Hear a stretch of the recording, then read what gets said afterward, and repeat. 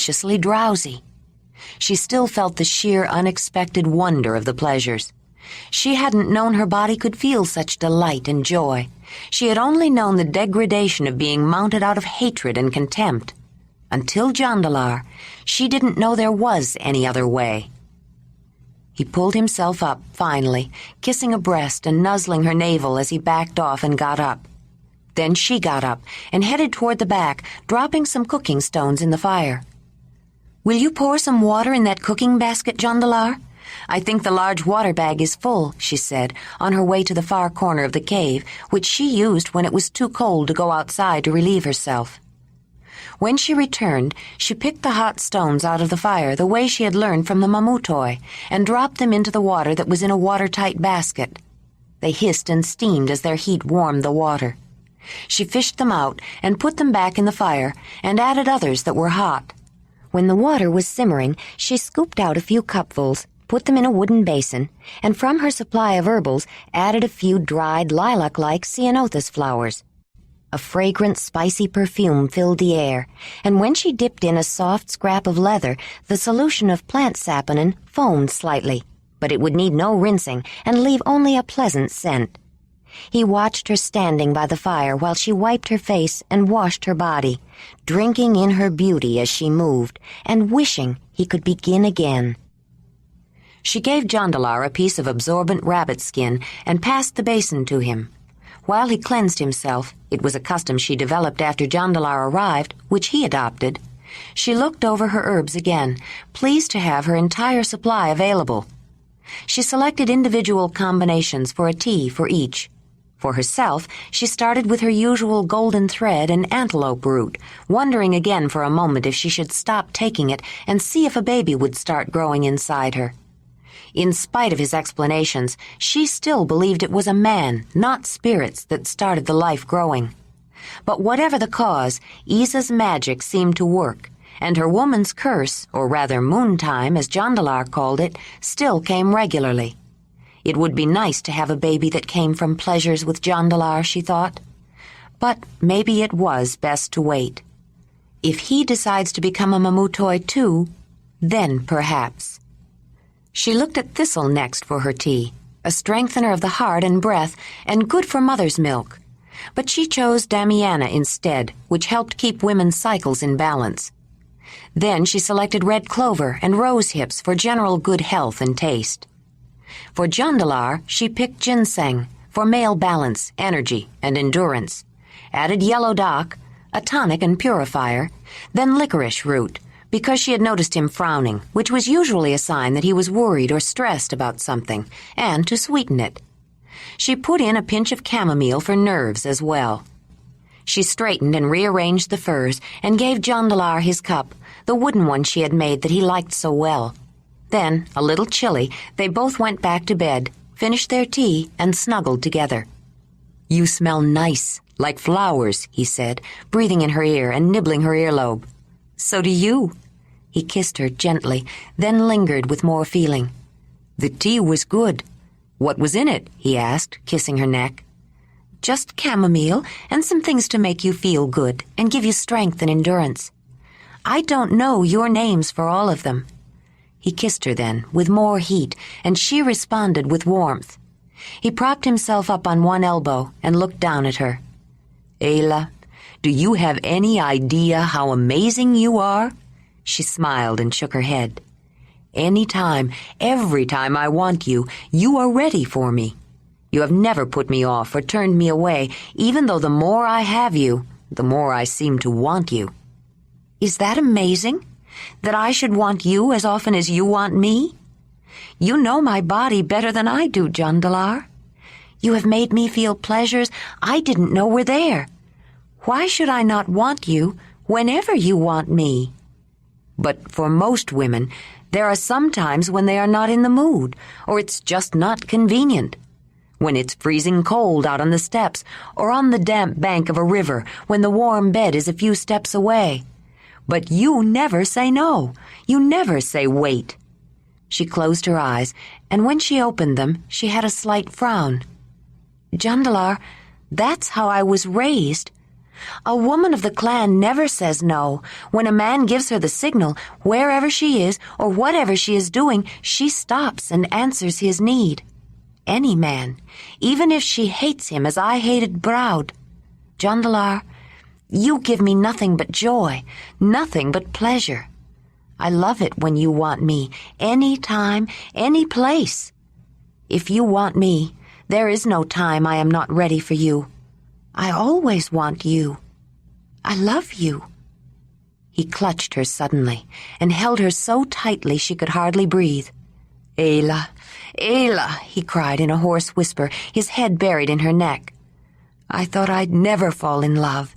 Everyone was finding a woman to mate, setting up a hearth and a family. I was just getting older. Even Thonelin found a woman on the journey.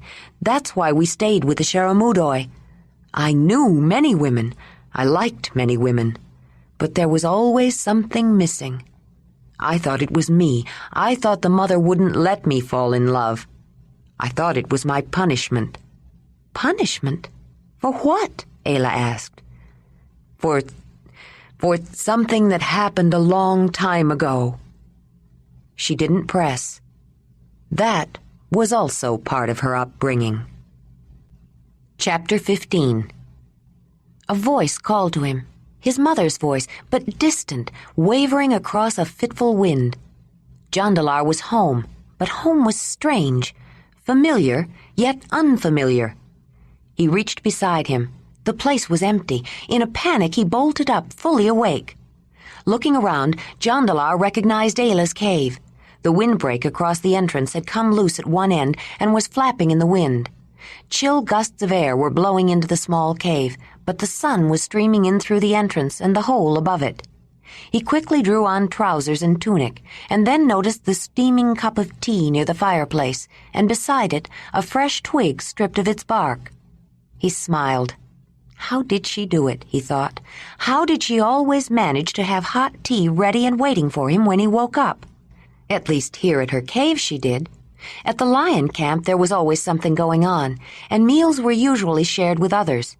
He as often took his morning drink at the lion hearth or the cooking hearth as the mammoth hearth, and then someone else usually joined them. He didn't notice there whether she always had a hot drink waiting for him when he woke up, but when he thought about it, he knew she did.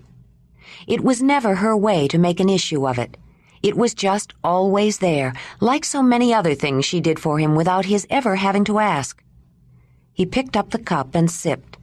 There was mint in it. She knew he liked mint in the morning. Chamomile, too, and something else he couldn't quite discern. The tea had a reddish tinge. Rose hips, perhaps? How easy it is to fall into old habits, he thought. He had always made a game out of trying to guess what was in her morning tea. He picked up the twig and chewed on an end as he went outside, and used the chewed end to scrub his teeth. He swished his mouth out with a drink of tea as he walked to the far end of the ledge to pass his water. He tossed the twig and spat out the tea, then stood at the edge, musing, watching his steaming stream arc down. The wind was not strong, and the morning sun reflecting off the light-colored rock gave an impression of warmth. He walked across the uneven surface to the jutting tip and looked down at the small river below. Ice was building up along its edges, but it still ran swiftly around the sharp bend, which shifted its generally southward direction to the east for a few miles before turning back to its southerly course. On his left, the peaceful valley stretched out alongside the river, and he noticed Whinney and Racer grazing nearby. The view upstream on his right was entirely different. Beyond the bone pile at the foot of the wall and the rocky beach, high stone walls closed in, and the river flowed at the bottom of a deep gorge. He remembered swimming upstream once, as far as he could go, to the foot of a tumultuous waterfall. He saw Ayla come into view as she ascended the steep path and smiled. "Where have you been?" A few more steps up, and his question was answered, without her saying a word. She was carrying two fat, almost white ptarmigan by their feathered feet. "I was standing right where you are and saw them in the meadow," she said, holding them out. "I thought fresh meat might be nice for a change. I started a fire in my cooking pit down on the beach. I'll pluck them and start them cooking after we finish breakfast. "Oh, here's another firestone I found." "Are there many on the beach?" he asked. "Maybe not as many as before. I had to look for this." "I think I'll go down and look for some later." Ayla went in to finish preparing breakfast. The meal included grains cooked with red huckleberries that she had found still clinging to bushes that were bare of leaves. The birds had not left many, and she had to pick diligently to gather a few handfuls, but she was pleased to find them. "That's what it was," Jondalar said as he was finishing another cup of tea. "You put red huckleberries in the tea. Mint, chamomile, and red huckleberries." She smiled agreement, and he felt pleased with himself for solving the little puzzle. After the morning meal, they both went down to the beach, and while Ayla prepared the birds for roasting in the stone oven, Jondalar began searching for the small nodules of iron pyrite that were scattered on the beach. He was still searching when she went back up to the cave. He also found some good-sized chunks of flint and set them aside. By mid-morning, he had accumulated a pile of the firestones and was bored with staring at the stony beach. He walked around the jutting wall, and seeing the mare and the young horse some distance down the valley, he started toward them.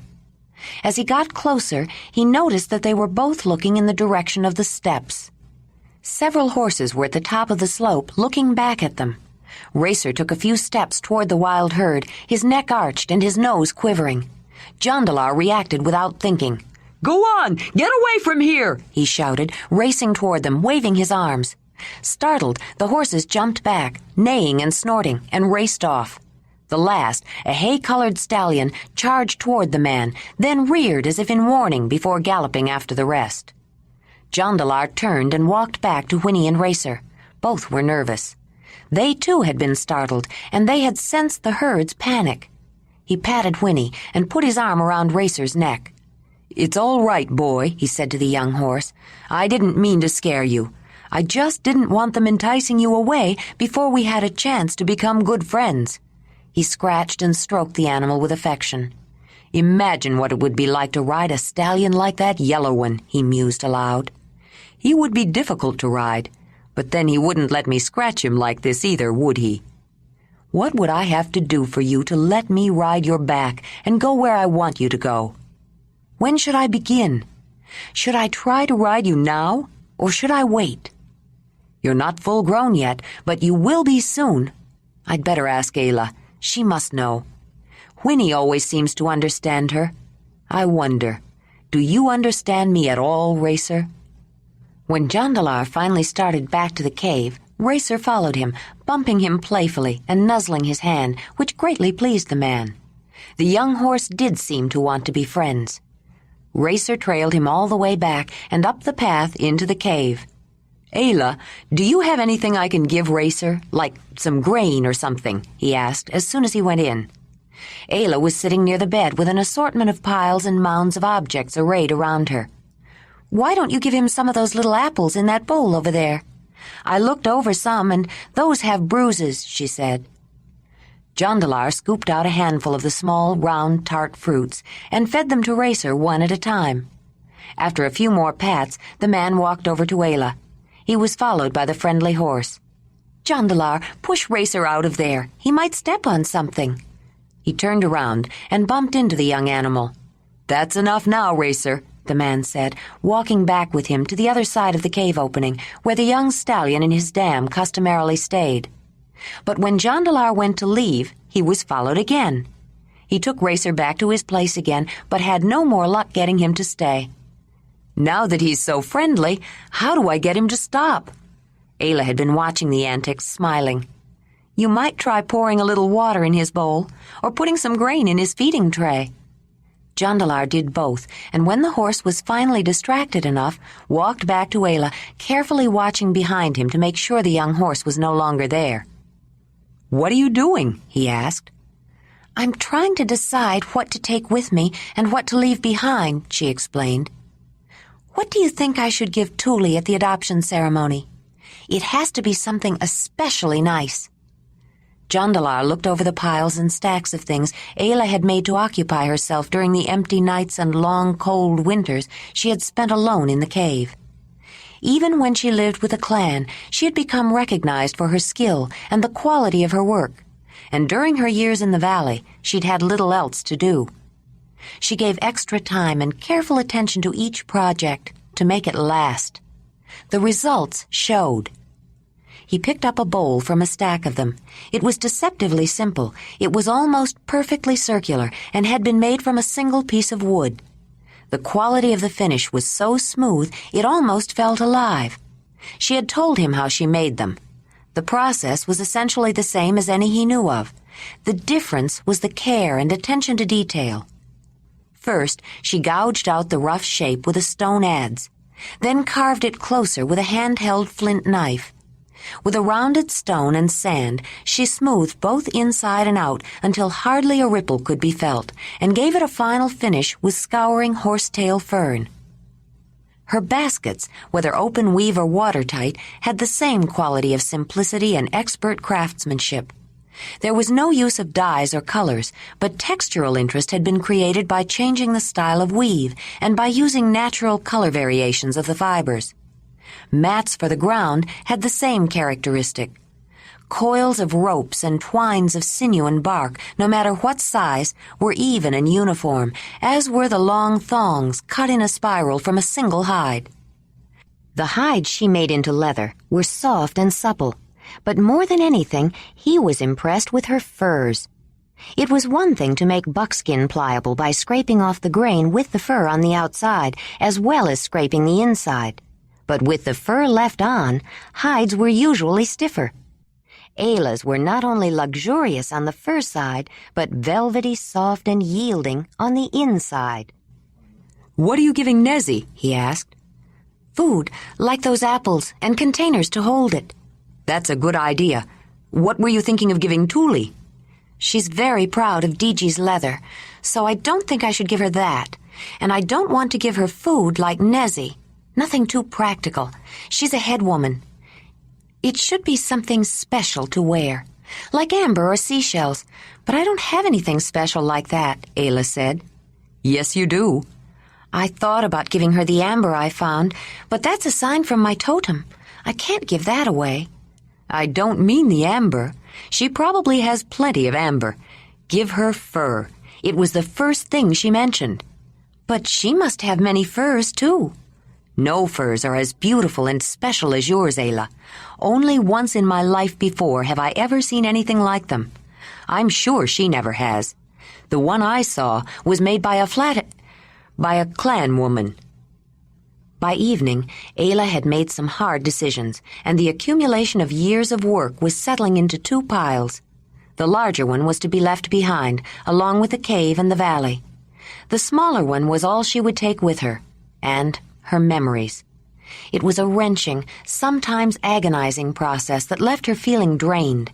Her mood was communicated to Jondalar, who found himself thinking more of his home and his past and his life than he had for many years. His mind kept straying to painful memories he thought he'd forgotten and wished he could. He wondered why he kept remembering now. The evening meal was quiet. They made sporadic comments and often lapsed into silence, each occupied with private thoughts. "The birds are delicious as usual," Jondalar remarked. "Kreb liked them that way." She had mentioned that before. It was still hard to believe sometimes that she had learned so much from the flatheads she lived with. When he thought of it, though, why wouldn't they know how to cook as well as anyone? "My mother is a good cook. She would probably like them too." Jondalar has been thinking a lot about his mother lately, Ayla thought. He said he woke up this morning dreaming about her. "When I was growing up, she had special food she liked to make, when she wasn't busy with the matters of the cave." "Matters of the cave?" "She was the leader of the 9th cave." "You told me that, but I didn't understand. You mean she was like Tuli, a head woman?" "Yes, something like that. But there was no Talut, and the 9th cave is much bigger than the lion camp. Many more people." He stopped and closed his eyes in concentration. "Maybe as many as 4 people for every one." Ayla tried to think about how many that would be, then decided she would work it out later with marks on the ground. But she wondered how so many people could live together all the time. It seemed to be almost enough for a clan gathering. "In the clan, no women were leaders," she said.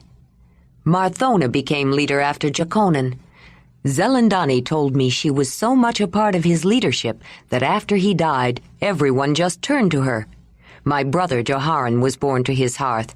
He's leader now, but Marthona is still an advisor, or she was when I left." Ayla frowned. He had spoken of them before, but she hadn't quite understood all his relationships. "Your mother was the mate of, how did you say it, Joconan?" "Yes." "But you always talk of Dalinar." "I was born to his hearth." "So your mother was the mate of Dalinar, too?" "Yes. She was already a leader when they mated. They were very close. People still tell stories about Marthonin and Dalinar and sing sad songs about their love. Zelendani told me they cared too much. Dalinar didn't want to share her with the cave. He grew to hate the time she spent on leadership duties, but she felt a responsibility. Finally, they severed the knot and he left. Later, Marthona made a new hearth with Willamar, and then gave birth to Thonolin and Folara. Dalinar traveled to the northeast, discovered a flint mine, and met Jerika, and founded the first cave of the Lanzadani there. He was silent for a while. Jondalar seemed to feel a need to talk about his family, so Ayla listened even though he was repeating some things he'd said before. She got up, poured the last of the tea into their cups, added wood to the fire, then sat on the furs on the end of the bed and watched its flickering light move shadows across Jondalar's pensive face. "What does it mean, Lanzadani?" she asked. Jondalar smiled. "It just means people. Children of Dani. Children of the great Earth Mother who live in the northeast, to be exact." "You lived there, didn't you? With Dalinar?" He closed his eyes. His jaw worked as he ground his teeth, and his forehead knotted with pain. Ayla had seen that expression before and wondered. He had spoken about that period in his life during the summer, but it upset him, and she knew he held back. She felt a tension in the air, a great pressure building up, centered on Jondalar, like a swelling of the earth getting ready to burst forth from great depths. "Yes, I lived there," he said, "for 3 years." He jumped up suddenly, knocking over his tea, and strode to the back wall of the cave. "Oh, Mother, it was terrible!" He put his arm up to the wall and leaned his head against it in the dark, trying to keep himself under control. Finally, he walked back, looked down at the wet spot where the liquid had seeped into the hard-packed dirt floor, and hunkered down on one knee to right the cup. He turned it over in his hands and stared at the fire. "Was it so bad living with Dalinar?" Ayla finally asked. "Living with Dalinar? No." He looked surprised at what she had said. "That isn't what was so bad. He was glad to see me. He welcomed me to his hearth, taught me my craft, right along with Joplea, treated me like an adult, and he never said a word about it." "A word about what?" Jondalar took a deep breath. "The reason I was sent there," he said, and looked down at the cup in his hand. As the silence deepened, the breathing of the horses filled the cave, and the loud reports of the fire burning and crackling rebounded off the stone walls.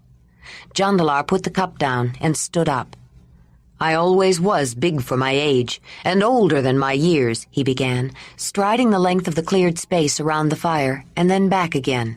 "I matured young. I was no more than 11 years when the Donyi first came to me in a dream, and she had the face of Zolina." There was her name again, the woman who had meant so much to him. He'd talked about her, but only briefly and with obvious distress. Ayla hadn't understood what caused him such anguish. All the young men wanted her for their Donyi woman. They all wanted her to teach them. They were supposed to want her, or someone like her. He whirled and faced Ayla. But they weren't supposed to love her. Do you know what it means to fall in love with your Donyi woman? Ayla shook her head. She is supposed to show you, teach you, help you understand the mother's great gift, to make you ready when it is your turn to bring a girl to womanhood. All women are supposed to be Donyi women at least once, when they are older, just as all men are supposed to share a young woman's first rites at least once. It is a sacred duty in honor of Dani. He looked down. But a Donyi woman represents the Great Mother. You don't fall in love and want her for your mate. He looked up at her again. Can you understand that? It's forbidden. It's like falling in love with your mother, like wanting to mate your own sister. Forgive me, Ayla. It's almost like wanting to mate a flathead woman." He turned, and in a few long paces was at the entrance. He pushed the windbreak aside, then his shoulders slumped, and he changed his mind and walked back. He sat down beside her and looked off into the distance. I was 12, and Zolina was my Donyi woman, and I loved her, and she loved me. At first it was just that she seemed to know exactly how to please me, but then it was more. I could talk to her about anything. We liked to be with each other. She taught me about women, what pleased them, and I learned well because I loved her and wanted to please her. I loved pleasing her. We didn't mean to fall in love. We didn't even tell each other at first. Then we tried to keep it a secret, but I wanted her for my mate. I wanted to live with her. I wanted her children to be the children of my hearth. He blinked, and Ayla saw a glistening wetness at the corners of his eyes as he stared at the fire. Zolina kept saying I was too young. I'd get over it. Most men are at least 15 before they seriously start looking for a woman to be a mate. I didn't feel too young, but it didn't matter what I wanted. I couldn't have her. She was my Donyi woman, my counselor and teacher, and she wasn't supposed to let me fall in love with her. They blamed her more than me, but that made it worse. She wouldn't have been blamed at all if I hadn't been so stupid, Jondalar said, spitting it out. Other men wanted her too, always, whether she wanted them or not. One was always bothering her, Ladraman. She had been his Donyi woman a few years before. I suppose I can't blame him for wanting her, but she wasn't interested in him anymore. He started following us, watching us. Then one time he found us together. He threatened her, said if she didn't go with him, he'd tell everyone about us. She tried to laugh him off, told him to go ahead. There was nothing to tell. She was just my Donyi woman. I should have done the same, but when he mocked us with words we had said in private, I got angry. No, I did not just get angry. I lost my temper and went out of control. I hit him. Jondalar pounded his fist on the ground beside him, then again and again. I couldn't stop hitting him. Zolina tried to make me stop. Finally, she had to get someone else to pull me away. It's good that she did. I think I would have killed him. Jondalar got up and began striding back and forth again. Then it all came out, every sordid detail. Ladraman told everything in public, in front of everyone. I was embarrassed to find out how long he'd been watching us and how much he had heard. Zolina and I were both questioned. He blushed, just remembering, and both denounced, but I hated it when she was held responsible. What made it worse was that I am my mother's son. She was the leader of the 9th cave, and I disgraced her. The whole cave was in an uproar. What did she do? Ayla asked. She did what she had to do. Ladraman was badly hurt. He lost several teeth. That makes it hard to chew, and women don't like a man without teeth. Mother had to pay a large penalty for me as restitution, and when Ladraman's mother insisted, she agreed to send me away. He stopped and closed his eyes, his forehead nodding with the pain of remembering. I cried that night. The admission was obviously difficult for him to make. I didn't know where I would go. I didn't know Mother had sent a runner to Dalinar to ask him to take me. He took a breath and continued. Zolina left before I did. She had always been drawn to the Zelendanya, and she went to join those who serve the Mother. I thought about serving too, maybe as a carver. I thought I had a little talent for carving then. But word came from Dalinar, and the next thing I knew, Willamar was taking me to the Lanzandoni. I didn't really know Dalinar. He left when I was young, and I only saw him at summer meetings. I didn't know what to expect. But Marthona did the right thing. Jondalar stopped talking and hunkered down near the fire again. Then he picked up a broken branch, dry and brittle, and added it to the flames.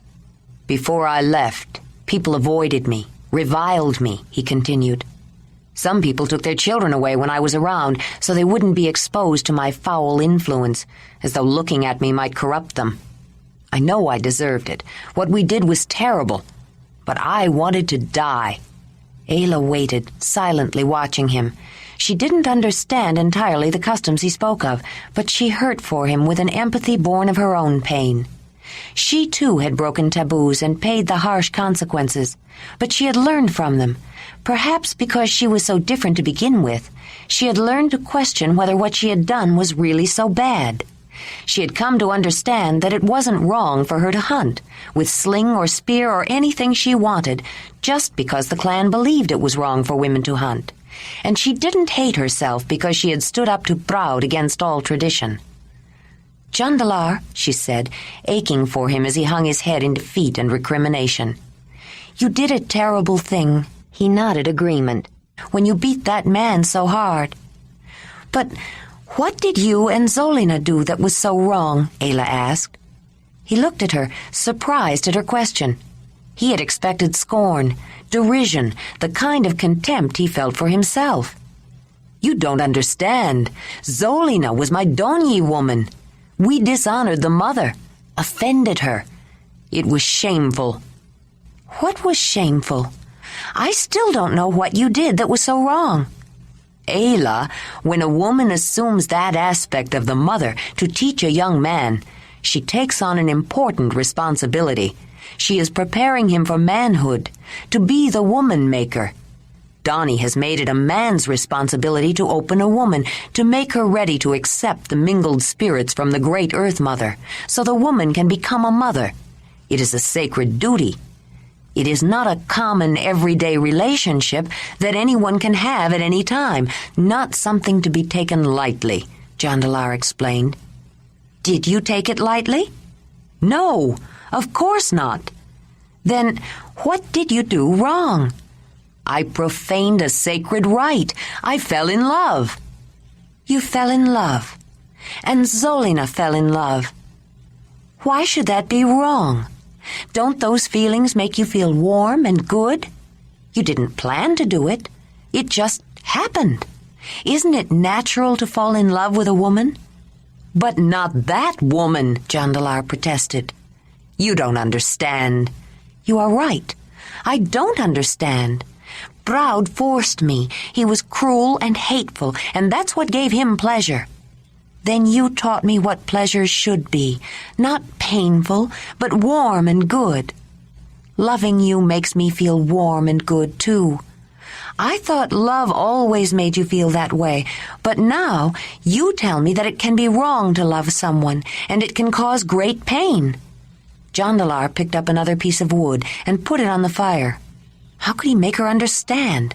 You could love your mother, too, but you don't want to mate her, and you don't want your Donyi woman to have the children of your hearth. He didn't know what to say, but the silence was strained. "Why did you leave Dalinar and go back?" Ayla asked after a while. "My mother sent for me. No, it was more than that. I wanted to return. As good as Dalinar was to me, as much as I liked Jarika and my cousin Joplea, it was never quite home. I didn't know if I could ever return. I was very worried about going back, but I wanted to go. I vowed never to lose my temper, never to lose control again." "Were you glad you went home?" "It wasn't the same. But after the first few days, it was better than I thought it would be. Ladraman's family had left the ninth cave, and without him there to remind everyone, people forgot about it. I don't know what I would have done if he'd still been there. It was bad enough at summer meetings. Every time I saw him, I'd remember the disgrace. There was a lot of talk when Zolina first returned, a little later. I was afraid to see her again, but I wanted to. I couldn't help it, Ayla. Even after all that, I think I still loved her." His look pleaded for understanding. He stood again and started pacing. But she had changed a lot. She'd already moved up in the ranks of the Zelendonia. She was very much one who serves the mother. I didn't want to believe it at first. I wanted to see how much she had changed, to see if she had any feeling left for me. I wanted to be alone with her and planned how to do it. I waited until the next festival to honor the mother. She must have guessed. She tried to avoid me, but then changed her mind. Some people were scandalized the next day, even though it was entirely proper to share pleasures with her at a festival. He snorted with derision. They needn't have bothered. She said she still cared about me, wanted the best for me, but it wasn't the same. She really didn't want me anymore. The truth of it is, he said with bitter irony, I think she does care about me. We're good friends now, but Zolina knew what she wanted, and she got it. She is not Zolina now. Before I started my journey, she became Zelandani, first among those who serve the mother. I left with Thonolin soon afterward. I think that's why I went. He walked to the entrance again and stood there looking out over the top of the repaired windbreak. Ayla got up and joined him. She closed her eyes, feeling the wind on her face, and listened to Whinney's even breathing and Racer's more nervous huffing. Jondalar took a deep breath, then went back and sat down on a mat by the fire, but he made no move to go to sleep. Ayla followed him, took down the large water bag, and poured some water into a cooking basket, then put stones in the fire to heat. He didn't seem ready for bed yet. He wasn't through. The best part of going back home was Thonolin, he said, picking up the thread again. He'd grown up while I was gone, and after I got back, we became good friends and started doing all kinds of things together. Jondalar stopped, and his face filled with grief. Ayla remembered how hard his brother's death had been on him. He slumped down beside her, his shoulders sagging, drained and exhausted, and she realized what an ordeal it had been for him to talk about his past.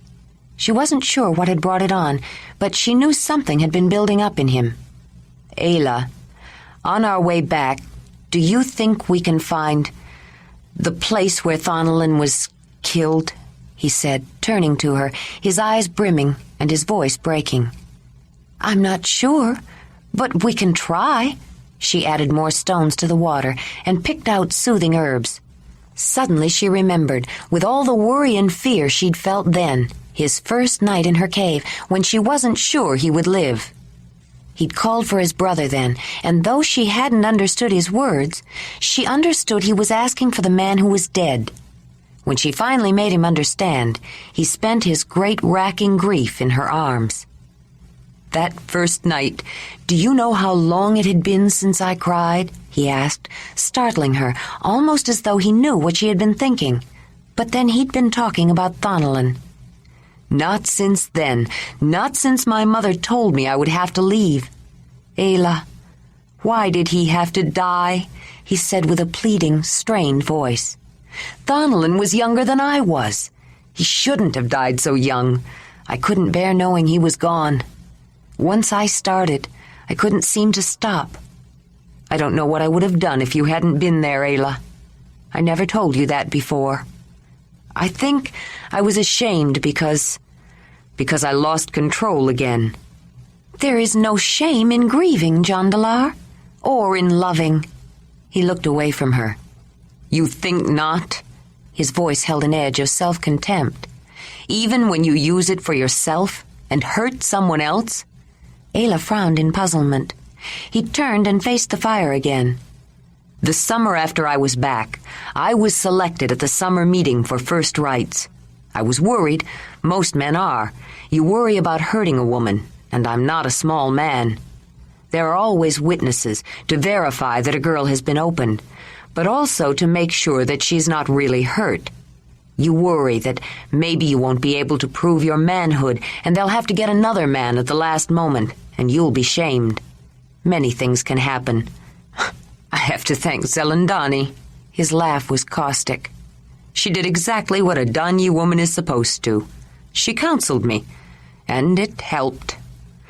But I thought of Zolina that night, not the aspiring Zelandani. Then I saw this scared girl, and I realized she was a lot more worried than I was. She really got frightened when she saw me full. Many women do, the first time. But I remembered what Zolina had taught me. How to make her ready, how to limit and control myself, how to please her. It turned out to be wonderful, to see her go from a nervous, scared girl to an open, willing woman. She was so grateful and so loving. I felt that I loved her that night. He closed his eyes in that frown of pain Ayla had seen so much recently. Then he jumped up again and paced. I never learn. I knew the next day I didn't really love her, but she loved me. She was not supposed to fall in love with me any more than I was supposed to fall in love with my Danyi woman. I was supposed to make her a woman, teach her about pleasures, not make her love me. I tried not to hurt her feelings, but I could see her disappointment when I finally made her understand.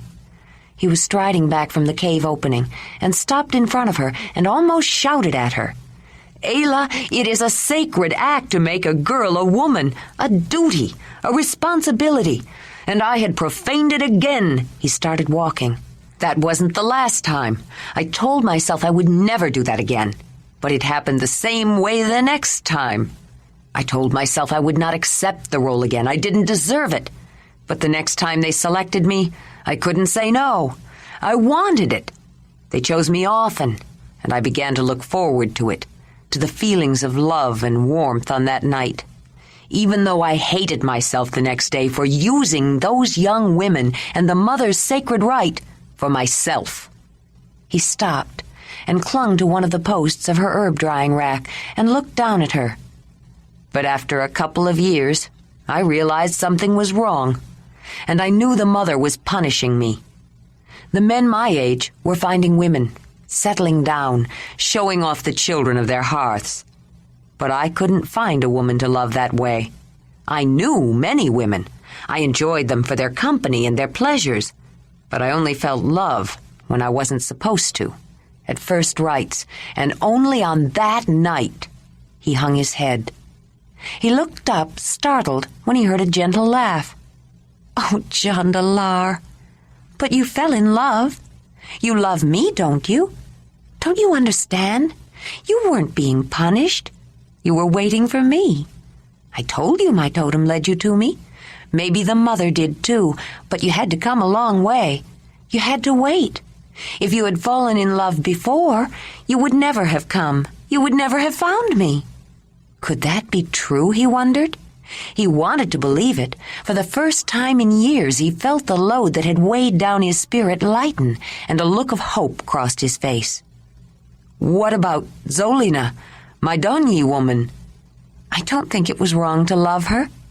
But even if it went against your customs, you were punished, Jondalar. You were sent away. That's over now. You don't have to keep reminding yourself, punishing yourself. But the young women at first rites who... Ayla's expression turned hard. Jondalar, do you know how terrible it is to be forced the first time? Do you know what it is to hate and have to endure what is not a pleasure, but painful and ugly? Maybe you weren't supposed to fall in love with those women, but it must have been a wonderful feeling for them to be treated gently, to feel the pleasures that you know so well how to give, and to feel loved that first time. If you gave them even a little of what you give me, then you gave them a beautiful memory to carry with them all their lives. Oh, Jondalar, you didn't hurt them.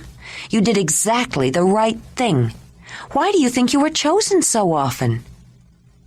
The burden of shame and self-contempt he had carried buried deep inside for so long began to slip.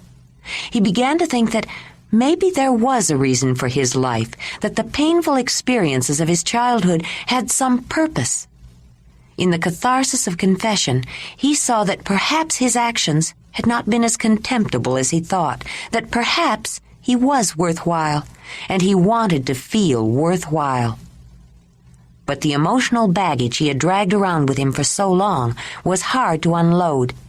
Yes, he'd finally found a woman to love, and it was true that she was everything he'd ever wanted. But what if he brought her home, and she told someone that she was raised by flatheads? Or worse, that she had a mixed son, an abomination? Would he be reviled again, along with her, for bringing such a woman? He flushed at the thought. Was it fair to her? What if they turned her away, heaped insults on her? And what if he didn't stand by her? What if he let them do it? He shuddered. No, he thought, he wouldn't let them do such a thing to her. He loved her. But what if he did? Why was Ayla the one he had found to love? Her explanation seemed too simple. His belief that the Great Mother was punishing him for his sacrilege could not be laid to rest so easily. Perhaps Ayla was right. Maybe Donnie had led him to her. But wasn't it a punishment that this beautiful woman he loved would be no more acceptable to his people than the first woman he had loved? Wasn't it ironic that this woman he had finally found was a pariah who had given birth to an abomination? But the Mamutoi held similar beliefs, and they weren't turning her away. The lion camp was adopting her, even knowing she had been raised by flatheads. They had even welcomed a mixed child. Maybe he shouldn't try to take her home with him. She might be happier staying. Maybe he should stay too. Let Tuli adopt him and become Mamutoi. His forehead furrowed. But he wasn't Mamutoi. He was Zelendanyi. The Mamutoi were good people, and their ways were similar, but they weren't his people. What could he offer Ayla here? He had no affiliations, no family, no kin among these people. But what could he offer her if he took her home? He was torn in so many directions, he suddenly felt exhausted. Ayla saw his face go slack, his shoulders slump. "It's late, Jondalar. Drink a little of this and let's go to bed," she said, handing him a cup. He nodded, drank the warm beverage, slipped out of his clothes, and crawled into the furs. Ayla lay beside him, watching him until the furrows on his forehead eased and smoothed out, and his breath was deep and regular. But sleep for her was slower in coming. Jondalar's distress troubled her. She was glad he had told her more about himself and his younger life. She had long believed something deep within himself caused him great anguish, and perhaps talking about it had relieved some of his discomfort. But something still bothered him. He had not told her everything, and she felt a deep uneasiness about it. She lay awake, trying not to disturb him, wishing she could sleep. How many nights had she spent alone in this cave, unable to sleep? Then she remembered the cloak. Slipping quietly out of bed, she rummaged through her pack and pulled out a soft, old piece of leather and held it to her cheek. It was one of the few things she had taken with her from the rubble of the clan's cave before she left. She had used it to help carry Dirk when he was an infant, and to support him on her hip when he was a toddler. She didn't know why she had taken it. It had not been a necessity, yet more than once, when she was alone, she had rocked herself to sleep with it. But not since Jondalar came. She crumpled the soft old hide into a ball, stuffed it to her stomach, and wrapped herself around it. Then she closed her eyes and went to sleep. "It's too much, even with the travois and carrying baskets on Whinney. I need 2 horses to carry all this," Ayla said, looking over the pile of bundles and neatly tied objects she wanted to take with her. "I'll have to leave more behind, but I've been through everything so many times, I don't know what else to leave." She glanced around, trying to find something that would give her an idea for a solution to her dilemma. The cave seemed deserted. Everything useful that they weren't taking with them had been put back in the storage holes and cairns, just in case they might want to come back for it someday, though neither one believed they ever would. All that was left in view was a pile of discards. Even Ayla's herb-drying rack was bare. "You've got 2 horses. Too bad you can't use both of them," Jondalar said, seeing the 2 horses in their place near the entrance, munching on hay. Ayla studied the horses speculatively. Jondalar's comment had started her thinking. "I still think of him as Whinney's colt, but Racer is almost as big as she is. Maybe he could carry a small load." Jondalar was immediately interested. "I've been wondering when he would be big enough to do some of the things Whinney does, and how you would teach him to do them. When did you first ride Whinney? And what made you think about it in the first place?" Ayla smiled. "I was just running with her one day, wishing I could run as fast, and suddenly the idea came to me. She was a little frightened at first and started running, but she knew me. When she got tired, she stopped and didn't seem to mind. It was wonderful. It was running like the wind." Jondalar watched her as she recalled her first ride, her eyes glistening and breathing hard with remembered excitement. He had felt the same way the first time Ayla had let him ride on Whinney, and he shared her excitement. He was moved by a sudden desire for her. It never ceased to amaze him how he could be so easily and unexpectedly provoked to want her. But her mind was on Racer. I wonder how long it would take to get him used to carrying something. I was riding Whinney before I started having her carry a load, so it didn't take her long. But if he started first with a small load, it might make it easier to get him to carry a rider later. Let's see if I can find something to practice with. She rummaged through the discard pile, pulling out skins, some baskets, extra rocks she had used to sand bowls and knap flint tools with, and the sticks she had marked to keep track of the days she had lived in the valley. She paused for a moment, holding one stick, and put each finger of one hand over the first marks, the way Kreb had shown her so long ago. She swallowed hard, thinking about Kreb. Jondalar had used the marks on the sticks to confirm how long she had been there and to help her put into his counting words the number of years of her life. She was 17 years then, in the beginning of summer. In late winter or spring, she would add another year. He had said he was 20 years and 1, and laughingly called himself an old man.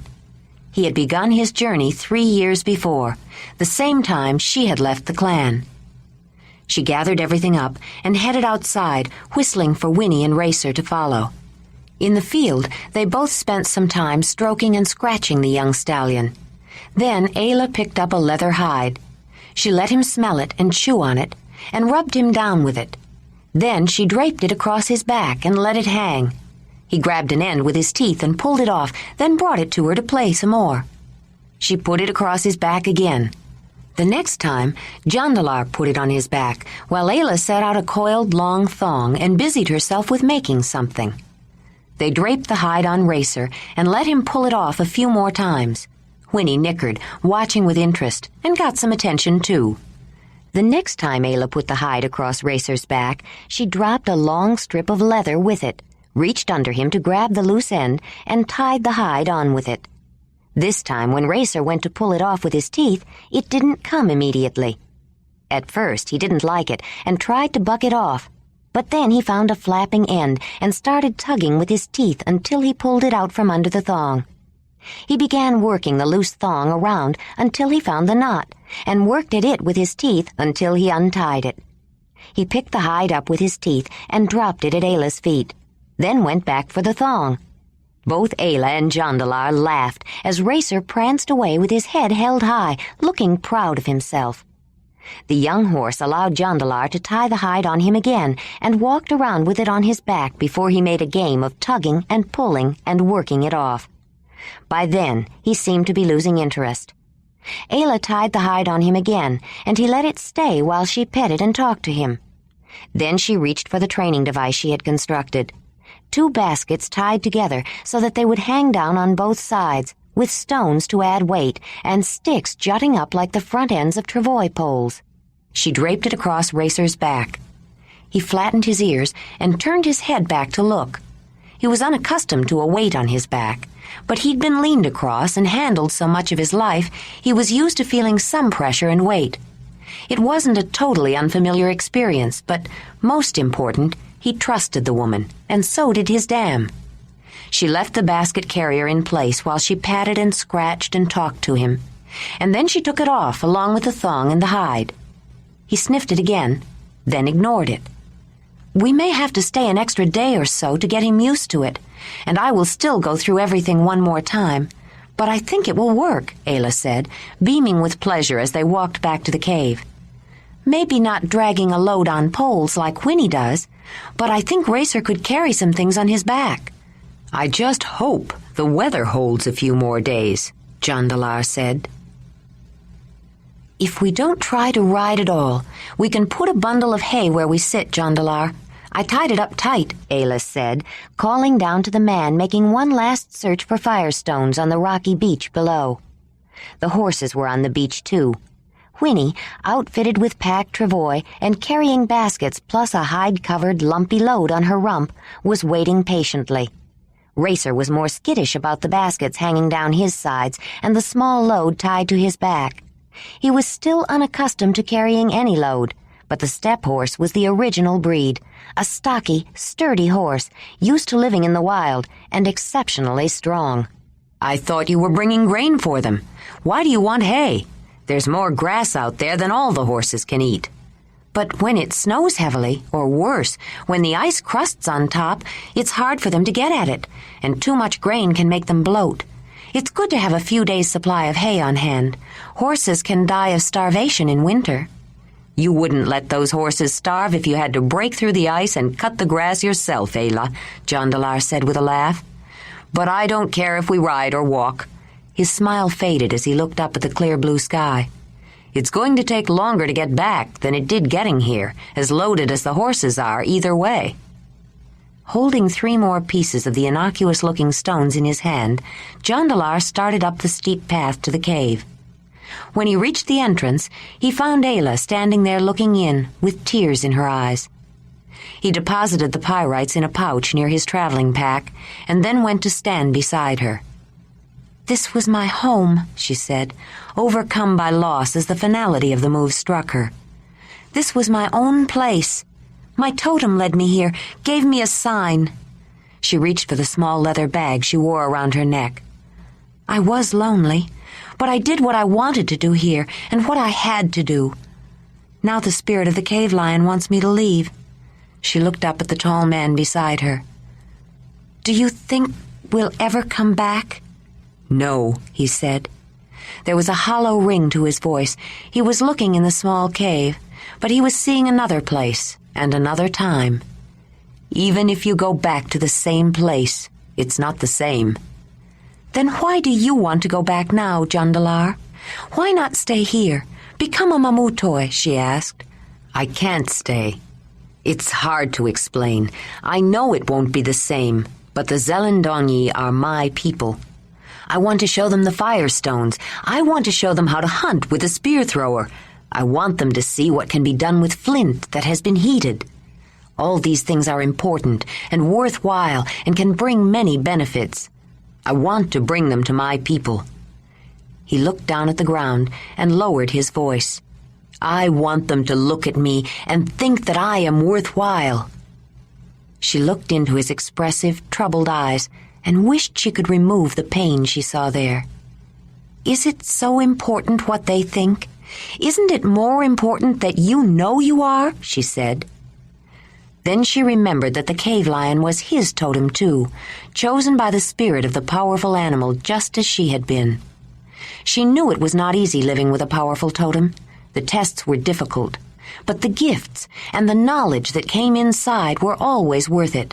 Kreb had told her that the great cave lion never chose someone who wasn't worthy. Rather than the smaller, one-shouldered Mamutoi haversack, they settled into heavy traveling packs, similar to the type Jondalar once used, designed to be worn on the back, with straps over the shoulders. They made sure the hoods of their parkas were free to slip on or off. Ayla had added tump lines, which could be worn across the forehead for added support if they chose, though she usually dispensed with a tump line in favor of wearing her sling wrapped around her head. Their food, fire-making materials, tent and sleeping furs were packed inside.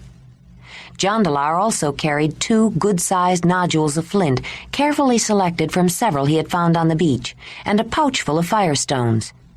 In a separate holder attached to the side, they both carried spears and spear throwers. Ayla carried several good throwing stones in a pouch, and under her parka, attached to a thong she had tied around her tunic, was her otter skin medicine bag. The hay, which Ayla had bound into a round bale, was tied on the mare. She gave both horses a critical appraisal, checking their legs, their stance, their carriage, to make sure they were not overloaded. With a last look up the steep path, they started out down the long valley, Whinney following Ayla, Jondalar leading Racer by a rope. They crossed over the small river near the stepping stones. Ayla considered removing some of Whinney's load to make it easier for her to get up the graveled slope, but the sturdy mare made it with little trouble. Once up on the western steps, Ayla went a different way from the one they had arrived by. She took a wrong turn, then backtracked until she found the one she was looking for. Finally, they arrived at a blind canyon strewn with huge, sharp-angled boulders which had been sheared from crystalline granite walls by the cutting edge of frost and heat and time. Watching Whinney for signs of nervousness, the canyon had once been home to cave lions. They started in, drawn to the slope of loose gravel at the far end. When Ayla had found them, Thonolin was already dead, and Jondalar gravely injured. Except for a request to the spirit of her cave lion to guide the man to the next world, she'd had no time for burial rites. But she couldn't leave the body exposed to predation. She had dragged him to the end, and using her heavy spear, fashioned after the kind used by the men of the clan, she levered aside a rock which held back an accumulation of loose stone. She had grieved as the gravel covered the lifeless, bloody form of a man she never knew, and now never would. A man like herself. A man of the others. Jondalar stood at the foot of the slope, wishing there was something he could do to acknowledge this burial place of his brother. Perhaps Donnie had already found him, since she called him back to her so soon. But he knew Zelindani would try to find this resting place of Thonolin's spirit and guide him if she could. But how could he tell her where this place was? He couldn't even have found it himself. "Jondalar," Ayla said. He looked at her and noticed she had a small leather pouch in her hand. "You have told me his spirit should return to Donnie. I don't know the ways of the Great Earth Mother. I only know of the spirit world of the clan totems. I asked my cave lion to guide him there. Maybe it is the same place, or maybe your Great Mother knows of that place, but the cave lion is a powerful totem, and your brother is not without protection." "Thank you, Ayla. I know you did the best you could." "Maybe you don't understand, just as I don't understand Donnie. But the cave lion is your totem too now. He chose you, as he chose me, and marked you as he marked me." "You told me that before. I'm not sure what it means." "He had to choose you when he chose you for me. Only a man with a cave lion totem is strong enough for a woman with a cave lion totem. But there is something you must know. Kreb always told me it is not easy living with a powerful totem. His spirit will test you to know you are worthy. It will be very hard, but you will gain more than you know." She held up the small pouch. "I made an amulet for you. You don't have to wear it around your neck as I do, but you should keep it with you. I put a piece of red ochre in it so it can hold a piece of your spirit and a piece of your totems. But I think your amulet should hold one more thing." Jondalar was frowning. He didn't want to offend her, but he wasn't sure if he wanted this clan totem amulet. "I think you should take a piece of stone from your brother's grave. A piece of his spirit will stay with it, and you can carry it back with yours to your people." The knots of consternation on his forehead deepened, then suddenly cleared. Of course, that might help Zelindani find this place in a spirit trance. Maybe there was more to clan totems than he realized. After all, didn't Donnie create the spirits of all the animals? "Ayla, how do you know exactly what to do? How could you learn so much where you grew up?" "Yes, I'll keep this and put a stone from Thonolin's grave in it," he said. He looked at the loose, sharp-edged gravel sloping against the wall in a tenuous equilibrium, created by the same forces that had split the stone slabs and blocks from the steep canyon sides. Suddenly, a stone, giving way to the cosmic force of gravity, rolled down amid a spattering of other rocks and landed at Jondalar's feet. He picked it up. At first glance, it appeared to be the same as all the other innocuous little pieces of broken granite and sedimentary rock. But when he turned it over, he was surprised to see a shining opalescence where the stone had broken. Fiery red lights gleamed from the heart of the milky white stone, and shimmering streaks of blues and greens danced and sparkled in the sun as he turned it this way and that. "Ayla, look at this," he said, showing her the small piece of opal. "You'd never guess it from the back. You'd think it was just an ordinary stone. But look here, where it broke off. The colors seem to come from deep inside, and they're so bright, it almost seems alive." "Maybe it is. Or maybe it is a piece of the spirit of your brother," she replied. Chapter 16. A cold eddy of air curled beneath the edge of the low tent. An exposed arm was quickly brought under a fur. A stiff breeze whistled through the flap across the opening. A frown of worry creased a sleeping brow.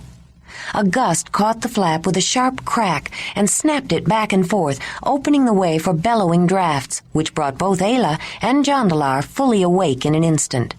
Jondalar tied the loose end down, but the wind, increasing steadily through the night, made sleep fitful and uneasy as it gasped and groaned, heaved and howled around the small hide shelter. In the morning, they struggled to fold the tent hide between them in the blustery wind and packed quickly, not bothering to make a fire. Instead, they drank cold water from the icy stream nearby and ate traveling food. The wind abated around mid-morning, but there was a tension in the atmosphere which made them doubt that the worst was over. When the wind picked up again around noon, Ayla noticed a fresh, almost metallic scent to the air, more like an absence of smell than an actual odor.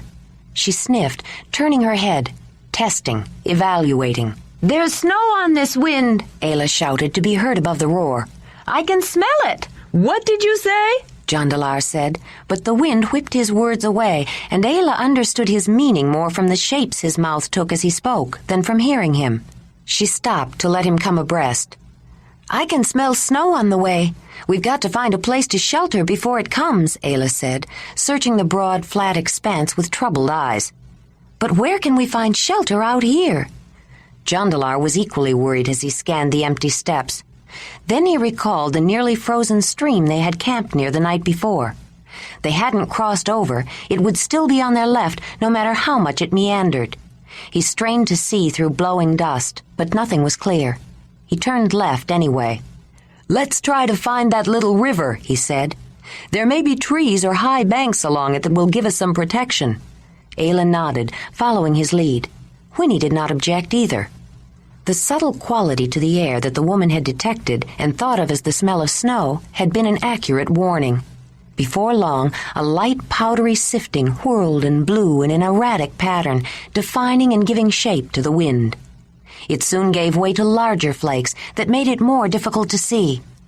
But when Jondalar thought he saw the outline of vague shapes looming ahead and stopped to try to make them out, Whinney pushed on, and they all followed her lead. Low-bent trees and a screen of brush marked the edge of a watercourse. The man and woman could have crouched behind it, but the mare kept going downstream until they reached a turn where the water had cut deep into a bank of hard-packed soil. There, next to the low bluff, out of the full force of the wind, Whinney urged the young horse and stood on the outside to protect him. Ayla and Jondalar quickly removed the horse's loads and set up their small tent almost under the mare's feet, then crawled inside to wait out the storm. Even in the lee of the bank, out of the direct force of the wind, the storm threatened their simple shelter. The roaring gale blew from all directions at once and seemed determined to find a way inside. It succeeded often. Drafts and gusts stole under the edges or in through cracks where the skin across the opening overlapped or the smoke hole cover was fastened, often bringing a dusting of snow. The woman and the man crawled under their furs to keep warm and talked. Incidents of their childhood, stories, legends, people they'd known, customs, ideas, dreams, hopes. They never seemed to run out of things to talk about. As the night came on, they shared pleasures and then slept. Sometime in the middle of the night, the wind stopped its assault on their tent. Ayla awoke and lay with her eyes open, looking around the dim interior, fighting down a growing panic. She didn't feel well, she had a headache, and the muffled stillness felt heavy in the stale air of the tent. Something was wrong, but she didn't know what. She sensed a familiarity about the situation, or a memory, as though she'd been there before, but not quite. It was more like a danger she ought to recognize. But what? Suddenly she couldn't bear it and sat up, pushing the warm covers off the man lying beside her. "Jondalar! Jondalar!" She shook him, but she didn't need to. He was awake the moment she bolted up. "Ayla, what is it?" "I don't know. Something is wrong." "I don't see anything wrong," he said. He didn't, but something was obviously bothering Ayla. He wasn't used to seeing her so close to panic. She was usually so calm, so completely in control, even when she was in imminent danger. No four-legged predator could bring such abject terror to her eyes. "Why do you think something is wrong?" "I had a dream. I was in a dark place, darker than night, and I was suffocating, Jondalar. I couldn't breathe." A familiar look of concern spread across his face as he looked around the tent once more. It just wasn't like Ayla to be so frightened. Perhaps something was wrong. It was dark in the tent, but not completely dark. A faint light filtered through. Nothing seemed out of place. The wind hadn't torn anything or snapped any cords. In fact, it wasn't even blowing. There was no movement at all. It was absolutely still. Jondalar threw back the furs, scrambled to the entrance. He unfastened the tent flap, exposed a wall of soft white which collapsed into the tent, but showed only more of the same beyond. "We're buried, Jondalar! We're buried in snow!" Ayla's eyes were wide with terror, and her voice cracked with a strain of trying to keep it under control. Jondalar reached for her and held her.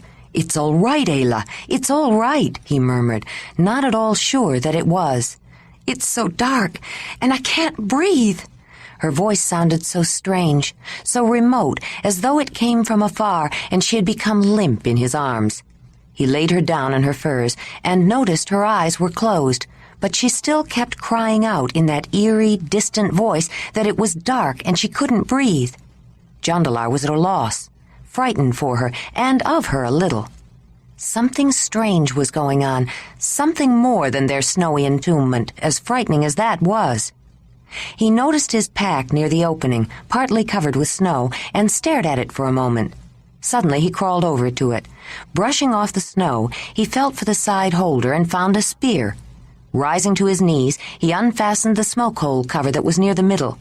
With the butt end of the spear, he poked up through the snow. A pile plopped down on their sleeping furs, and then sunlight, and a gust of fresh air swept through the small tent. The change in Ayla was immediate. She visibly relaxed and soon opened her eyes. "What did you do?" she asked. "I poked a spear through the smoke hole and broke through the snow. We'll have to dig our way out, but the snow may not be as deep as it seems." He looked at her closely with concern. "What happened to you, Ayla? You had me worried. You kept saying you couldn't breathe. I think you fainted." "I don't know. Maybe it was the lack of fresh air." "It didn't seem that bad.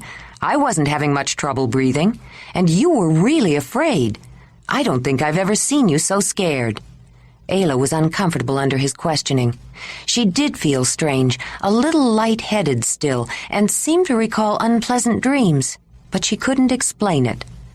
"I remember once that snow covered up the opening of the small cave I stayed in when I had to leave Brun's clan. I woke up in the dark, and the air was bad. That must have been it." "I suppose that could make you afraid if it happened again," Jondalar said. But somehow he didn't quite believe it, and neither did Ayla. The big red-bearded man was still outside working, though the twilight was fast fading into dark. He was the first to see the strange procession round the crest at the top of the slope and start down. First came the woman, plodding wearily through the deep snow, followed by a horse whose head was hanging with exhaustion, with a load on her back and dragging the travois behind her. The young horse, also carrying a load, was led by a rope held by the man following the mare. His way was easier going, since the snow had already been trampled down by those in the lead, though Jondalar and Ayla had traded places on the way to give each other a rest. "Nezzy, they're back!" Talut shouted as he started up to meet them and trampled the snow down for Ayla for the last few steps of the way. He led them not to the familiar arched entrance at the front end, but to the middle of the longhouse. To their surprise, a new addition to the structure had been built in their absence. It was similar to the entrance foyer, but larger. From it, a new entrance opened directly to the hearth of the mammoth. "This is for the horses, Ayla," Talut announced once they were inside, with a huge, self-satisfied grin at her expression of stunned disbelief. "I knew after that last windstorm that a lean-to would never be enough. If you and your horses are going to live with us, we needed to make something more substantial. I think we should call it the Hearth of the Horses." Tears filled Ayla's eyes. She was tired to the bone, grateful to have finally made their way back, and she was overwhelmed.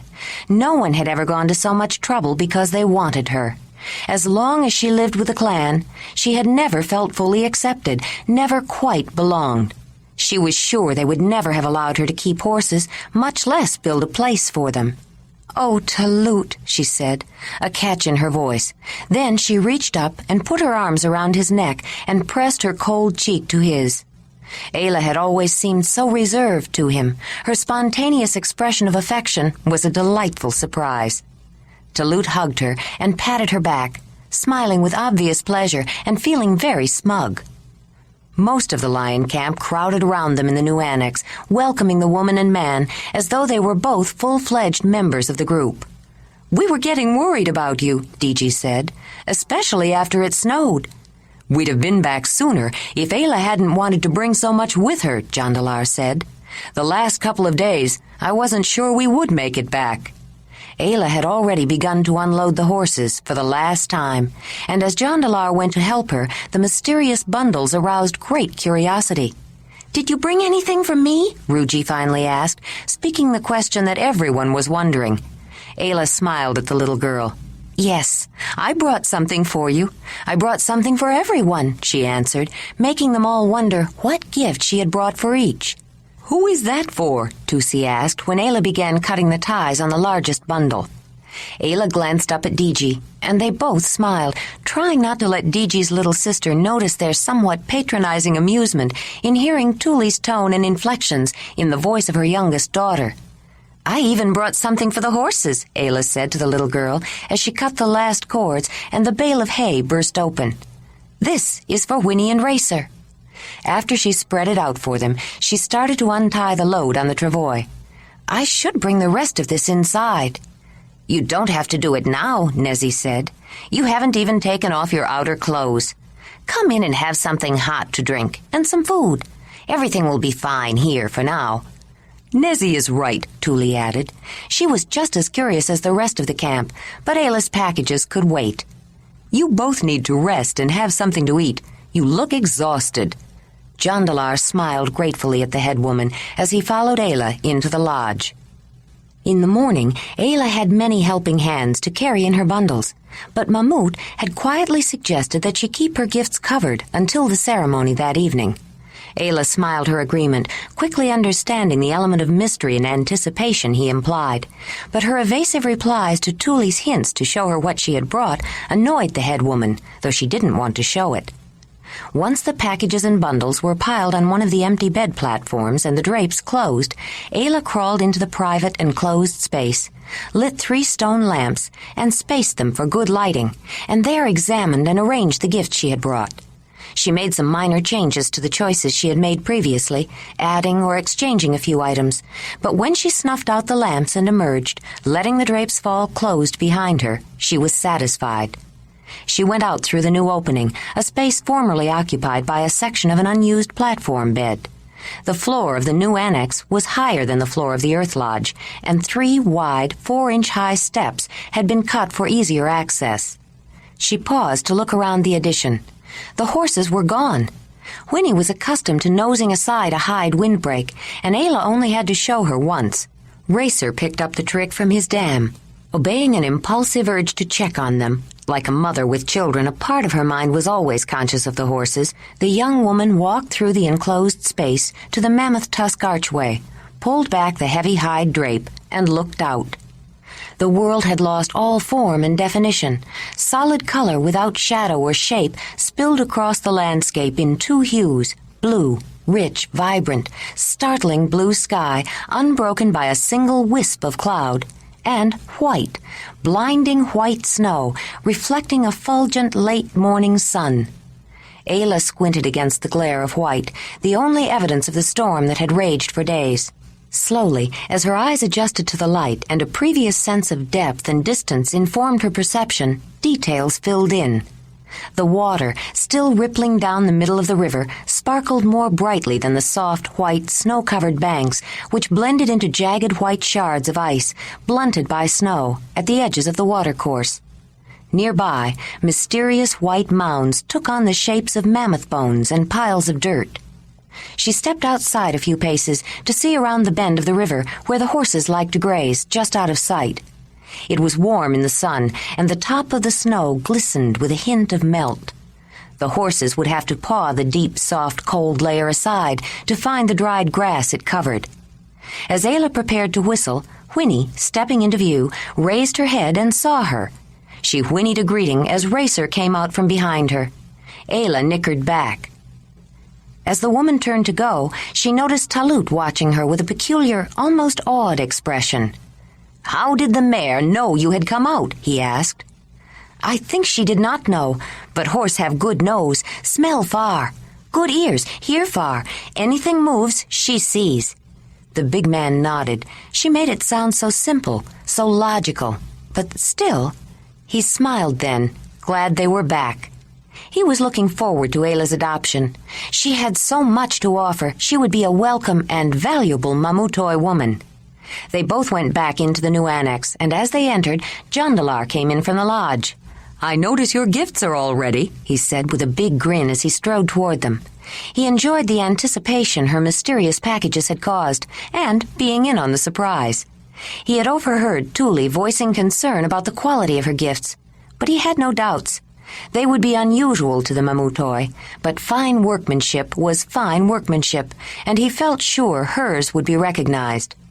"Everyone is wondering what you have brought, Ayla," Talut said. He loved the anticipation and excitement as much or more than anyone. "I do not know if my gift's enough," Ayla said. "Of course they will be enough. Don't worry about it. Whatever you brought will be enough.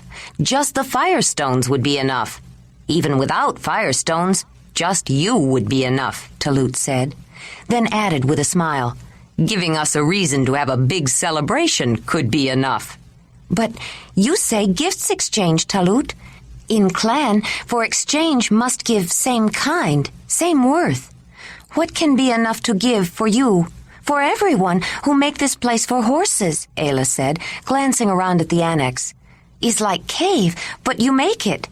I do not know how people can make a cave like this." "I've wondered that myself," Jondalar said. "I must admit, I've never seen anything like it, and I've seen a lot of shelters. Summer shelters, shelters built inside a cave or under an overhanging ledge. But your lodge is as solid as rock itself." Talut laughed. "It has to be, to live here, especially in winter. As hard as the wind blows, anything less would get blown away." His smile faded, and a soft look of something akin to love suffused his face. "Mamutoi land is rich land, rich in game, in fish, in foods that grow. It is a beautiful, a strong land. I wouldn't want to live any other place." The smile returned. "But strong shelters are needed to live here, and we don't have many caves." "How do you make a cave, Talut? How do you make a place like this?" Ayla asked, remembering how Brun had searched for just the right cave for his clan and how homeless she had felt until she found a valley that had a livable cave. "If you want to know, I will tell you. It is not a big secret," Talut said, grinning with pleasure. He was delighted with their obvious admiration. "The rest of the lodge is made the same way, more or less. But for this edition, we started by pacing off a distance from the wall outside the mammoth hearth. When we reached the center of an area that we thought would be large enough, a stick was put in the ground. That's where we would put a fireplace, if we decide we need a fire in here. Then we measured off a rope that same distance, fastened one end to the stick, and with the other end, marked a circle to show where the wall would go." Talut acted out his explanation, striding through the paces and tying an imaginary rope to a non-existent stick.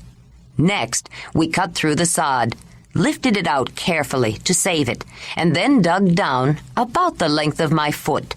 To further clarify his remarks, Talut held up an unbelievably long but surprisingly narrow and shapely foot, encased in a snug-fitting soft shoe. "Then we marked off the width of the bench, the platform that can be beds or storage, and some extra for the wall. From the inside edge of the bench, we dug down deeper, about the depth of 2 or 3 of my feet, to excavate the middle for the floor. The dirt was piled up evenly, all around the outside in a bank that helped support the wall." "That's a lot of digging," Jondalar said, eyeing the enclosure. I'd say the distance from one wall to the one opposite is maybe 30 of your feet, Talut. The headman's eyes opened in surprise. You're right. I measured it off exactly. How did you know? Jondalar shrugged. Just a guess. It was more than a guess. It was another manifestation of his instinctive understanding of the physical world. He could accurately judge distance with his eye alone, and he measured space with the dimensions of his own body. He knew the length of his stride and the width of his hand, the reach of his arm and the span of his grasp. He could estimate a fraction against the thickness of his thumb, or the height of a tree, by pacing its shadow in the sun. It was not something he learned. It was a gift he was born with and developed with use. It never occurred to him to question it. Ayla thought it was a lot of digging, too. She had dug her share of pit traps and understood the work involved, and she was curious. How do you dig so much, Talut? How does anyone dig? We use mattocks to break up the loam, shovels to scoop it out, except for the hard-packed sod on top. We cut that out with the sharpened edge of a flat bone. Her puzzled look made it plain she didn't understand. Perhaps she didn't know the words for the tools in his language, he thought, and stepping outside the door, returned with some implements. They all had long handles. One had a piece of mammoth rib bone attached to it, which had been ground to a sharp edge at one end. It resembled a hoe with a long, curved blade. Ayla examined it carefully. "Is like digging stick, I think," she said, looking to Talut for confirmation. He smiled. "Yes, it's a mattock. We use pointed digging sticks, too, sometimes. They are easier to make in a hurry, but this is easier to use." Then he showed her a shovel made from the wide palmation of a giant antler of a megaceros, split lengthwise through the spongy center, then shaped and sharpened. Antlers of young animals were used. The antlers of mature giant deer could reach 11 feet in length and were too big. The handle was attached by means of strong cord strung through 3 pairs of holes bored down the center. It was used spongy side down, not to dig, but for scooping up and throwing out the fine lowest soil loosened by the mattock, or, if they chose, for snow. He also had a second shovel, more scoop-shaped, made from an outer section of ivory flaked from a mammoth tusk. "These are shovels," Talut said, telling her the name. Ayla nodded. She had used flat pieces of bone and antler in much the same way, but her shovels had had no handles. "I'm just glad the weather stayed nice for a while after you left," the headman continued. "As it is, we didn't dig down as far as we usually would. The ground is already hard underneath. Next year we can dig down deeper and make some storage pits, too. Maybe even a sweat bath when we get back from the summer meeting." "Weren't you going to hunt again when the weather got nice?" Jondalar said. "The bison hunt was very successful, and Mamut isn't having much luck searching. All he seems to find are the few bison we missed, and it isn't worthwhile to go after them. We decided to make the addition instead, to make a place for the horses, since Ayla and her horse were such a help." "Mattock and shovel make easier, Talut, but his work, a lot of digging," Ayla said, surprised and a little overcome. "We had a lot of people to work at it, Ayla. Nearly everyone thought it was a good idea and wanted to help, to make you welcome." The young woman felt a sudden rush of emotion and closed her eyes to control tears of gratitude that threatened. Jondalar and Talut saw her and turned aside out of consideration. Jondalar examined the walls, still intrigued with the construction. "It looks like you dug it out between the platforms, too," he commented. "Yes, for the main supports," Talut said, pointing to the 6 enormous mammoth tusks, wedged in at the base with smaller bones, parts of spines and phalanges, with their tips pointing toward the center. They were spaced at regular intervals around the wall on both sides of the 2 pairs of mammoth tusks, which were used for the arch doorways. The strong, long, curved tusks were the primary structural members of the lodge. As Talut of the Mammoth Hunters continued describing the construction of the semi-subterranean earth lodge, Ayla and Jondalar became even more impressed. It was far more complex than either had imagined. Midway between the center and the tusk wall supports were 6 wooden posts, tapering trees stripped of bark and crotched on top. Around the outside of the annex, braced against the bottom of the bank, mammoth skulls stood upright in the ground, supported by shoulder blades, hip bones, spinal bones, and several strategically placed long bones, legs, and ribs. The upper part of the wall, consisting mainly of shoulder blades, hip bones, and smaller tusks of mammoth, merged into the roof, which was supported by wooden beams, stretched across and between the outer circle of tusks and the inner circle of posts. The mosaic of bones, all deliberately chosen and some trimmed to shape, were wedged in and lashed to the sturdy tusks, creating a curved wall that fit together like interlocking pieces of a puzzle. Some wood was available from river valleys, but for building purposes, mammoth bones were in greater supply. But the mammoths they hunted contributed only a small portion of the bones they used. The great majority of their building materials were selected from the prodigious pile of bones at the bend in the river. Some bones even came from scavenger-stripped carcasses found on the nearby steppes. But the open grasslands were more important for providing materials of another variety. Each year, the migratory herds of reindeer dropped their antlers to make way for the next year's rack, and each year they were gathered up. To complete the dwelling, the antlers of the reindeer were bound to one another to make a strong framework of interlaced supports for a domed roof, leaving a hole in the center for smoke to escape. Then, willow boughs from the river valley were tied together into a thick mat, which was laid across and bound securely over and around the antlers, and tapered down the bone wall to create a sturdy base over the roof and the wall. Next, an even thicker thatch of grass, overlapped to shed water, was fastened to the willows all the way to the ground. On top of the grass thatch was a layer of dense sod. Part of the sod came from the ground that had been excavated for the addition, and part from land nearby. The walls of the entire structure were 2 to 3 feet thick, but one final layer of material remained to complete the annex. They were standing outside admiring the new structure when Talut finished his detailed explanation of Earth Lodge construction.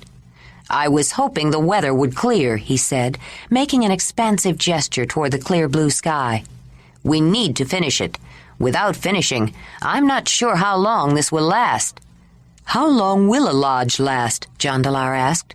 "As long as I live, sometimes more. But Earth Lodges are winter homes. We usually leave in summer for the summer meeting and the big mammoth hunt and other trips. Summer is for traveling, to gather plants, to hunt or fish, to trade or visit. We leave most of our things here when we go, because we come back every year.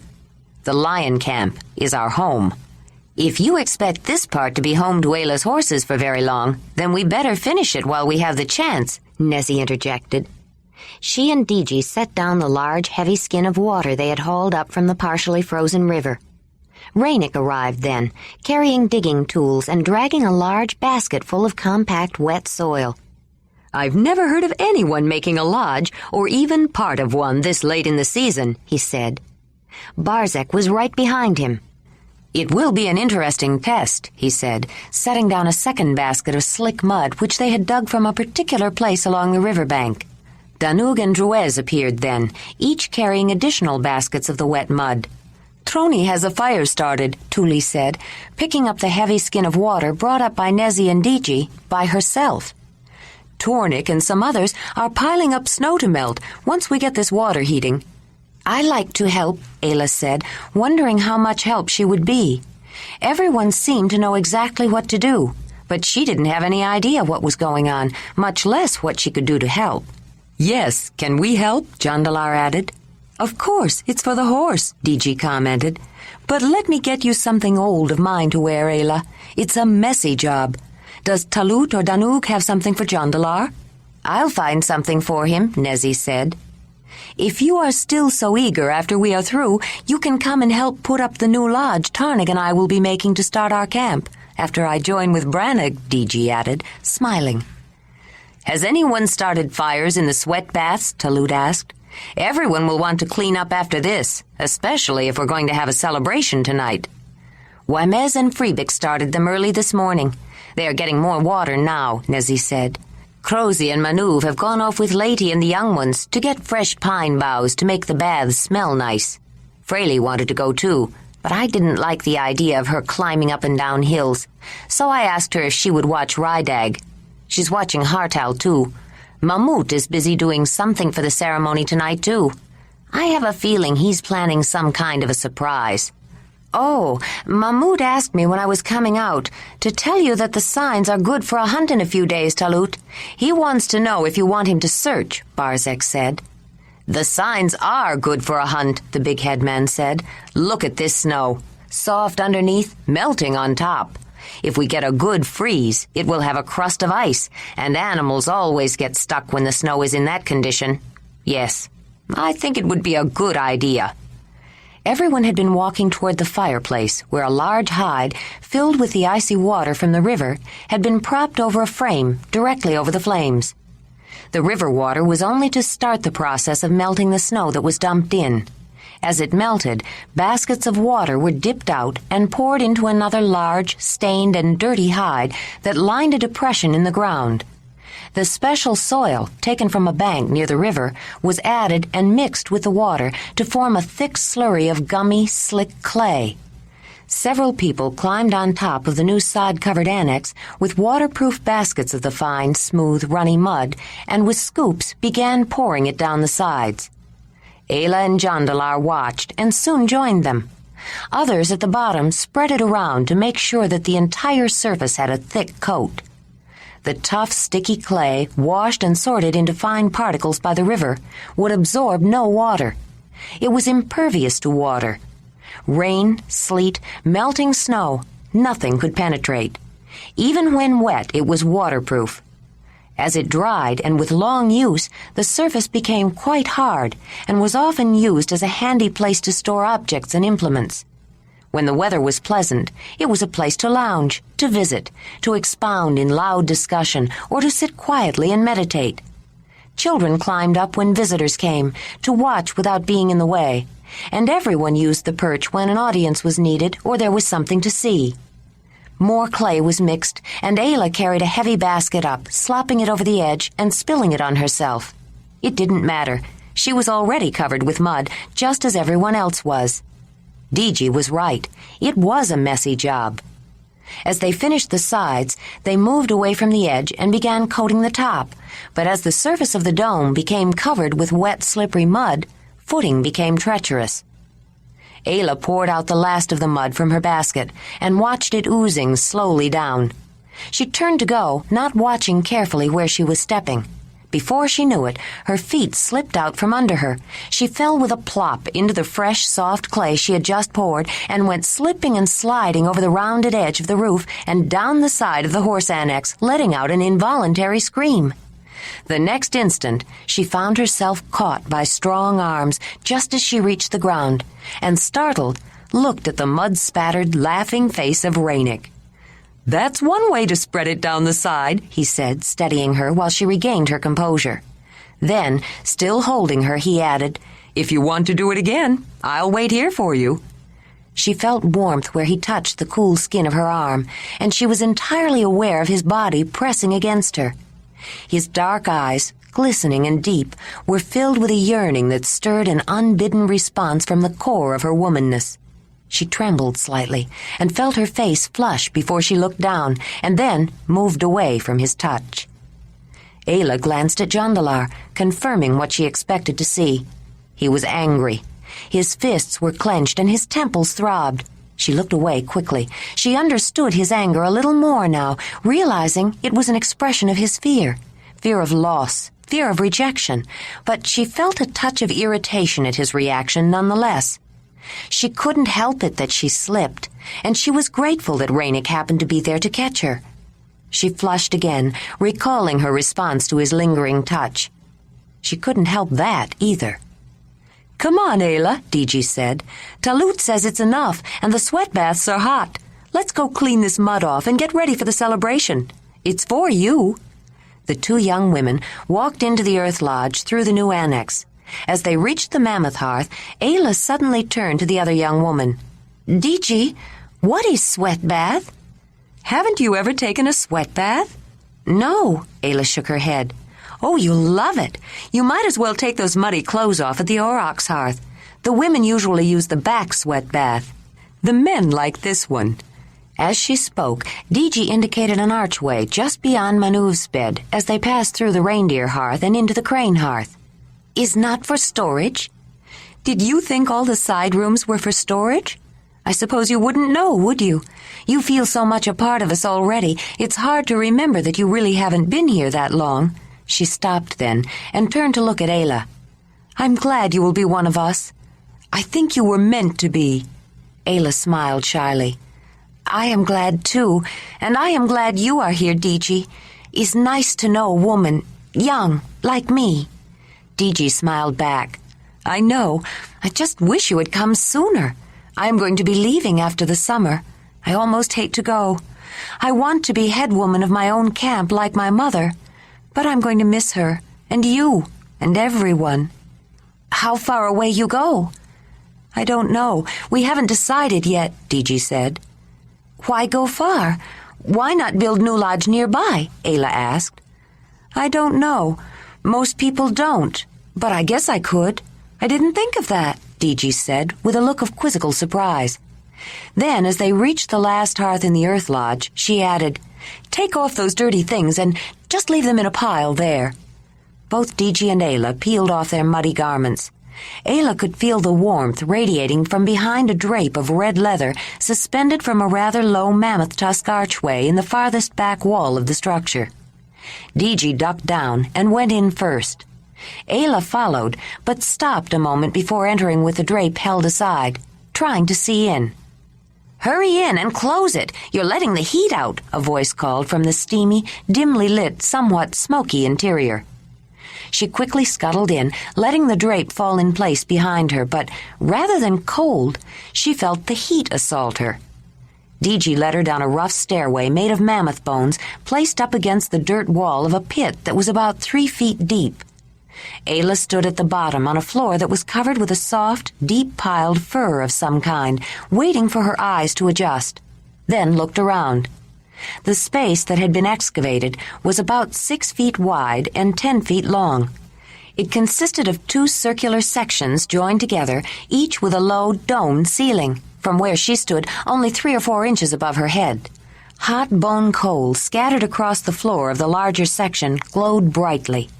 The 2 young women walked through the smaller section to join the others, and Ayla saw that the walls were covered with skins, and the floor of the larger space was covered with mammoth bones spaced carefully apart.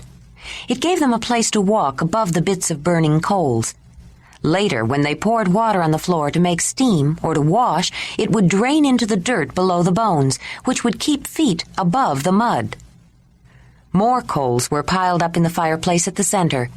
They furnished both heat and the only source of light, except for a faint outline of daylight around the covered smoke hole.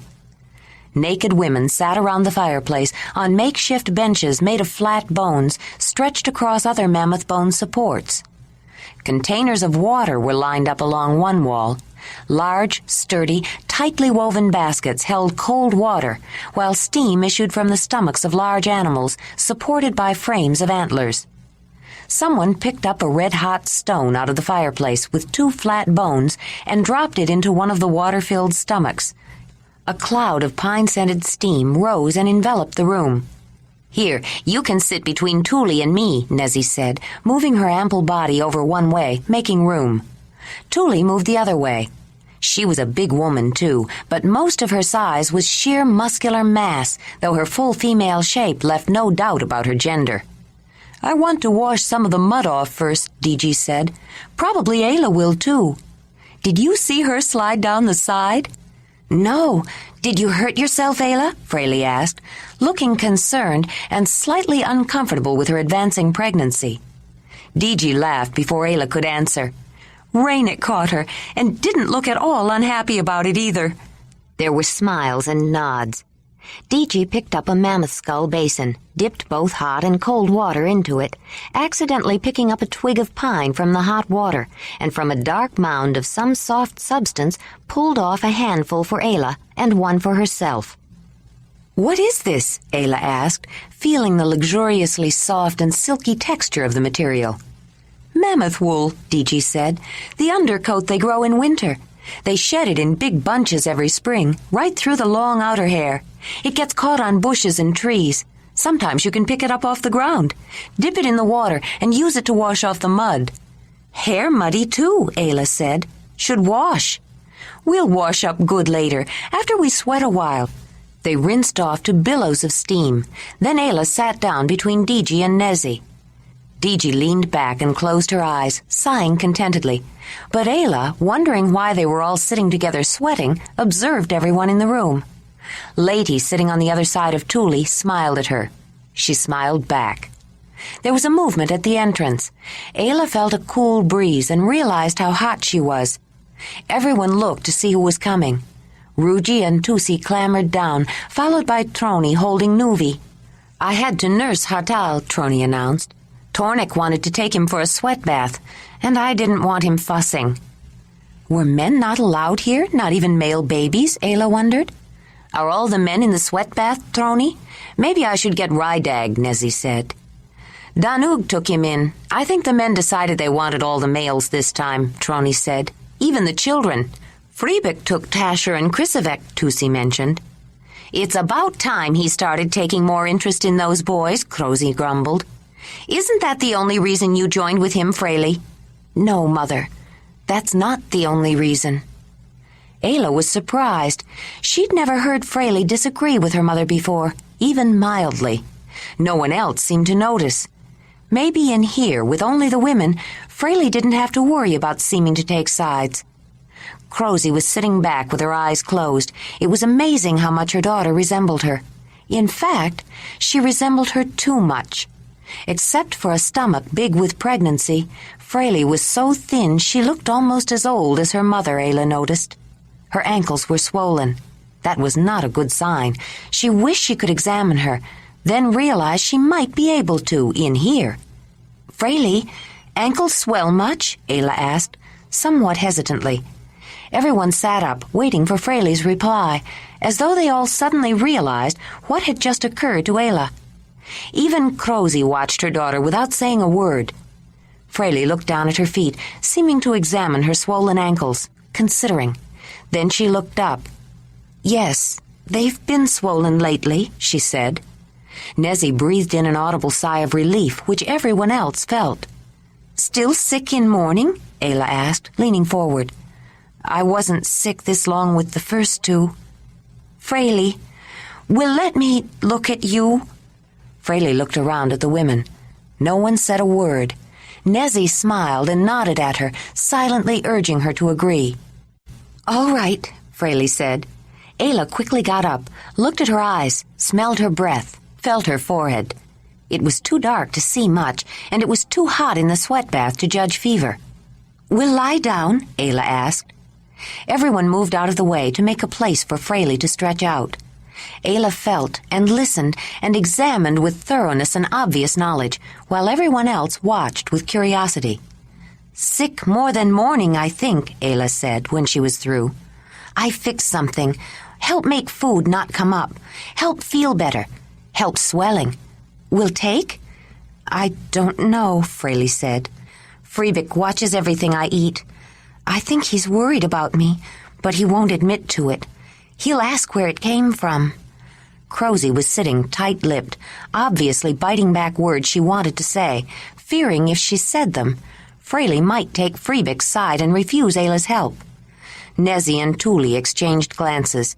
It wasn't like Crozy to exercise so much self-restraint. Ayla nodded. I think I know way, she said. I don't know about the rest of you, but I'm ready to clean up and go out, Digi said. How would a quick plunge in the snow feel right now, Ayla? I think good. I am hot. Chapter 17. Jondalar opened the drape that hung closed in front of the bed platform he shared with Ayla, and smiled. She was sitting cross-legged in the middle, naked, her skin pink and glowing, brushing her wet hair. I feel so good, she said, smiling back. Digi said I would love it. Did you like the sweat bath? He climbed in beside her, letting the drape fall. His skin was pink and glowing, too, but he had finished dressing and had just combed his hair and tied it in a club at the back of his neck. The sweat bath had felt so refreshing he had even considered shaving, but just trimmed his beard instead. "I always enjoy them," he said. Then he couldn't resist. He took her in his arms, kissed her, and began caressing her warm body. She responded willingly, giving herself up to his embrace, and he heard a soft moan when he bent to take a nipple in his mouth. "Great mother, woman, you are tempting," he said as he pulled back. "But what will people say when they start arriving at the Mammoth Hearth for your adoption and find us sharing pleasures instead of being dressed and ready?" "We could tell them to come back later," she answered with a smile. Jondalar laughed out loud. "I believe you would, wouldn't you?" "Well, you gave me your signal, didn't you?" she said with a mischievous grin. "My signal?" "You remember? The signal a man gives a woman when he wants her. You said I'd always know, then you kissed me and touched me like that. Well, you just gave me your signal, and when a man gives her the signal, a woman of the clan never refuses." "Is it really true she never refuses?" he asked, still not quite able to believe it. "That is what she is taught, Jondalar. That's how a proper woman of the clan behaves," she answered, with a perfectly matter-of-fact seriousness. You mean the choice is mine? If I said, let's stay here and share pleasures, you'd make everyone wait?" He was trying to be serious, but his eyes twinkled with delight at what he considered their private joke. "Only if you give me the signal," she replied in the same vein. He took her in his arms and kissed her again, and feeling her warm skin and warmer response, he was almost tempted to find out if she was joking or if she really meant it. But reluctantly, he let her go. "It's not what I'd rather do, but I think I'd better let you get dressed. People will be here before long. What are you going to wear?" "I don't really have anything except some clan wraps and the outfit I've been wearing and an extra pair of leggings. I wish I did. Deji showed me what she's going to wear. It's so beautiful. I've never seen anything like it. She gave me one of her brushes after I started to brush my hair with teasel," Ayla said, showing Jondalar the stiff mammoth hair brush tightly wrapped around one end with rawhide to form the handle, giving it the shape of a wide, tapering paintbrush. "She gave me some strings of beads and shells, too. I think I'll wear them in my hair like she does." "I'd better let you finish getting ready," Jondalar said, opening the drape to leave. He leaned over to kiss her again, then got up. After the leather drape closed, he stood looking at it for a moment, and a frown creased his brow. He wished he could have stayed with her and not had to worry about other people. When they were in her valley, they could do what they wanted whenever they wanted to, and she wouldn't be getting ready to be adopted by people who lived so far from his home. What if she wanted to stay here? He had a sinking feeling that after this night, nothing would ever be the same. As he turned to go, Mamut caught his eye and beckoned him. The tall young man walked toward the tall old shaman. "If you are not busy, I could use your help," Mamut said. "I'd be glad to help. What can I do?" Jondalar asked. From the back of a storage platform, Mamut showed him 4 long poles.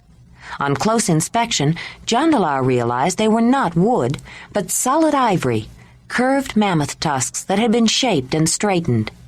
Then the old man gave him a large, hafted stone maul. Jondalar stopped to examine the heavy hammer-like tool since he had not seen one quite like it before. It was completely covered with hide. He could feel that a circular groove had been nicked around the large stone, and a flexible willow withe wrapped around the groove, then bound to a bone handle. The entire maul had then been wrapped with wet, unprocessed hide, which had only been scraped clean. The rawhide shrunk tight as it dried, encasing both stone maul and handle in hard, tough leather, thus holding them firmly together. The shaman led him toward the fire pit, and lifting up a grass mat, Mamut showed him a hole about 6 inches across that was filled with small stones and pieces of bone. They removed them, then Jondalar brought one of the ivory poles and dropped the end in the hole. While Mamut held it straight, Jondalar wedged the stones and bones around the pole, tamping them down firmly with a stone maul.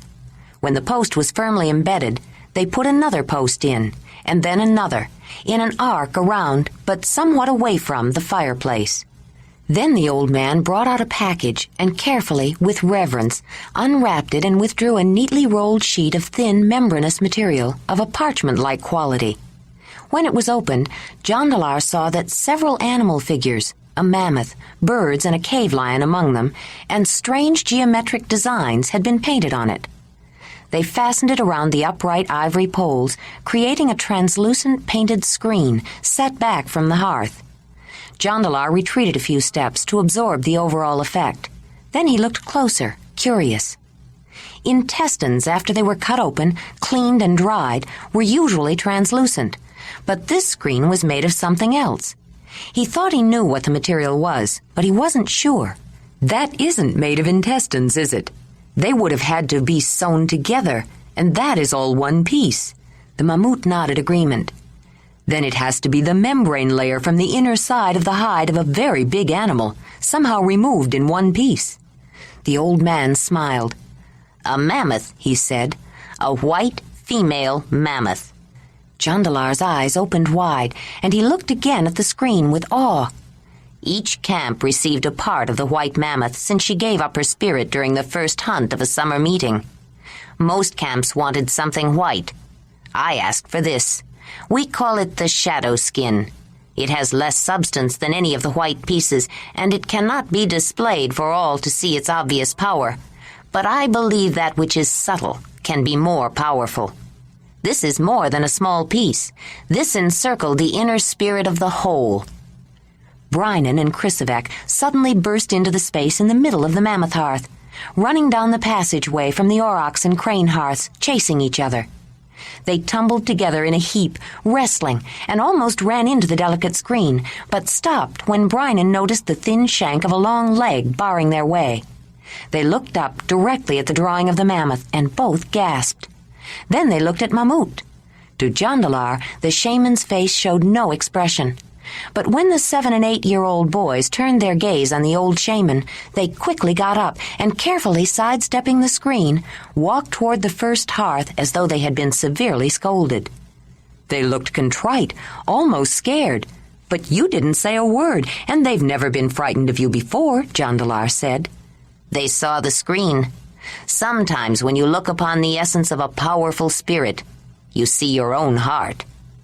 Jondalar smiled and nodded, but he wasn't sure he understood what the old shaman meant. He's talking like a Zelandani, the young man thought. Talking with a shadow on his tongue, like those of his calling so often did. Still, he wasn't sure if he wanted to see his own heart.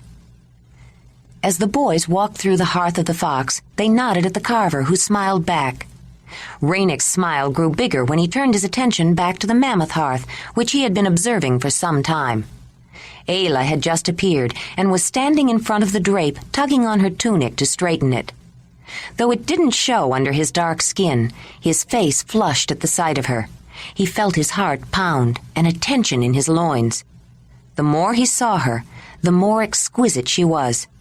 The long rays of the sun, streaming in through the smoke hole, directed its shimmering light on her on purpose, or so it seemed to him. He wanted to remember that moment, to fill his eyes with the sight of her. He thought of her in ardent hyperbole. Her rich, luxuriant hair, falling in soft waves around her face, was like a golden cloud playing with sunbeams. Her unself-conscious movements embodied ultimate grace. No one knew the anxiety he had suffered while she was gone, or the happiness he felt that she was becoming one of them. He frowned when Jondalar saw her, walked toward her, and put an arm around her possessively, then stood between them, blocking his view. They walked together toward him on their way to the first hearth. She stopped to look at the screen with obvious awe and admiration. Jondalar fell in behind her as they came to the passageway through the fox hearth. Ranec saw Ayla flush with warm feeling when she saw him, before she looked down. The tall man's face flushed red when he saw Ranec, too, but the look in his eye made it clear that there was no pleasure in his emotion. Each man tried to stare the other down as they passed by. Jondalar's hard anger and jealousy apparent, Ranec trying very hard to seem self-confident and cynical. Ranec's eyes automatically went next to the steady stare of the man behind Jondalar, the man who was the essence of spirituality to the camp, and for some reason he felt a little abashed. They approached the first hearth and went out through the entrance foyer. Ayla began to understand why she had not noticed hectic preparations for a feast. Nezzy was supervising the removal of wilted leaves and steaming grass from a roasting hole in the ground, and the smells that arose from the cooking pit made everyone's mouth water. Preparations had begun before they went to get clay from the river, and the food had been cooking all the while they worked. Now it only needed to be served to the camp of hungry people. A certain variety of round, hard, starchy roots that took well to long cooking came out first, followed by baskets of a mixture of bone marrow, blue bearberries, and a variety of cracked and ground seeds, pigweed, a mixture of grains, and oily pinyon seeds. The result, after hours of steaming, had a heavy, pudding-like consistency that retained the shape of the basket after it was removed, and while not sweet, though the berries gave it a light fruit flavor, was deliciously rich. A full haunch of mammoth meat was brought out next, self-basted by the steam and the thick edge of fat, and falling apart with tenderness. The sun was setting, and a sharp wind hurried everyone back inside the lodge, carrying the food with them. This time, when Ayla was asked to select first, she wasn't as shy. This feast was in her honor, and though being the center of attention was still not easy for her, she was happy for the reason. Diji came to sit with her, and Ayla caught herself staring. Diji's thick, reddish-brown hair was pulled back from her face and wrapped into a coil that was piled high on her head. A string of round ivory beads, each one carved and pierced by hand, had been coiled in with her hair and stood out as contrasting highlights. She wore a long, loose dress of pliable leather. Ayla thought of it as a long tunic that draped in soft folds from the belted waist, dyed deep brown with a rather shiny, burnished finish. It was sleeveless, but wide at the shoulders, giving the appearance of short sleeves. A fringe of long, reddish-brown mammoth hair fell from her shoulders in back and from a V-shaped yoke in front and hung to just below her waist. The neckline was outlined by a triple row of ivory beads, and around her neck she wore a necklace of conical seashells, spaced by cylindrical lime tubes and pieces of amber. Around her right upper arm was an ivory armband incised with an alternating chevron pattern. The pattern was repeated in colors of ochre reds, yellows, and browns in the belt, which was woven of animal hair, some of it dyed.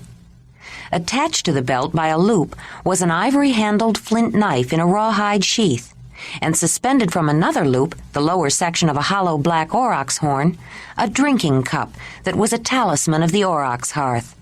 The skirt had been cut on the diagonal, starting at the sides above the knee, to a point, both in front and back.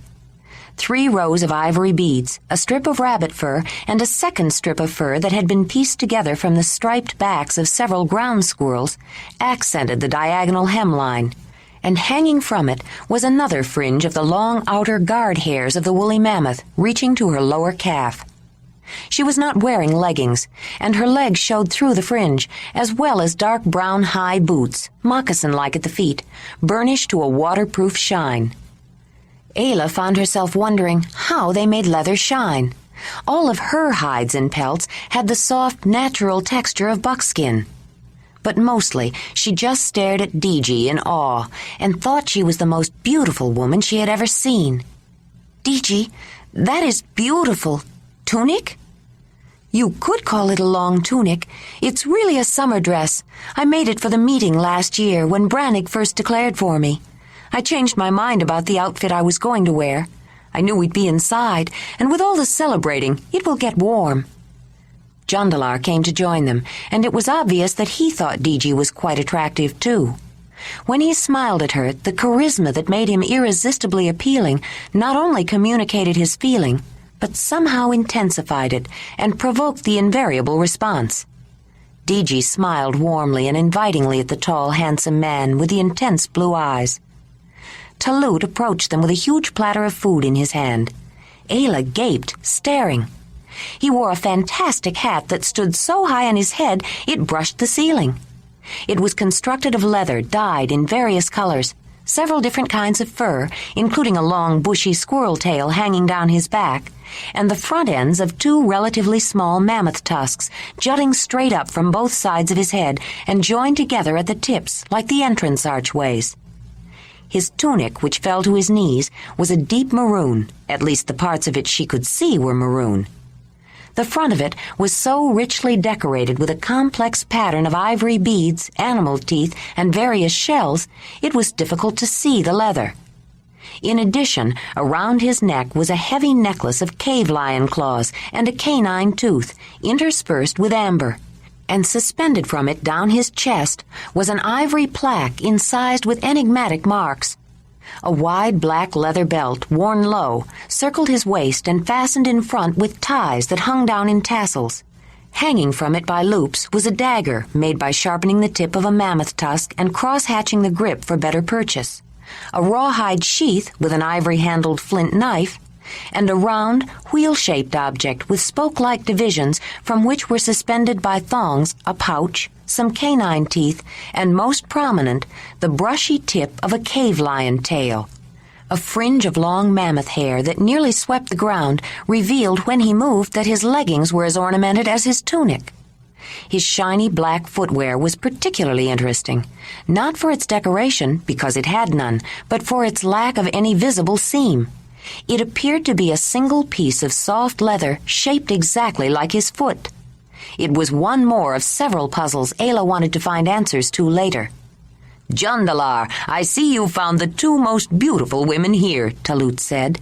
"You're right," Jondalar said, smiling.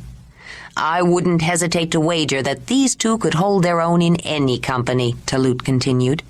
"You've traveled. What would you say?" "I wouldn't argue with that. I've seen many women, but nowhere have I seen any more beautiful than right here," Jondalar said, looking directly at Ayla. Then he smiled at Diji. Diji laughed. She enjoyed the byplay, but there was no doubt where Jondalar's heart lay. And Talut always paid her extravagant compliments. She was his acknowledged offspring and heir, the daughter of his sister, who was the daughter of his mother. He loved the children of his hearth and provided for them, but they were Nezi's and the heirs of Wymez, her brother. She had adopted Ranec as well since his mother was dead, which made him both the child of Wymez hearth and his legitimate offspring and heir. But that was an exception. All the people of the camp welcomed the opportunity to show off their finery, and Ayla kept trying to avoid staring at one or another.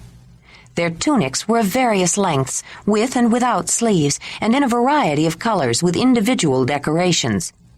The men's tended to be shorter, more heavily decorated, and they usually wore headwear of some kind. Women generally favored the V-shaped hemline, though Tuli's was more like a belted shirt worn over leggings. It was covered in intricate and artistic designs, with beads, shells, teeth, carved ivory, and particularly heavy pieces of amber. Though she didn't wear a hat, her hair was so elaborately arranged and decorated she might as well have been wearing one. But of all, Crozi's tunic was the most unusual. Instead of coming to a point in front, it was diagonally cut all the way across the front, with a rounded point on her right side and a rounded cutout on her left. Most stunning, though, was its color. It was white, not off-white or ivory, but true white, and fringed and decorated with, among other things, the white feathers of the large northern crane. Even the children were dressed for a ceremony. When Ayla saw Lady standing at the edge of the group that was milling around her and Diji, she asked Lady to come and show her outfit, in effect, inviting her to join them. Lady commented on the way Ayla was wearing the beads and shells Diji had given her, and thought she'd try them that way. Ayla smiled. She hadn't been able to think of a way to wear them, and finally just twisted them together and wrapped them around her head across her forehead, the way she carried her sling. Lady was quickly included in the general banter, and smiled shyly when Wymez told her she looked nice, an extravagant compliment from the laconic man. Once Lady joined them, Rydag was quick to follow. Ayla held him on her lap. His tunic was modeled after Talut's, but much less ornamented. He couldn't have begun to carry the weight. Talut's ceremonial outfit weighed several times what Rydag did. few people could have worn his headdress alone. But Ranec was slow to make an appearance. Several times Ayla noticed his absence and looked for him, but when she did see him, it caught her by surprise. Everyone had enjoyed showing Ayla their dress-up clothing just to see her reaction. She was so delighted and impressed and made no pretense about it.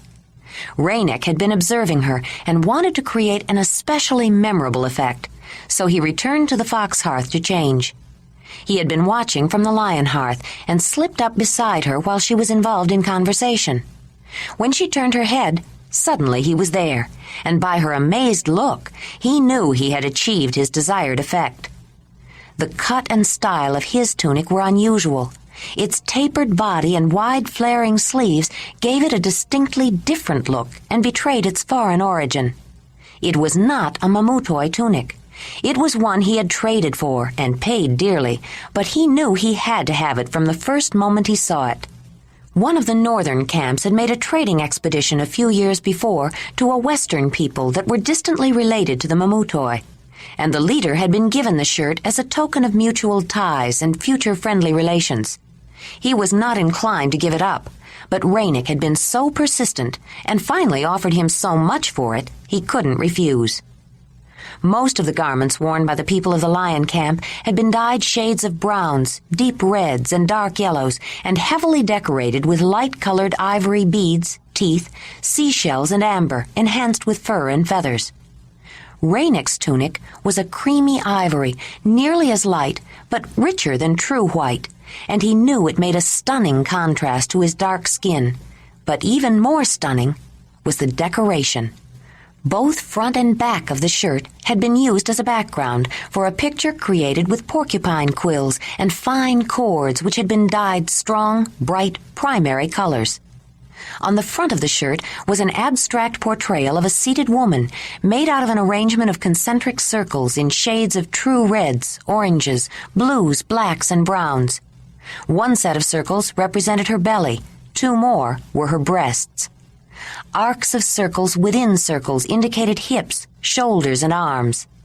The head was a design based on a triangle, with a pointed chin and a flat top, with enigmatic lines instead of features on the face.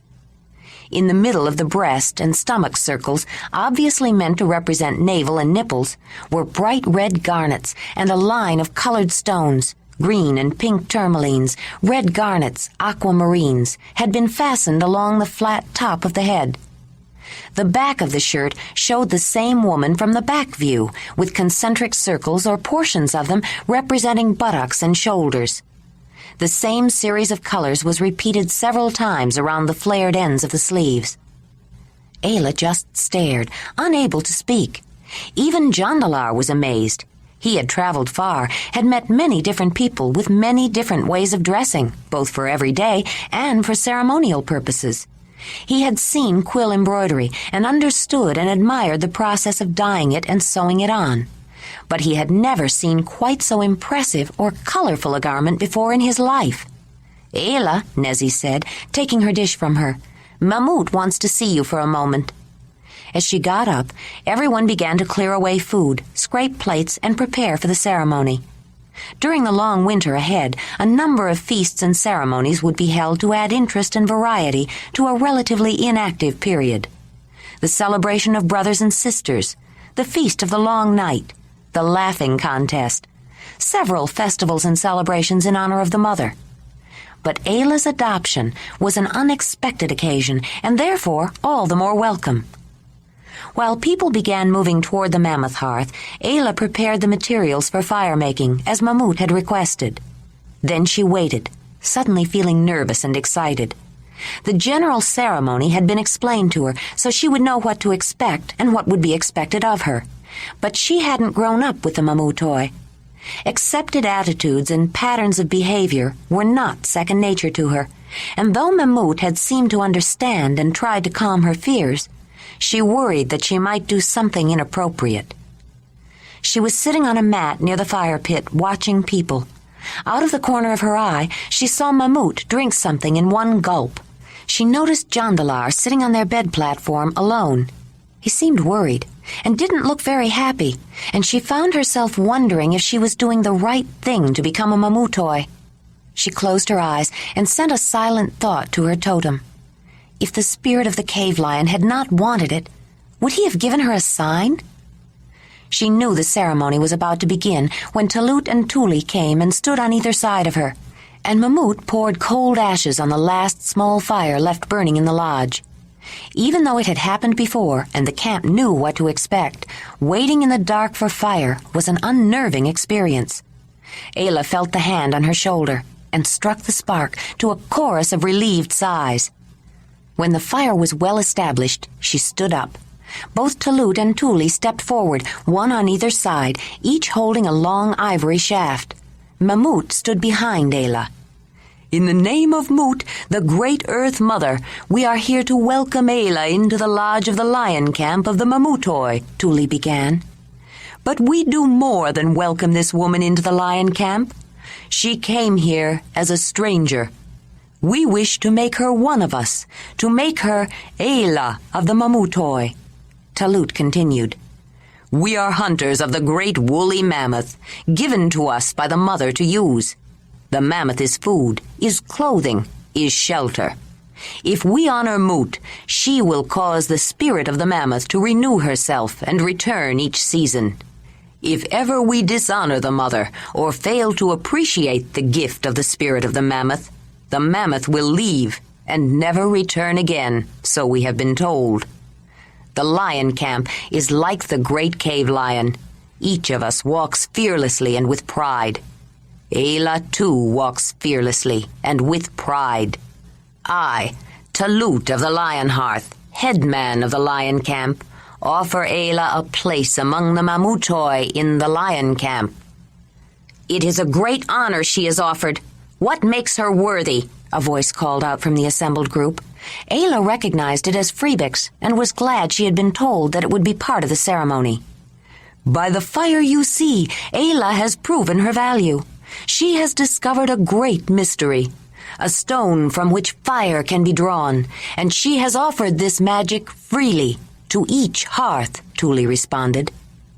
"Ayla is a woman of many gifts, many talents," Talut added to the response. "By the saving of life, she has proven her value as a skilled healer. By the bringing of food, she has proven her value as a skilled hunter with a sling, and with a new weapon brought with her when she came, a spear thrower. By the horses beyond that arch, she has proven her value as a controller of animals. She would bring esteem to any hearth, and value to the lion camp. She is worthy of the Mamutoi. Who speaks for this woman? Who will be responsible for her?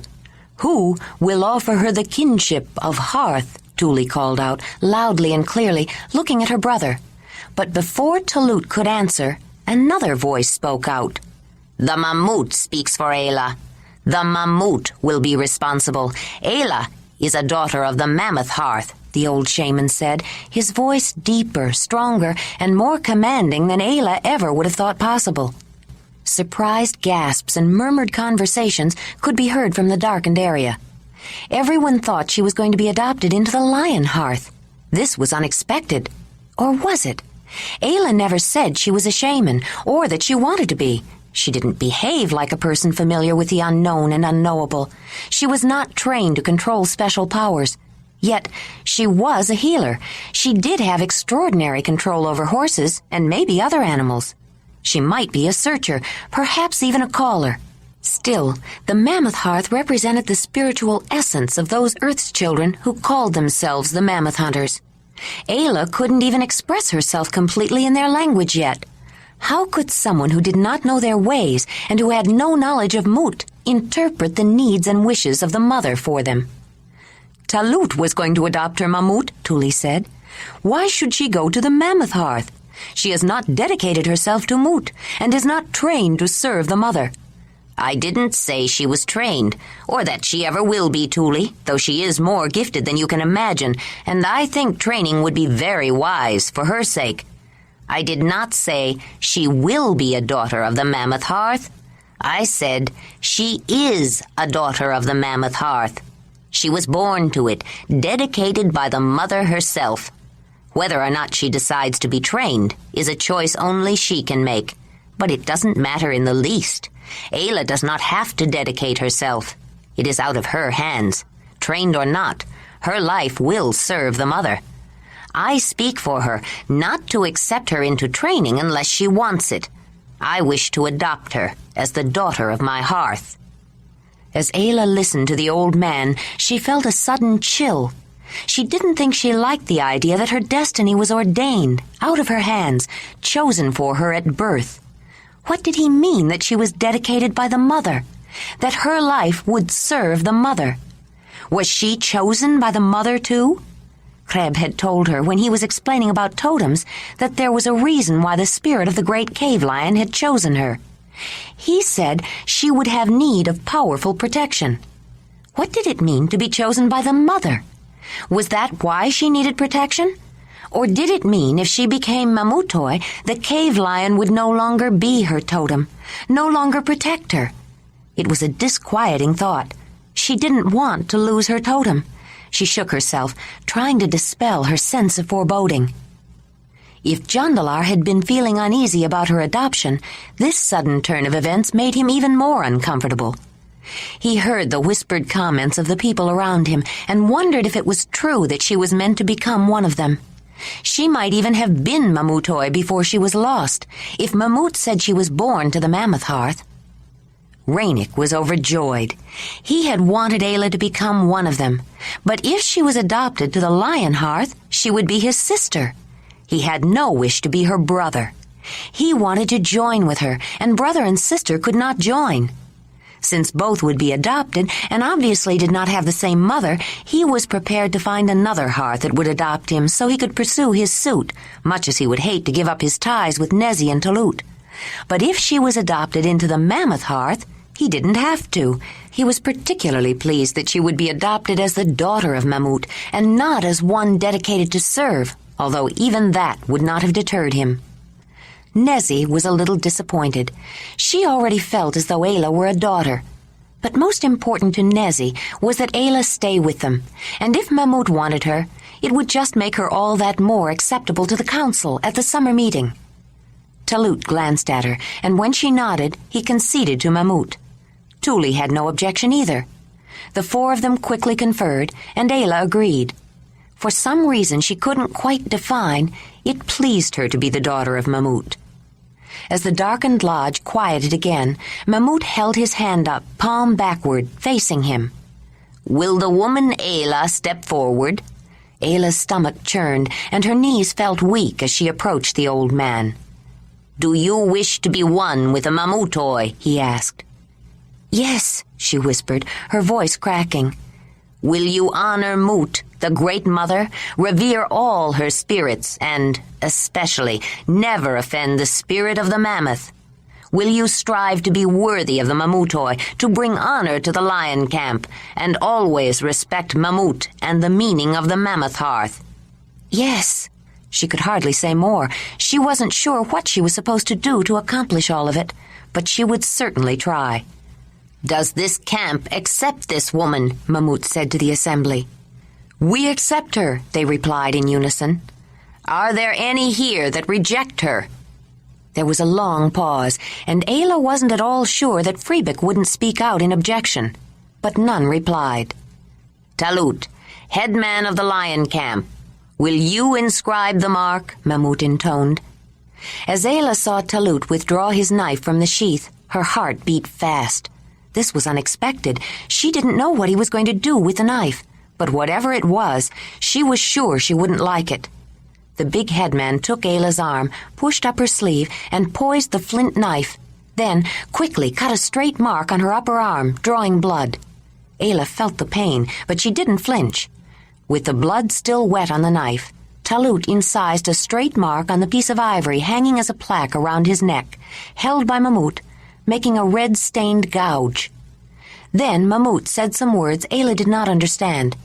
She didn't realize no one else understood them either. "Ayla is now counted among the people of the lion camp, numbered among the Mammoth Hunters," Talut said.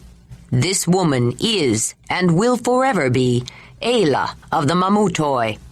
Mamut picked up a small bowl and poured stinging liquid on the cut on her arm. She realized it was an antiseptic cleansing solution. Then he turned her around to face the group. "Welcome, Ayla of the Mamutoi, member of the lion camp, daughter of the Mammoth Hearth."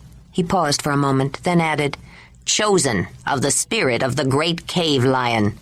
The group repeated the words, and Ayla realized it was the second time in her life that she had been taken in, accepted, and made a member of a people whose ways she hardly knew.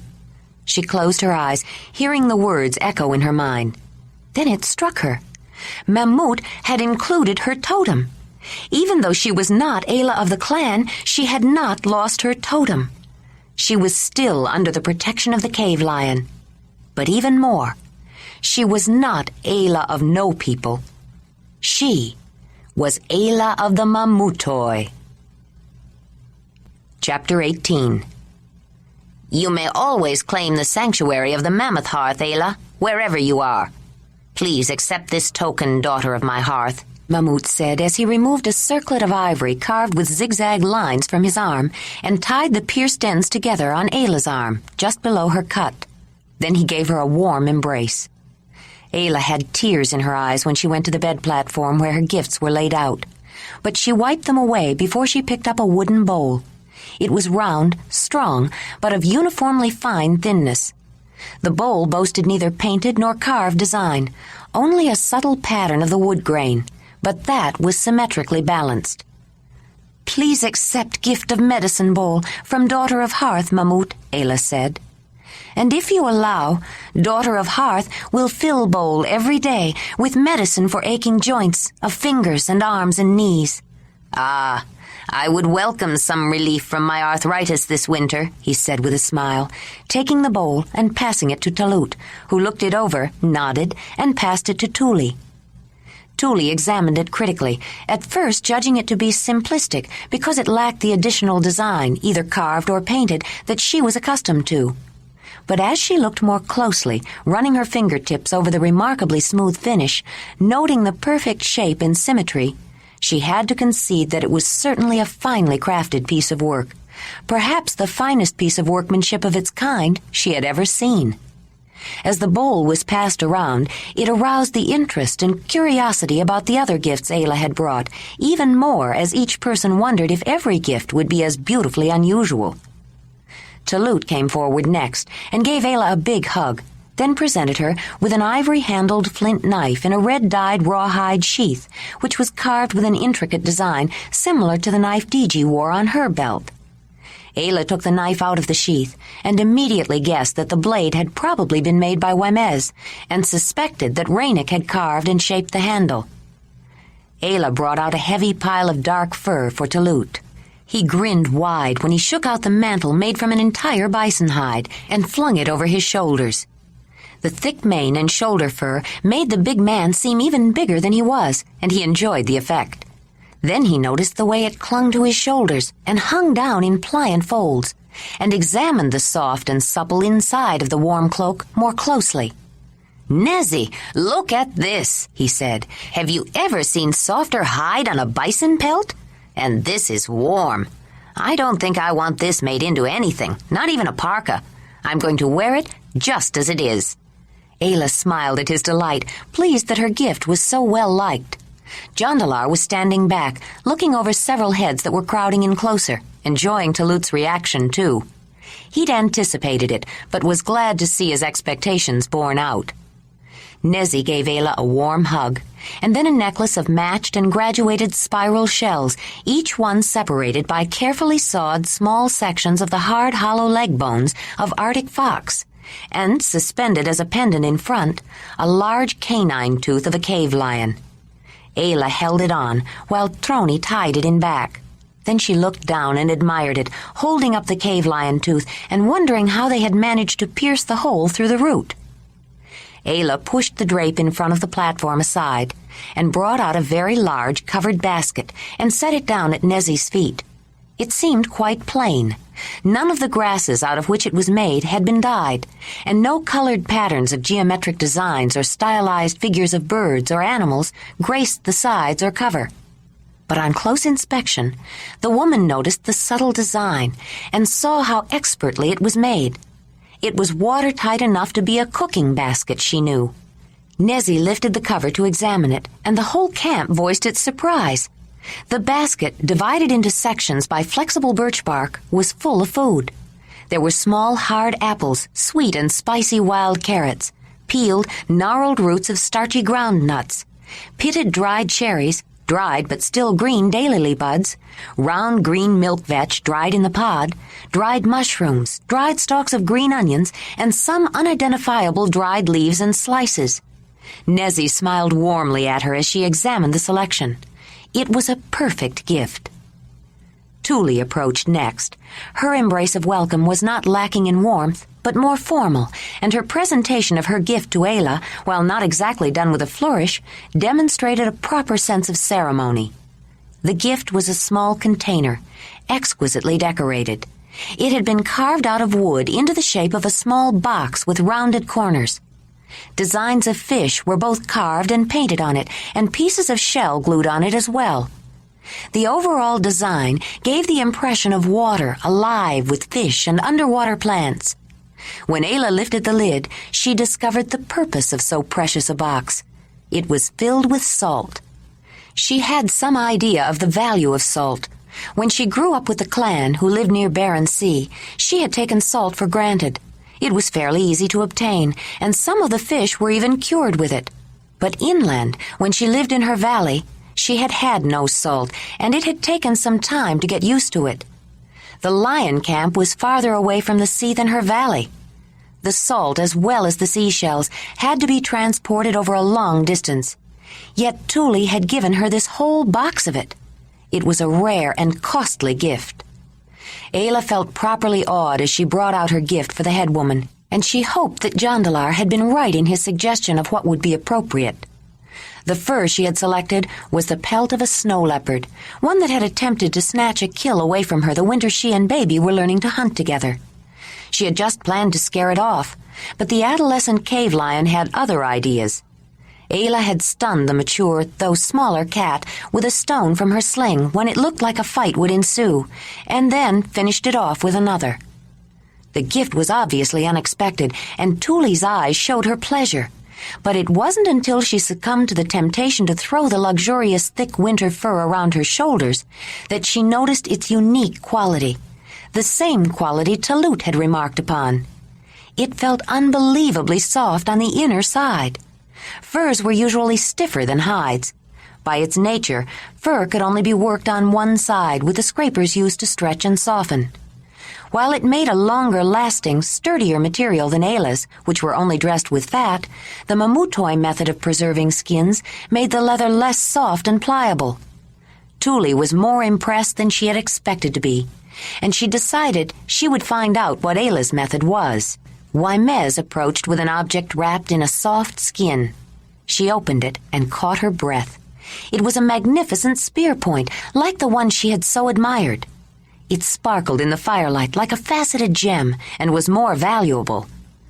Her gift to him was a sturdy grass floor mat for him to sit on when he worked. Most of Ayla's basket and mat weaving had no colored designs, but the last winter in her cave she had begun to experiment with different grasses that had natural color variations. The result, in combination with her usual weaving patterns, was a mat with a subtle but distinctive starburst pattern. She had been quite pleased when she made it, and when she was selecting gifts, its pointed rays extending out from the center reminded her of Whimez's beautiful points, and the woven texture was suggestive of the small ridges of fine slivers he flaked off. She wondered if he would notice. After he examined it, he gave her one of his rare smiles. "This is beautiful. It reminds me of the work done by Ranec's mother. She understood weaving with grasses better than anyone I ever knew. I suppose I should save it, hang it on the wall. But I will use it instead. I will sit on this when I work. It will help me keep my purpose in mind." His welcoming hug had none of the reticence of his verbal manner. She realized that beneath his quiet exterior, Whimez was a man of friendly warmth and perceptive feeling. There was no special sequence or order to the gift-giving, and the next person Ayla noticed standing near the platform waiting to get her attention was Ranec. She sat down near him and returned his fierce hug. Then he opened his hand and held out a long, round tube, the hollow leg bone of a bird with holes cut in it. She took it from the boy and turned it around in her hands, not sure of its purpose. He took it back, held it to his mouth, and blew. The whistle emitted a loud, piercing sound. Ayla tried it and smiled. Then she gave him a warm, waterproof wolverine hood made in the style of the clan. But she felt a wrenching pain when he put it on. He reminded her too much of Dirk. I gave him a whistle like that to call me if he needs me. Sometimes he doesn't have breath enough to yell, but enough to blow a whistle, Nezzy explained. But he made that one himself. Diji surprised her with the outfit she had planned to wear that evening. When she saw the look in Ayla's eyes at the sight of it, Diji decided to give it to her. Ayla was beyond words and just stared at it until her eyes filled with tears. I have never had anything to wear that was so beautiful. She gave Diji her gift then, a stack of baskets and several beautifully finished wooden bowls of various sizes which could be used as drinking cups or for soups or even to cook in, for her to use at her hearth after she joined with Ranec.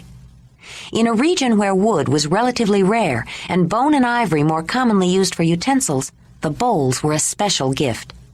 They were both delighted and hugged with the warmth of sisters. To show that he did not begrudge her a decent gift, Freebik gave her a pair of knee-high fur boots decorated and quilled near the top, and she was glad she had selected some of her best summer reindeer pelts for him. The hair of the reindeer was hollow, a minute air-filled tube, and naturally insulating. The summer hide was both the warmest and the lightest weight, the most practical and comfortable to wear during cold weather hunting of any animal's fur, and therefore the most valuable. From the pieces she gave him, a complete outfit of tunic and trousers could be made that would be so warm only a single additional outer garment would be needed, even during the coldest weather, freeing him from bulky weight. He noticed the softness of her finished skins as the others had, but he did not remark on it, and his hug of welcome was stiff. Fraley gave her fur mittens to match the boots, and Ayla gave the pregnant woman a beautiful wooden cooking bowl filled with a pouch of dried leaves. I hope you like this tea, Fraley, she said, giving her a direct stare as though to emphasize her words.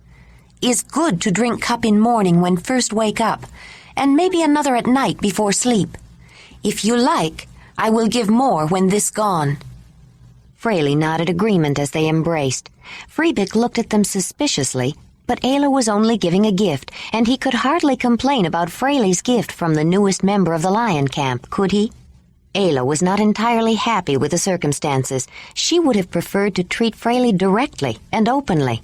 But the subterfuge was better than not helping her at all, and Fraley refused to be put into a situation where it might seem that she was making a choice between her mother and her mate. Crosy came forward next and nodded approvingly at Ayla.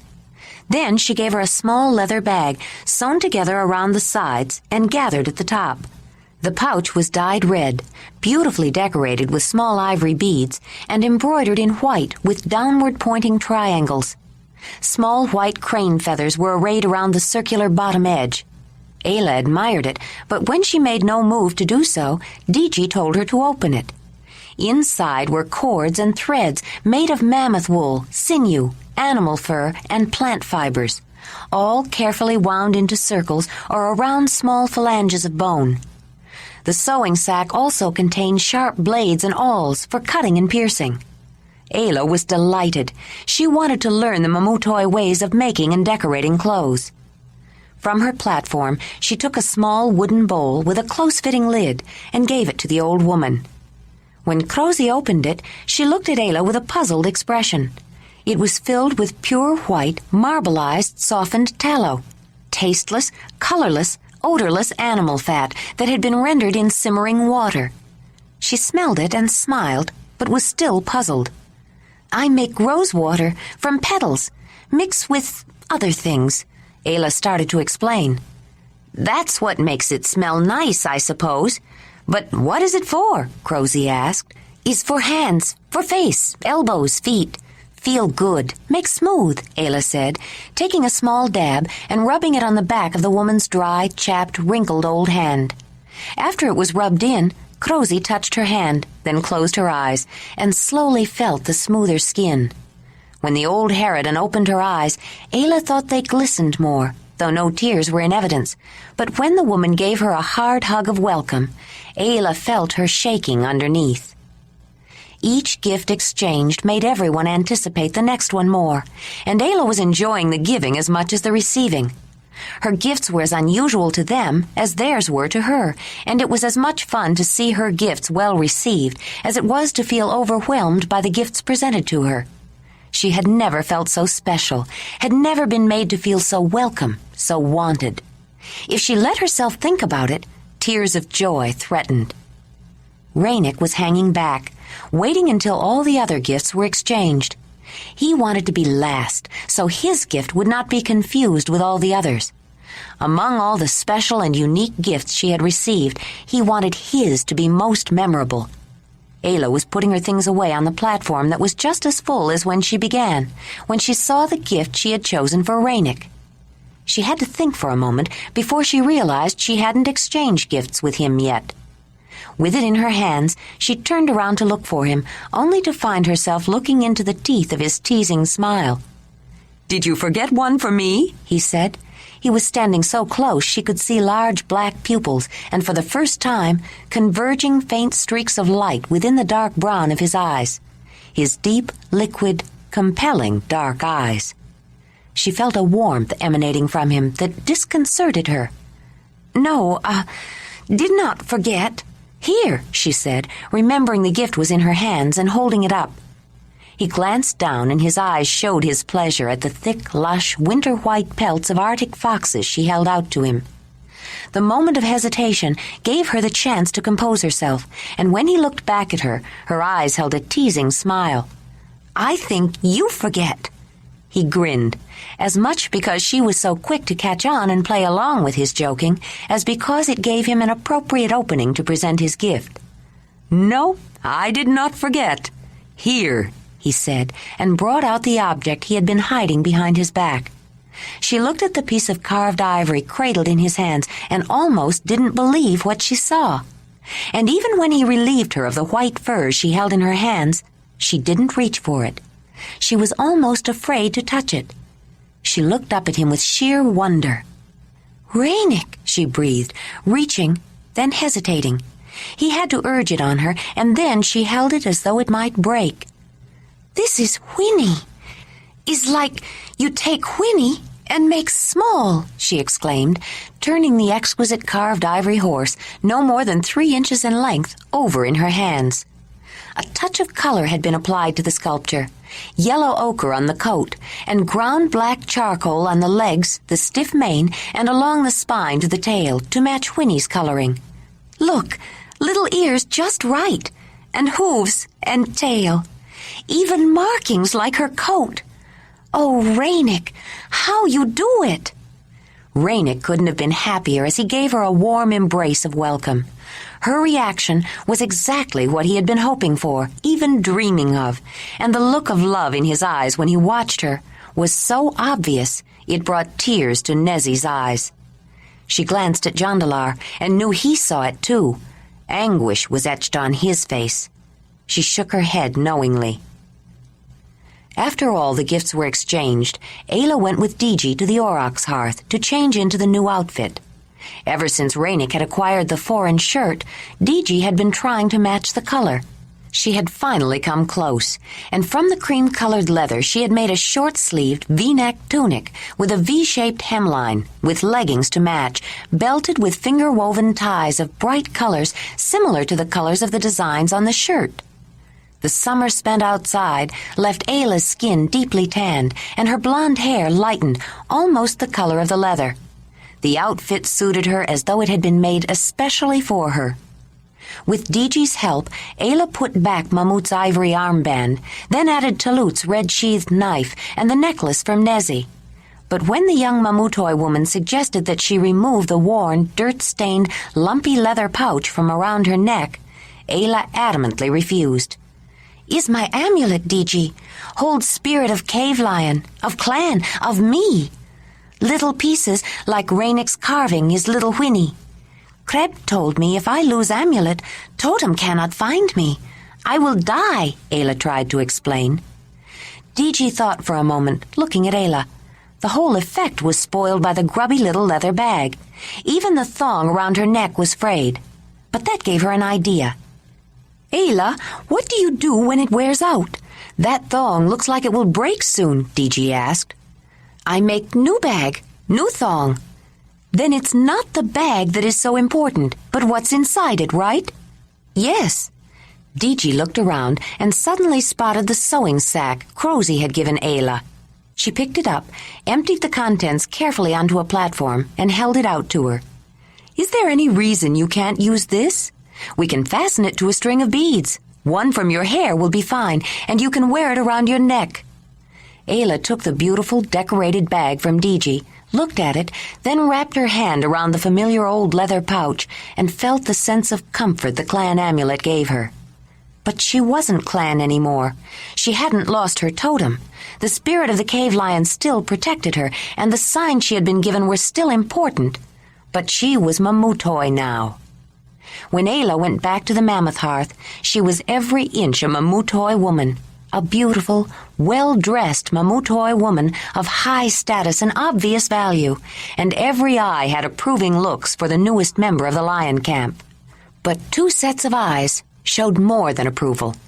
Love and longing gleamed from dark, laughing eyes full of eager hope, no less than from the miserably unhappy eyes of an impossibly vivid shade of blue.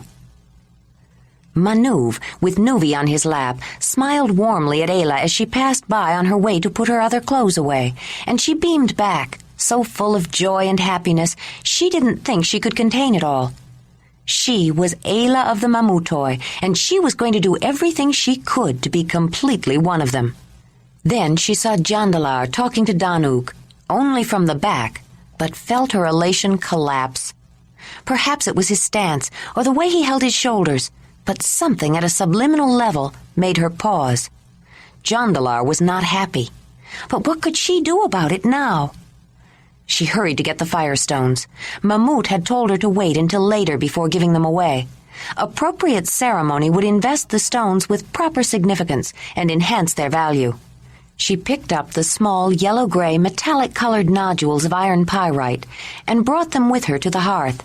On her way, she passed behind Tuli, who was talking to Nezi and Wamez, and overheard her speaking. "But I had no idea she had so much wealth. Just look at the furs alone, the bison hide and the white fox pelts, and this snow leopard. You don't see many of these around." Ayla smiled as her feeling of joy returned. Her gifts had been acceptable and appreciated. The old man of mystery had not been idle. While she was changing, Mamut was changing too. His face was painted with zigzag lines that accented and enhanced his tattoo, and he wore as a cape the hide of a cave lion, the same cave lion whose tail Talut sported. Mamut's necklace was made of short, hollowed-out sections of the tusk of a small mammoth, interspersed with canine teeth of several different animals, including one of a cave lion that matched hers. "Talut is planning a hunt, so I will search," the shaman told her. "Join me if you can and want to. In any case, be prepared." Ayla nodded, but her stomach churned. Tuli came toward the hearth and smiled at her. "I didn't know Diji was going to give that to you," she said. "I'm not sure if I would have approved earlier. She worked hard on it. But I must admit, it becomes you, Ayla." Ayla just smiled, not sure how to respond. "That's why I gave it to her, Mother," Diji said, approaching with her skull instrument. "I was trying to work out the process of getting finished leather to come out so light. I can always make another outfit." "I'm ready," Tornik announced as he arrived with his mammoth bone instrument. "Good. You can start as soon as Ayla starts handing out the stones," Mamut said. "Where's Talut?" "He's been pouring his brew," Tornik said, smiling, "and he's being very generous. He said he wants this to be a suitable celebration." "And it will be, too," the big headman said. Here, Ayla, I brought you a cup. After all, you are the reason for this occasion." Ayla tasted the drink, still finding the fermented flavor not entirely to her taste, but all the rest of the Mamutoi seemed to enjoy it. She decided she would learn to enjoy it too.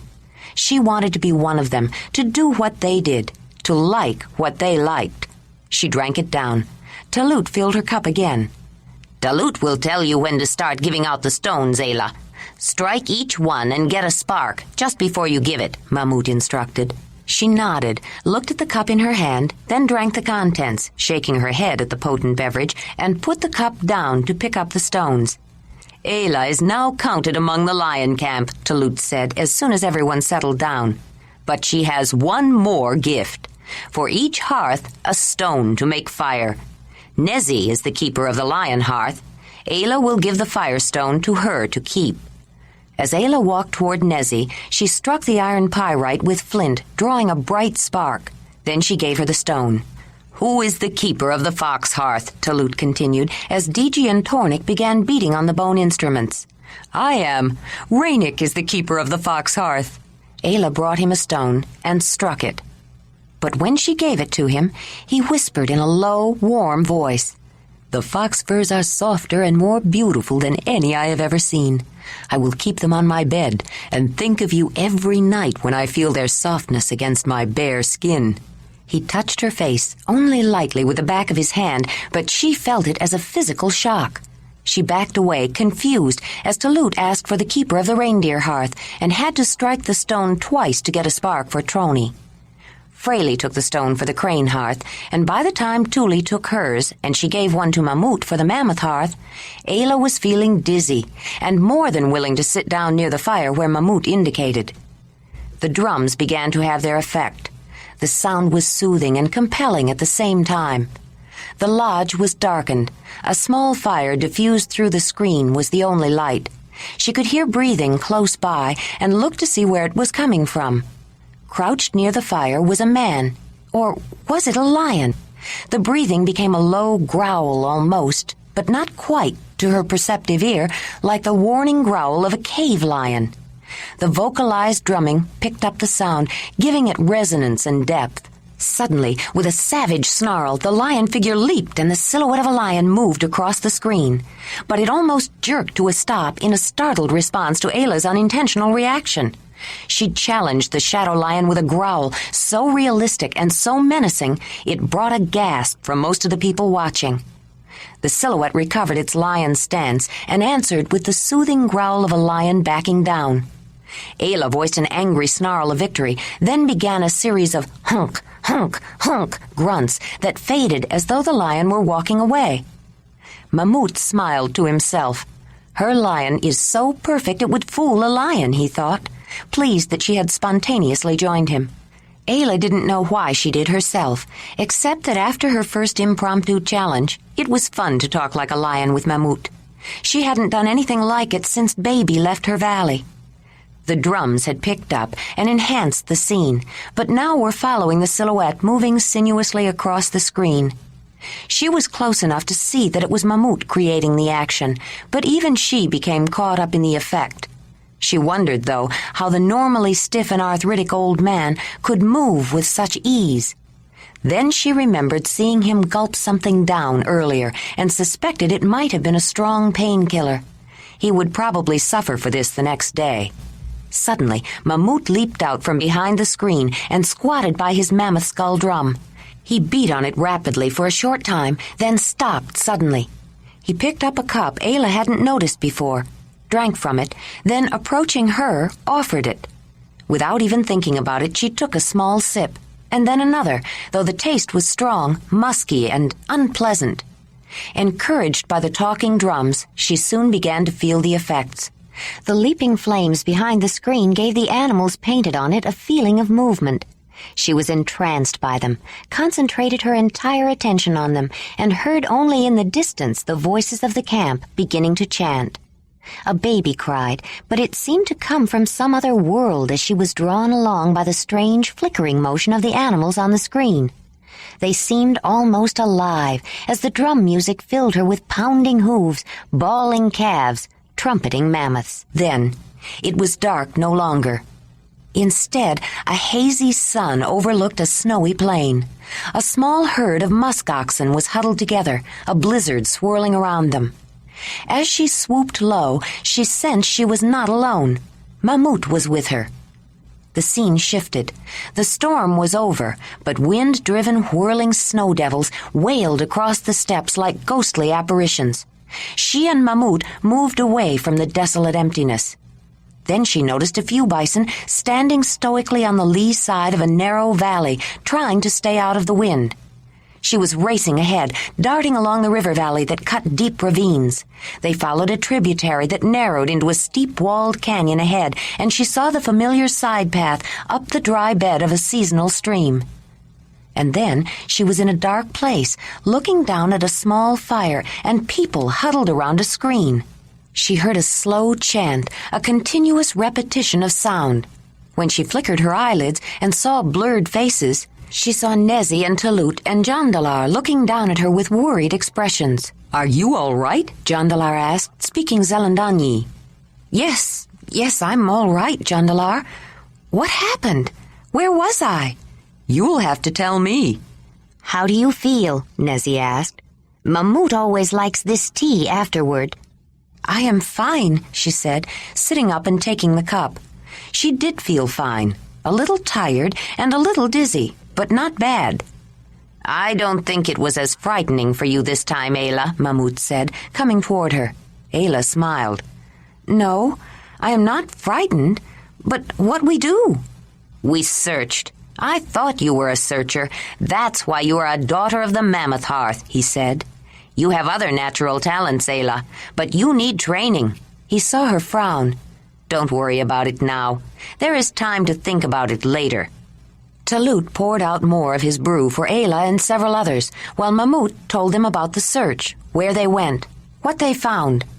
She gulped it down. It didn't seem so bad that way, then tried to listen, but it seemed to go to her head quickly.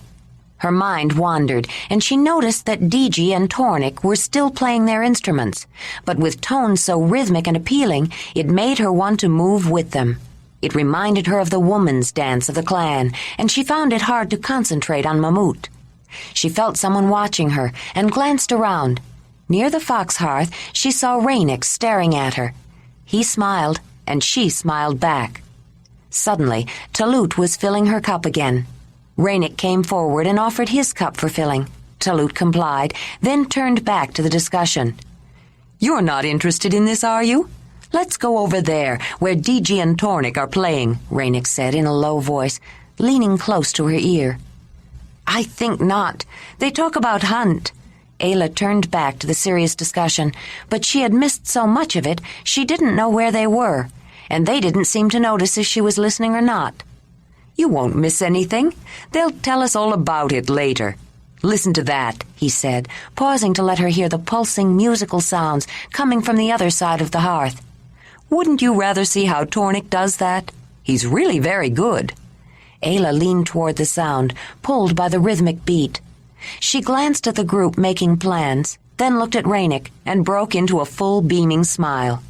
Yes, I'd rather see Tornik, she said, feeling pleased with herself. As they got up, Ranec, standing close, stopped her. You must stop smiling, Ayla, he said, his tone serious and stern. Why? She asked with deep concern, her smile gone, wondering what she had done wrong. Because you are so lovely when you smile, you take my breath away, Ranec said. And he meant every word, but then he continued. And how will I walk with you if I'm gasping for breath? Ayla's smile returned at his compliment. Then the idea of him gasping for breath because she smiled made her giggle. It was a joke, of course, she thought, though she wasn't entirely sure he was joking. They walked toward the new entrance to the Mammoth Hearth. Jondalar observed them as they approached. He had been enjoying the rhythms and music while he was waiting for her, but he did not enjoy seeing Ayla walking toward the music makers with Ranec. He felt jealousy rise in his throat and had a wild urge to strike out at the man who dared to advance on the woman he loved. But Ranec, for all that he looked different, was Mamutoi and belonged to the lion camp. Jondalar was only a guest. They would stand up for their own, and he was alone. He tried to exert control and reason. Ranec and Ayla were only walking together. How could he object to that? He had had mixed feelings about her adoption from the beginning. He wanted her to belong to some group of people because she wanted it, and he admitted so she would be more acceptable to his people. He had seen how happy she was when they were exchanging gifts, and he was pleased for her, but felt distant from it and more worried than ever that she might not want to leave. He wondered if he should have allowed himself to be adopted after all. He had felt a part of Ayla's adoption in the beginning, but he felt like an outsider now, even to Ayla. She was one of them. This was her night, her celebration, hers and the lion camp's. He had given her no gift and had not received one in exchange. He hadn't even thought of it, though now he wished he had. But he had no gifts to give to her or anyone. He had arrived here with nothing, and he had not spent years making and accumulating things. He had learned many things in his travels and had accumulated knowledge, but he'd had no opportunity to benefit from his acquisitions yet. All he had brought with him was Ayla. With a dark scowl, Jondalar watched her smiling and laughing with Ranec, feeling like an unwanted intruder. Chapter 19. When the discussion broke up, Talut doled out more of his fermented beverage made from the starch of cattail roots and various other ingredients, which he was constantly experimenting with. The festivities, centered on Digi and Tornik, became more lively. They played music, people sang, sometimes together and other times individually. Some people danced, not the energetic kind of dance Ayla had seen earlier outside, but a subtle form of body movement made standing in one place in time to the rhythm, often with a singing accompaniment. Ayla noticed Jondalar often, hanging back somewhat, and started toward him several times, but something always interrupted. There were so many people, and all of them seemed to be vying for her attention. She was not entirely in control of herself from Talut's drink, and her concentration was easily distracted. She took a turn on Digi's musical skull drum with enthusiastic encouragement and remembered some of the clan rhythms. They were complex, distinctive, and to the lion camp, unusual and intriguing. If Mamut had any doubts left about Ayla's origins, the memories triggered by her playing eliminated them completely. Then Ranec stood up to dance and sing a humorous song full of innuendo and double meanings about the pleasures of gifts, directed at Ayla. It brought broad grins and knowing glances and was obvious enough to make Ayla blush. Digi showed her how to dance and sing the satirical response, but at the end, where a hint of acceptance or rejection was supposed to finish it, Ayla stopped. She could do neither. She didn't quite understand the subtleties of the game, and while it wasn't her intention to encourage him, she didn't want him to think she didn't like him either. Ranec smiled. Disguised as humor, the song was often used as a face-saving means of discovering if interest was mutual. Not even a flat rejection would have stopped him. He considered anything less promising. Ayla was giddy with the drink and the laughter and the attention. Everyone wanted to include her. Everyone wanted to talk to her, to listen to her, to put an arm around her and feel close. She couldn't remember ever having so much fun or feeling so warm and friendly or so wanted. And every time she turned around, she saw an enraptured, gleaming smile and flashing dark eyes concentrated on her. As the evening wore on, the group began to diminish. Children dropped off to sleep and were carried to their beds. Fraley had gone to bed early at Ayla's suggestion, and the rest of Crane Hearth followed soon after. Trony, complaining of a headache, she hadn't been feeling well that evening, went to her hearth to nurse Hartal and fell asleep. Jondalar slipped away then, too. He stretched out on the sleeping platform, waiting for Ayla and watching her. Wymez was uncommonly voluble, after a few cups of Talut's booza, and told stories and made teasing remarks first to Ayla, then to Digi, then to all the women. Tuli began to find him suddenly interesting after all this time, and teased and joked back. She ended up inviting him to spend the night at the Aurochs hearth with her and Barzek. She hadn't shared her bed with a second man since Darnev died. Wymes decided it might be a good idea to leave the hearth to Ranec, and perhaps not so unwise to let it be known that a woman could choose 2 men. He was not blind to the situation that was developing, though he doubted that any agreement could be reached between Ranec and Jondalar. But the big woman did seem particularly attractive this evening, and she was a highly valued headwoman who had a great deal of status to bestow. Who could tell what changes he might want to make if Ranec decided to change the composition of the fox hearth? Not long after the 3 of them headed toward the back of the lodge, Talut teased Nezzy to the lion hearth. Digi and Tornek got involved in experimenting with their instruments to the exclusion of everyone else, and Ayla thought she heard some of her rhythms. Then she realized she and Ranec were talking alone, and it made her self-conscious. "I think everyone go to bed," she said, her voice a little slurred. She was feeling the effects of the booza and weaved back and forth where she stood. Most of the lamps were gone, and the fire had burned low. "Perhaps we should," he said, smiling. Ayla felt the unspoken invitation gleaming in his eyes and was drawn to it, but she didn't know how to deal with it. "Yes, I am tired," she said, starting toward her bed platform. Ranec took her hand and held her back. "Ayla, don't go." His smile was gone, and his tone was insistent. She turned back, and the next instant his arms were around her, and his mouth was hard on hers. She opened hers slightly, and his response was immediate. He kissed her all over, her mouth, her neck, her throat. His hands reached for her breasts, then caressed her hips and her thighs, and cupped her mound as though he couldn't get enough of her and wanted her all at once. Unexpected shocks of excitement coursed through her. He pressed her to him, and she felt a hard, hot lump against her and a sudden warmth of her own between her legs. "Ayla, I want you. Come to my bed," he said with commanding urgency. With unexpected complacence, she followed him. All evening, Jondalar had watched the woman he loved laughing and joking and dancing with her new people, and the longer he watched, the more of an outsider he felt. But it was the attentive, dark-skinned carver in particular that galled him. He wanted to vent his wrath, step in, and take Ayla away. But this was her home now. This was the night of her adoption. What right did he have to interfere in their celebration? He could only put on a face of acceptance, if not pleasure, but he felt miserable and went to the bed platform, wishing for the oblivion of sleep that would not come. From the dark and closed space, Jondalar watched Ranec embrace Ayla and lead her away toward his bed, and felt a shock of disbelief. How could she be going with another man when he was waiting for her? No woman had ever chosen someone else when he wanted her, and this was the woman he loved.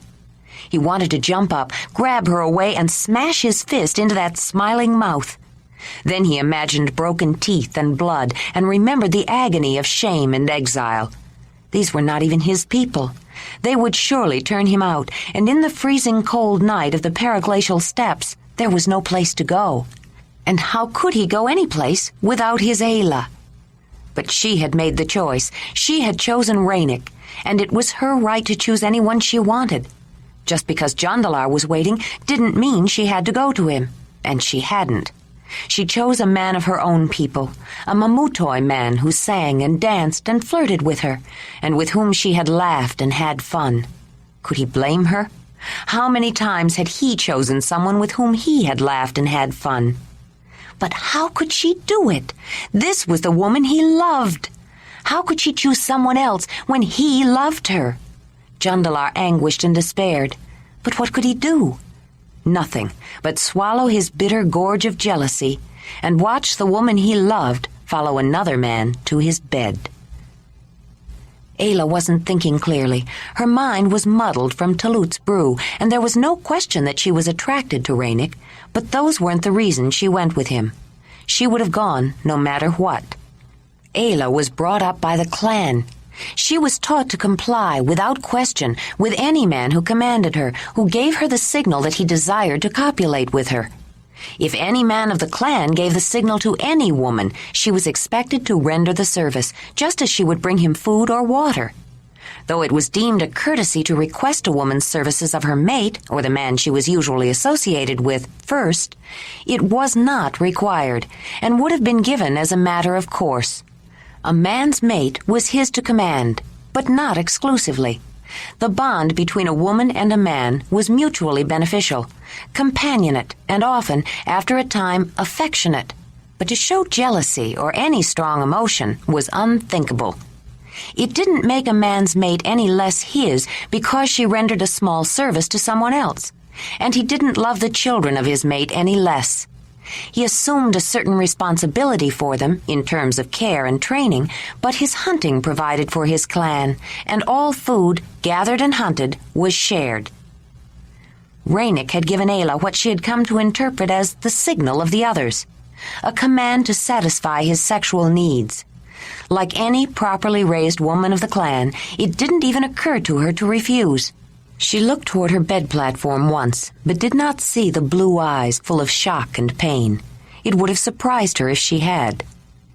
Ranec's ardor had not cooled by the time they walked to the fox hearth, but he was more controlled once Ayla was within its boundaries, though he could hardly believe it. They sat down on his bed platform. She noticed the white furs she had given him. She started to untie her belt, but Ranec stopped her. "I want to undress you, Ayla. I've dreamed of this, and I want it to be just right," Ranec said. She shrugged agreeably. She had already noticed that Ranec was different from Jondalar in certain ways, and it made her curious. It wasn't a matter of judging which man was better, just noting differences. Ranec looked at her for a while. "You are so beautiful," he said finally, as he leaned over to kiss her. His mouth was soft, though it could be hard when he kissed her hard. She noticed his dark hand outlined by the white fur and rubbed his arm gently. His skin felt the same as any other skin. He started by taking off the beads and shells she had in her hair. Then he ran his hands through it and brought it to his face to feel and smell. "Beautiful, so beautiful," he murmured. He unfastened her necklace and then her new amulet bag and put them carefully beside her beads on the storage bench near the head of the bed. Then he untied her belt, stood up, and pulled her up beside him. Suddenly he was kissing her face and her throat again, and feeling her body underneath her tunic, as though he couldn't wait. Ayla felt his excitement. His fingertips brushing her nipple sent a current of feeling through her. She leaned toward him, giving herself up to him. He stopped then, and taking a deep breath, lifted the tunic up over her head and folded it neatly beside her other things. Then he just looked at her as though he was trying to memorize her. He turned her one way and then another, filling his eyes as though they too needed satisfaction. "Perfect, just perfect. Look at them, full, yet shapely, just right," he said, running a fingertip lightly along the profile of her breast. She closed her eyes and shivered from the tender touch. Suddenly a warm mouth was sucking on a nipple, and she felt a shock deep inside. "Perfect, so perfect," he whispered, changing to the other breast. He pressed his face between them, then, with both hands, held them together and suckled both nipples at once, making little grunting noises of pleasure. She arched her neck back and pressed toward him, feeling twin surges of sensation, then reached for his head, and noticing his hair so full and tightly curled, let her hands enjoy the new experience. They were still standing when he backed away and looked at her, a smile on his face, while he untied the waistcord and lowered her leggings. He couldn't resist feeling the texture of her curly blonde hair and cupping her mound to touch her warm moistness. Then he sat her down. He quickly removed his own shirt and put it beside hers. Then he kneeled in front of her and removed one moccasin-type indoor shoe. "Are you ticklish?" he asked. "Little, on bottom." "How does this feel?" He rubbed her foot, gently but firmly, applying pressure on the instep. "Feel good." Then he kissed her instep. "Feel good," she said again with a smile. He smiled back, then took off her other shoe and rubbed her foot. He pulled the leggings off and put them and the shoes with her other things. Taking her hands, he pulled her up again so she stood naked in the last light of the dying coals from the mammoth hearth. He turned her again from front to back, looking at her. "Oh, Mother, so beautiful, so perfect. Just like I knew you would be, he crooned, more to himself than to her. Ranec, I am not beautiful, she chided. You should see yourself, Ayla, then you would not say that. It is nice you say, nice you think, but I am not beautiful, Ayla insisted. You are lovelier than anyone I've ever seen. She only nodded. He could think so if he wanted. She couldn't stop him. After filling his eyes, he began to touch, first lightly, all over, outlining her with his fingertips from different angles. Then, in finer detail, he traced the muscle structure under her skin. Suddenly he stopped and peeled the rest of his clothes off, leaving them where they fell, and took her in his arms, wanting to feel her body with his. She felt him as well, his warm, compact, muscular body, his hard, upright, throbbing manhood. She inhaled his pleasant masculine smell. He kissed her mouth, then her face and her neck, nipping her shoulders with gentle bites that made her quiver and murmuring under his breath. So wonderful, so perfect. Ayla, I want you in every way. I want to see you and touch you and hold you. Oh, Mother, so beautiful. His hands were on her breasts again, his mouth on her nipples, sucking, then nipping lightly, then sucking both, making his little pleasure noises. He suckled one breast, trying to take as much in his mouth as he could, then the other. He got down on his knees in front of her, nuzzled her navel, and wrapped his arms around her legs in smooth, round, twin mounds, caressing them, then the split between. He nuzzled her hair and lightly, teasingly, found her slit with a wet tongue. She moaned, and he felt her quivering response. He stood up then and eased her down to his bed, to the utterly soft, luxurious, caressing furs.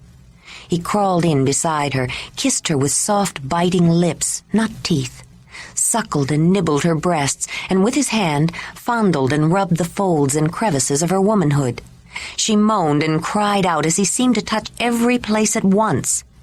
He took her hand and put it on his firm, fully engorged organ. She sat up, curled around, and rubbed her cheek against it to his delight. In the dim light, she could see the outline of her light hand against his darkness. He felt smooth. His man smell was different, though. Similar, but different, and his hair was wiry and tight. He moaned with sweet ecstasy when he felt a warm wetness enclose his maleness, and a drawing, pulling sensation. This was more than he'd ever imagined, more than he'd even dared dream. He thought he'd never contain himself when she began to use techniques she had so recently learned, quickly circling her tongue, drawing him in and releasing, adding firm strokes to the upright shaft. Oh, Ayla, Ayla, you are she. I knew you were. You honor me. Suddenly, Ranec sat up. I want you, and I can't wait. Please, now, he said in a throaty, strained whisper. She rolled over and opened to him. He mounted and entered, voicing a long, shuddering cry. Then he pulled back and drove in again, and again, and again, his voice rising in pitch with each stroke. Ayla arched to meet him, trying to match his pace. Ayla, I am ready. Here it is, he cried, straining. Then suddenly he moaned a great sigh of relief, pushed in and out a few more times, and relaxed on top of her. It took a bit longer for Ayla to relax. After a while, Ranec pulled himself up, disengaged himself, and rolled over on his side, and propping himself up on an arm, looked down at Ayla. I'm afraid I wasn't as perfect as you are, he said. She frowned. I do not understand this perfect, Ranec. What is perfect? It was too fast.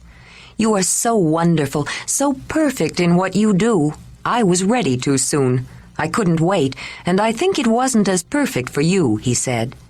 Ranec, this is gift of pleasure, right? Yes, that is one name for it. You think it was not pleasure for me? I had pleasures, many pleasures. Many, but not the perfect pleasure. If you can wait, I think with a little time I will be ready again. It's not necessary. Maybe not necessary, Ayla, but I want to, he said, bending down to kiss her. I almost could now," he added, caressing her breast, her stomach, and reaching for her mound. She jumped at his touch and still quivered. "I'm sorry. You were almost ready. If I could only have held off a little longer." She didn't answer. He was kissing her breast, rubbing the small knob within her slit, and in an instant she was ready again. She was moving her hips, pushing against him, crying out. Suddenly, with a surge and a cry, the release came, and he felt a warmth of wetness. She relaxed then. She smiled at him. "I think now perfect pleasures," she said. "Not quite, but next time maybe. I hope there will be many next times, Ayla," he replied, lying on his side beside her, his hand resting on her stomach. She frowned, feeling confused. She wondered if she was misunderstanding something. In the dim light, he could see his dark hand on her light skin, and smiled. He always did like the contrast his deep coloring made against the lightness of the women he pleasured. It left an impression no other man could make, and women noticed. They always remarked, and never forgot him. He was glad the mother had chosen to give him such dark color. It made him distinctive, unusual, unforgettable. He liked the feel of her stomach under his hand, too. But even more, he liked knowing she was there beside him in his bed. He had hoped for it, wished it, dreamed it, and even now, with her there, it seemed impossible.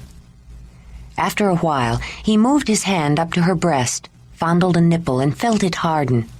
Ayla had begun to doze, tired and a little headachy, and when he nuzzled her neck and then put his mouth on hers, she realized he wanted her, and had given her a signal again.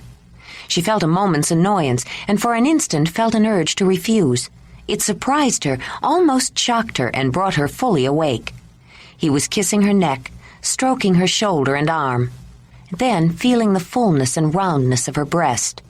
By the time he took a nipple in his mouth, she was no longer annoyed. Pleasurable sensations coursed through her depths, reaching her place of perfect pleasure. He changed to her other breast, fondling both and suckling each in turn, making his little pleasure noises in the back of his throat. "Ayla, beautiful Ayla," Ranec murmured. Then he sat up and looked down at her on his bed. "Oh, Mother, I can't believe you're here. So lovely. This time it will be perfect, Ayla. This time I know it will be perfect." Jondalar lay rigid on the bed, jaw clamped shut, desperately wanting to use his clenched fists on the carver, but forcing himself not to move. She had looked directly at him, then turned and went with Ranec. Every time he closed his eyes, he saw her face, looking directly at him, then turning away. "It's her choice. It's her choice," he kept telling himself. She said she loved him, but how could she even know? Of course, she might have cared about him, even loved him when they were alone in her valley. She didn't know anyone else then. He was the first man she ever met. But now that she had met other men, why couldn't she love someone else? He tried to convince himself that it was only fair for her to meet others and choose for herself. But he could not get it out of his mind that, on that night, she had chosen someone else. Ever since he'd returned from his stay with Dalinar, the tall, muscular, almost beautifully handsome man had had his choice of women. A look of invitation from his unbelievable eyes, and any woman he ever wanted was his. In fact, they did everything they could to encourage him. They followed him, hungered after him, wished he would invite them. And he did. But no woman could match his memory of his first love or overcome his burden of guilt over it. Now, the one woman in the world he had finally found, the one woman he loved, was in another man's bed. The mere thought that she had chosen someone else brought pain. But when he heard the unmistakable sounds of her sharing pleasures with Ranec, he muffled a moan, pounded the bed, and doubled up in agony. It was like a hot coal was boiling in his belly. His chest felt tight. His throat burned. He breathed in muffled gasps as though choking on smoky steam. Pressure forced hot tears out at the corners of his eyes, though he squeezed them shut as tightly as he could. Finally it ended, and when he was sure, he relaxed a little. But then it started again, and he couldn't stand it. He jumped up, stood irresolute for a moment, then raced out the entrance to the new annex. Whinney's ears perked up and turned toward him as he ran past and through the exterior arch to the outside. The wind buffeted him against the earth lodge. The sudden cold took his breath away and startled him into awareness of his surroundings. He looked out across the frozen river and watched clouds streaming across the moon, trailing ragged edges. He took a few steps away from the shelter. Knives of wind tore through his tunic, and it seemed through his skin and muscle to the marrow of his bone. He went back inside, shivering, plodded past the horses, and into the mammoth hearth again. He tensed up, listening, and heard nothing at first. Then came the sounds of breathing and moaning and grunting. He looked at his bed platform, then turned back toward the annex, not knowing which way to go. He couldn't stand it inside. He couldn't stay alive outside. Finally, he couldn't bear it. He had to go out. Grabbing his traveling sleeping furs, he went back through the archway to the horses' annex. Whinney snorted and tossed her head, and Racer, who was lying down, lifted his head off the ground and nickered a soft greeting. Jondalar headed toward the animals, spread his furs out on the ground beside Racer, and got in them. It was cold in the annex, but not nearly as cold as outside. There was no wind. Some heat filtered through, and the horses generated more, and their breathing covered up the sounds of other heavy breathing. Even so, he lay awake most of the night, his mind recalling sounds, replaying scenes, real and imagined, over and over again. Ayla woke as the first slivers of daylight stole through cracks around the cover of the smoke hole. She reached across the bed for Jondalar, and was disconcerted to find Ranec. With the memory of the night before came the knowledge that she was going to have a bad headache, the effects of Talut's booza. She slipped out of bed, picked up the clothes Ranec had arranged so neatly, and hurried to her own bed. Jondalar was not there either. She looked around the mammoth hearth at the other beds.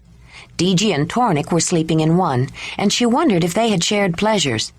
Then she recalled that Wymez had been invited to the Aurochs' hearth, and Trony wasn't feeling well. Perhaps Digi and Tornik had just found it more convenient to sleep there. It didn't matter, but she wondered where Jondalar was. She remembered that she hadn't seen him after it grew late the night before. Someone said he had gone to bed, but where was he now? She noticed Digi and Tornik again. He must be sleeping at a different hearth too, she thought. She was tempted to check, but no one else seemed to be up and about, and she didn't want to wake anyone. Feeling uneasy, she crawled into her empty bed, pulled the furs around her, and after a while slept again. When she awoke the next time, the smoke hole cover had been moved aside, and bright daylight beamed in. She started to get up, then, feeling an enormous throbbing pain in her head, dropped back down and closed her eyes. Either I am very sick, or this is from Talut's booza, she thought. Why do people like to drink it if it makes them so sick? Then she thought about the celebration. She didn't have a clear memory of it all, but she did recall playing rhythms, dancing and singing, though she didn't really know how. She had laughed a lot, even at herself when she found she had little voice for singing, not minding at all that she was the center of attention. That wasn't like her. Normally she preferred to stay in the background and watch, and do her learning and practicing in private. Was it the booza that changed her normal inclination and caused her to be less careful? More forward? Is that why people drank it? She opened her eyes again, and then got up very carefully, holding her head. She relieved herself in the indoor night basket, a tightly woven basket about half full of the dry, pulverized dung of grazing animals from the steppes, which absorbed liquid and fecal matter. She washed herself with cold water. Then she stirred up the fire and added hot cooking stones. She dressed in the clothing she had made before she came, thinking of it now as a rather plain, everyday outfit, though when she made it, it had seemed very exotic and complex. Still moving carefully, she took several packets from her medicine bag and mixed up willow bark, yarrow, wood betony, and chamomile in various proportions. She poured cold water into the cooking basket she used for morning tea, added hot rocks until it boiled, then the tea. Then hunkered in front of the fire with her eyes closed while she waited for the tea to steep. Suddenly, she jumped up, feeling her head throb but ignoring it, and reached for her medicine bag again. I almost forgot, she thought, taking out her packets of Isa's secret contraceptive herbs. Whether it helped her totem fight off the spirit of a man's totem, as Isa thought, or somehow resisted the essence of a man's organ, as she suspected, Ayla did not want to take the chance of starting a baby now.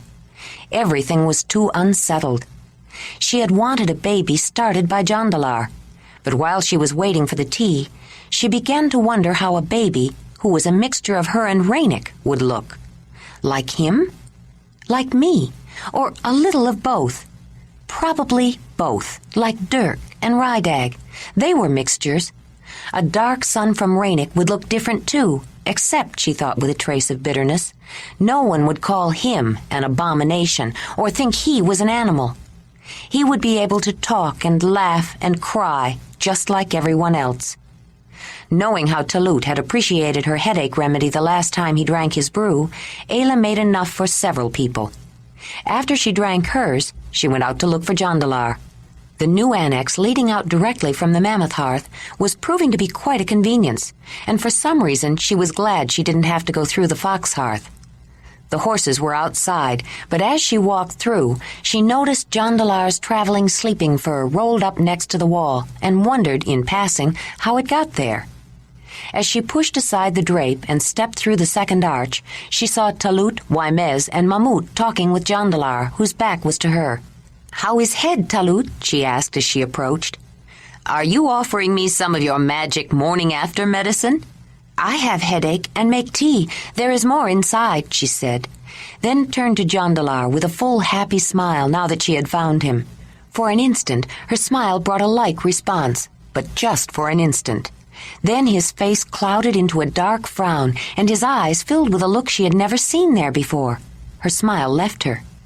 "You want tea too, Jondalar?" she asked, confused and distraught. "Why do you think I need it? I didn't drink too much last night, but I don't suppose you noticed," he replied in a voice so cold and distant she hardly recognized it. "Where you go? I look for you early, but not in bed." "Neither were you," he said. "I hardly think it mattered to you where I was." He turned and walked away from her. She looked at the other three men. She saw embarrassment on Talut's face. Waimez looked uncomfortable, but not entirely unhappy. Mamut had a look she couldn't decipher. I think I'll go get some of that tea you offered," Talut said, quickly ducking into the lodge. "Perhaps I'll try a cup too," Waimez said, and followed him. What did I do wrong, Ayla thought, and the uneasiness she had been feeling grew into a hard knot of distress in the pit of her stomach. Mamut studied her, then said, "I think you should come and talk to me, Ayla. Later, when we can have a moment alone. Your tea may bring several visitors to the hearth now. Why don't you get something to eat?" "I am not hungry," Ayla said, her stomach churning. She did not want to start out with her new people doing something wrong, and she wondered why Jondalar was so angry. Mamut smiled reassuringly. "You should try to eat something. There is mammoth meat left over from your feast, and I think Nezi saved one of those steamed loaves for you." Ayla nodded. As she walked toward the main entrance of the longhouse, upset and worried, she looked for the horses with the part of her mind that was always concerned for them. When she saw them, she noticed Jondalar was with them, and felt a small sense of relief. She had often drawn comfort from the animals when she was troubled, and while not a completely formed thought, she hoped that turning to them would eventually make Jondalar feel better. She passed through the foyer and into the cooking hearth. Nezi was sitting with Rydag and Ruji, eating. She smiled when she saw Ayla and got up. For all that she was amply proportioned, Nezi was active and graceful in her movements, and, Ayla suspected, probably quite strong. "Get yourself some meat. I'll get the loaf I put aside for you. It's the last one," Nezi said. "And get a cup of hot tea if you want. It's fireweed and mint." Ayla broke off pieces of the firm, moist loaf for Rydag and Ruji when she sat down with them and Nezi, but only picked at her own food. "Is something wrong, Ayla?" the woman asked. She knew there was, and had some idea of the cause. Ayla looked at her with troubled eyes. "Nezi, I know clan ways, not Mamutoi ways. Want to learn, want to be good Mamutoi woman, but not know when I do wrong. I think last night I do something wrong." What makes you think so? When I go out, Jondalar angry. I think Talut not happy. Wymez too. They leave quick. Tell me what I did wrong, Nezzy. You didn't do anything wrong, Ayla, unless being loved by two men is wrong. Some men feel possessive when they have strong feelings for a woman. They don't want her to be with other men. Jondalar feels he has a claim on you and is angry because you shared Ranec's bed. But it is not just Jondalar. I think Ranec feels the same way and would be just as possessive if he could. I raised him since he was a boy, and I have never seen him so taken with a woman. I think Jondalar is trying not to show how he feels, but he can't help it. And if he showed his anger, it probably embarrassed Talut and Wymez. That might be why they left in a hurry. Sometimes we yell a lot or tease each other. We take pride in hospitality and like to be friendly, but the Mamutoi do not show their deepest feelings too much. It can cause trouble, and we try to avoid disputes and discourage fighting. The Council of Sisters even frowns on the raids the young men like to make on other people, like the Sungea, and are trying to ban them. The sisters say it just invites raids in return, and people have been killed. They say it's better to trade than raid. The Council of Brothers is more lenient. Most of them did a bit of raiding in their youth, and say it's just a way to use young muscles and make a little excitement for themselves. Ayla was no longer listening. Rather than clarifying anything, Nezzy's explanation only made her more confused. Was Jondalar angry because she had responded to another man's signal? Was that a reason to get angry? No man of the clan would indulge in such an emotional response. Broud was the only man who had ever shown the least interest in her, and then only because he knew she hated it. But many people wondered why he was bothering with such an ugly woman, and he would have welcomed interest by another man. When she thought about it, she realized that Jondalar had been bothered by Ranec's interest from the beginning. Mamut came in from the entrance foyer, walking with discernible difficulty. "Nezzy, I promised to fill Mamut's medicine bowl with help for arthritis," Ayla said. She got up to help him, but he waved her away. "You go ahead. I'll be there. It will just take me a little longer." She rushed through the lion hearth and the fox hearth, relieved to find it empty, and added fuel to the fire at the mammoth hearth. As she sorted through her medications, she recalled the many times she had applied poultices and plasters and made pain-killing drinks to ease Krebs' aching joints. It was one aspect of her medicine she knew very well. She waited until Mamut was resting comfortably, sipping a warm tea after she had drawn off and soaked away most of his ancient aches before she asked any questions. It was soothing for her as well as the old shaman to apply her knowledge, skill, and intelligence in the practice of her craft, and it relieved some of the stress she had been feeling. Yet, when she picked up a cup of tea and sat opposite Mamut, she didn't quite know where to begin. "Mamut, did you stay long with Clan?" she finally asked. "Yes, it takes a while for a bad break to heal, and by then I wanted to know more, so I stayed until they left for the clan gathering." "You learn clan ways?" "Some of them." "You know about signal?" "Yes, Ayla. I know about the signal a man gives a woman." He paused, seeming to consider, then continued. "I will tell you something I have never told anyone else. There was a young woman who helped to take care of me while my arm was mending. And after I was included in a hunting ceremony and hunted with them, she was given to me. I know what the signal is and what it means. I used the signal, though at first I was not comfortable about it. She was a flathead woman and not very appealing to me, particularly since I'd heard so many stories about them while I was growing up. But I was young and healthy, and I was expected to behave like a man of the clan. The longer I stayed, the more appealing she became. You have no idea how appealing it can be to have someone waiting on your every need or desire. It wasn't until later that I discovered she had a mate. She was a second woman. Her first mate had died, so one of the other hunters took her in, a little reluctantly since she came from a different clan and had no children. When I left, I did not want to leave her behind, but I felt she would be happier with a clan than with me and my people. I wasn't sure how I would be welcomed if I returned with a flathead woman. I have often wondered what happened to her. Ayla closed her eyes as memories flooded over her. It seemed uncanny to be learning bits and pieces about her clan from this man whom she had met such a short time ago. She fitted his story together with her own knowledge of the history of Brun's clan. She not ever have children, always second woman, but always someone take in. She die in earthquake before they find me. He nodded. He, too, was glad to have an important bit of his past filled in.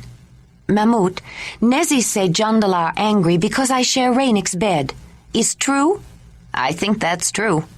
But Ranec give me signal. How can Jondalar be angry if Ranec give me signal? Where did Ranec learn the clan signal? Mamut asked, surprised. Not clan signal, signal of the others. When Jondalar find my valley and teach me first rites and gift of pleasure from great Earth Mother Dani, I ask what his signal is. He put mouth on mine, make kiss. Put hand on me, make feel pleasure. He say that is how I will know when he want me. He tell me his signal. Ranec give me signal last night, then he say, I want you, come to my bed. Ranec give me signal, he make command. Mamut looked up at the ceiling and said, Oh, mother. Then he looked back at her. Ayla, you don't understand. Ranec certainly did give you a signal that he wanted you, but it wasn't a command. Ayla looked at him with intense puzzlement. I not understand. No one can command you, Ayla. Your body belongs to you. It's your choice. You decide what you want to do and who you want to do it with. You can go to any man's bed you choose, so long as he is willing. And I don't see much problem there. But you don't have to share pleasures with any man you don't want to, ever. She stopped to think about his words. What if Ranec commands again? He said, wants me again, many times. I don't doubt that he wants, but he cannot command you. No one can command you, Ayla, not against your will. Not even man I mate? Not ever? I don't think you'd remain mated for very long under those circumstances, but no, not even your mate can command you. Your mate does not own you. Only you can decide. Mamut, when Ranec gave me signal, I not have to go? That's right. He looked at her frown. Are you sorry you went to his bed? Sorry? She shook her head. No, not sorry. Ranec is good. Is not rough, like Browd. Ranec care for me, make good pleasures. No, not sorry about Ranec. Sorry about Jondalar. Sorry Jondalar angry. Ranec make good pleasures, but Ranec is not Jondalar. Chapter 20. Ayla turned her head to the side as she leaned into the screaming wind, trying to shield her face from the raw blast of gale-driven snow. Each careful step forward was violently opposed by a force made visible only by the swirling mass of frozen white grit hurled against her. As the angry blizzard raged, she faced the lash of stinging pellets and squinted her eyes open, then turned away and took another few steps. Buffeted by the fierce storm, she looked again. The smooth, rounded shape ahead beckoned, and she was relieved finally to touch the solid ivory arch. Ayla, you shouldn't have gone out in that blizzard, DG said. You can lose your way a few steps beyond the entrance. But it has been blowing like that for many, many days, and Whinney and Racer go out. I want to know where they go. Did you find out? Yes, they like to feed at place around bend. Wind does not blow so hard, and snow does not cover dry grass too high. Blows drift on other side. I have some grain, but have not grass left. Horses know where is grass, even when blizzard blows. I will give water here when they come back, Ayla said, stamping her feet and shaking the snow off the parka she had just pulled off. She hung it up on a peg near the entrance to the Mammoth hearth on her way in. Can you believe it? She went outside in this weather, DG announced to the several people who were congregated at the fourth hearth. But why? Tornik asked. Horses need to eat, and Ayla started to reply. I thought you were gone a long time, Ranec said. When I asked Mamut, he said he had last seen you go into the horse hearth. But when I looked, you weren't there. Everyone started looking for you, Ayla, Trony said. Then Jondalar noticed your parka was gone, and the horses too. He thought you might have gone out with them, DG said. So we decided we'd better look for you outside. When I looked out to see how the weather was, I saw you coming. Ayla, you should let someone know if you're going out when the weather is bad, Mamut chided gently. Don't you know you make people worry when you go out in a blizzard like this? Jondalar said, his tone more angry. Ayla tried to answer, but everyone was talking at once. She looked at all the faces watching her and flushed. I am sorry. I did not mean to make worry. I live alone long time, have no people to worry. I go out and come in when I want. I am not used to people, to have someone worry, she said, looking at Jondalar, then at the others. Mamut saw Ayla's brow knit in a frown as the blond man turned away. Jondalar felt himself flush as he walked away from the people who had been worried about Ayla. She was right. She had lived alone and taken care of herself just fine. What right did he have to question her actions or take her to task for not telling anyone she was going out? But he had been fearful from the moment he discovered she was missing, and had probably gone outside into the blizzard. He had seen bad weather. Winters where he grew up were exceptionally cold and bleak, but he had never seen weather so severe. This storm had raged without let-up for half the season, it seemed. No one had been more fearful for her safety than Jondalar, but he didn't want to show his deep concern. He'd been having difficulty talking to her since the night of her adoption. At first, he was so hurt that she had chosen someone else, he had withdrawn and was ambivalent about his own feelings. He was wildly jealous, yet he doubted his love for her because he had been ashamed that he brought her.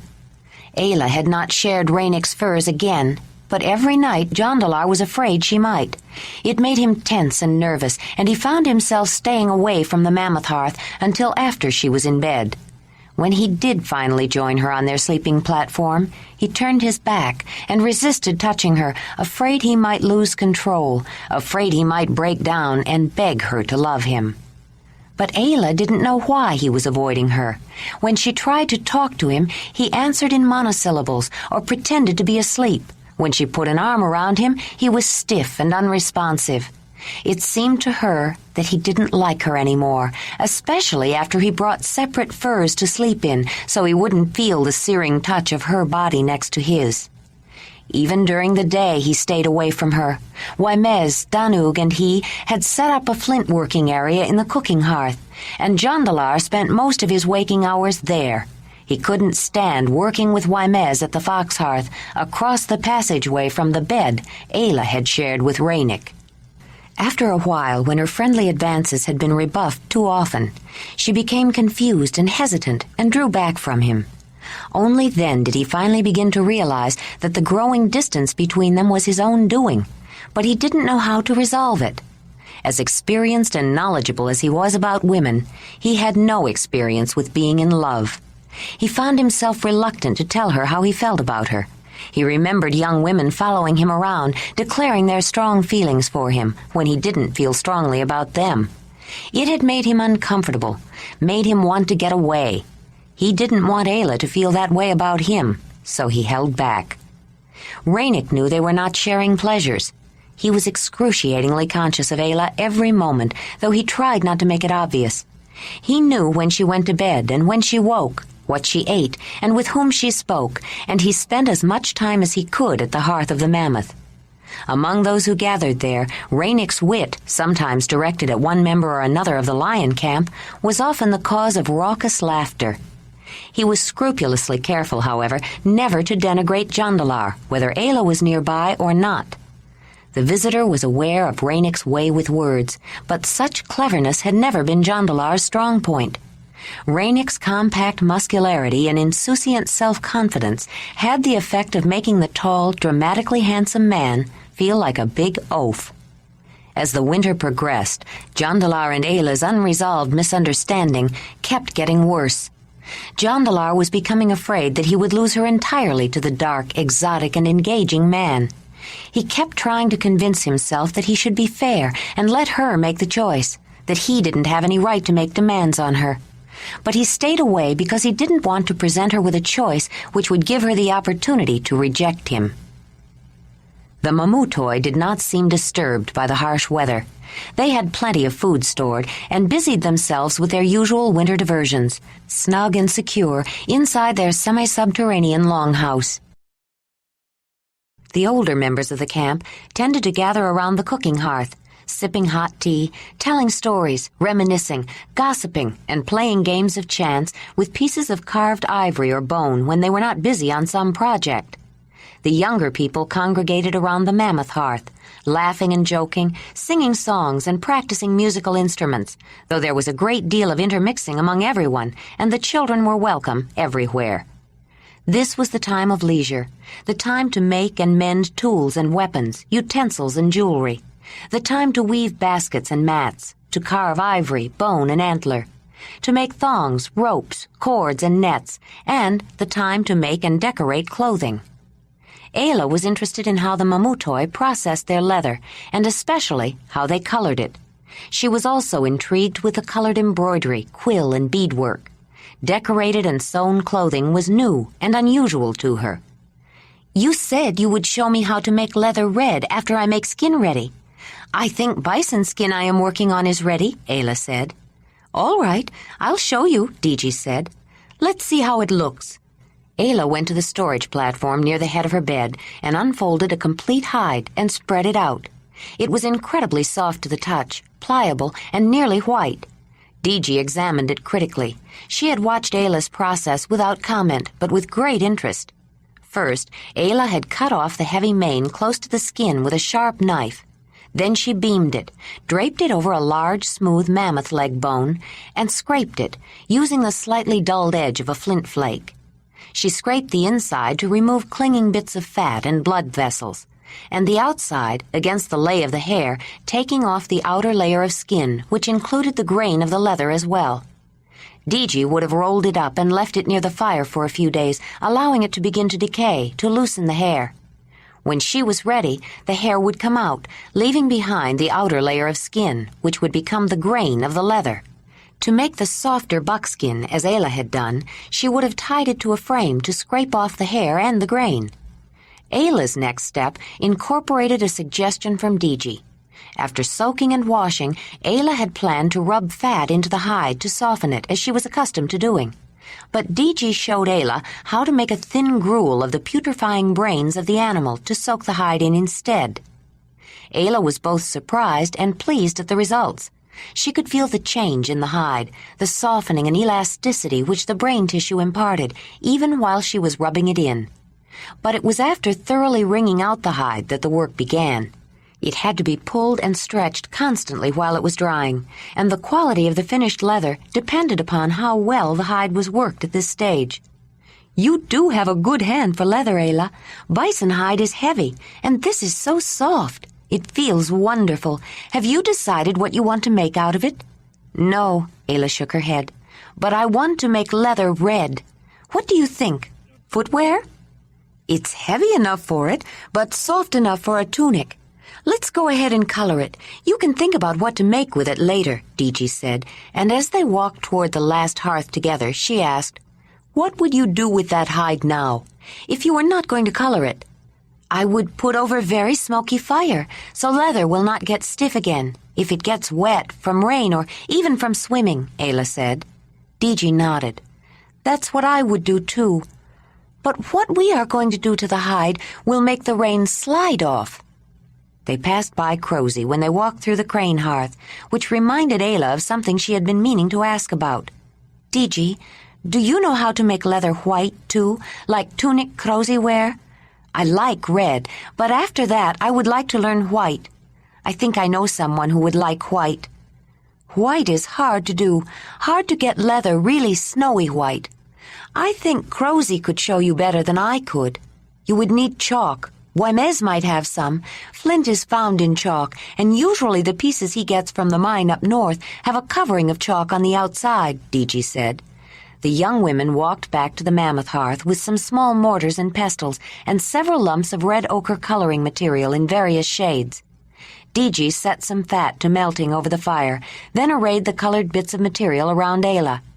There were bits of charcoal for black, manganese for a blue-black, and a bright sulphurous yellow, in addition to ochres of many colors, browns, reds, maroons, yellows. The mortars were the natural bowl shapes of certain bones, such as the frontal bone of a deer, or pecked out of granite or basalt, just as the stone lamps were.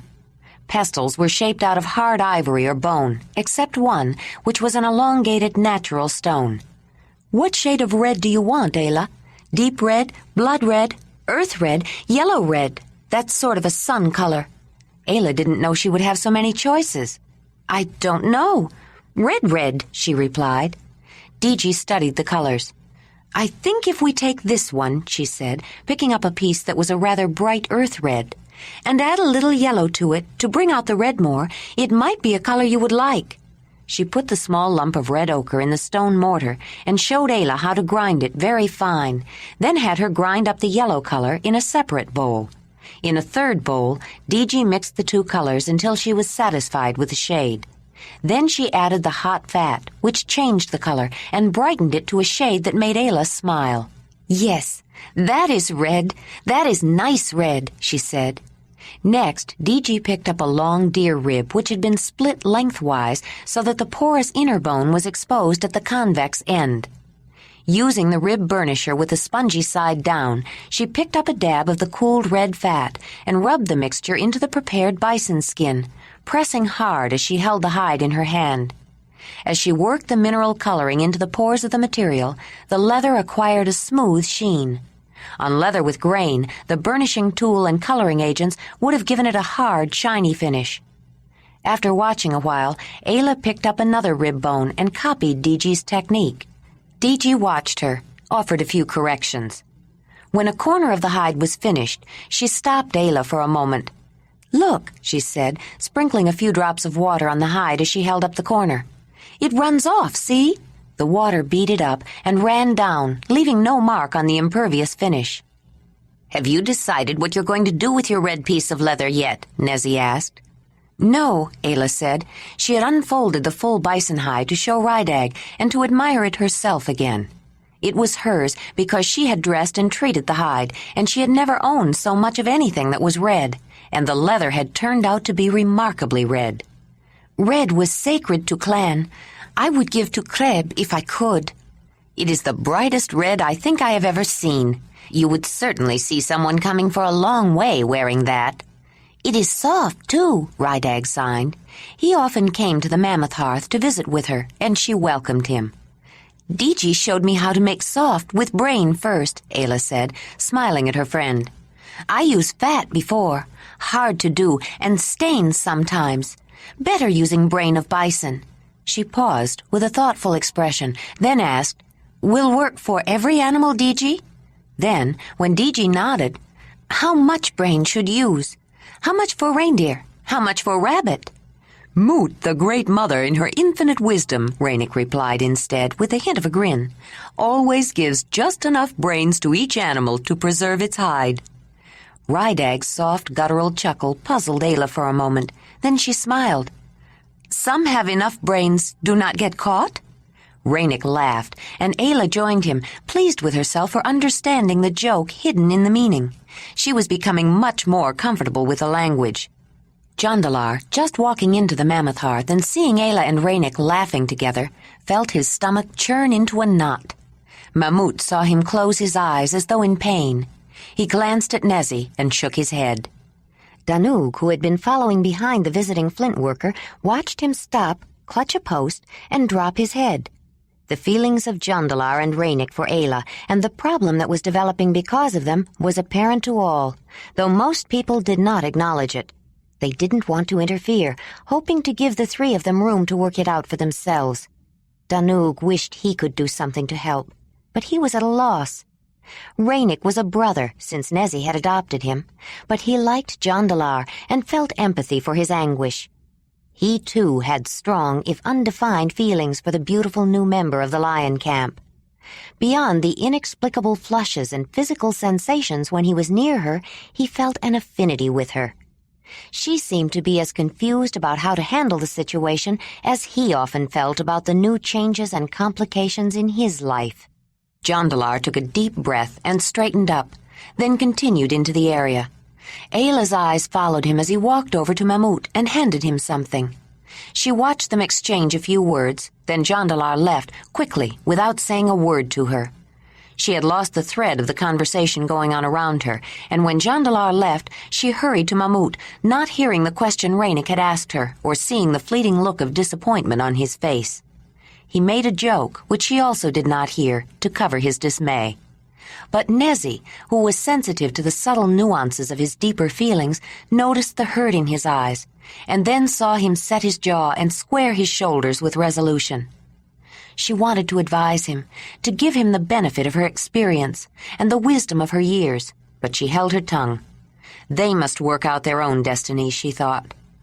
Since the Mamutoi lived in close quarters for extended periods of time, they had to learn to tolerate each other. There was no real privacy in the Earth Lodge, except the privacy of each person's thoughts, and they were very careful not to intrude into another's private thoughts. They shied away from asking personal questions, or pressing uninvited offers of assistance and advice, or intervening in private squabbles unless they were asked, or if the squabbles got out of hand and became a problem for everyone.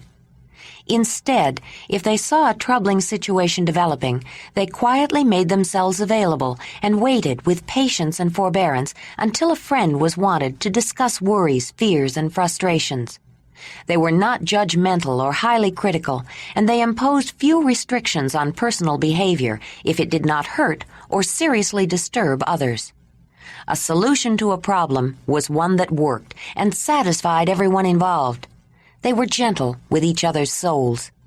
"Mamut," Ayla began, then realized she didn't know exactly what she wanted to say.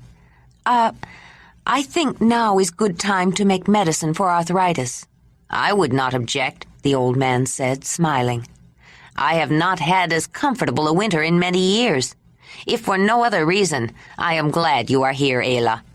Let me put away this knife I won from Jondalar, and I will put myself in your hands." "You win knife from Jondalar?"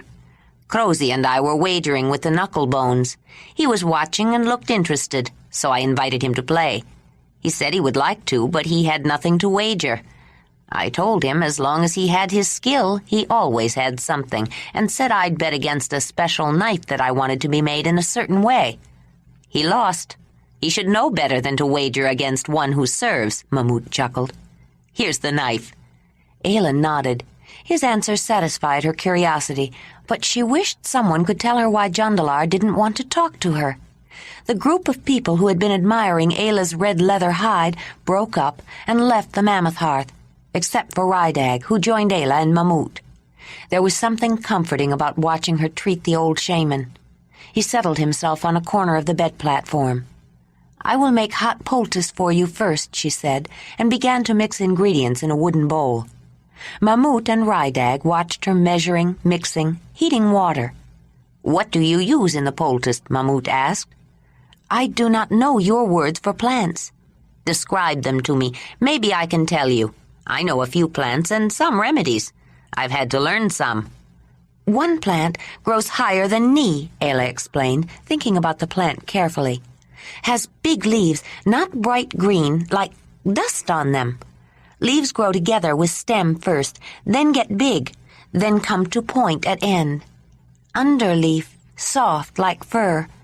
Leaves good for many things, and roots, too, especially broken bones." "Comfrey. That must be comfrey. What else is in the poultice?" This is interesting, he thought. "Other plant, smaller, does not reach knee. Leaves like small spear point Wimez makes. Dark, shiny green. Stay green in winter. Stem comes up from leaves, has little flowers, light color. Small red spots inside. Good for swellings, rash, too," Ayla said. Mamut was shaking his head. "Leaves stay green in winter, spotted flowers. I don't think I know that one. Why not just call it spotted wintergreen?" Ayla nodded. "Do you want no other plants?" she asked. "Yes, go ahead and describe another." "Big plant, bigger than talut, almost tree. Grows on low ground near rivers. Dark purple berries stay on plant even in winter. Young leaves good to eat. Big old ones too strong, can make sick. Dried root in poultice is good for swelling, red swelling, too, and for pain. I put dried berries in tea I make for your arthritis. Do you know name?" "No, I don't think so. But as long as you know the plant, I'm satisfied," Mamut said. "Your remedies for my arthritis have helped. You are good with medicine for elders." Kreb was old. He was lame and had pain from arthritis. I learned from Isa how to help. Then I help others in clan." Ayla paused and looked up from her mixing. "I think Crozy suffer pains of age, too. I want to help. You think she object, Mamut?" "She doesn't like to admit to the failings of age. She was a proud beauty in her younger years, but I think you are right. You could ask her, especially if you can think of a way that wouldn't bruise her pride. That's all she has left now." Ayla nodded. When the preparation was ready, Mamut removed his clothing. "When you are resting with poultice," she said, "I have root powder of other plant I want to put on hot coals for you to smell. Will make you sweat and is good for pain. Then, before you sleep tonight, I have new wash for joints, apple juice and hot root." "You mean horseradish? The root Nezi uses with food?" "I think, yes, with apple juice and Tulut's booza. Will make skin warm and inside skin warm, too." Mamut laughed. "How did you ever get Tulut to let you put his booza outside on the skin and not inside?" Ayla smiled. "He likes magic morning after medicine. I say I will always make for him," she said, while she applied a thick, gummy, hot healing plaster to the old man's aching joints. He lay back comfortably and closed his eyes. "This arm looked good," Ayla commented, working on the arm that had been broken. "I think was bad break." "It was a bad break," Mamut said, opening his eyes again. He glanced at Rydag, who was quietly taking everything in. Mamut had not spoken of his experience to anyone but Ayla. He paused, then nodded sharply with decision. "It's time you knew, Rydag. When I was a young man on a journey, I fell down a cliff and broke my arm. I was dazed and finally wandered into a camp of flatheads, people of the clan. I lived with them for a while." "That is why you quick to learn signs," Rydag smiled. "I thought you very smart." "I am very smart, young man," Mamut said, grinning back. "But I also remembered some of them once Ayla reminded me." Rydag's smile widened. Except for Nezi and the rest of his Lionhearth family, he loved these two people more than anyone in the world, and he had never been so happy since Ayla came. For the first time in his life, he could talk. He could make people understand him. He could even make someone smile. He watched Ayla working on Mamut, and even he could recognize her thoroughness and knowledge. When Mamut looked in his direction, he signaled, "Ayla is good healer." "The medicine women of the clan are very skilled. She learned from them. No one could have done a better job on my arm. The skin was scraped with dirt ground in, and it was torn open with the broken bone poking through. It looked like a piece of meat. The woman, Uba, cleaned it and set it right, and it did not even swell up with pus and fever. I had full use when it healed, and only in these later years have I felt a little ache now and then. Ayla learned from the granddaughter of the woman who fixed my arm. I was told she was considered the best," Mamut announced, watching Rydag's reaction. The boy looked at both of them quizzically, wondering how they could know the same people. "Yes, and Isa was best, like her mother and her grandmother," Ayla said, finishing up. She hadn't been paying attention to the silent communication between the boy and the old man. "She knew all her mother knew, had mother's memories and grandmother's memories." Ayla moved some stones from the fireplace closer to Mamut's bed, scooped up a few live coals with 2 sticks and put them on the stones, then sprinkled powdered honey bloom root on the coals. She went to get covers for Mamut to keep the heat in, but while she was tucking them around him, he got up on one elbow and looked at her thoughtfully. "The people of the clan are different in a way that most people don't realize. It's not that they don't talk, or that the way they talk is different. It's that the way they think is a little different. If Uba, the woman who took care of me, was the grandmother of your Isa, and she learned from her mother's and grandmother's memories, How did you learn, Ayla? You don't have clan memories." Mamut noticed an embarrassed flush and a quick little gasp of surprise before Ayla looked down. "Or do you?" Ayla looked up at him again, then down. "No, I do not have clan memories," she said. "But—" Ayla looked back at him. "What do you mean, but?" she said. Her expression was wary, almost frightened. She looked down again. "You do not have clan memories, but you have something, don't you? Something of the clan." Ayla kept her head bowed. How could he know? She had never told anyone, not even Jondalar. She hardly even admitted it to herself. But she had never been quite the same afterward. There were those times that came on her. "Does it have something to do with your skill as a medicine woman?" Mamut asked. She looked up and shook her head. "No," she said, her eyes pleading for him to believe her. "Isa teach me. I was very young. I think I was not yet age of Ruji when she begin. Isa knew I did not have memories, but she make me remember, make me tell her again and again until I do not forget. She is very patient. Some people tell her is foolish to teach me. I cannot remember. I am too stupid. She tell them no. I am just different. I do not want to be different. I make myself remember. I say to myself over and over, even when Isa is not teaching me. I learn to remember my way. Then I make myself learn fast so they won't think I am so stupid." Rydag's eyes were opened big and round. More than anyone, he understood exactly how she had felt. But he didn't know anyone had ever felt the same way, especially someone like Ayla. Mamut looked at her with amazement. "So you memorized Isa's clan memories. That's quite an accomplishment. They go back generation after generation, don't they?" Rydag was listening closely now, sensing something very important to him. "Yes," Ayla said. "But I did not learn all her memories. Isa could not teach me all she knew. She told me she did not even know how much she knew, but she teach me how to learn, how to test, how to try carefully. Then, when I am older, she said I was her daughter, medicine woman of her line. I ask, how can I claim her line? I am not her true daughter. I am not even clan. I do not have memories. Then she tell me I have something else, as good as memories, maybe better. Isa thought I was born to line of medicine women of the others, best line, like her line was best. That is why I am medicine woman of her line. She said someday I would be best." "Do you know what she meant? Do you know what you have?" Mamut asked. "Yes, I think so. When someone not well, I see what is wrong. I see look of eyes, color of face, smell of breath. I think about it. Sometimes know just looking. Other times know what to ask. Then make medicine to help. Not always same medicine, sometimes new medicine, like Booza in arthritis wash." "Your Isa may have been right.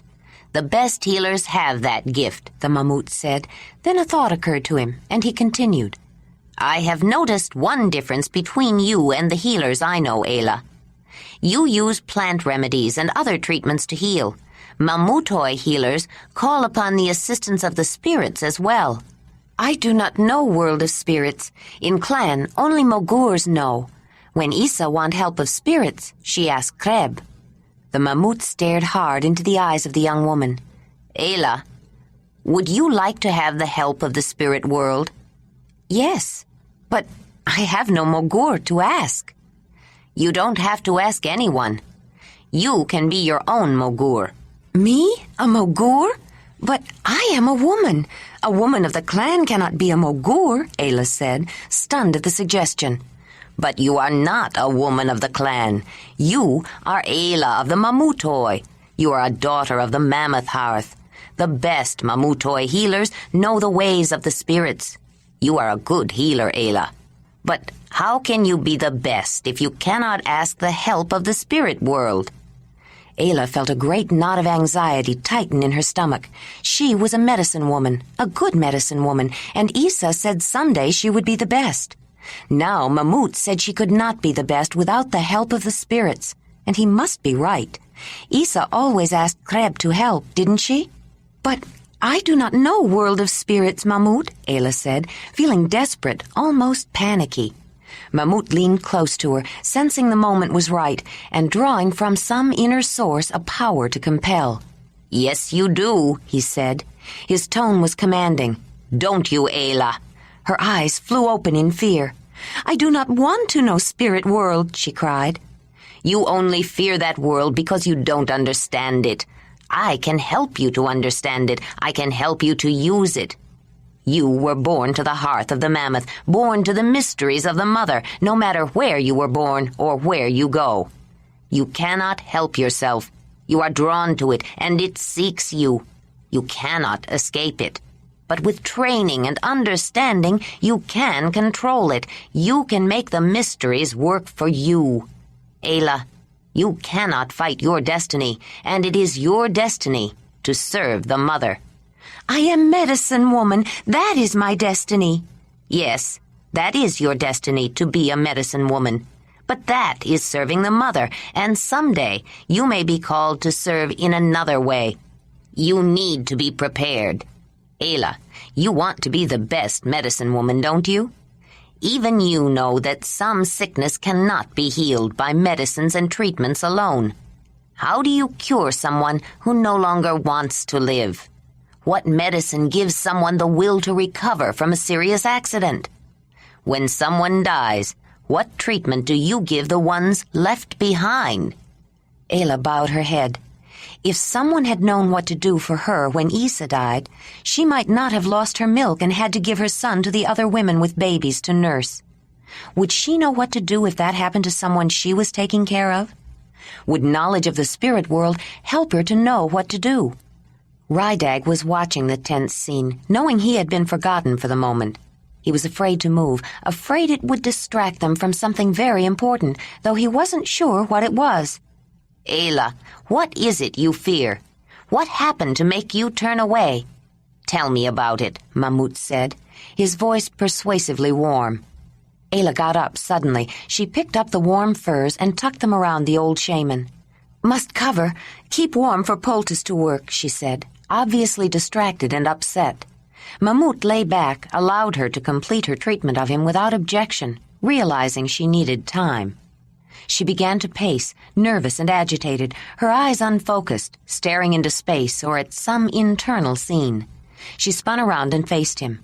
I did not mean to, she said. What didn't you mean to do? Mamut said. Go into cave. See Mogurs. When did you go into the cave, Ayla? Mamut knew the restrictions against women participating in clan rituals. She must have done something she wasn't supposed to, broken some taboo, he thought. At clan gathering. You went to a clan gathering? They hold a gathering once every 7 years, isn't that right? Ayla nodded. How long ago was this gathering? She had to stop, think about it, and the concentration cleared her mind a bit. Dirk was just born then, in spring. Next summer will be 7 years. Next summer is clan gathering. Clan will go to gathering, bring Ura back. Ura and Dirk will mate. My son will be man soon. Is that true, Ayla?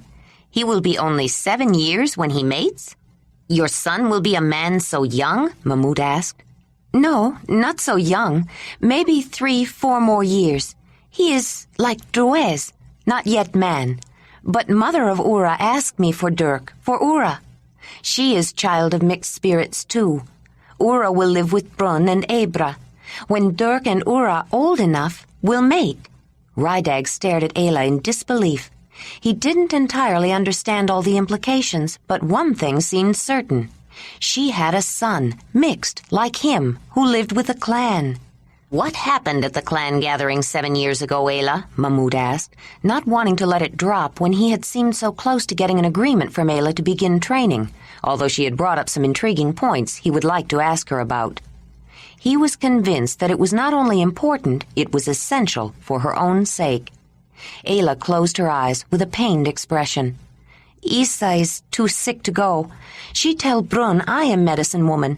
Brun make ceremony. She tell me how to chew root, to make drink for Mogurs. Tell only, cannot show me. is too sacred to make for practice. Mogurs at clan gathering not want me. I am not clan. But no one else knows, only Isa's line. Finally say yes. Isa tell me not swallow juice when I chew, spit into bowl. But I cannot. I swallow some. Later, I am confused. Go into cave, follow fires, find Mogurs. They not see me, but Kreb knows. She became agitated again, paced back and forth. It is dark, like deep hole, and I am falling. She hunched her shoulders, rubbed her arms as though she was cold. Then Kreb come, like you, Mamut, but more. He take me with him. She was silent then, pacing. Finally she stopped and spoke again. Later, Kreb is very angry and unhappy, and I am different. I never say, but sometimes I think I go back there, and I am frightened. Mamut waited to see if she was finished. He had some idea what she had gone through. He had been allowed at a clan ceremony. They used certain plants in unique ways, and he had experienced something unfathomable. He had tried, but he had never been able to duplicate the experience, even after he became Mamut. He was about to say something when Ayla spoke again. Sometimes I want to throw root away, but Isa tell me is sacred. It took a moment for the meaning of Ayla's words to register, but the shock of recognition nearly brought him to his feet. Are you saying you have that root with you? He asked, finding it difficult to control his excitement. When I leave, take medicine bag. Root is in medicine bag, in special red pouch. But is it still good? You say it's been more than 3 years since you left. Wouldn't it lose potency in that time? No, is prepared special way. After root is dried, keeps long time, many years. Ayla, the Mamut began, trying to phrase his words just right.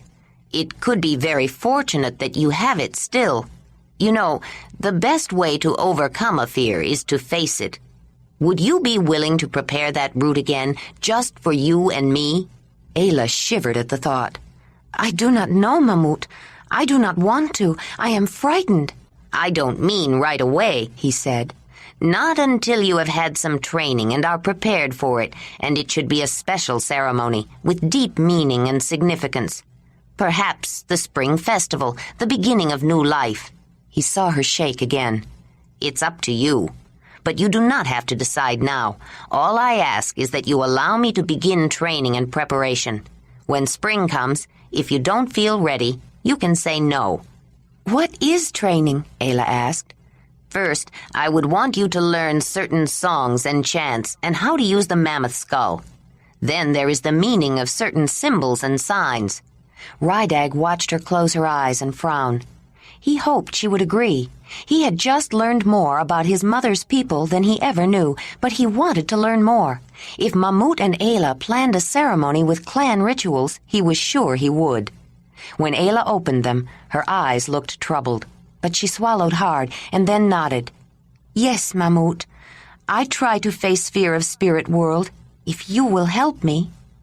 As Mamut lay back down, he didn't notice Ayla clutch the small decorated bag she wore around her neck. Chapter 21.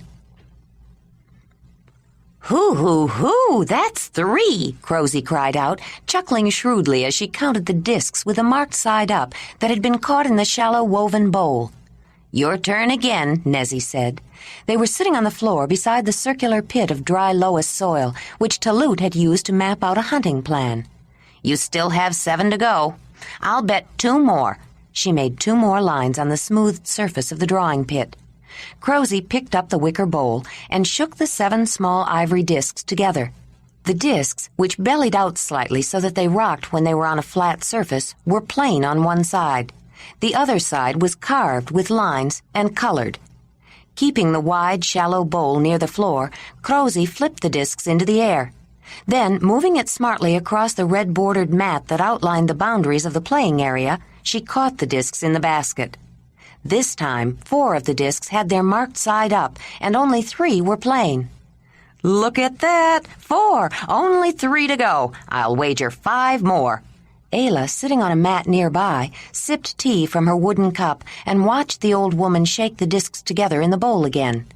Crosy threw them up and caught them once more. This time, 5 discs had the side with marks carved into them showing. "I win. Do you want to try again, Nezzy?" "Well, maybe one more game," Nezzy said, reaching for the wicker bowl and shaking it. She tossed the discs in the air and caught them in the flat basket.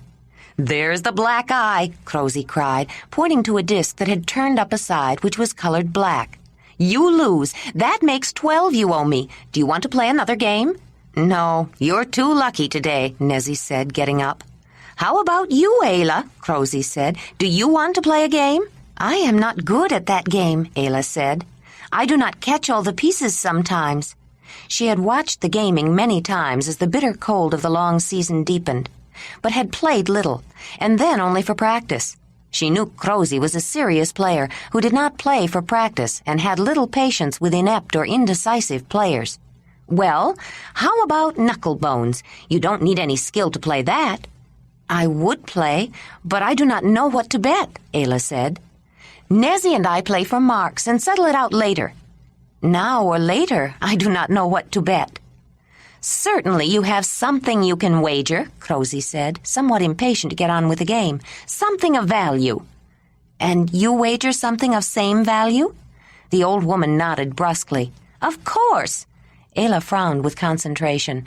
"Maybe furs or leather or something to make."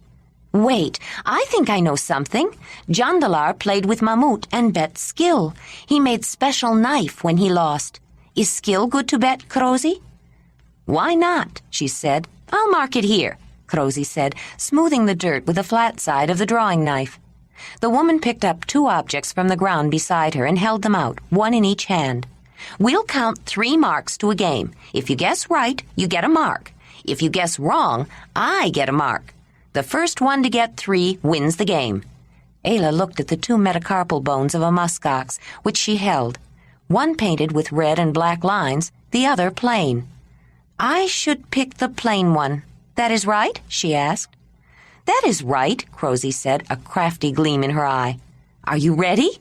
She rubbed both palms together with the knuckle bones inside, but she looked over at Jondalar sitting with Danug in the flint-working area. "Is he really as good as they say?" she said, cocking her head in his direction. Ayla glanced toward the man, blonde head bent close to the red-haired boy's.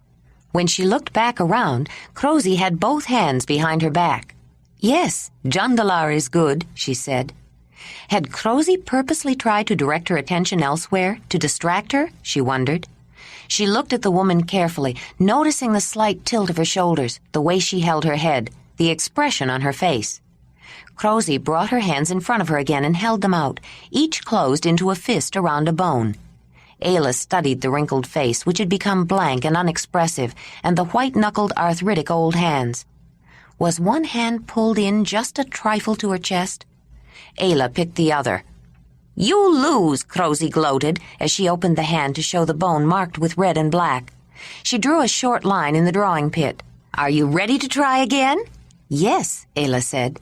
This time Crosy began humming to herself as she rubbed the bones together between her palms. She closed her eyes, then looked up at the ceiling and stared, as though she saw something interesting near the smoke hole. Ayla was tempted to look up to see what was so fascinating, and started to follow Crosy's gaze.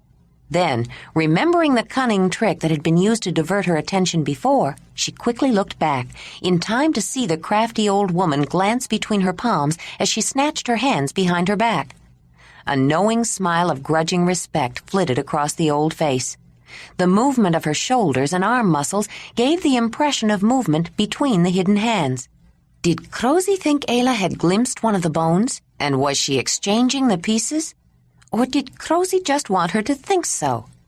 There was more to this game than guessing, Ayla thought, and it was more interesting to play than to watch. Crosy showed her bony-knuckled fists again. Ayla looked at her carefully, not making it obvious. It wasn't polite to stare, for one thing, and on a more subtle level, she didn't want Crosy to know what she was looking for. It was hard to tell. The woman was an old hand at the game, but it did seem that the other shoulder was a shade higher. And wasn't the other hand pulled in slightly this time? Ayla chose the hand she thought Crosy wanted her to pick, the wrong one. "Ha! You lost again," Crosy said, elated, then quickly added, "Are you ready?" Before Ayla could nod in agreement, Crosy had her hands behind her back and out for her to guess, but she was leaning forward this time. Ayla resisted, smiling. The old woman was always changing something, trying to keep from giving any consistent signal. Ayla chose the hand she thought was right and was rewarded with a mark in the drawing pit. The next time, Crosy changed her position again, lowering her hands, and Ayla guessed wrong. "That's 3, I win, but you can't really test your luck with only one game. Do you want to play another?" Crosy said. "Yes, would like to play again," Ayla said. Crosy smiled, but when Ayla guessed correctly the next 2 times, her expression was much less agreeable. She frowned as she rubbed the muskox knucklebones together a 3rd time. "Look over there! What's that?" Crosy said, pointing with her chin in a blatant attempt to distract the young woman. Ayla looked, and when she looked back, the old woman was smiling again. The young woman took her time selecting the hand which held the winning bone, though she had decided quickly. She didn't want Crosy to feel too upset, but she had learned to interpret the unconscious body signals the woman made when playing the game, and she knew in which hand the plain bone was as clearly as if Crosy had told her. It would not have pleased Crosy to know she was giving herself away so easily, but Ayla had an unusual advantage. She was so accustomed to observing and interpreting subtle details of posture and expression, it was almost instinctive. They were an essential part of the language of the clan that communicated nuances and shades of meaning. She had noticed that body movements and postures also expressed meaning among these people who communicated primarily with verbal sounds, but that it was not purposeful. Ayla had been so busy trying to learn the spoken language of her new people, she hadn't made any real effort to understand their unconscious, unspoken language.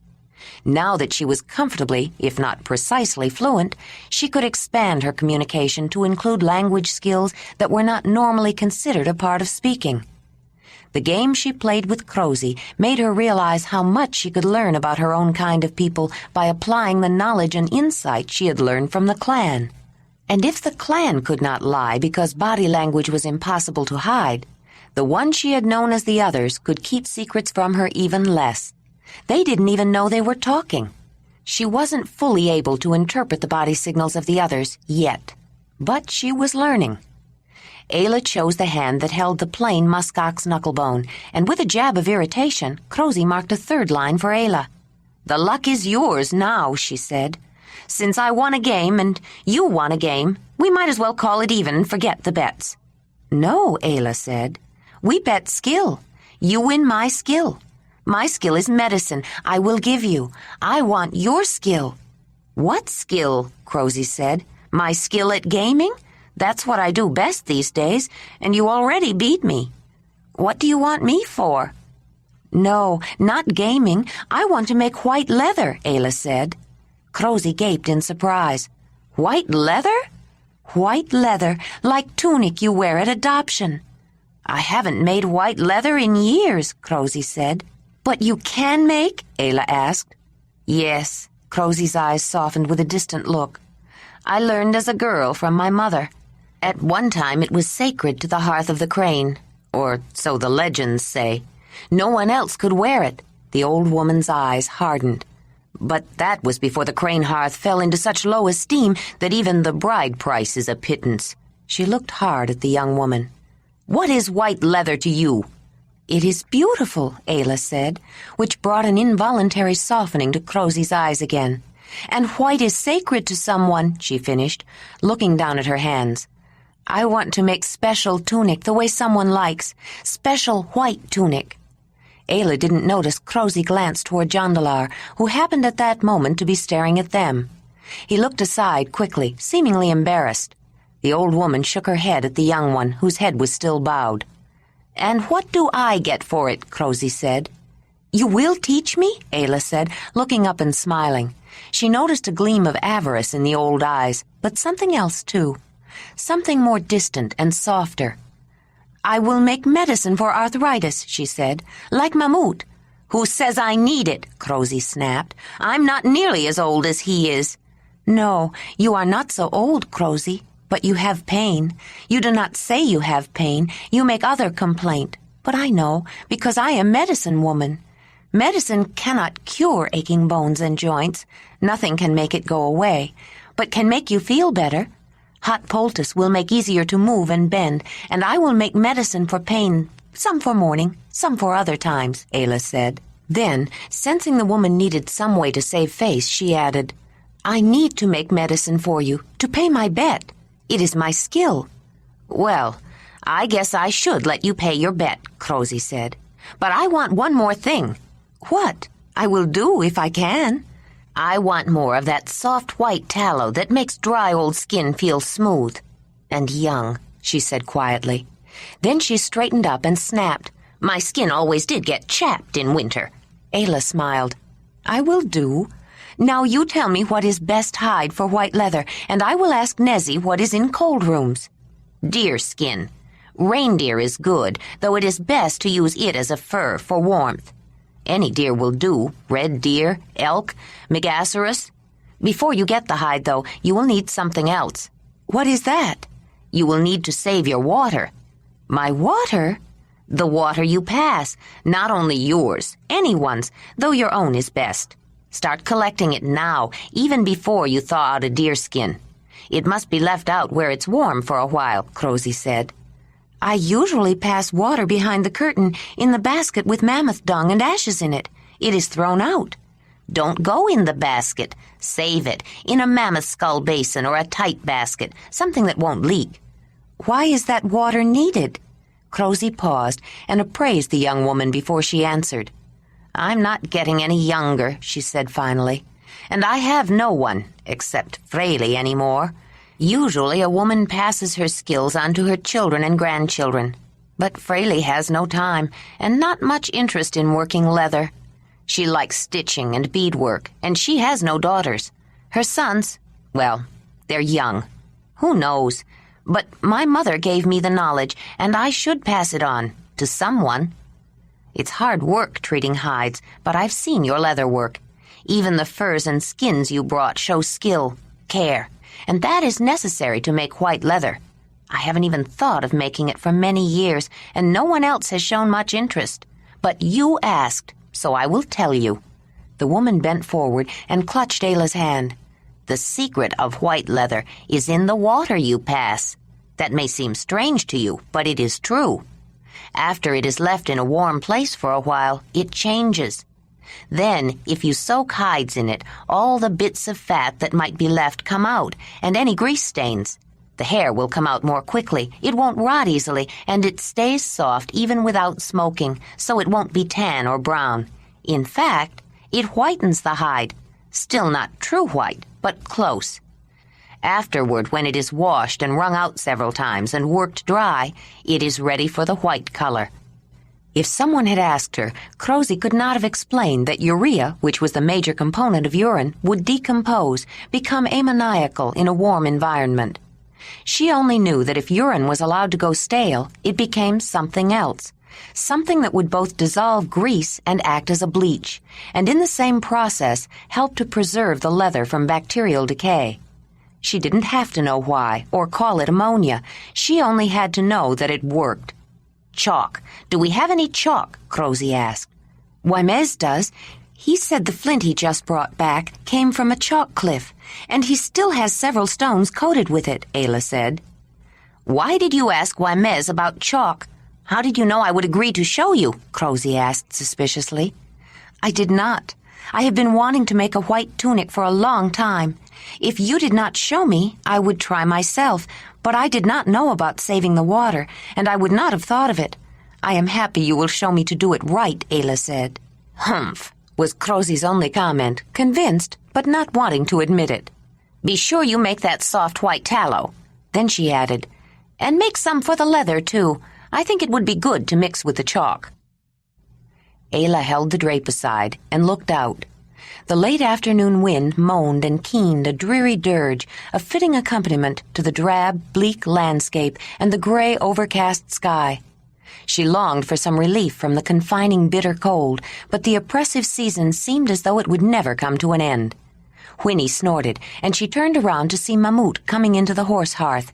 She smiled at him. Ayla had felt a deep respect for the old shaman from the beginning, but since he had begun training her, her respect had grown into love. Partly, she perceived a strong similarity between the tall, thin, incredibly old shaman and the short, crippled, one-eyed magician of the clan, not in appearance, but in nature. It was almost as though she had found Kreb again, or at least his counterpart. Both exhibited a deep reverence and understanding for the world of the spirits, though the spirits they revered had different names. Both could command awesome powers, though each was physically frail, and both were wise in the ways of people. But perhaps the strongest reason for her love was that, like Kreb, Mamut had welcomed her, helped her to understand, and taken her in as a daughter of his hearth. "I was looking for you, Ayla. I thought you might be here with your horses," Mamut said. "I was looking outside, wishing it was spring," Ayla said. "This is the time most people start wishing for a change, for something new to do or see. They are getting bored, sleeping more. I think that's why we have more feasts and celebrations in the last part of winter. The laughing contest will be coming soon. Most people enjoy that one." "What is the laughing contest?" "Just what it sounds like. Everyone tries to make everyone else laugh. Some people wear funny clothes or wear their clothes backward, make funny faces at each other, act funny, make jokes about each other, play tricks on each other. And if anyone gets angry about it, they get laughed at all the more. Almost everyone looks forward to it, but no celebration is as eagerly anticipated as the spring festival. In fact, that's why I was looking for you," Mamut said. "There are still many things you should learn before then." "Why is the spring festival so special?" Ayla wasn't sure she was anticipating it. "For many reasons, I suppose. It is both our most solemn and our happiest celebration. It marks the end of the long, deep cold and the beginning of warmth. It is said that if you watch the cycle of seasons one year, you will understand life. Most people count 3 seasons. Spring is the season of birth. In the gush of her birth waters, the spring floods. The great Earth Mother brings forth new life again. Summer, the warm season, is the time of growth and increase. Winter is the little death. In spring, life is renewed again, reborn. 3 seasons are enough for most purposes, but the Mammoth Hearth counts 5. The Mother's sacred number is 5. In spite of her initial reservations, Ayla found herself fascinated by the training Mamut had insisted upon. She was learning so much. New ideas, new thoughts, even new ways of thinking. It was exciting to discover and think about so many new things, to be included instead of excluded. Knowledge of spirits, knowledge of numbers, even knowledge of hunting had been kept from her when she had lived with the clan. It was reserved for the men. Only Mogurs and their acolytes studied them in depth, and no woman could become a Mogur. Women were not even admitted to discussions about such concepts as spirits or numbers. Hunting had been taboo for her, too, but they didn't bar women from listening. They had just assumed no woman could learn. "I would like to go over the songs and chants we have been practicing, and I want to begin showing you something special. Symbols. I think you will find them interesting. Some are about medicine." "Medicine symbols?" Ayla asked. Of course she was interested. They walked into the Mammoth Hearth together. "Are you going to do anything with the white leather?" Mamut asked, putting mats by the fire near his bed. "Or are you going to save it, like the red?" "I don't know about the red yet, but I want to make a special tunic with the white. I am learning to sew, but I feel very clumsy. It turned out so perfect. I don't want to spoil the white until I get better. Diji is showing me, and Fraley sometimes, when Freebick doesn't make it difficult for her." Ayla slivered some bone and added it to the flames while Mamut brought out a rather thin oval section of ivory with a large curved surface. The oval outline had been etched into a mammoth tusk with a stone chisel, then repeated until it was a deep groove. A sharp blow accurately placed at one end detached the flake of ivory. Mamut picked out a piece of bone charcoal from the fire as Ayla got a mammoth skull and a hammer-shaped drumstick made of antler and sat down beside him.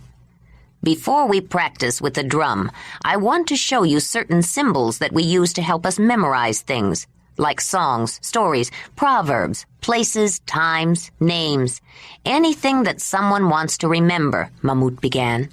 You have been teaching us hand signals and signs, and I know you've noticed that we use certain gestures too, though not as many as the clan. We wave goodbye and beckon to someone if we want him to come, and it is understood. We use other hand symbols, particularly when we are describing something or telling a story, or when one who serves is conducting a ceremony. Here is one that will be easy. It is similar to a clan symbol. Mamut made a circular motion with his hand, palm facing outward. That means all, everyone, everything, he explained, then picked up the charcoal. Now I can make the same motion with this piece of charcoal on the ivory, see? He said, drawing a circle. Now that symbol means all, and any time you see it, even if it is drawn by another Mamut, you will know it means all. The old shaman enjoyed teaching Ayla. She was bright and quick to learn, but even more, her pleasure at learning was so transparent. Her face showed her feelings as he explained, her curiosity and interest, and her sheer wonder when she comprehended. I never would have thought of that. Can anyone learn this knowledge? She asked. Some knowledge is sacred, and only those pledged to the Mammoth Hearth may be told. But most things can be learned by anyone who shows an interest. It often turns out that those who show great interest eventually dedicate themselves to the Mammoth Hearth. The sacred knowledge is often hidden behind a second meaning, or even a third meaning. Most people know this, he drew another circle on the ivory, means all, but it has another meaning. There are many symbols for the Great Mother. This is one of them. It means Mut, the creator of all life. Many other lines and shapes have meaning, he continued. This means water, he said, drawing a zigzag line. That was on the map when we hunted the bison, she said. I think it meant river. Yes, it can mean river. How it is drawn, or where it is drawn, or what it is drawn with can change the meaning. If it is like this, he said, making another zigzag with some additional lines, it means the water is not drinkable. And like the circle, it has a second meaning. It is the symbol for feelings, passions, for love, and sometimes for hate. It can also be a reminder for a saying we have, the river runs silent when the water is deep. Ayla frowned, sensing some meaning for her in the saying. Most healers give the symbols the meanings to help them remember, like reminders for sayings, except the sayings are about medicine or healing and are not usually understood by anyone else, Mamut said. I don't know many of them, but when we go to the summer meeting, you will meet other healers. They can tell you more. Ayla was interested. She remembered meeting other medicine women at the clan gathering and how much she had learned from them. They had shared their treatments and remedies, even taught her new rhythms. But best of all was having other people to share experiences with. I would like to learn more, she said. I know only clan medicine. I think you have more knowledge than you know, Ayla. Certainly more than many of the healers there will believe at first. Some could learn from you, but I hope you understand that it may take some time before you are completely accepted. The old man watched her frown again, and wished there was some way he could ease her initial introduction. He could think of several reasons why it would not be easy for her to meet other Mamutoi, especially in large numbers. But no need to worry about that yet, he thought, and shifted the subject. There is something about clan medicine I'd like to ask you. Is it all just the memories, or do you have ways to help you remember? How plants look in seed and shoot and ripe, where they grow, what they are good for, how to mix, prepare, and use them. That is from memory. Other kinds of treatments are remembered too. I think about a new way to use something, but that is because I know how to use it, she said. Don't you use any symbols or reminders? Ayla thought for a moment, then, smiling, got up and brought back her medicine bag. She dumped out the contents in front of her, an assortment of small pouches and packets, carefully tied with cords and small thongs. She picked up 2 of them. This one has mint, she said, showing Mamut one. And this one has rose hips. How do you know? You haven't opened them or smelled them. I know because mint has a cord made from the stringy bark of a certain bush, and there are 2 knots on one end of the cord. The cord on the packet of rose hips is from the long hair of a horsetail, and it has 3 knots in a row, close together, Ayla said. I can smell difference, too, if I don't have a cold, but some very strong medicine has little smell. It is mixed with strong-smelling leaves of plant with little medicine, so wrong medicine will not be used. Different cord, different knots, different smell, sometimes different packet. They are reminders, right? Clever. Very clever, Mamut said. Yes, they are reminders. But you have to remember the cords and the knots for each one, don't you? Still, it's a good way to make sure you are using the proper medicine. Ayla's eyes were open, but she lay still and didn't move. It was dark except for the dim nightlight of banked fires. Jondalar was just climbing into bed, trying to make as little disturbance as possible as he moved around her. She had thought of moving to the inside once, but decided against it. She didn't want to make it easy for him to slip quietly in and out of bed. He rolled up in his separate furs and lay on his side, facing the wall, unmoving. She knew he did not go to sleep quickly, and she ached to reach over and touch him, but she'd been rebuffed before and didn't want to chance it again. It had hurt when he said he was tired or pretended to be asleep or did not respond to her.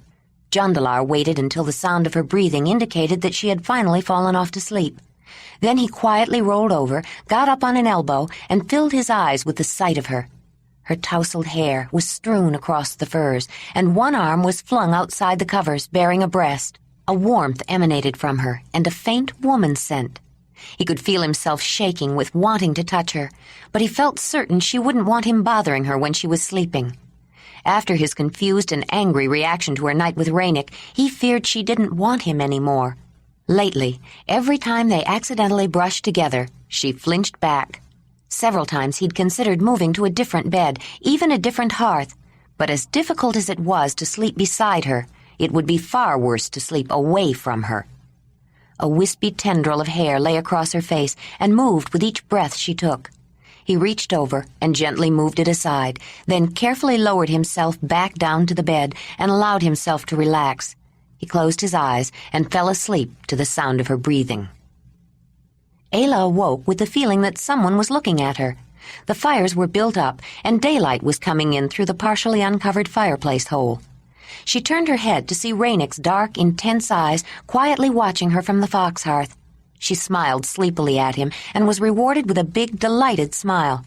She was sure the place beside her would be empty, but she reached across the piled-up furs just to make sure. Then she pushed back her covers and sat up. She knew Ranec would wait until she was up and dressed before coming into the mammoth hearth to visit. It had made her uncomfortable when she first became aware that he watched her all the time. In a way, it was flattering, and she knew there was no malice in his attention. But within the clan, it was considered discourteous to stare across the boundary stones into another family's living area. There had been no more real privacy in the cave of the clan than there was in the earth lodge of the Mamutoi, but Ranec's attention felt like a mild intrusion upon her privacy, such as it was, and accentuated an undercurrent of tension she felt. Someone was always around. It had been no different when she lived with the clan, but these were people whose ways she had not grown up with. The differences were often subtle, but in the close proximity of the earth lodge, they were heightened, or she was more sensitive to them. Occasionally she wished she could get away. After 3 years of loneliness in the valley, she never imagined the time would come when she would wish to be alone, but there were times when she longed for the solitude and the freedom of loneliness. Ayla hurried through her usual morning routine, eating only a few bites from the food left over from the night before. The open smoke holes usually meant it was clear outside, and she decided to go out with the horses. When she pushed aside the drape that led to the annex, she saw Jondalar and Danug with the horses, and paused to reconsider. Tending to the needs of the horses, either inside the annex or when the weather allowed outside, gave her some respite from people when she wanted a moment to herself. But Jondalar also seemed to like to spend time with them. When she saw him with them, she often stayed away because he left them to her whenever she joined them, with mumbled comments about not wanting to interfere in her time with her horses. She wanted to allow him time with the animals. Not only did they provide a connection between her and Jondalar, their mutual care of the horses required communication, however reserved. His desire to be with them and sensitivity toward them made her think that he might need their companionship even more than she did. Ayla went on into the horse hearth. Perhaps, with Danug there, Jondalar wouldn't be so quick to leave. As she approached them, he was already backing away, but she rushed to say something that would keep him engaged in conversation. "Have you thought yet about how you are going to teach Racer, Jondalar?" Ayla asked. She smiled a greeting at Danug. "Teach him what?" Jondalar asked, a little disconcerted by her question. "Teach him to let you ride him." He had been thinking about it. In fact, he had just been making a comment to Danug in what he hoped was a casual way. He didn't want to betray his increasingly strong desire to ride the animal, particularly when he felt thwarted by his inability to deal with Ayla's apparent attraction to Ranec. He imagined himself galloping across the steppes on the back of the brown stallion, as free as the wind, but he wasn't sure if he still should be. Perhaps she would want Ranec to ride Whinney's colt now. "I have thought about it, but I didn't know how to begin," Jondalar said. "I think you should keep doing what we started in the valley. Get him used to things on his back. Get him used to carrying loads. I'm not sure how to teach him to go where you want him to go. He will follow on a rope, but I don't know how he can follow a rope when you are on his back," Ayla said, talking fast, making suggestions on the spur of the moment, trying to keep him involved. Danug watched her. Then Jondalar, wishing he could say or do something that would suddenly make everything right, not only between them, but for everyone. An awkward moment of silence settled uneasily around them when Ayla stopped speaking. Danug rushed to fill the gap. "Maybe he could hold the rope from behind while he's sitting on the horse's back, instead of holding Racer's mane," the young man said. Suddenly, as though someone had struck a piece of flint with iron pyrite in the dark lodge, Jondalar could visualize exactly what Danug had said. Instead of backing away, looking as though he was ready to sprint off at the first opportunity, Jondalar closed his eyes and wrinkled his forehead in concentration. "You know, that might work, Danug," he said, caught up in his excitement about an idea that might be a solution to a problem he had been worrying about. He forgot for a moment his uncertainty about his future. "Perhaps I could fasten something to his halter and hold it from behind. A strong cord or a thin leather strap. 2 of them, maybe." "I have some narrow thongs," Ayla said, noticing that he seemed less strained. She was pleased about his continuing interest in training the young stallion, and curious how it might work. "I will get them for you. They are inside." Jondalar followed her through the inner arch into the mammoth hearth, then stopped suddenly as she went into the storage platform to get the thong. Ranec was talking to Digi and Trony, and turned to flash his winning smile at Ayla. Jondalar felt his stomach churn, closed his eyes, and gritted his teeth. He started edging back toward the opening. Ayla turned to give him a narrow roll of flexible leather. "This is lashing. It is strong," she said, giving it to him. "I made it last winter." She looked up into the troubled blue eyes that revealed the pain, the confusion, and the indecision that tormented him. "Before you came to my valley, Jondalar. Before the spirit of the great cave lion chose you and led you there." He took the roll and hurried out. He couldn't stay. Whenever the carver came to the mammoth hearth, he had to leave. He couldn't be nearby when the dark man and Ayla were together, which was more often recently. He had watched from a distance when the younger people gathered in the larger space of the ceremonial area to spread out their work, share ideas and skills. He heard them practice music and sing, listen to their jokes and laughter, and every time he heard Ayla's laughter coupled with Ranec's, he winced. Jondalar put the roll of lashing down near the young animal's halter, took his parka from the peg in the annex, and went outside, smiling bleakly at Danug on his way. He slipped it over his head, pulled the hood tight around his face, and stuffed his hands in the mittens dangling from the sleeves, then walked up to the steps.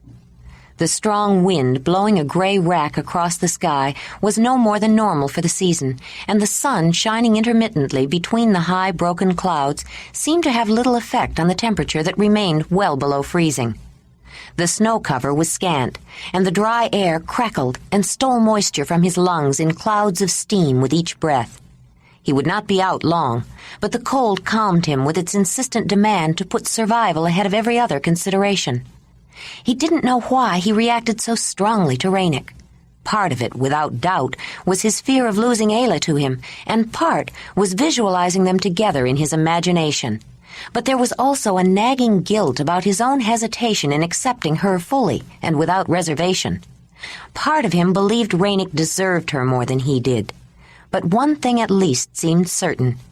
Ayla wanted him and not Ranec to try to learn to ride Racer. Danuk watched Jondalar start up the slope, then let the drape fall back and walked slowly back inside.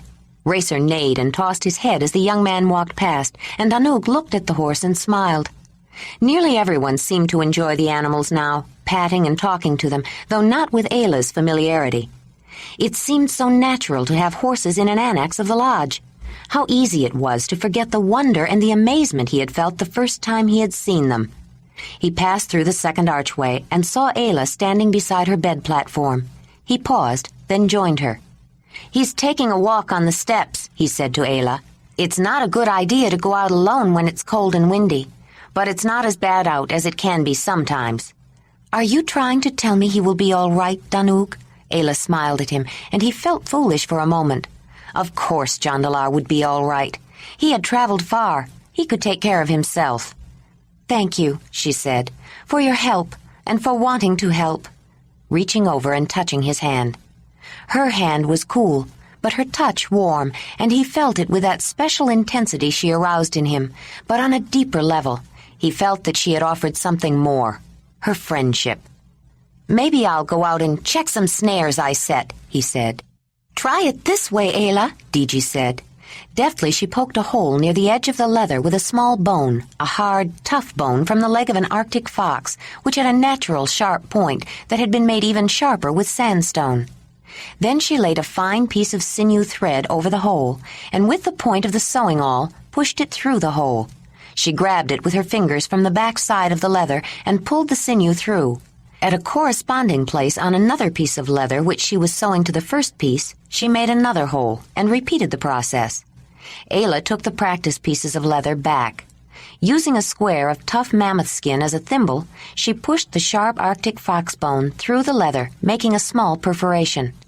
Then she tried to lay the thin sinew over the hole and push it through, but she couldn't seem to master the technique and again felt thoroughly frustrated. "I don't think I'll ever learn this, Diji," she wailed. "You just have to practice, Ayla. I've been doing this since I was a girl. Of course it's easy for me, but you'll get it if you keep trying. It's the same idea as cutting a little slit with a flint point and pulling leather lashing through to make working clothes, and you can do that just fine. But it is much harder to do with fine sinew and tiny holes. I can't get the sinew to go through. I feel so clumsy. I don't know how Trony can sew on beads and quills like she does," Ayla said, looking at Fraley, who was rolling a long, thin cylinder of ivory in the groove of a block of sandstone. "I was hoping she would show me so I could decorate the white tunic after I made it, but I don't know if I'll even be able to make it the way I want." "You will, Ayla. I don't think there's anything you can't do if you really want to," Trony said. "Except sing," Diji said. Everyone laughed, including Ayla. Though her speaking voice was low-pitched and pleasant, singing was not one of her gifts. She could maintain a limited range of tones sufficient for the lulling monotony of a chant, and she did have an ear for music.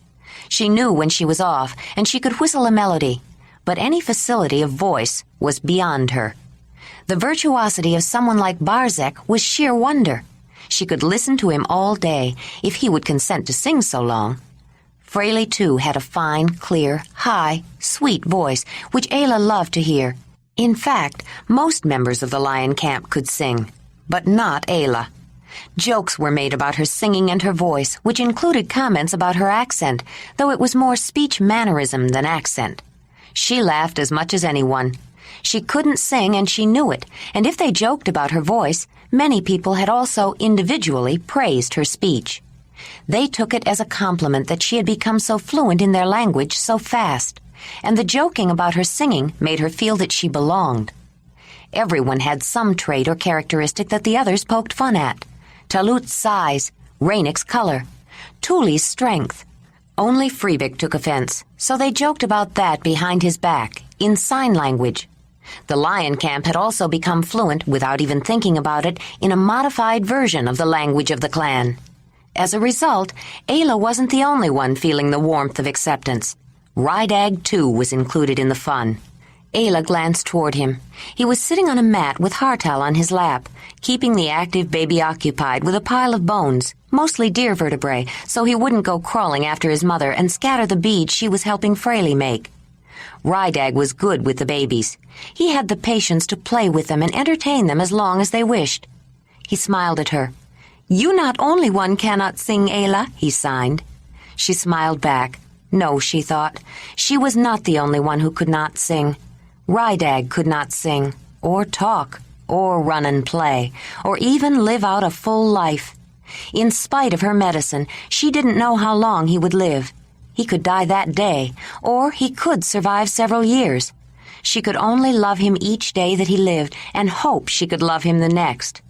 "Auel cannot sing either," he signaled, and laughed with his odd guttural laugh.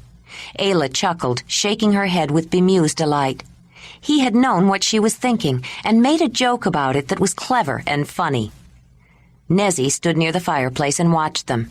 "Maybe you do not sing, Ranec, but you can talk now," she thought. He was stringing several vertebrae on a heavy cord through the spinal cord hole and rattling them together for the baby. Without the hand signal words and the increased awareness they had brought of Ranec's intelligence and understanding, he would never have been allowed the responsibility of tending Auel so his mother could work, not even right beside her. What a difference Ayla had brought to Ranec's life. This winter, no one questioned his essential humanity except Freebic, and Nezzy was sure that was more out of stubbornness than belief. Ayla continued to struggle with the awl and sinew. If she could only get the fine threads of sinew to go into the hole and out the other side. She tried to do it the way Diji had shown her, but it was a knack that came from years of experience, and she was a long way from that. She dropped the practice pieces in her lap in frustration and began watching the others making ivory beads. A sharp blow to a mammoth tusk at the proper angle caused a fairly thin, curved section to flake off. Grooves were cut in the large flake with chisel-like burins by etching a line and retracing it several times until the long pieces broke off. They were shaved and whittled into rough cylinders, with scrapers and knives that peeled off long curled slivers. Then they were rubbed smooth with sandstone, kept wet to be more abrasive. Sharp flint blades, given a sawtooth edge and hafted to a long handle, were used to saw the ivory cylinders into small sections, and then the edges of them were smoothed. The final step was to make a hole in the center, to string them on a cord, or to sew them to a garment. It was done with a special tool. Flint, carefully shaped into a long, thin point by a skilled toolmaker, was inserted into the end of a long, narrow rod, perfectly straight and smooth. The point of the hand drill was centered on a small, thick disc of ivory, and then, similar to the process of making fire, the rod was rotated back and forth between the palms while exerting downward pressure until a hole was bored through. Ayla watched Trony twirl the rod between her palms, concentrating on making the hole just right. It occurred to her that they were going to a lot of work to make something that had no apparent use. Beads were no help in the securing or preparing of food, and they did not make the clothing to which they were attached more useful. But she began to understand why the beads had such value. The lion camp could never have afforded such an investment of time and effort without the security of warmth and comfort and the assurance of adequate food. Only a cooperative, well-organized group could plan and store enough necessities ahead to assure the leisure to make beads. Therefore, the more beads they wore, the more it showed that the lion camp was a flourishing, desirable place to live, and the more respect and status they could command from the other camps. She picked up the leather in her lap and the bone awl, and made the last hole she had made a little bigger. Then she tried to poke the sinew through the hole with the awl. She got it through and pulled it from the back, but it didn't have the neat look of Diji's tight stitches. She glanced up again, discouraged, and watched Ranec thread a backbone segment on a rope through the natural hole of its spinal cord. He picked up another vertebra and poked the rather stiff rope through its hole. Ayla took a deep breath and picked up her work again. It wasn't so hard forcing the point through the leather, she thought. She almost pushed the whole bone through the hole. If only she could attach the thread to it, she thought, it would be easy. She stopped and examined the small bone carefully. Then she looked at Ranec tying the ends of the rope together and shaking the backbone rattle for Hartal. She watched Trony spinning the hand drill between her palms, then turned to look at Fraley smoothing an ivory cylinder in the groove in a small block of sandstone. Then she closed her eyes, recalling Jondalar making spear points out of bone in her valley the previous summer. She looked at the bone sewing awl again. "Diji," she cried. "What?" the young woman answered, startled. "I think I know a way to do it." "Do what?" "Get the sinew to go through the hole. Why not put a hole through the back end of a bone with a sharp point, and then put the thread through the hole? Like Ranec put that rope through those backbones. Then you can push it all the way through the leather, and the thread will follow it. What do you think? Would it work?" Ayla asked. Diji closed her eyes for a moment, then took the awl from Ayla and looked it over. "It would have to be a very small hole. The holes Trony is making in those beads are small. Would it have to be much smaller? This bone is very hard and tough. It would not be easy to make a hole in it, and I don't see a good place for a hole. Couldn't we make something out of mammoth tusk or some other kind of bone? Jondalar makes long, narrow spear points out of bone and smooths and sharpens them with sandstone, like Fraley is doing. Couldn't we make something like a tiny spear point and then drill a hole in the other end?" Ayla asked, tense with excitement. Diji considered again. "We'd have to get Wymez or someone to make a smaller drill, but it might work. Ayla, I think it might work." Nearly everyone seemed to be milling around the mammoth hearth. They were gathered together in groups of 3 or 4, chatting, but expectancy was in the air. Word had somehow been passed that Ayla was going to try out the new thread puller. Several people had worked on developing it, but since it had been her idea originally, Ayla was going to be the first to use it.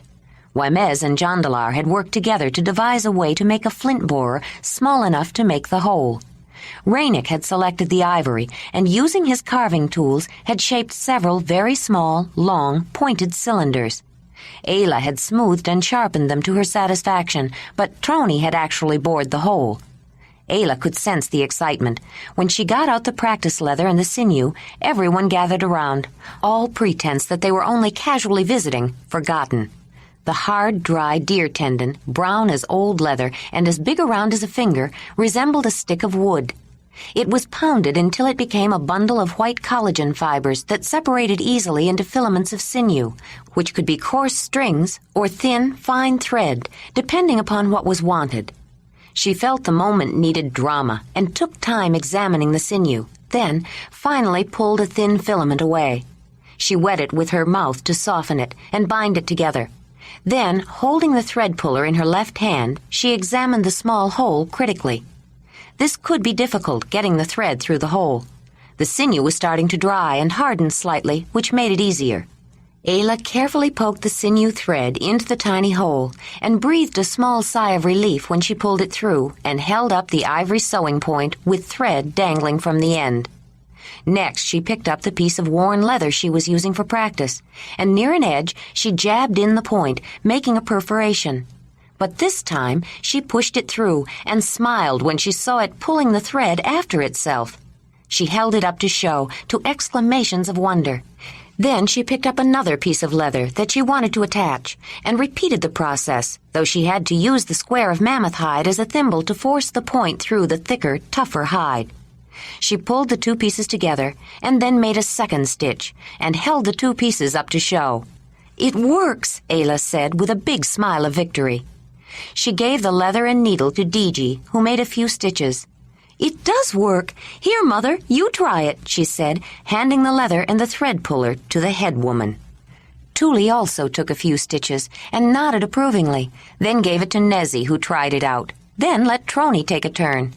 Trony gave it to Ranec, who tried pushing the point through both pieces at once and discovered that thick leather was hard to penetrate.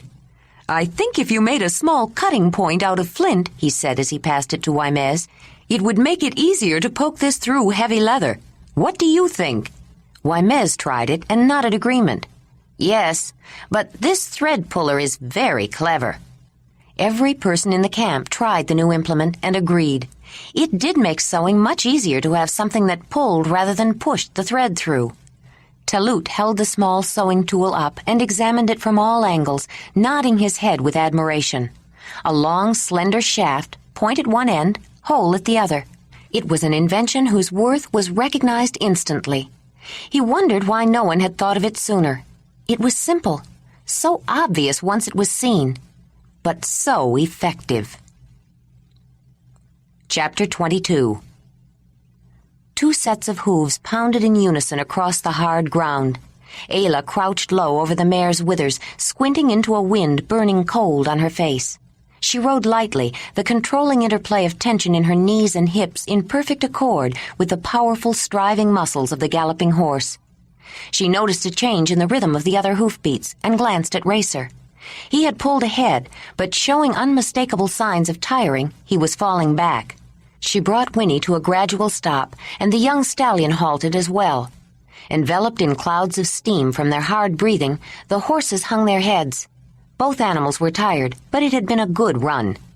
Sitting upright and bouncing easily in rhythm with the horse's gait, Ayla headed back toward the river at a comfortable pace, enjoying the opportunity to be outside.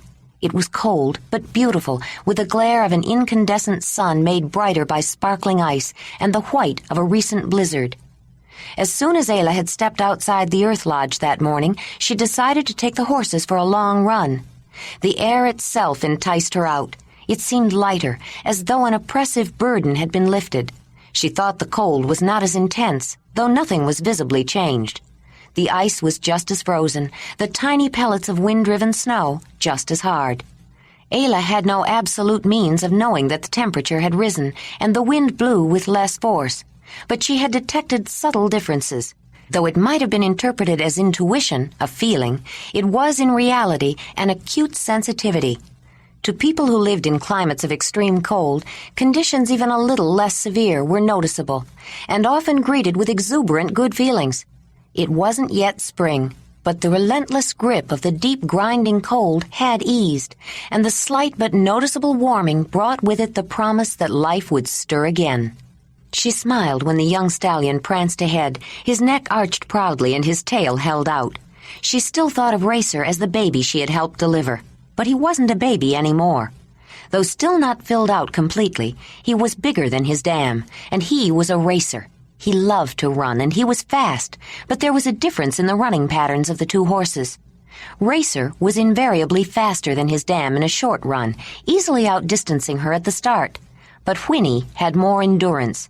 She could run hard longer, and if they went on for any distance, she inevitably caught up and surged ahead of him. Ayla dismounted, but stopped momentarily before pushing aside the drape and entering the earth lodge.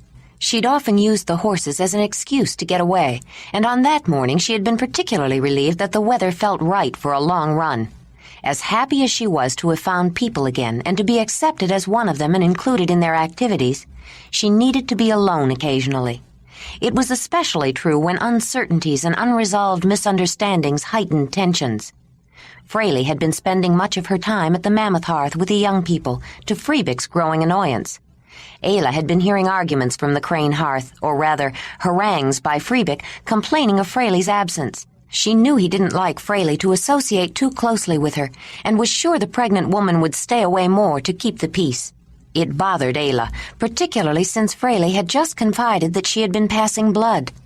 She had warned the woman that she could lose the baby if she didn't rest, and promised her some medicine, but now it would be more difficult to treat her with Freebick hovering disapprovingly. Added to that was her growing confusion about Jondalar and Ranec. Jondalar had been distant, but recently he seemed more like himself. A few days before, Mamut had asked him to come and talk to him about a particular tool he had in mind, but the shaman had been busy all day and only found time to discuss his project in the evening, when the young people usually gathered at the Mammoth Hearth. Though they sat quietly off to the side, the laughter and usual banter were easily overheard. Ranec was more attentive than ever, and had been pressing Ayla lately, in the guise of teasing and joking, to come to his bed again. She still found it difficult to refuse him outright. Acquiescence to a man's wishes had been too thoroughly ingrained in her to overcome easily. She laughed at his jokes. She was understanding humor more all the time, even the serious intent it sometimes masked, but skillfully evaded his implied invitation to a chorus of laughter at Ranec's expense. He laughed as well, enjoying her wit, and she felt attracted to his easy friendliness. He was comfortable to be with. Mamut noticed that Jondalar smiled too, and nodded his head approvingly. The flint napper had avoided the gathering of young people, only watching the friendly joking from a distance, and the laughter had only increased his jealousy. He didn't know that it was often sparked by Ayla's refusals of Ranec's offers, though Mamut did. The next day, Jondalar smiled at her for the first time in too long, Ayla thought, but she felt her breath catch in her throat and her heart speed up. During the next few days, he began coming back to the hearth earlier, not always waiting until she was asleep. Though she was reluctant to push herself on him still, and he seemed hesitant to approach her, she was beginning to hope that he was getting over whatever had been bothering him. Yet she was afraid to hope. Ayla took a deep breath, then pulled back the heavy drape and held it aside for the horses. After shaking out her parka and hanging it on a peg, she went inside. For a change, the mammoth hearth was nearly empty. Only Jondalar was there, talking to Mamut. She was pleased, but surprised to see him, and it made her realize how little she had seen of him lately. She smiled and hurried toward them, but Jondalar's scowl pulled down the corners of her mouth. He did not seem very happy to see her. "You've been gone all morning, alone," he blurted. "Don't you know it's dangerous to go out alone? You worry people. Soon someone would have had to go looking for you." He didn't say he had been the one who was worried, or that he was the one who was considering going out to look for her. Ayla backed off at his vehemence. "I was not alone. I was with Whinney and Racer. I took them for a run. They needed it." "Well, you shouldn't have gone out like that when it's so cold. It is dangerous to go out alone," he said, rather lamely, glancing at Mamut, hoping for support. "I said I was not alone. I was with Whinney and Racer, and it is nice out, sunny, not as cold." She was flustered by his anger, not realizing that it masked a fear for her safety that was almost unbearable. "I have been out alone in winter before, Jondalar. Who do you think went out with me when I lived in the valley?" "She's right," he thought. "She knows how to take care of herself. I shouldn't keep trying to tell her when and where she can go." Mamut did not seem overly concerned when he had asked where Ayla was, and she is the daughter of his hearth. He should have paid more attention to the old shaman, Jondalar thought, feeling foolish, as though he had made a scene over nothing. Well, maybe I should go look at the horses," he mumbled, backing away and hurrying toward the annex. Ayla watched him go, wondering if he thought she wasn't looking after them. She was confused and upset. It seemed impossible to understand him at all. Mamut was watching her closely. Her hurt and distress were plain to see. Why was it that the people who were involved found it so hard to understand their own problems? He was inclined to confront them and force them to see what seemed obvious to everyone else, but he resisted. He had already done as much as he felt he should. He had sensed from the beginning an undercurrent of tension in the Zelendanyi man, and was convinced that the problem was not as obvious as it seemed. It was best to let them work it out for themselves. They would all learn more from the experience if left to find their own solutions. But he could encourage Ayla to talk to him about it, or at least help her to discover her choices and know her own wishes and potential. "Did you say it is not as cold out, Ayla?" Mamut asked. It took a moment for the question to find its way through the maze of other pressing thoughts that worried her. "What? Oh, yes, I think so. It doesn't really feel warmer. It just doesn't seem as cold." "I was wondering when she would break the back of winter," Mamut said. "I thought it should be getting close." "Break the back? I do not understand." "It's just a saying, Ayla. Sit down. I'll tell you a winter story about the great bountiful Earth Mother who created all that lives," the old man said, smiling. Ayla sat beside him on a mat near the fire.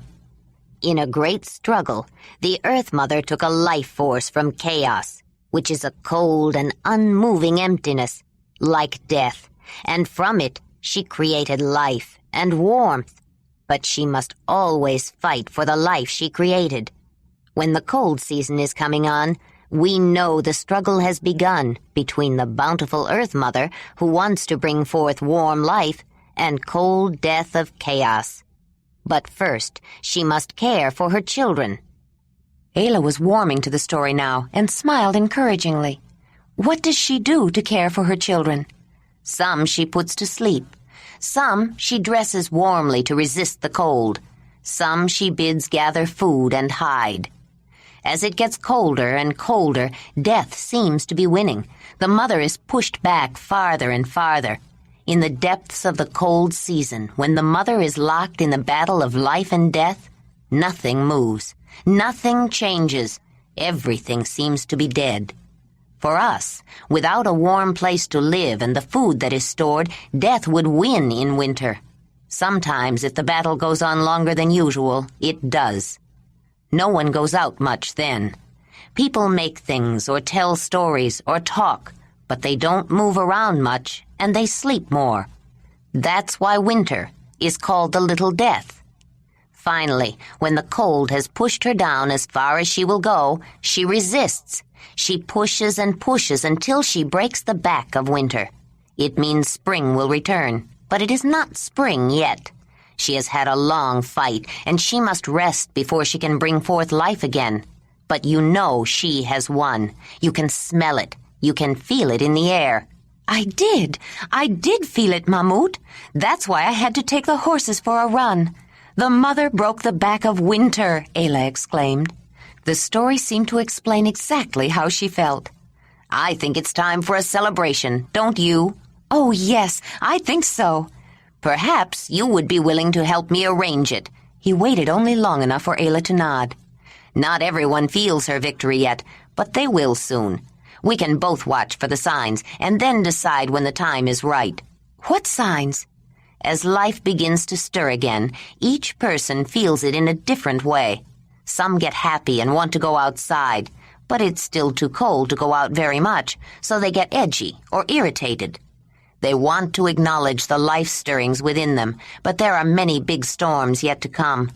Winter knows all is lost and gets angriest at this time of year, and people feel it and get angry too. I'm glad you have alerted me. Between now and spring, people will be more restless. I think you will notice it, Ayla. That's when a celebration is best. It gives people a reason to express happiness instead of anger. I knew she would notice, Mammut thought when he saw her frown. I have barely begun to feel the difference, and she has recognized it already. I knew she was gifted, but her abilities still astound me, and I'm sure I have not yet discovered her full range. I may never know. Her potential could be far greater than mine. What did she say about that route and the ceremony with the Mogurs? I'd like to get her prepared. The hunting ceremony with the clan. It changed me. The effects were profound. It lives with me still. She, too, had an experience. Could that have changed her? Enhanced her natural tendencies? I wonder. The spring festival, is it too soon to bring up the root again? Maybe I should wait until after she works with me on the backbreaking celebration. Or the next one. There will be many between now and spring. Diji walked down the passageway toward the mammoth hearth, carrying heavy outerwear. I was hoping I would find you, Ayla. I want to check those snares to see if I caught any white foxes to trim Ranec's parka. Do you want to come with me? Ayla, just waking up, looked up at the partially uncovered smoke hole. It does look nice out. Let me get dressed. She pulled back the covers, sat up, stretched and yawned, then went to the curtained-off area near the horse annex. On her way, she passed by a platform bed on which a half-dozen children were sleeping, sprawled on top of each other in a heap like a litter of wolf pups. She saw Rydag's large brown eyes open and smiled at him. He closed them again and snuggled down between the youngest, Nuvi, almost 4 years, and Ruji, who was approaching 8. Krisavek, Brynan, and Tusi were also in the pile, and lately she had seen Fraley's youngest, Tasher, who was not yet 3, beginning to take notice of the other youngsters. Lady, verging on womanhood, Ayla noticed, played with them less and less. The children were benevolently spoiled. They could eat and sleep where and when they wanted. They seldom observed the territorial customs of their elders. The entire lodge was theirs. They could demand the attention of adult members of the camp, and often found it was welcomed as an interesting diversion. No one was in any particular hurry or had any place to go. Wherever their interest led the children, an older member of the group was ready to assist or explain. If they wanted to sew skins together, they were given the tools, and scraps of leather and strings of sinew. If they wanted to make stone tools, they were given pieces of flint and stone or bone hammers. They wrestled and tumbled and invented games, which were often versions of adult activities. They made their own small hearths and learned to use fire. They pretended to hunt, spearing pieces of meat from the cold storage chambers, and cooked it. When playing hearths extended to mimicking the copulating activities of their elders, the adults smiled indulgently. No part of normal living was singled out as something to be hidden or repressed. All of it was necessary instruction to becoming an adult. The only taboo was violence, particularly extreme or unnecessary violence. Living so closely together, they had learned that nothing could destroy a camp or a people like violence, particularly when they were confined to the Earth Lodge during the long, cold winters. Whether by accident or design, every custom, manner, convention, or practice, even if not overtly directed at it, was aimed at keeping violence to a minimum. Sanctioned conduct allowed a wide range of individual differences in activities that did not, as a rule, lead to violence, or that might be acceptable outlets for draining off strong emotions. Personal skills were fostered. Tolerance was encouraged. Jealousy or envy, while understood, was discouraged. Competitions, including arguments, were actively used as alternatives, but were ritualized, strictly controlled, and kept within defined boundaries. The children quickly learned the basic rules. Yelling was acceptable. Hitting was not. As Ayla checked the large water bag, she smiled again at the sleeping children who had been up until late the night before. She enjoyed having children around again. "I should get snow before we leave. We are low on water, and it hasn't snowed for a while. Clean snow nearby is getting hard to find." "Let's not take the time," Deji said. "We have water at our hearth, and so does Nezzy. We can get more when we come back." She was putting on her warm winter outdoor clothes while Ayla was dressing. "I have a water bag and some food to take with us, so if you're not hungry, we can just go." "I can wait for the food, but I need to make some hot tea," Ayla said. Deji's eagerness to leave was infecting her.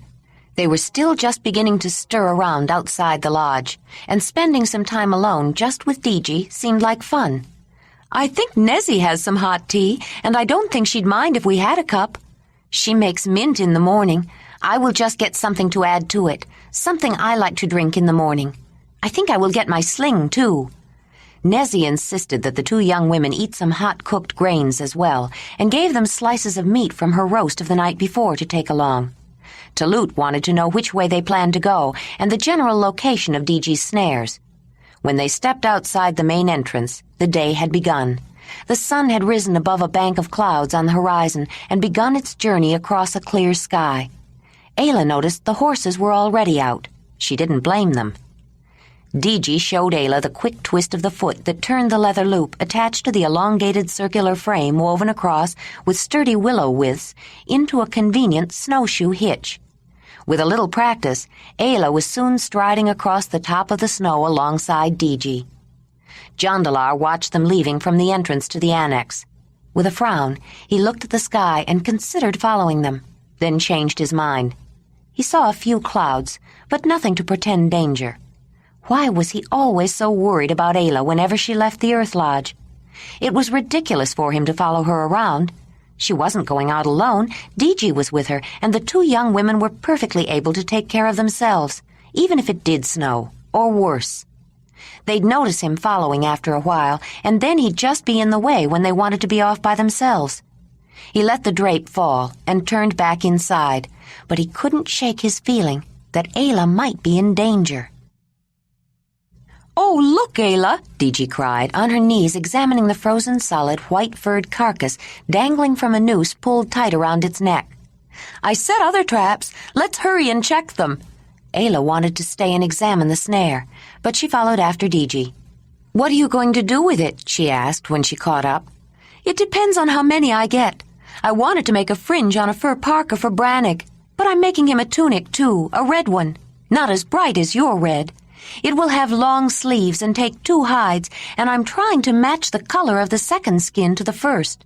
I think I'd like to decorate it with the fur and teeth of a winter fox. What do you think?"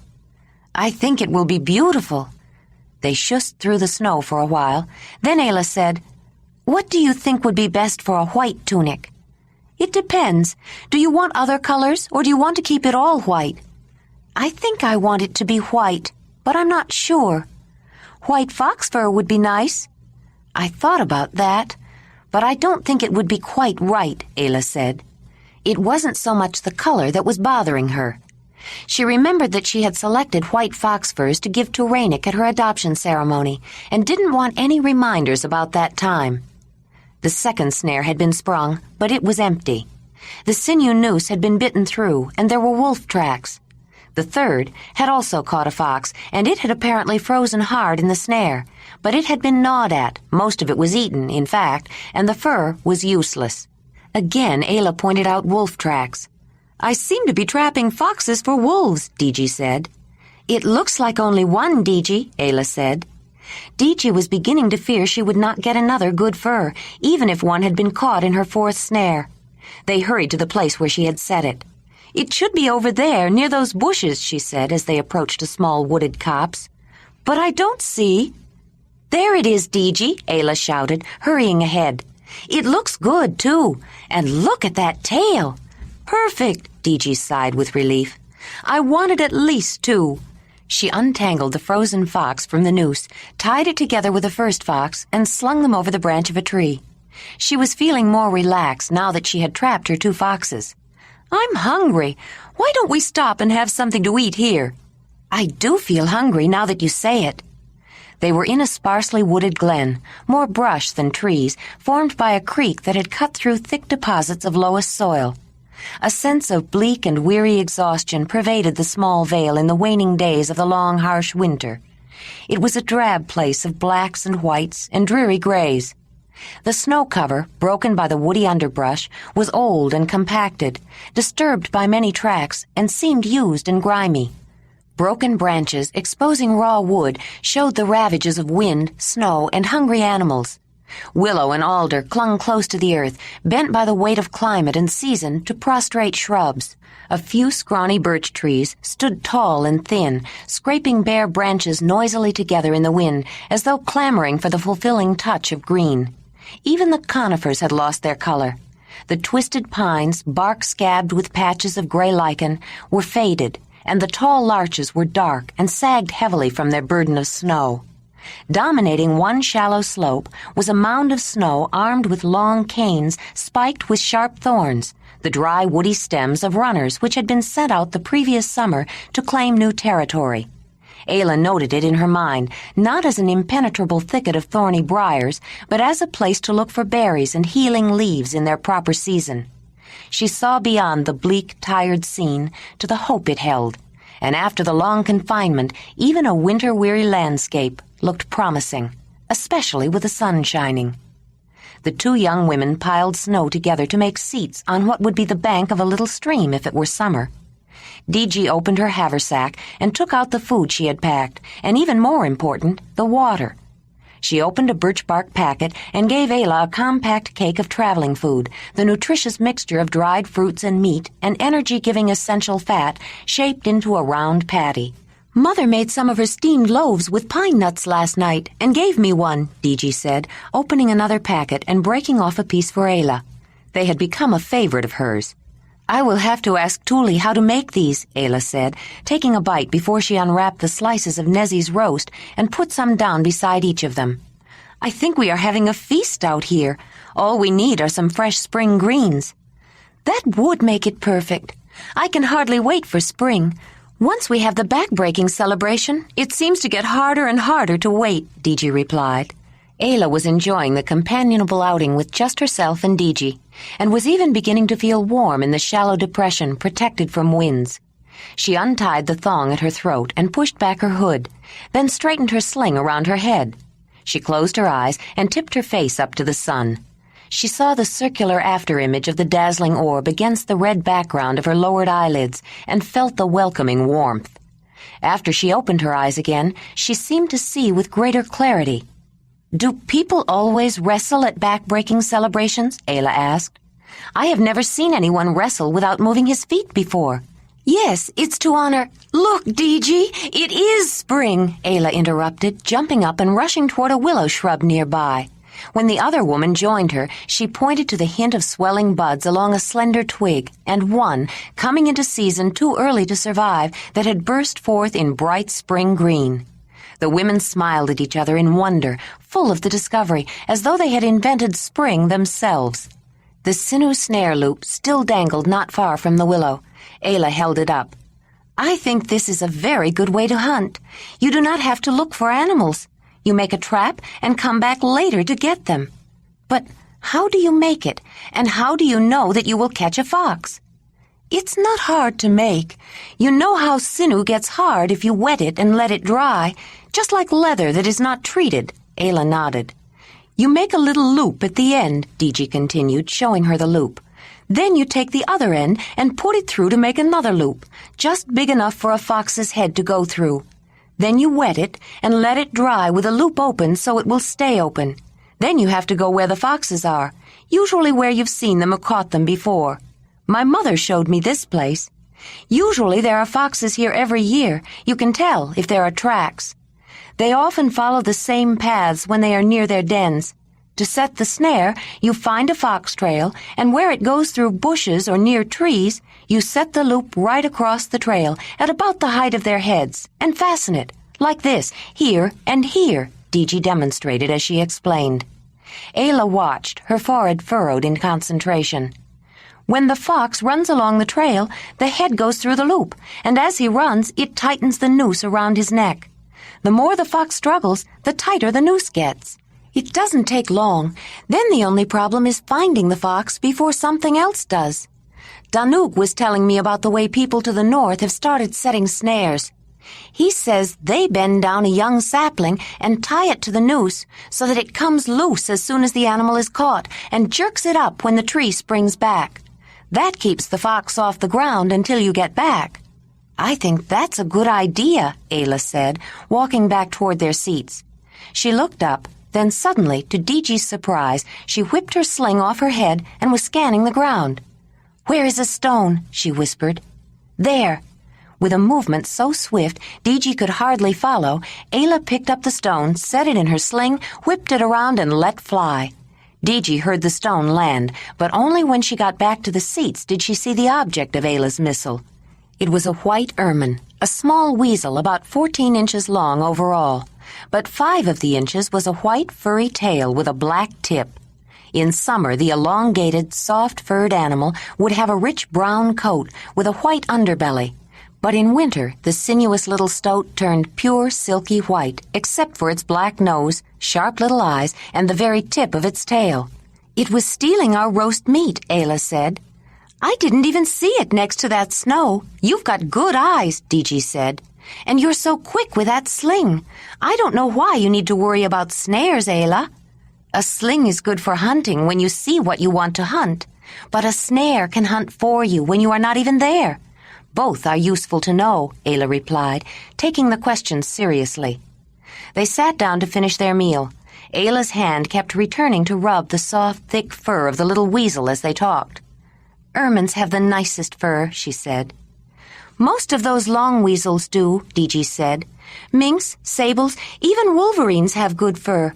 Not so soft, but the best for hoods, if you don't want frost clinging around your face. But it's hard to snare them, and you can't really hunt them with a spear.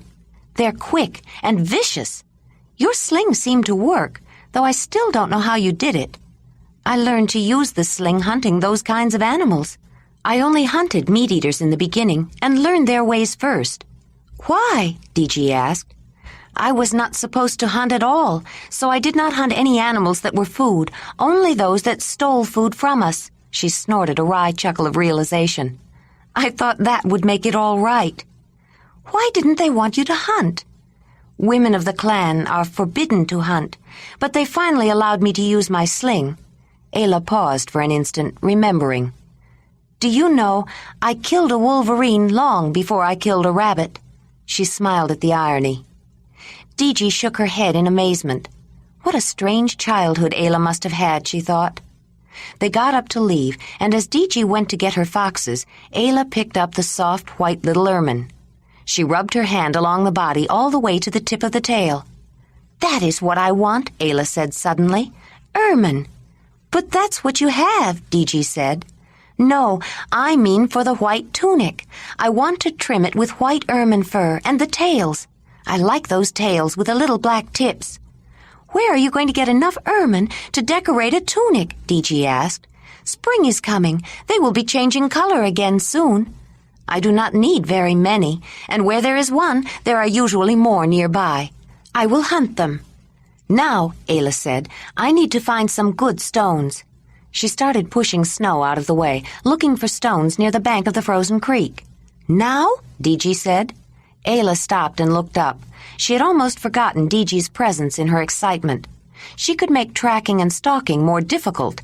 You do not have to wait for me, DG. Go back. I will find my way. Go back? I wouldn't miss this for anything. You can be very quiet? DG smiled. I have hunted before, Ayla. Ayla blushed, feeling she said the wrong thing. I did not mean. I know you didn't, DG said, then smiled. I think I could learn some things from someone who killed a wolverine before she killed a rabbit. Wolverines are more vicious, mean, fearless and spiteful than any animal alive, including hyenas. I've seen them drive leopards away from their own kills. They'll even stand up to a cave lion. I'll try to stay out of your way. If you think I'm scaring the ermine off, tell me, and I'll wait for you here. But don't ask me to go back. Ayla smiled with relief, thinking how wonderful it was to have a friend who understood her so quickly. Ermine are as bad as wolverines. They are just smaller, DG. Is there anything I can do to help? We still have roast meat left. It might be useful, but first we must find tracks. After I get a good supply of stones. When Ayla had accumulated a pile of satisfactory missiles and put them in a pouch which was attached to her belt, she picked up her haversack and slung it over her left shoulder. Then she stopped and studied the landscape, looking for the best place to begin. DG stood beside her and just a step behind, waiting for her to take the lead. Almost as though she was thinking out loud, Ayla began speaking to her in a quiet voice. Weasels do not make dens. They use whatever they find, even a rabbit's burrow, after they kill the rabbits. Sometimes I think they would not need a den if they did not have young. They are always moving, hunting, running, climbing, standing up and looking, and they are always killing day and night, even after they have just eaten, though they might leave it. They eat everything, squirrels, rabbits, birds, eggs, insects, even dead and rotten meat, but most meat they kill and eat fresh. They make stinky musk when they are cornered, not to squirt like a skunk, but smells as bad, and they make sound like this. Ayla uttered a cry that was half-strangled scream and half-grunt. In the season of their pleasures, they whistle. DG was utterly astonished. She had just learned more about weasels and ermine than she had learned in her entire life. She didn't even know they made a sound at all. They are good mothers, have many babies, 2 hens. Ayla stopped to think of the name of the counting word. 10. More sometimes. Other times only few. Young stay with mother until almost grown. She stopped again to eye the landscape critically. This time of year, litter might still be with mother. We look for track. I think near Canebrake. She started toward the mound of snow that covered, more or less, the tangled mass of stems and runners that had been growing from the same place for many years. DG followed her, wondering how she could have learned so much when Ayla wasn't much older than she was. DG had noticed that Ayla's speech had lapsed just slightly. It was the only sign of her excitement, but it made her realize how well Ayla did speak now. She seldom spoke fast, but her Mamutoi was close to perfect, except for the way she said certain sounds. DG thought she might never lose that speech mannerism, and rather hoped she wouldn't. It made her distinctive and more human. Look for small tracks with 5 toes. Sometimes only 4 show. They make the smallest tracks of any meat-eater, and the back paws go in the same tracks that front feet paws were in. DG hung back, not wanting to trample delicate spoor, watching. Ayla slowly and carefully scanned each area of the space around her with every step she took. The snow-covered ground and each fallen log, each twig on each bush, the slender boles of bare birches, and the weighted boughs of dark-needled pines. Suddenly, her eyes stopped their constant vigilance, stilled by a sight that caught her breath. She lowered her foot slowly while reaching into the haversack for a large piece of rare roast bison and laid it on the ground in front of her.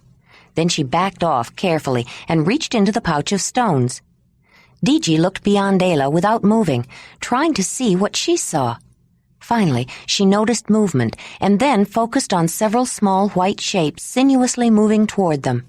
They raced with surprising speed, though they were climbing over deadfall, up and down trees, through brush, in and around small pockets and cracks, and devouring everything they found in their path. Diji had never taken the time to notice the small, voracious carnivores before, and she watched in rapt fascination. They stood up occasionally, shiny black eyes alert, ears cocked for every sound, but drawn unerringly by scent to their hapless prey. Squirming through nests of voles and mice, under tree roots for hibernating newts and frogs, and darting after small birds, too chilled and hungry to flee, the ravaging horde of 8 or 10 small white weasels closed in. Heads weaving back and forth, black little beads of eyes eager, they pounced with deadly accuracy at the brain, the nape of the neck, the jugular vein. Striking without compunction, they were the most efficient, bloodthirsty killers of the animal world, and Diji was suddenly very glad they were small. There seemed no reason for such wanton destruction but a lust to kill, except the need to keep a continuously active body fueled in the way they were intended and ordained by nature to do. The ermine were drawn to the slab of rare meat, and without hesitation began to make short work of it. Suddenly there was confusion. Hard-flung stones landed among the feeding weasels, striking some down, and the unmistakable scent of weasel musk choked the air. Diji had been so absorbed in watching the animals, she had missed Ayla's carefully controlled preparations and swift casts. Then, out of nowhere, a large black animal bounded among the white weasels, and Ayla was stunned to hear a menacing growl. The wolf went after the slab of bison, but was held off by 2 bold and fearless ermine. Backing off only a bit, the black carnivore spied an ermine recently made harmless and grabbed for it instead. But Ayla was not about to let the black wolf steal her ermine. She had put in too much effort to get them. They were her kills, and she wanted them for the white tunic. As the wolf was trotting away with a small white weasel in its mouth, Ayla went after it. Wolves were also meat-eaters. She had studied them just as closely as weasels when she was teaching herself to use a sling. She understood them, too. She picked up a fallen branch as she ran after the animal. A single wolf usually gave way in the face of a determined charge and might drop the ermine. If it had been a pack, or even just 2 wolves, she would not have tried such a reckless assault. But when the black wolf paused to reposition the ermine in its mouth, Ayla went after it with the branch, hauling back to give it a solid blow. She didn't think of the branch as much of a weapon, but she planned only to scare the wolf off and startle it into dropping the small furry animal it held. But Ayla was the one who was startled. The wolf dropped the ermine at its feet and with a mean and ugly snarl sprang straight for her.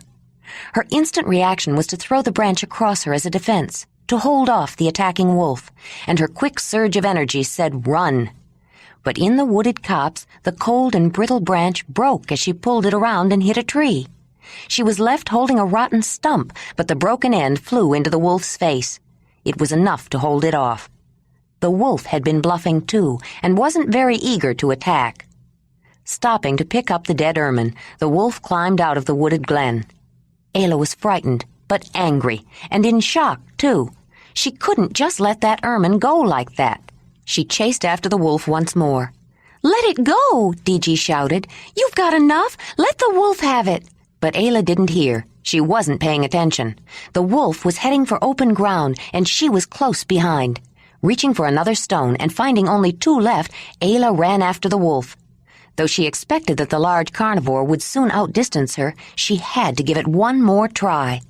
She loaded a stone in her sling and hurled it after the fleeing canine. The second stone that followed soon afterward finished what the first had begun. Both found their mark. She felt a sense of satisfaction when the wolf dropped. That was one animal that would not be stealing anything from her again. As she ran to get the ermine, she decided she might as well take the wolf pelt, too. But when Diji found her, Ayla was sitting beside the dead black wolf and the white ermine and hadn't moved. The expression on her face gave Diji cause for concern. "What's wrong, Ayla?" "I should have let her have it. I should have known she had a reason for going after that roast meat, even though the ermine wanted it. Wolves know how vicious weasels are, and usually a lone wolf will back down without attacking in an unfamiliar place.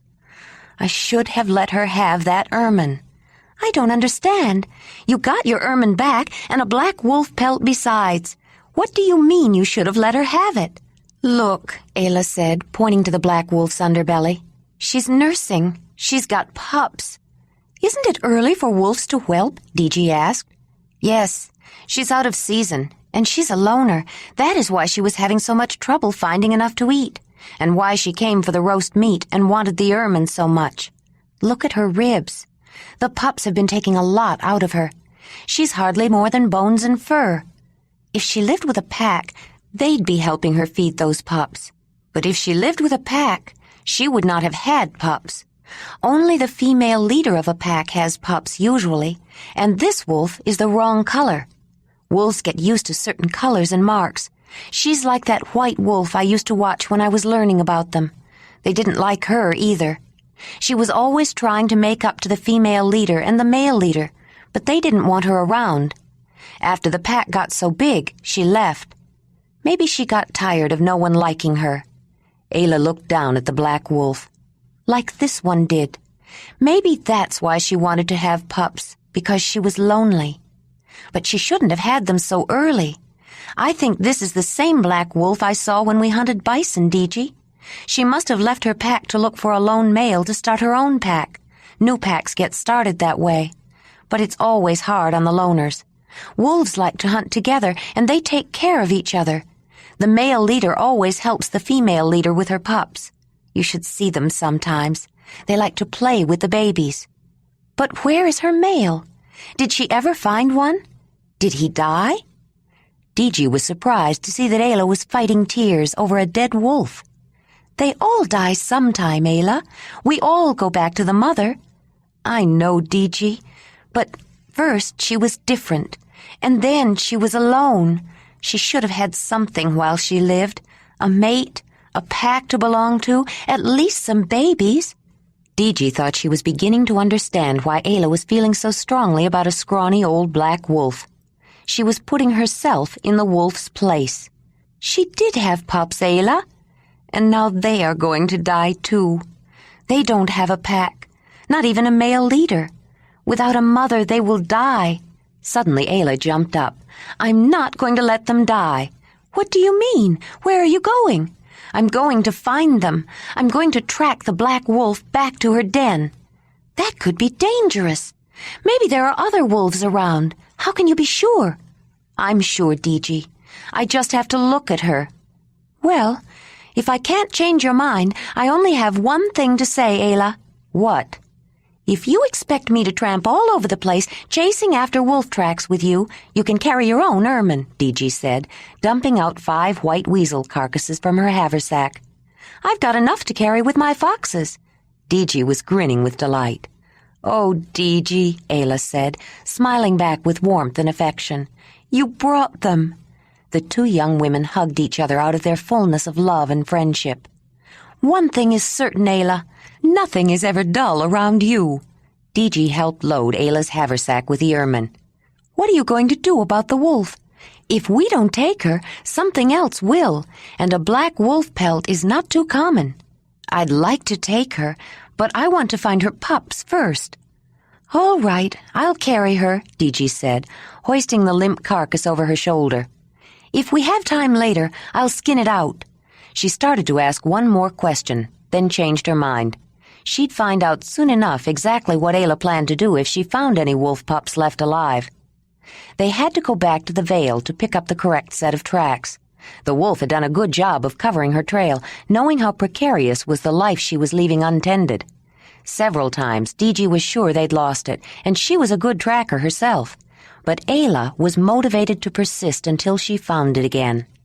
By the time they had found the place that Ayla was sure was the den, the sun was showing late afternoon. I have to be honest, Ayla, I don't see any signs of life. That's the way it should be if they are alone. If there were signs of life, it would just invite trouble. You might be right, but if there are pups in there, how are you going to get them to come out? I guess there's only one way. I'll have to go in after them. You can't do that, Ayla. It's one thing to watch wolves from a distance, but you can't go into their dens. What if there are more than pups? There could be another adult wolf around. Have you seen any other adult tracks besides the blacks? No, but I still don't like the idea of you going into a wolf's den. I haven't come this far to go away without finding out if there are any wolf pups around. I have to go in, DG. Ayla put down her haversack and headed for the small dark hole in the ground. It was dug out of an old lair, abandoned long before because it was not the most favorable location. But it was the best the black wolf could find after her mate, an old lone wolf drawn to her too early heat, died in a fight. Ayla got down on her belly and started to wriggle in. "Ayla, wait!" DG called. "Here, take my knife." Ayla nodded, put the knife in her teeth, and started into the dark hole. It sloped downward at first, and the passage was narrow. Suddenly she found herself stuck and had to back out. "We better go, Ayla. It's getting dark, and if you can't get in, you can't get in." "No," she said, pulling her parka off over her head. "I'll get in." She shivered with the cold until she was inside the den, but it was a tight fit through the first tunnel section where it sloped down. Near the bottom where it leveled out, there was more room, but the den seemed deserted. With her own body still blocking the light, it took a while for her eyes to become accustomed to the darkness. But it wasn't until she started to back out that she thought she heard a sound. "Wolf, little wolf, are you here?" she called. Then, remembering the many times she had watched and listened to wolves, she voiced a pleading whine. Then she listened. A tiny, soft whimper came from the deepest, dark recess of the den, and Ayla felt like shouting for joy. She wormed her way closer to the sound and whined again. The whimper was closer, and then she saw 2 shining eyes. But when she reached for the pup, he backed up and hissed a little snarl, and she felt sharp needle teeth bite her hand. "Oh, you've got some fight in you," Ayla said, and then smiled. "Some life in you yet. Come on now, little wolf. It's going to be all right. Come on." She reached for the wolf pup again, making her pleading whine, and felt a fuzzy ball of fur. Getting a good hold, she pulled the pup, spitting and fighting all the way toward her. Then she backed up out of the den. "Look what I've found, DG," Ayla said, grinning triumphantly as she held up a little, gray, fuzzy wolf puppy. Chapter 23. Jondalar was outside the lodge, pacing back and forth between the main entrance and the horse annex. Even in the warm parka he wore, an old one of Tulut's, he was feeling the drop in temperature as the sun closed with the horizon. Several times he had climbed the slope in the direction Ayla and DG had taken and was considering climbing it again. He had been trying to quell his anxiety ever since the 2 young women left that morning, and when he first began his worried pacing early in the afternoon, others in the Earth Lodge smiled condescendingly, but he was no longer alone in his concern. Tuli had hiked up the slope a few times herself, and Tulut was talking about getting a group together to go look for them with torches. Even Whinney and Racer seemed nervous. As the brilliant fire in the west slid behind a bank of clouds hanging near the edge of the earth, it emerged as a sharply defined bright red circle of light, an otherworldly circle without depth or dimension, too perfect, too symmetrical to belong to the natural environment. But the glowing red orb lent color to clouds and a tinge of health to the pale, partial face of the other unearthly companion, which was low in the eastern sky. Just as Jondalar was about to climb up the slope again, 2 figures appeared at the top, silhouetted against a vivid lavender background that shaded into deep indigo. A single star glinted overhead. He breathed a great sigh and slumped against the arched tusks, feeling light-headed with the sudden release of tension. They were safe. Ayla was safe. But why were they gone so long? They should know better than to make everyone worry so much. What could have kept them out so long? Maybe they were in trouble. He should have followed them. "They're here! They're here!" Lady was shouting. People ran out of the Earth Lodge half-clothed. Those that were out and dressed raced up to meet them. "What took you so long? It's almost dark. Where were you?" Jondalar demanded as soon as Ayla reached the lodge. She looked at him in astonishment. "Let's get them inside first," Tuli said. Deji knew her mother was not pleased, but they had been out all day, they were tired, and it was getting colder fast. Recriminations could come later, after Thule made sure they were all right. They were hustled in, straight through the foyer and into the cooking hearth. Deji, grateful to unload, lifted off the carcass of the black wolf, which had stiffened to the shape of her shoulder. When she dropped it on a mat, there were exclamations of surprise, and Jondalar blanched. There had been trouble. "That's a wolf," Druez said, eyeing his sister with awe. "Where did you get that wolf?" "Wait until you see what Ayla has," Deji said, taking the white foxes out of her haversack. Ayla was dumping frozen ermine out of her carrier with one hand, holding the other carefully against her midriff on top of her warm, hooded fur tunic. "Those are very nice ermine," Druez said, not nearly as impressed with the small white weasels as he was with the black wolf, but not wanting to offend. Ayla smiled at the boy. Then she untied the thong she had belted around her parka and, reaching under, withdrew a small gray ball of fur. Everyone looked to see what she had. Suddenly it moved. The wolf puppy had slept comfortably against Ayla's warm body underneath her outer garment. But the light and the noise and the unfamiliar smells were frightening. The pup whimpered and tried to snuggle against the woman whose smell and warmth had become familiar. She put the small, fuzzy creature down on the soil of the drawing pit. The puppy stood up, wobbled a few steps, then promptly squatted and made a puddle that was quickly absorbed by the soft, dry dirt. "It's a wolf," Danug said. "A baby wolf," Lady added, her eyes filled with delight. Ayla noticed Ranec hunkering close to look at the small animal. He reached out a hand, and the puppy sniffed it, and then licked it. Ranec's smile was pure joy. "Where you get little wolf, Ayla?" the boy signed. "Is long story," she signaled back. "We'll tell later." She quickly pulled off her parka. Nezzy took it and handed her a cup of hot tea. She smiled gratefully and took a sip. "It doesn't matter where she got it. What is she going to do with it?" Freebick demanded. Ayla knew he understood the silent language, though he claimed he didn't. He had obviously understood Ranec. She turned and faced him. "I am going to take care of it, Freebick," Ayla said, her eyes blazing with defiance. "I killed its mother," she motioned toward the black wolf, "and I'm going to take care of this baby." "That's not a baby. That's a wolf, an animal that can hurt people," he said. Ayla seldom took such a strong stand with him or anyone, and he had discovered she would often give in on small issues to avoid conflict if he was nasty enough. He didn't expect the direct confrontation, and he didn't like it, especially when he could sense it was not likely to go his way. Maneuv looked at the wolf puppy and then at Freebick, and his face split into a wide grin. "Are you afraid that animal is going to hurt you, Freebick?" The raucous laughter made Freebick flush with anger. "I didn't mean that. I mean, wolves can hurt people. First it's horses, now it's wolves. What next? I am not an animal, and I don't want to live with animals," he said. Then he stomped away, not ready to test whether the rest of the lion camp would rather have him or Ayla and her animals if he forced them to make a choice. "Do you have meat left from that bison roast, Nezzy?" "You must be starving. I'll fix you a plate of dinner."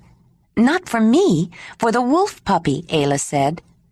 Nezzy brought Ayla a slab of roast meat, wondering how such a small wolf was going to eat it.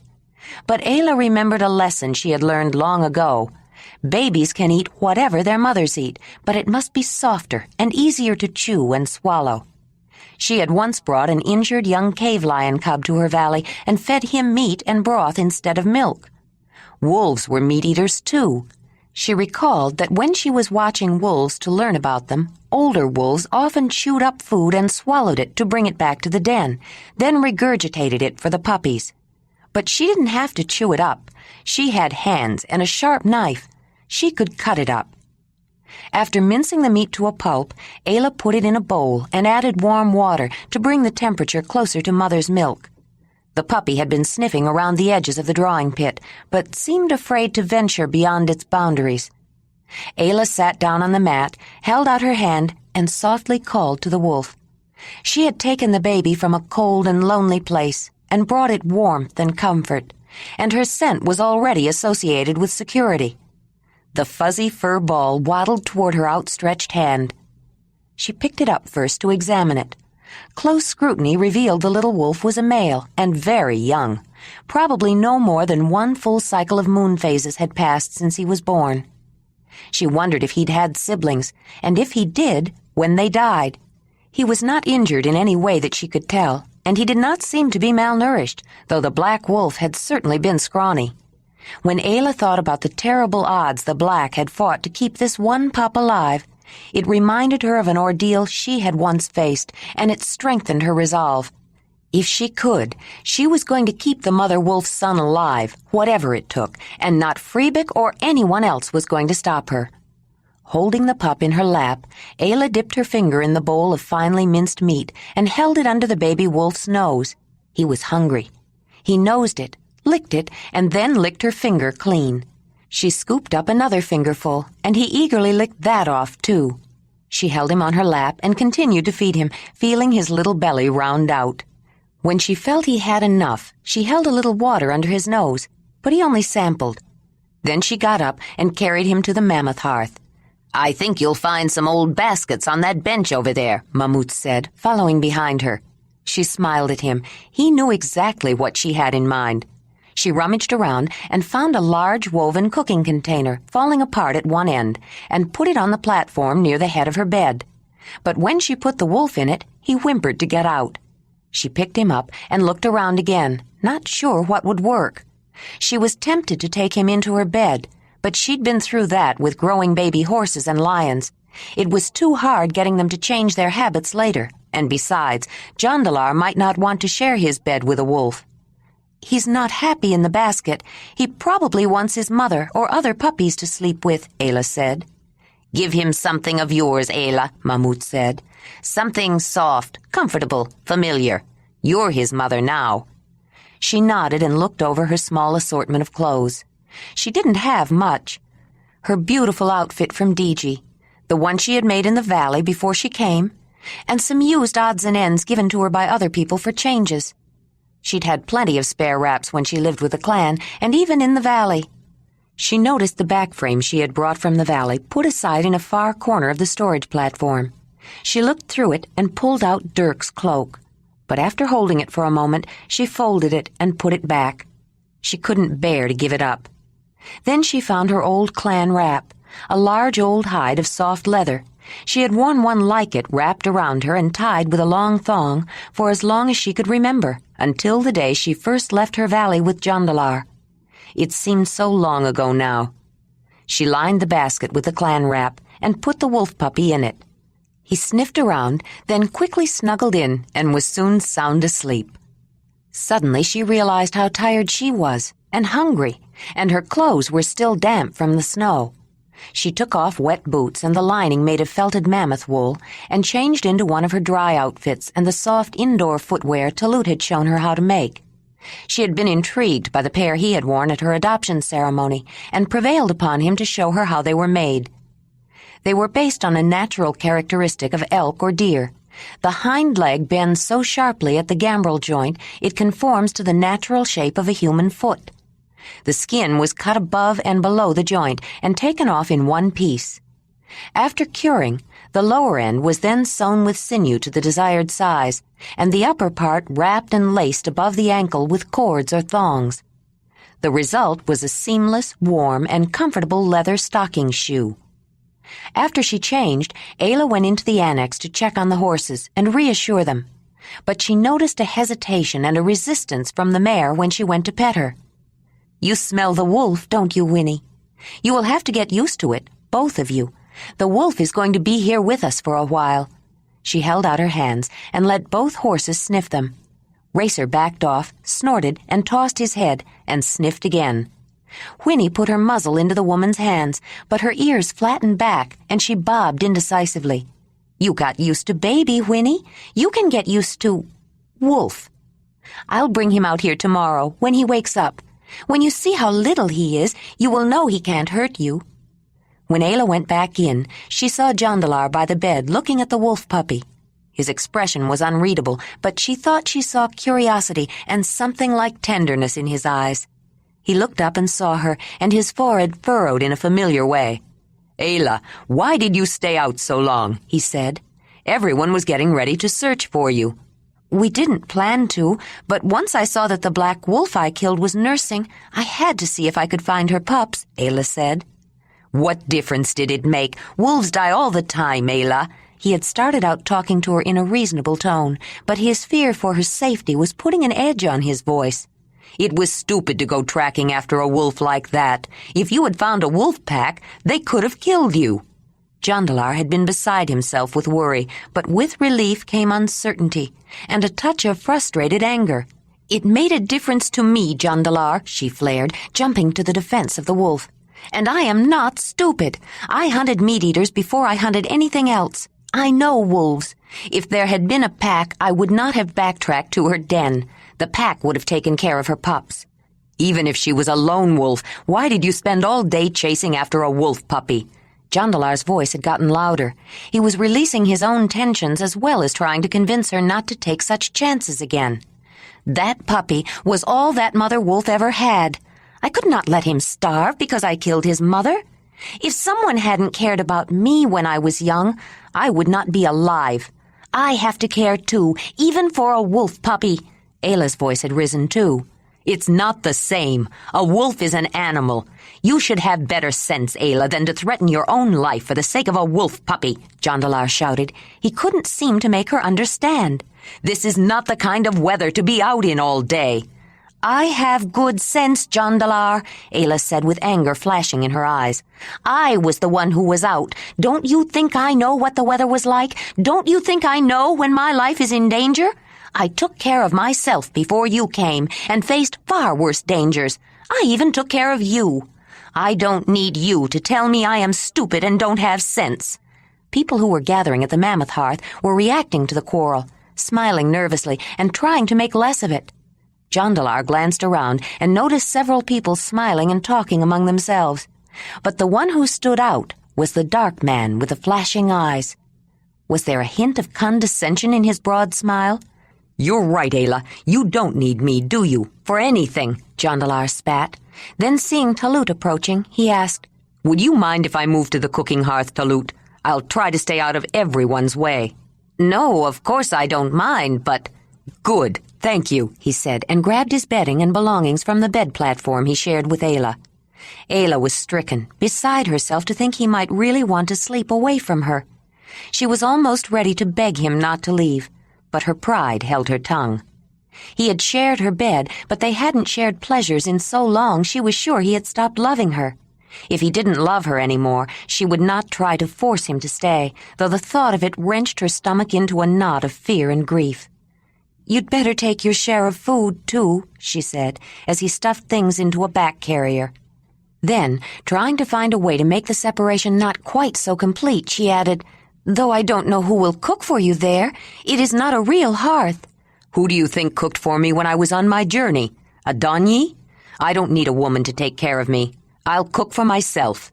He stomped away, his arms full of furs, through the fox hearth and the lion hearth, and threw his bedding down near the tool-working area. Ayla watched him go, not wanting to believe it. The lodge was buzzing with talk about their separation. Diji hurried down the passageway after hearing the news, finding it hard to believe. She and her mother had gone to the aurochs hearth while Ayla was feeding the wolf, and spoke together quietly for some time. Diji, who had also changed into dry clothes, looked both chastened and resolute. Yes, they should not have stayed out so long for their own safety as well as for the concern they caused others. But no, under the circumstances, she would not have done anything differently. Tuli would like to have spoken to Ayla as well, but felt it would be inappropriate, especially after hearing Diji's story. Ayla had told Diji to go back before they started their senseless wolf tracking, and they were both grown young women who should be perfectly able to take care of themselves by now. But Tuli had never been so worried about Diji in her life. Nezi nudged Troni, and they both filled plates with warmed food and brought it to the Mammoth Hearth for Ayla and Diji. Maybe things would straighten out after they had something to eat and had a chance to tell their story. Everyone had held off asking about the wolf pup until the necessities of warmth and food for the young women, and the little wolf, had been attended to. Though she had been hungry, Ayla found it hard now to put food in her mouth. She kept looking in the direction Jondalar had gone. Everyone else seemed to find their way to the Mammoth Hearth, anticipating the story of an exciting and unusual adventure, which could be told and retold. Whether she was in the mood or not, they all wanted to know the story of how she arrived back at the lodge with a baby wolf. Diji began by relating the strange circumstances of the white foxes in the snares. She was quite certain now that it was the black wolf, weakened and hungry and unable to hunt deer or horse or bison alone, that had been driven to taking the foxes from the traps for food. Ayla suggested that the black might have followed Diji's trail from trap to trap when she set them. Then Diji told of Ayla wanting white fur to make something for someone, but not white fox fur this time, and tracking the ermine. Jondalar arrived after the storytelling began and was trying to remain quietly unnoticed, sitting near the far wall. He was already sorry and berating himself for leaving so hastily, but he felt the blood drain from his face when he heard Diji's remark. If Ayla was making something with white fur for someone and did not want winter fox, it must be because she had already given that someone white winter fox. And he knew to whom she had given white fox furs at her adoption ceremony. Jondalar closed his eyes and clenched his fists in his lap. He didn't even want to think it, but he couldn't keep the thoughts from his mind. Ayla must be making something for the dark man who looked so stunning in white fur. For Ranec. Ranec wondered, too, who the someone was. He suspected it was Jondalar, but he hoped it might be someone else. Maybe even him. It gave him an idea, though. Whether she was making something for him or not, he could still make something for her. He recalled her excitement and delight over the carved horse he had given her, and grew warm at the thought of carving something else for her, something that would delight her and excite her again, especially now that the big blond man had moved away. Jondalar's presence had always acted as a restraining influence, but if he was willingly abdicating his primary position, leaving her bed and hearth, then Ranec felt free to pursue her more actively. The little wolf whimpered in his sleep, and Ayla, sitting on the edge of her bed platform, reached over and stroked him to calm him. The only time in his young life that he had felt as warm and secure as he did now was when he had been nestled beside his mother, and she had left him alone many times in the cold, dark den. But Ayla's hand had taken him out of that cheerless and frighteningly alone place and brought him warmth and food and a feeling of safety. He settled down under her reassuring touch without even waking. Ayla let Diji continue the story, only adding comments and explanations. She didn't feel much like talking, and it was interesting that the other young woman's story was not the same one she would have told. It wasn't less true, but seen from a different viewpoint, and Ayla was a little surprised at some of her companion's impressions. She hadn't seen the situation as quite so dangerous. Diji had been much more frightened of the wolf. She didn't seem to really understand them. Wolves were among the gentlest of meat-eaters, and very predictable if you paid attention to their signals. Weasels were far more bloodthirsty, and bears more unpredictable. It was rare for wolves to attack humans. But Diji didn't see them that way. She described the wolf as viciously attacking Ayla, and she had been afraid. It had been dangerous, but even if Ayla hadn't fended it off, the attack was defensive. She might have been hurt, but she probably would not have been killed, and the wolf had backed down as soon as she could grab the dead ermine and get away.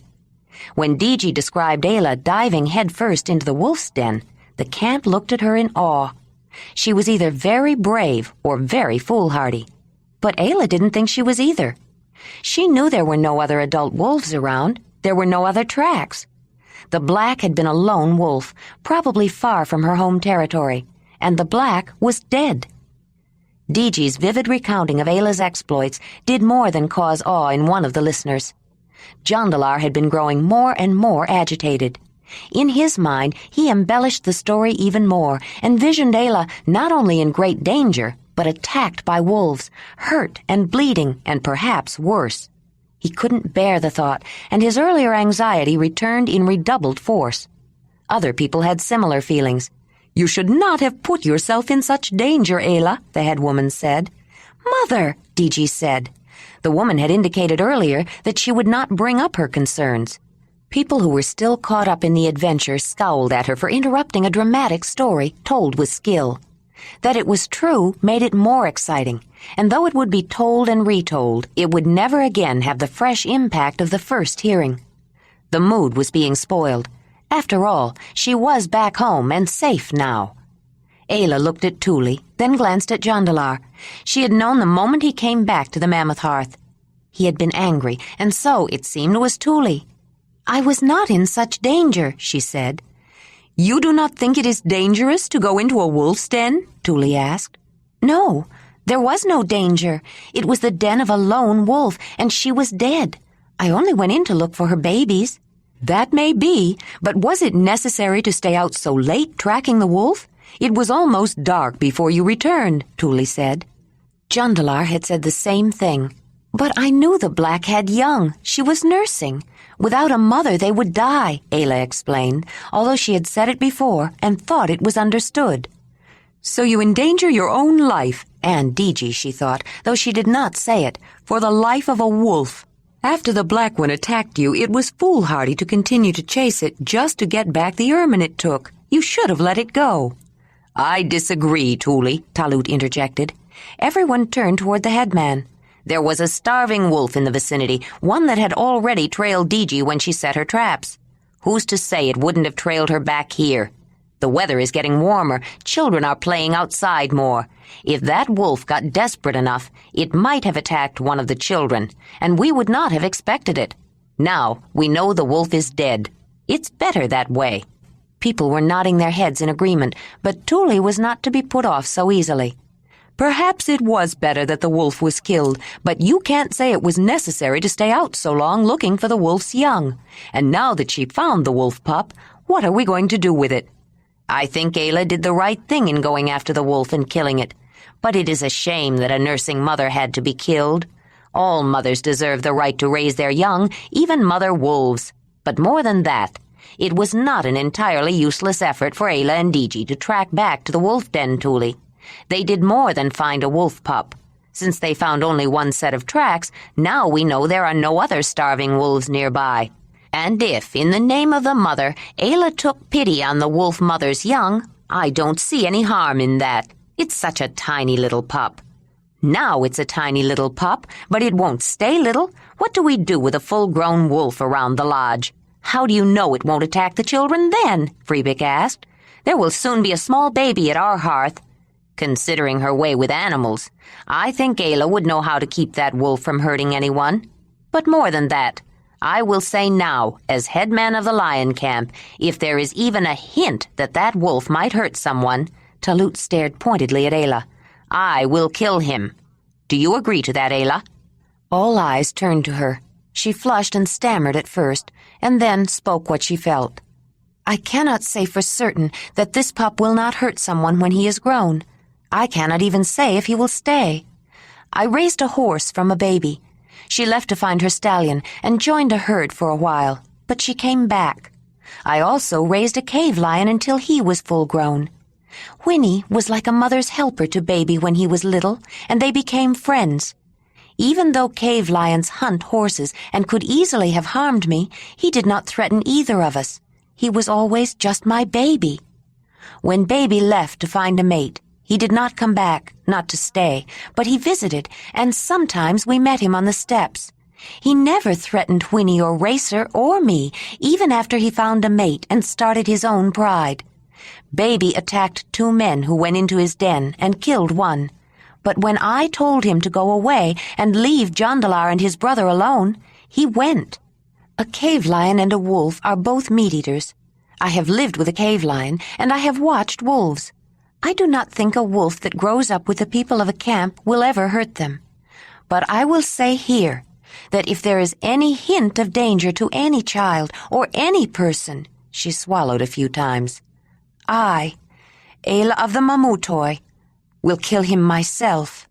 Ayla decided to introduce the wolf pup to Whinney and Racer the following morning so they could get accustomed to his scent and avoid unnecessary nervousness. After feeding him, she picked up the little canine and took him out to the horse annex to meet the equine pair. Unknown to her, several people had seen her go. Before she approached the horses with the young wolf, however, she picked up a dried chunk of horse dung, crushed it, and rubbed him with the fibrous dust. Ayla hoped the steppe horse would be willing to befriend another baby hunting animal as she had the cave lion, but she recalled that Whinney had been more accepting of Baby after he had rolled in her dung. When she held out the handful of fuzzy fur to Whinney, the mare shied away at first, but her natural curiosity won out. She advanced cautiously and smelled the comforting, familiar scent of horse, along with the more disturbing wolf odor. Racer was equally curious and less cautious. While he had an instinctive wariness of wolves, he had never lived with a wild herd and had never been the object of pursuit by a pack of proficient hunters. He stepped up to the warm and living, interesting, though vaguely threatening, furry thing which Ayla held cupped in both hands, and stretched forward for a closer inspection. After the two horses had sniffed sufficiently to familiarize themselves with the puppy, Ayla put him down on the ground in front of the two large grazers and heard a gasp. She glanced toward the Mammoth Hearth entrance and noticed Lady holding open the drape. Talut, Jondalar, and several others crowded close behind her. They didn't want to disturb her, but they too were curious and couldn't resist the urge to see the first meeting of the baby wolf and the horses. Small though he was, the wolf was a predator, and horses were wolves' natural prey. But hooves and teeth could be formidable weapons. Horses had been known to wound or kill full-grown attacking wolves and could easily make short work of so small a predator. The horses knew they were in no danger from the young hunter and quickly overcame their initial wariness. More than one person smiled to see the wobbly little wolf, not much bigger than a hoof, looking up at the massive legs of the strange giants.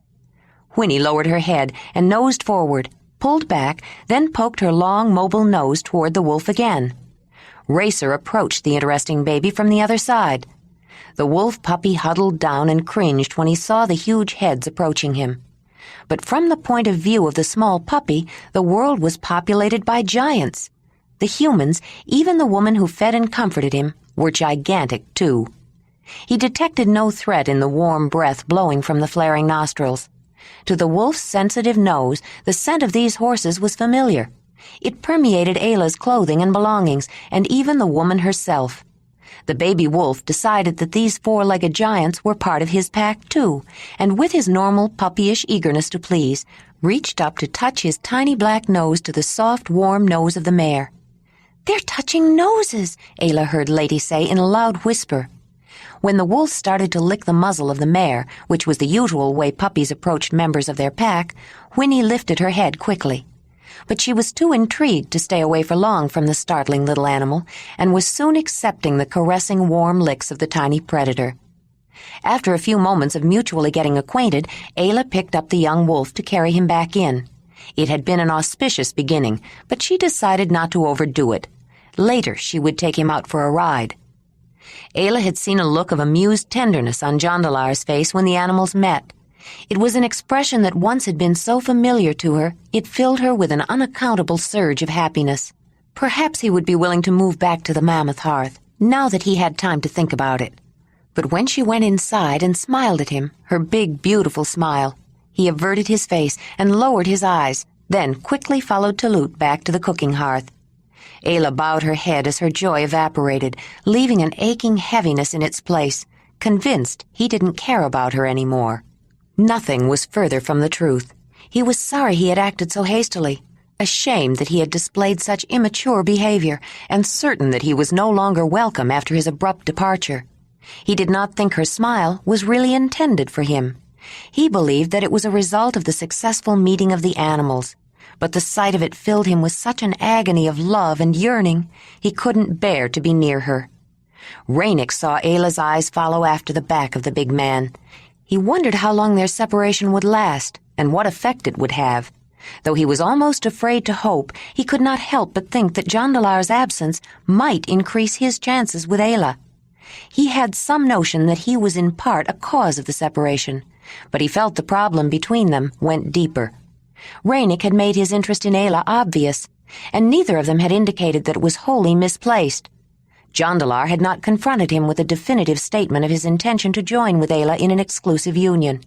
He had just acted with suppressed anger and withdrawn. And while Ayla had not exactly encouraged him, she had not turned him away either. It was true. Ayla did welcome Ranec's company. She wasn't sure what was causing Jondalar to be so aloof, but she felt certain it was something that she was doing wrong.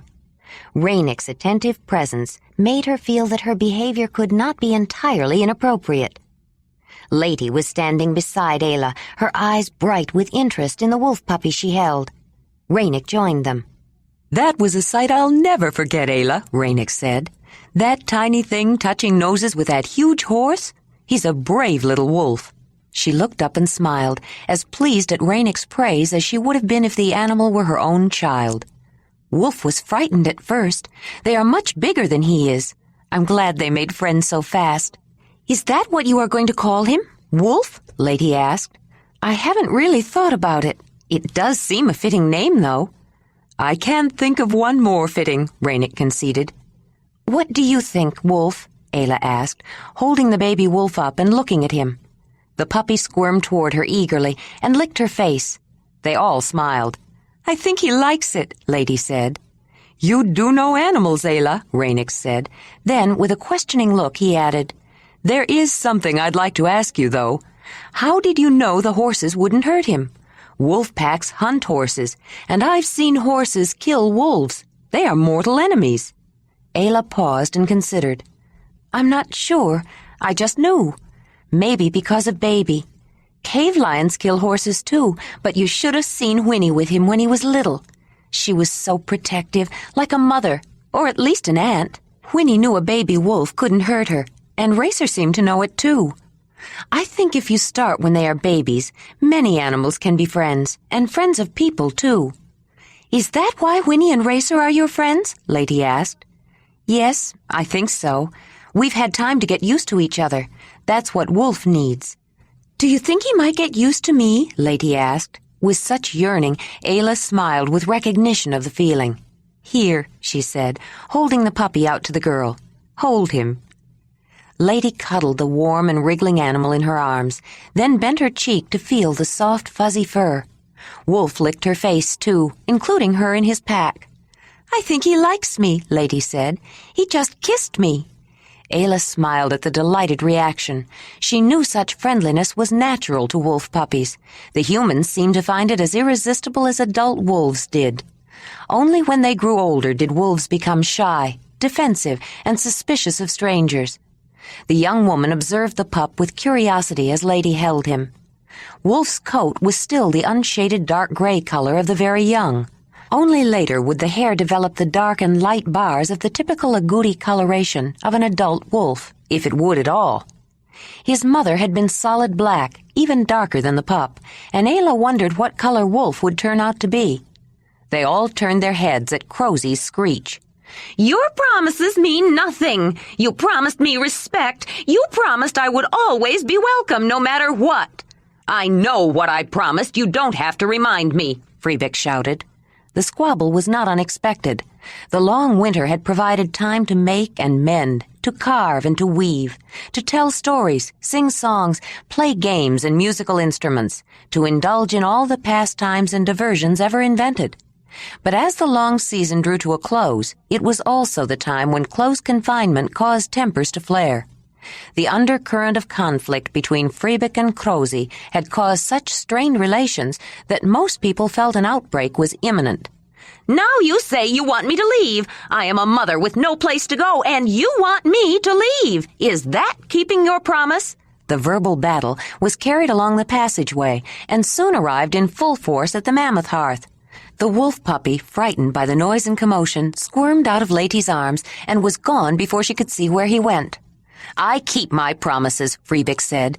"You didn't hear me right. What I meant was—" He had made promises to her, but he didn't know then what it would be like to live with the old harridan. If only he could just have Fraley and not have to put up with her mother, he thought, looking around, trying to think of some way to get out of the corner Crozie had put him in. "What I meant was—" He noticed Ayla and looked directly at her. "We need more room. The crane hearth isn't big enough for us. And what are we going to do when the baby comes? There seems to be plenty of room in this hearth, even for animals." "It's not for the animals. The mammoth hearth was this size before Ayla came," Ranec said, coming to Ayla's defense. "Everyone in the camp congregates here. It has to be larger. Even then it gets crowded. You can't have a hearth this big." "Did I ask for one this big?" I only said ours wasn't big enough. Why should the lion camp make room for animals, but not for people? More people were coming to see what was going on. You can't take room from the mammoth hearth, DG said, making room for the old shaman to come forward. Tell him, Mamut. No one made room for the wolf. He sleeps in a basket near her head, Mamut began in a reasonable tone. You imply Ayla has this entire hearth, but she has little space to call her own. People gather here whether there is a ceremony or not, particularly the children. There is always someone around, including Fraley and her children sometimes. I have told Fraley I don't like her to spend so much time here, but she says she needs more room to spread out her work. Fraley would not have to come here to work if we had more room at our hearth. Fraley blushed and went back to the crane hearth. She had told Freebick that, but it wasn't entirely true. She also liked to spend time at the mammoth hearth for the company and because Ayla's advice had helped with her difficult pregnancy. Now Fraley felt she would have to stay away. Anyway, I wasn't talking about the wolf, Freebick continued, though no one asked me if I wanted to share the lodge with that animal. Just because one person wants to bring animals here, I don't know why I should have to live with them. I'm not an animal, and I didn't grow up with them. But around here, animals are worth more than people. This whole camp will build a separate room for horses while we are squeezed into the smallest hearth in the lodge. An uproar ensued, with everybody shouting at once, trying to make themselves heard. What do you mean the smallest hearth in the lodge? Tornik stormed. We have no more room than you, maybe less, and just as many people. That's true, Trony said. Maneuv was vigorously nodding his head in agreement. No one has much room, Ranec said. He's right, Trony agreed again, with more vehemence. I think even the lion hearth is smaller than yours, Freebick, and they have more people than you, and bigger ones, too. They are really cramped. Maybe they should have some of the space from the cooking hearth. If any hearth deserves it, they do. But the lion hearth is not asking for more room, Nezzy tried to say.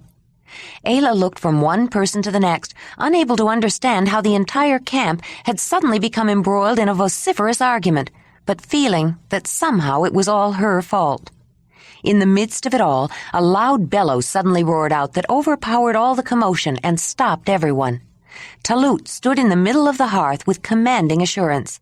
His feet were spread apart, and in his right hand was the enigmatically decorated, long, straight ivory shaft.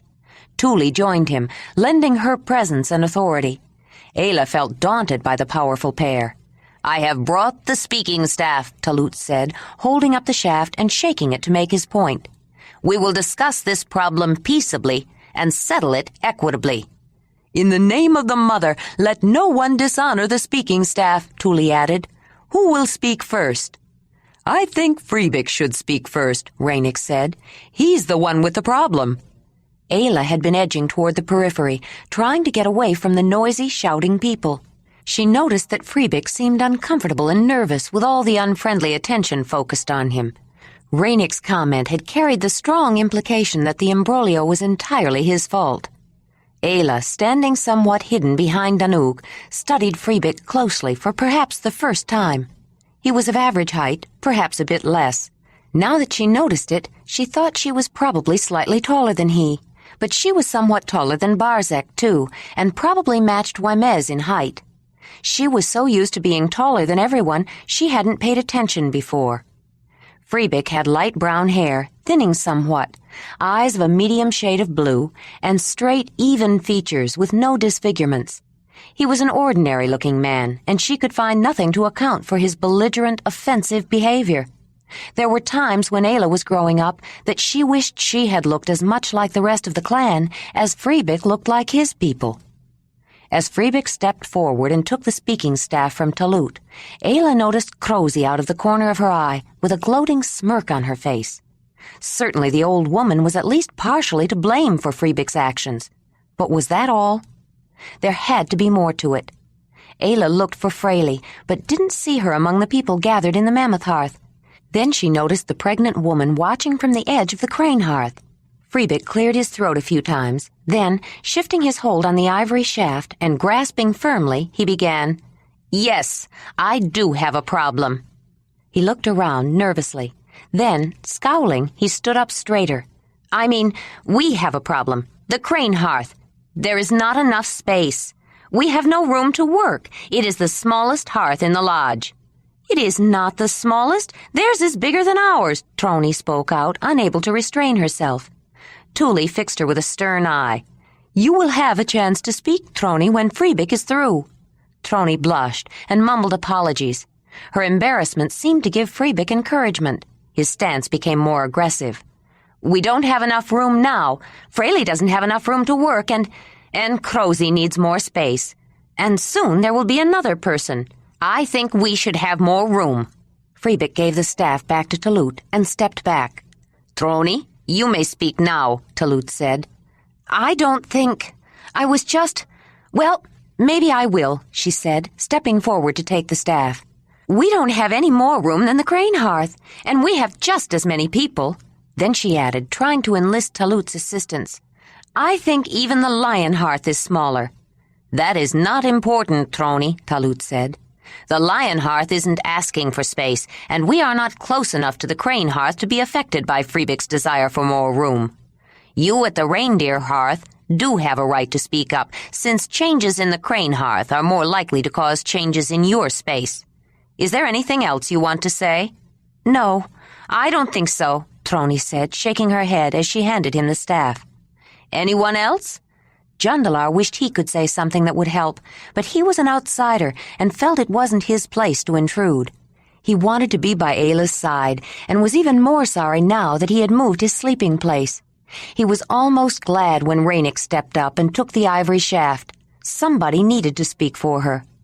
"It's not terribly important, but Freebick is exaggerating. I can't say whether or not they need more space, but the crane hearth is not the smallest hearth in the lodge. The fox hearth has that honor. But we are only 2, and we are content." There were murmurs, and Freebick glared at the carver. There had never been much understanding between the two men. Ranec had always felt they had little in common and tended to ignore him. Freebick took it as disdain, and there was some truth to the feeling. Particularly since he had begun making disparaging remarks to Ayla, Ranec found little of worth in Freebick. Talut, attempting to forestall another general argument, raised his voice and addressed Freebick. "How do you think the space in the lodge ought to be changed to give you more room?" He gave the long ivory pole to the man. "I never said I wanted to take any space from the reindeer hearth, but it seems to me that if some people have space for animals, they have more room than they need. A whole annex was added to the lodge for the horses, but no one seems to care that we will soon be adding another person. Maybe things could be moved over," Freebick finished lamely. He was not happy to see Mamut reach for the speaking staff. "Are you suggesting that in order to make more room at the crane hearth, the reindeer hearth should move into the mammoth hearth? That would be a great inconvenience for them. As for Fraley coming here to work, you are not suggesting that she confine herself to the crane hearth, are you? It would be unhealthy and deprive her of the companionship she finds here. This is where she is supposed to bring her projects. This hearth is meant to accommodate work that takes more room than there is in anyone's personal hearth. The mammoth hearth belongs to everyone, and it is almost too small for gatherings now." When Mamut turned the speaking staff back to Talut, Freebick looked chastened, but he bristled defensively when Ranec took it again. "As for the horse annex, we will all benefit from that space, especially after storage cellars are dug. Even now it has become a convenient entrance for many people. I notice you keep your outer clothes in there and use it more often than the front way, Freebick," Ranec said.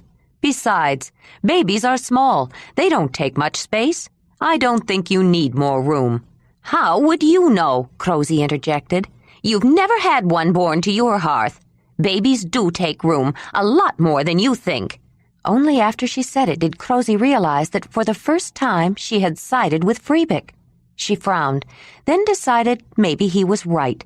Maybe they did need more room. It was true that the Mammoth Hearth was a gathering place, but it did seem to accord Ayla greater status because she lived at such a large hearth. Though everyone had considered it theirs when Mamut had lived there alone, now, except for ceremonial gatherings, everyone treated it as though it were Ayla's. A larger space for the crane hearth might increase the status of its members. Everyone seemed to take Crozie's interruption as a signal for general comment, and with a knowing look passing between them, Talut and Tuli allowed the outburst to run its course.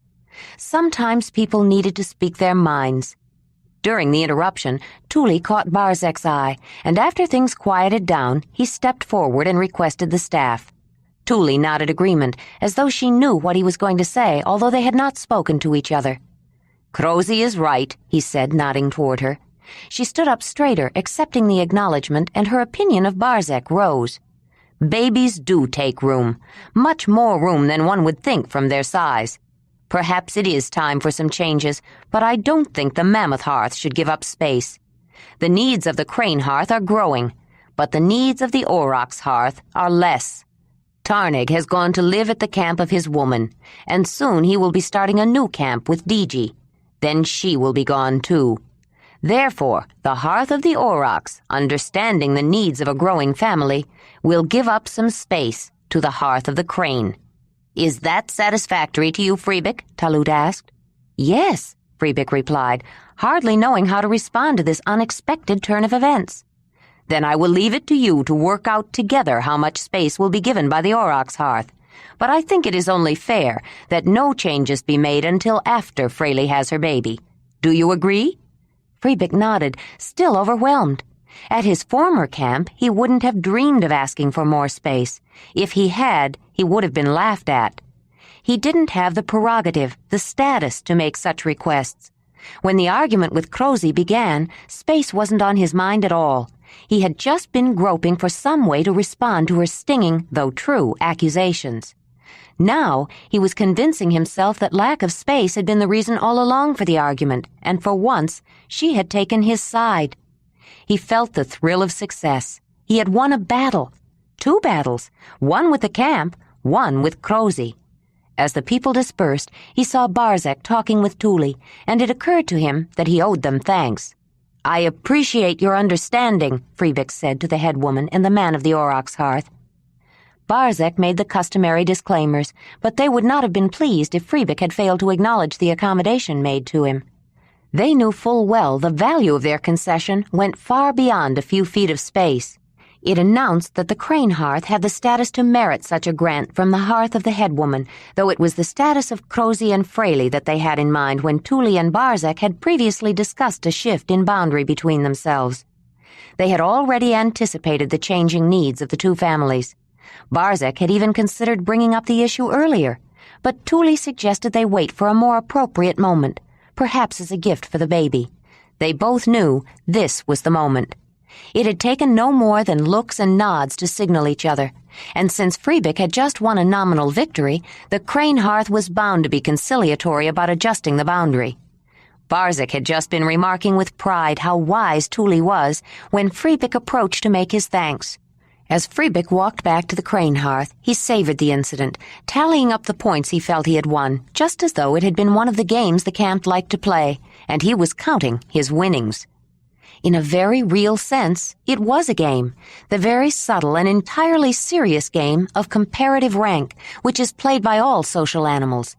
It is the method by which individuals arrange themselves, horses in a herd, wolves in a pack, people in a community, so that they can live together.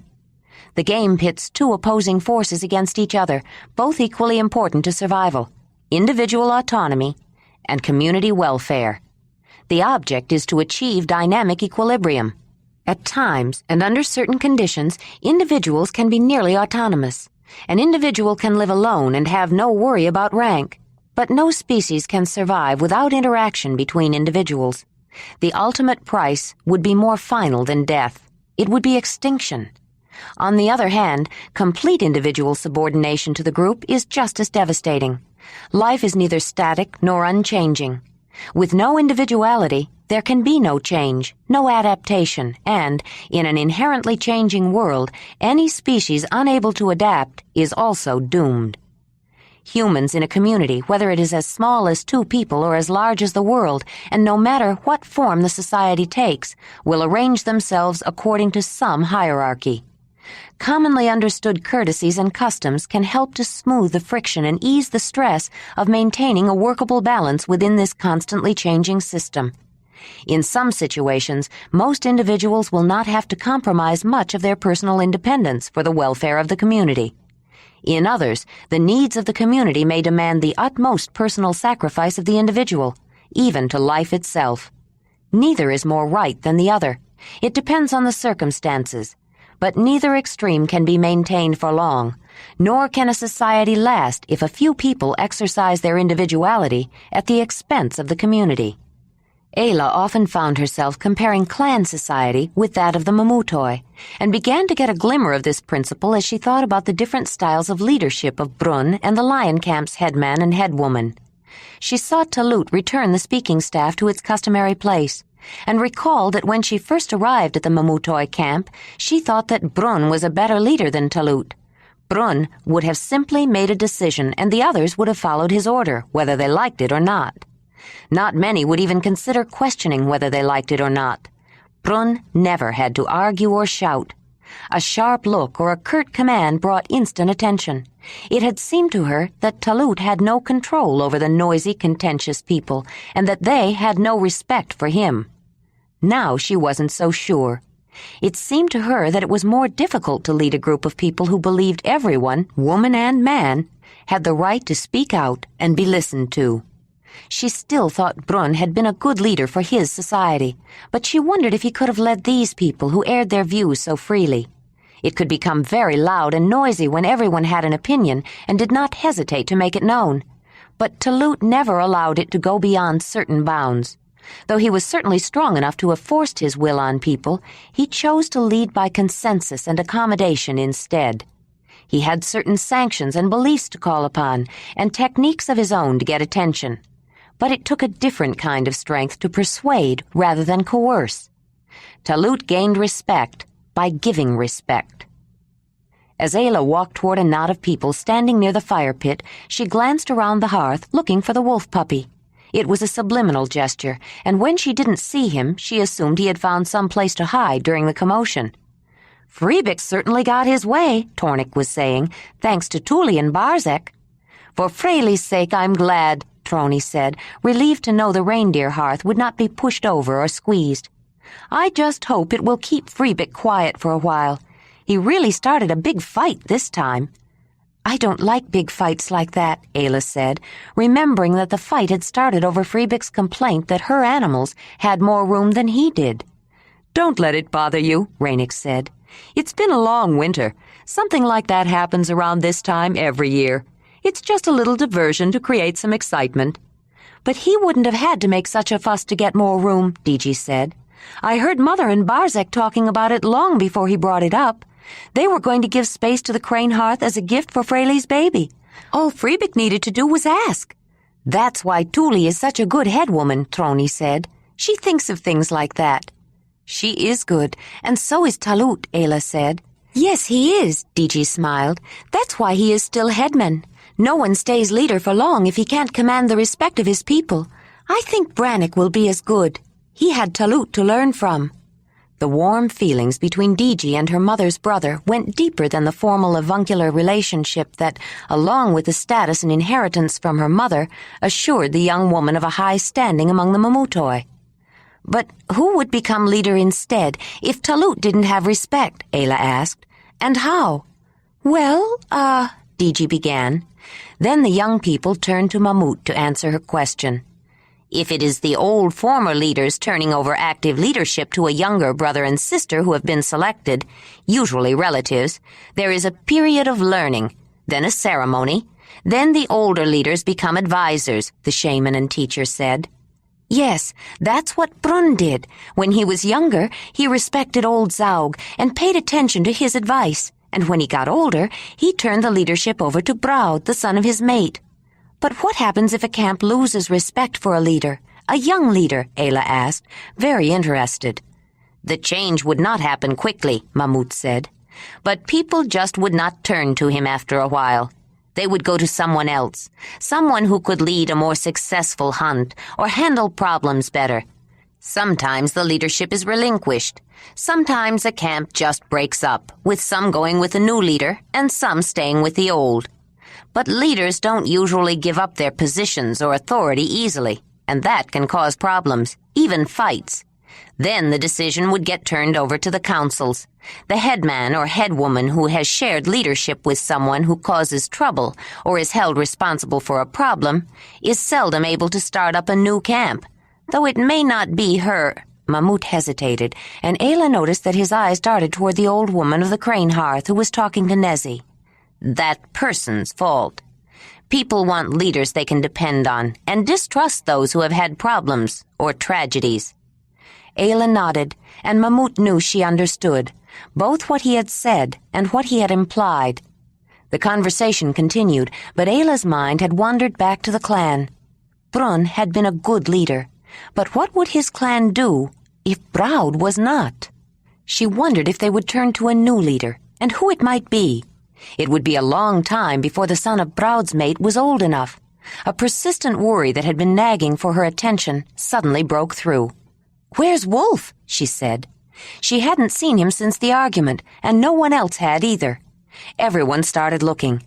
Ayla searched her bed platform, and then every other corner of the hearth, even the curtained-off area with the basket of ashes and horse dung which she had shown the pup. She was beginning to feel the same panic that a mother feels when her child is missing. "Here he is, Ayla," she heard Tornik say with relief, but she felt her stomach churn when he added, "Freebik has him." Her surprise bordered on shock as she watched him approach. She was not the only one who stared in amazed disbelief. Freebik, who never overlooked an opportunity to derogate Ayla's animals or her for her association with them, was cradling the wolf puppy gently in his arms. He handed the wolf over to her, but she noticed a moment of hesitation, as though he gave up the small creature reluctantly, and she saw a softer look in his eyes than she had ever seen there before. "He must have gotten scared," Freebik explained. "Fraley said suddenly he was there at the hearth whining. She didn't know where he came from. Most of the children were there too, and Krisivek picked him up and put him on a storage platform near the head of his bed. But there's a deep niche in the wall there. It goes quite a way into the hillside. The wolf found it and crawled all the way to the back, and then he wouldn't come out." "It must have reminded him of his den," Ayla said. "That's what Fraley said. It was too hard for her to go and get him, as big as she is, and I think she was afraid after hearing DG tell about you going into a wolf den. She didn't want Krisivek to go in after him either. When I got there, I had to go in and get him out." Freebik paused then, and when he continued, Ayla heard a note of wonder in his voice. "When I reached him, he was so glad to see me he licked me all over the face. I tried to get him to stop." Freebik assumed a more detached and unconcerned manner to cover up the fact that he was obviously moved by the naturally winning ways of the frightened baby wolf. "But when I put him down, he cried and cried until I picked him up again." Several people had gathered around by then. "I don't know why he picked the crane hearth or me to run to when he was looking for a safe place." "He thinks of the camp as his pack now, and he knows you are a member of the camp, especially after you brought him out of the den he found," Ayla replied, trying to reconstruct the circumstances. Freebik had been feeling the flush of victory when he returned to his hearth, and something deeper that made him feel an unaccustomed warmth, a sense of belonging as an equal. They hadn't just ignored him or made fun of him. Talut always listened to him, just as though he had the status to warrant it, and Tuli, the head woman herself, had offered to give him some of her space. Crozy had even sided with him. A lump came in his throat when he saw Fraley, his very own, treasured, high-status woman who had made it all possible. His beautiful, pregnant woman who would soon give birth to the first child of his own hearth, the hearth Crozy had given him, the crane hearth. He'd been annoyed when she told him the wolf was hiding in the niche, but the pup's eager acceptance of him, in spite of all his harsh words, surprised him. Even the new baby wolf welcomed him, and then would only be soothed by him. And Ayla said it was because the wolf knew he was a member of the lion camp. Even a wolf knew he belonged. "Well, you better keep him here from now on," Freebik cautioned as he turned to go. "And watch out for him. If you don't, he could get stepped on." After Freebik left, several of the people who had been standing around looked at each other in complete bewilderment. "That was a change. I wonder what got into him," DG said. "If I didn't know better, I'd say he actually likes Wolf." "I didn't think he had it in him," Ranec said. feeling more respect than he ever had for the man of the crane hearth. Chapter 24. The four-legged creatures of the mother's domain had always been either food, fur, or the personification of spirits to the lion camp. They knew animals in their natural environment, knew their movements and migration patterns, knew where to look for them and how to hunt them. But the people of the camp had never known individual animals before Ayla came with the mare and the young stallion. The interaction of the horses with Ayla, and, as time passed, with other people in varying degrees, was a constant source of surprise. It had never occurred to anyone before that such animals would respond to a human, or that they could be trained to come at a whistle or to carry a rider. But even the horses, with all their interest and appeal, did not hold the fascination to the camp of the baby wolf. They respected wolves as hunters, and on occasion adversaries. Sometimes a wolf was hunted for a winter pelt, and though it was rare, an occasional human fell to a pack of wolves. Most often, wolves and humans tended to respect and avoid each other. But the very young always exert a special appeal. It is the innate source of their survival. Babies, including baby animals, touch some inner chord that resonates in response. But Wolf, the name by which he came to be known, held a special charm. From the first day that the fuzzy little dark gray pup waddled on unsteady legs on the floor of the Earth Lodge, he entranced the human population. His eager puppy ways were hard to resist, and he quickly became a favorite of the camp. It helped, although the people of the camp didn't realize it, that human ways and wolf ways were not so different. Both were intelligent, social animals who organized themselves within an overall pattern of complex and changing relationships, which benefited the group while accommodating individual differences. Because of the similarities of social structures and certain characteristics which had evolved independently in both canines and humans, a unique relationship was possible between them. Wolf's life began under unusual and difficult circumstances. As the only surviving pup of a litter born to a lone wolf who had lost her mate, he never knew the security of a wolf pack. Rather than the comfort of litter mates or a solicitous aunt or uncle who would have stayed close by in the event that his mother left for a short time, he had experienced loneliness unusual for a wolf pup. The only other wolf he had known was his mother, and his memory of her was blurring as Ayla took her place. But Ayla was something more. By deciding to keep and raise the wolf puppy, she became the human half of an extraordinary bond that developed between two entirely different species, canines and humans. A bond that would have profound and lasting effects. Even if there had been other wolves around, Wolf was too young when he was found to have properly bonded with them. At his age of a month or so, he would have just begun coming out of the den to meet his relatives, the wolves that he would have identified with for the rest of his life. He imprinted instead on the people and horses of the lion camp. It was the first, but it would not be the last time. By accident or design, as the idea spread, it would happen again, many times, in many places. The ancestors of all the domestic canine breeds were wolves, and in the beginning they retained their essential wolf characteristics. But as time went on, the generations of wolves born and raised within a human environment began to differ from the original wild canines. Animals born with normal genetic variations in color, shape, and size, a dark coat, a white spot, a curved-up tail, a smaller or larger size, which would have pushed them to the periphery or out of the pack, were often favored by humans. Even genetic aberrations in the form of midgets or dwarfs or heavy-boned giants that would not have survived to reproduce in the wild were kept and thrived. Eventually, unusual or aberrant canines were bred to preserve and strengthen certain traits that were desirable to humans, until the outward similarity of many dogs to the ancestral wolf was remote indeed. Yet the wolf traits of intelligence, protectiveness, loyalty, and playfulness remained. Wolf was quick to pick up cues of relative rank within the camp, as he would have been within a wolf pack, though his interpretation of status might not have matched the notions of the humans. Though Tuli was headwoman of the lion camp, to Wolf, Ayla was the ranking female.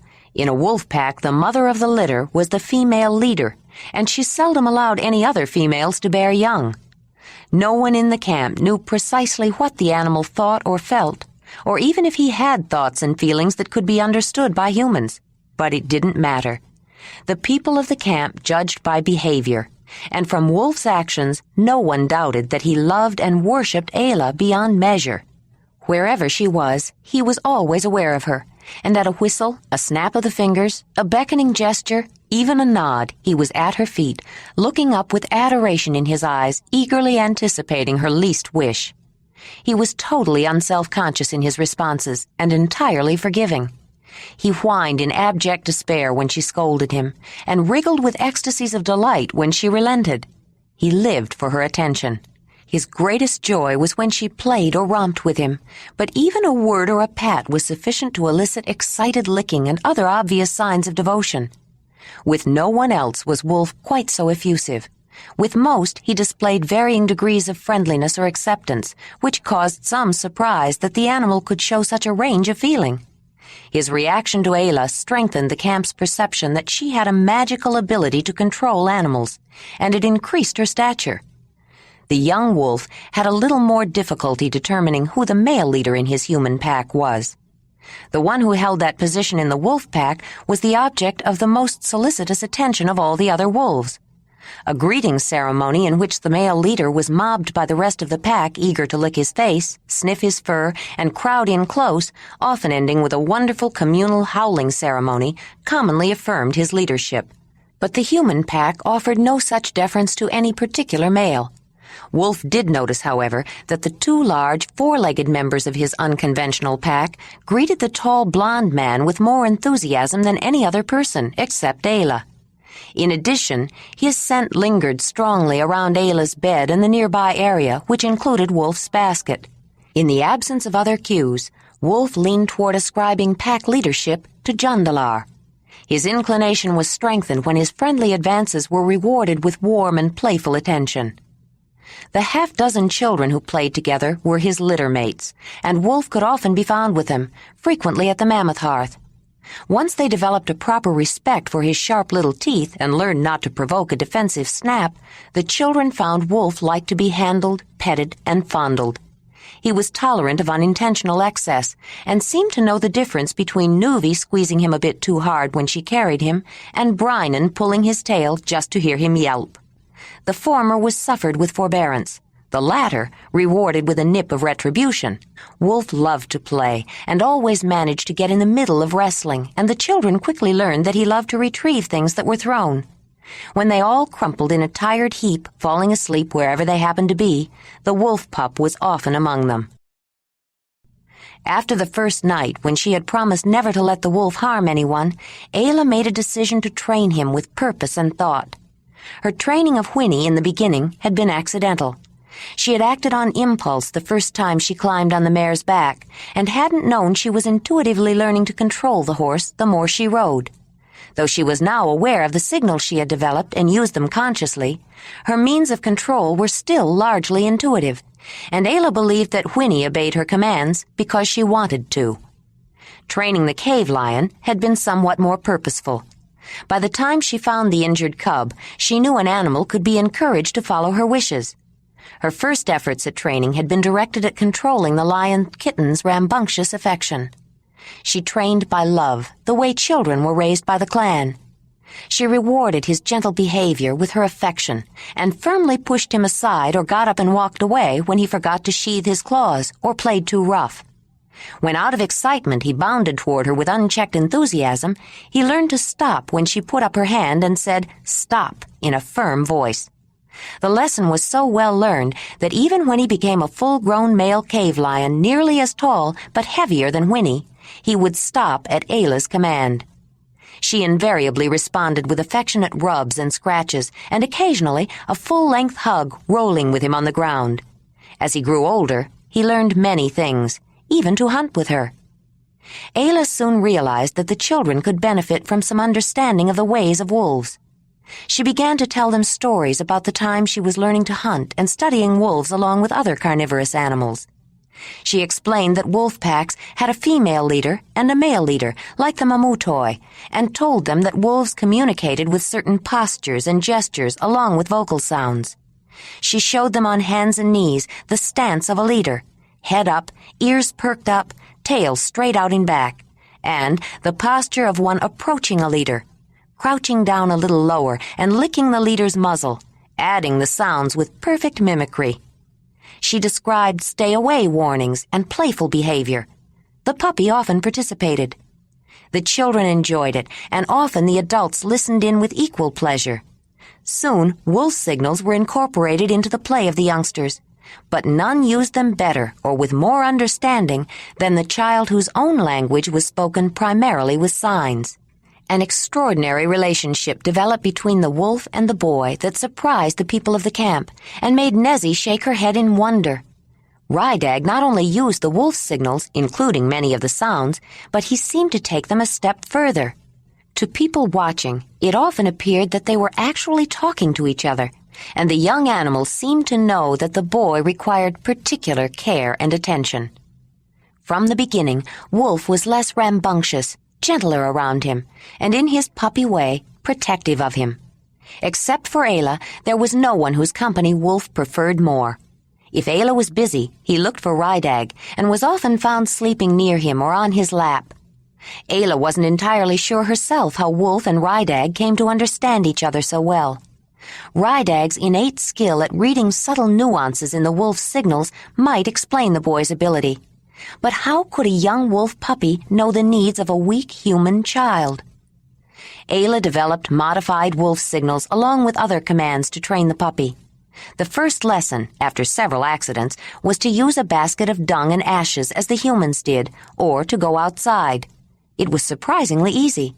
Wolf seemed embarrassed over his messes and cringed when Ayla scolded him about them. The next lesson was more difficult.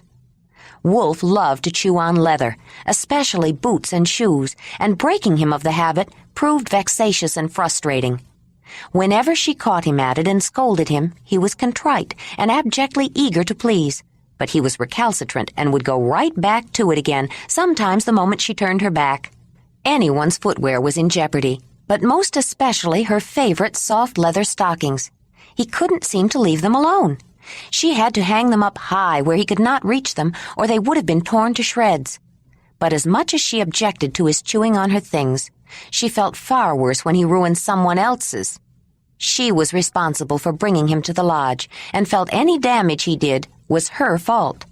Ayla was sewing the finishing beadwork onto the white leather tunic when she heard a commotion from the fox hearth. "Hey, you! Give me that!" Ranec shouted. Ayla knew from the sound that Wolf had gotten into something again. She ran to see what the problem was this time, and saw Ranec and Wolf in a tug-of-war over a worn boot. "Wolf, drop it," she said, dropping her hand in a quick gesture that came just short of his nose.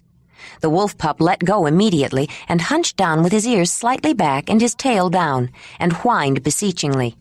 Ranec put his footwear on the platform. "I hope he didn't ruin your boot," Ayla said.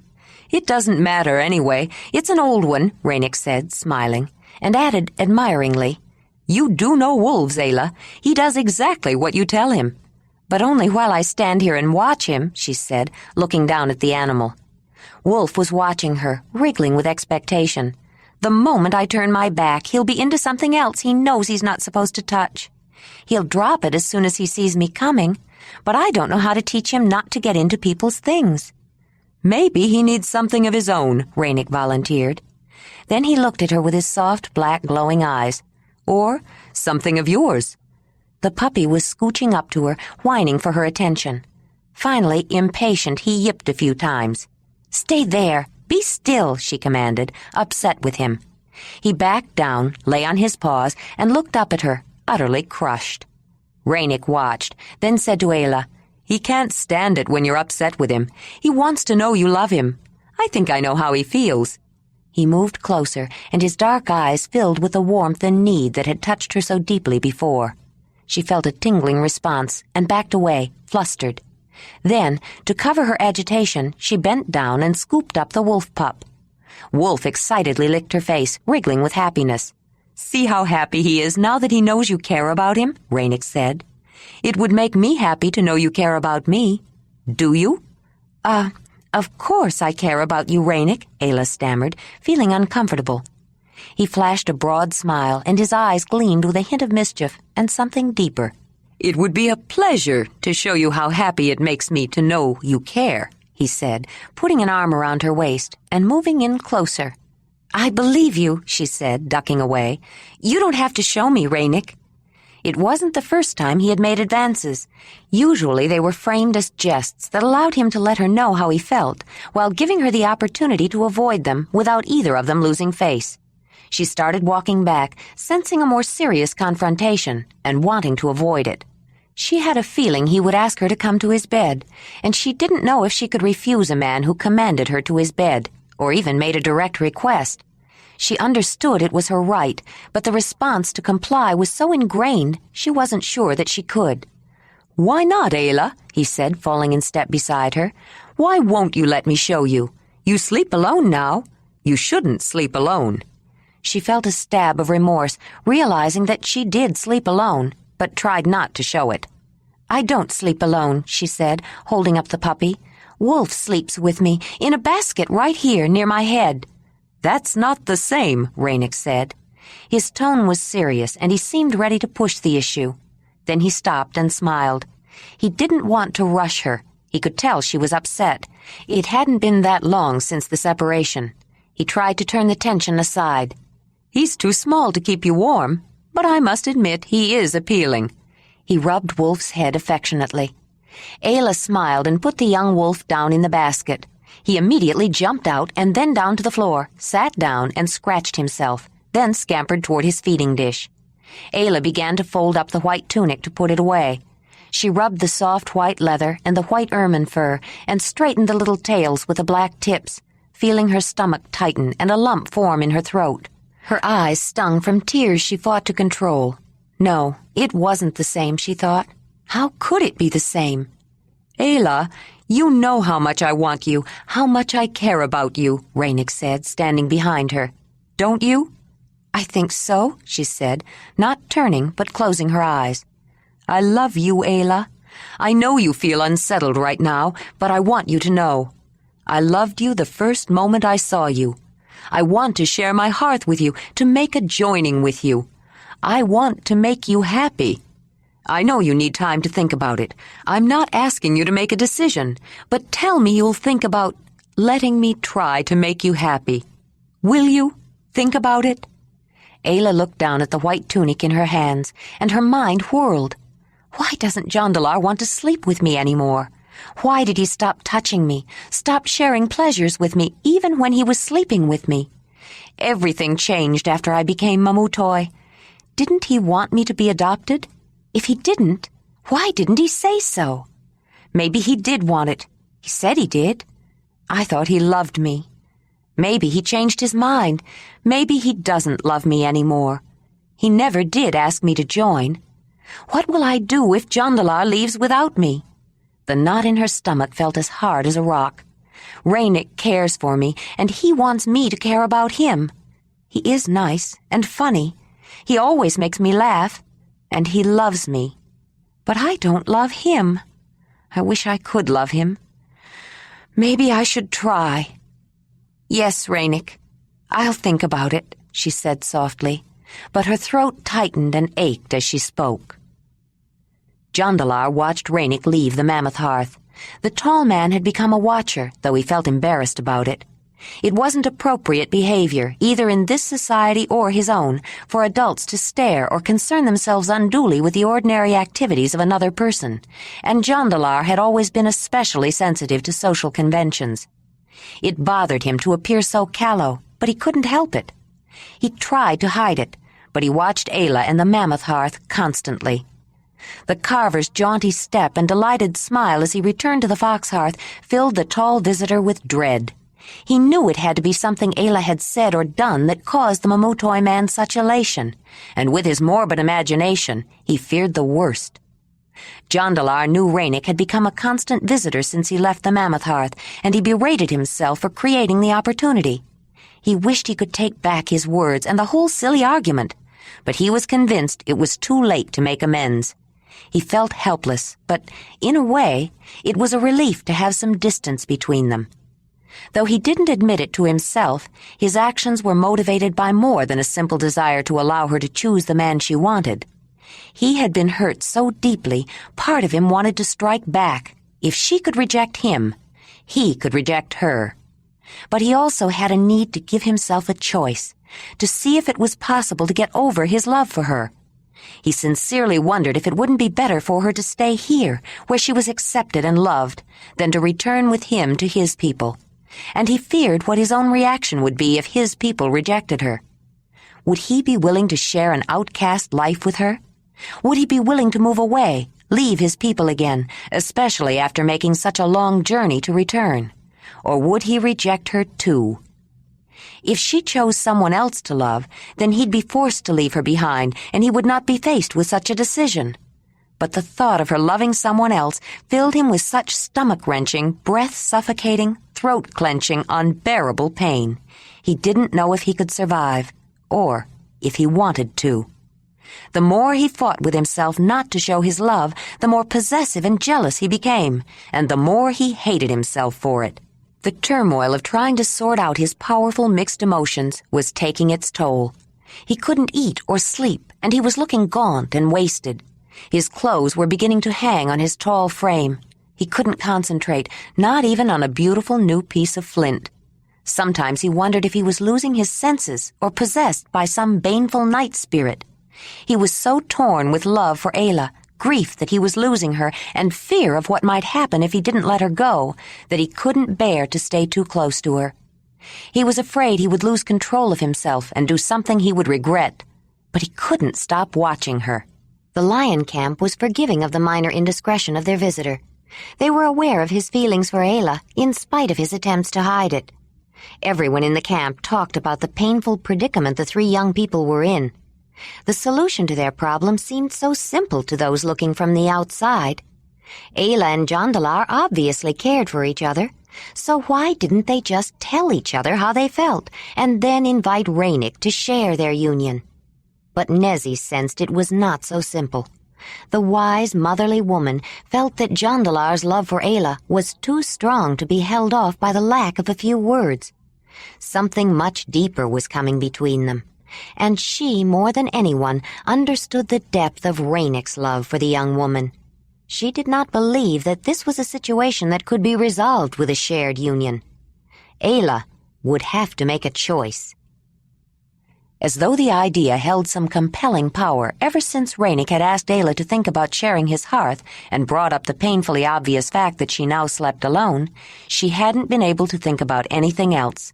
She had clung to the belief that Jondalar would forget their harsh words and return, especially since it seemed that every time she glanced toward the cooking hearth, she caught a glimpse, between the support posts and objects hanging from the ceiling in the intervening hearths, of him as he turned away. It made her think he was still interested enough to be looking in her direction. But each night that she spent alone diminished her hope.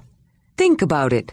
Ranec's words repeated themselves in Ayla's mind as she crushed dried burdock and sweet fern leaves for a tea for Mamut's arthritis, thinking about the dark, smiling man and wondering if she could learn to love him. But the thought of her life without Jondalar made her stomach ache with a strange emptiness. She added fresh wintergreen and hot water to the bowl of crushed leaves and brought it to the old man. She smiled when he thanked her, but she seemed preoccupied and sad. She had been abstracted all day. Mamut knew she had been upset since Jondalar moved away, and he wished he could help. He had seen Ranec talking to her earlier, and he considered trying to talk to her about it, but he believed nothing happened in Ayla's life without purpose.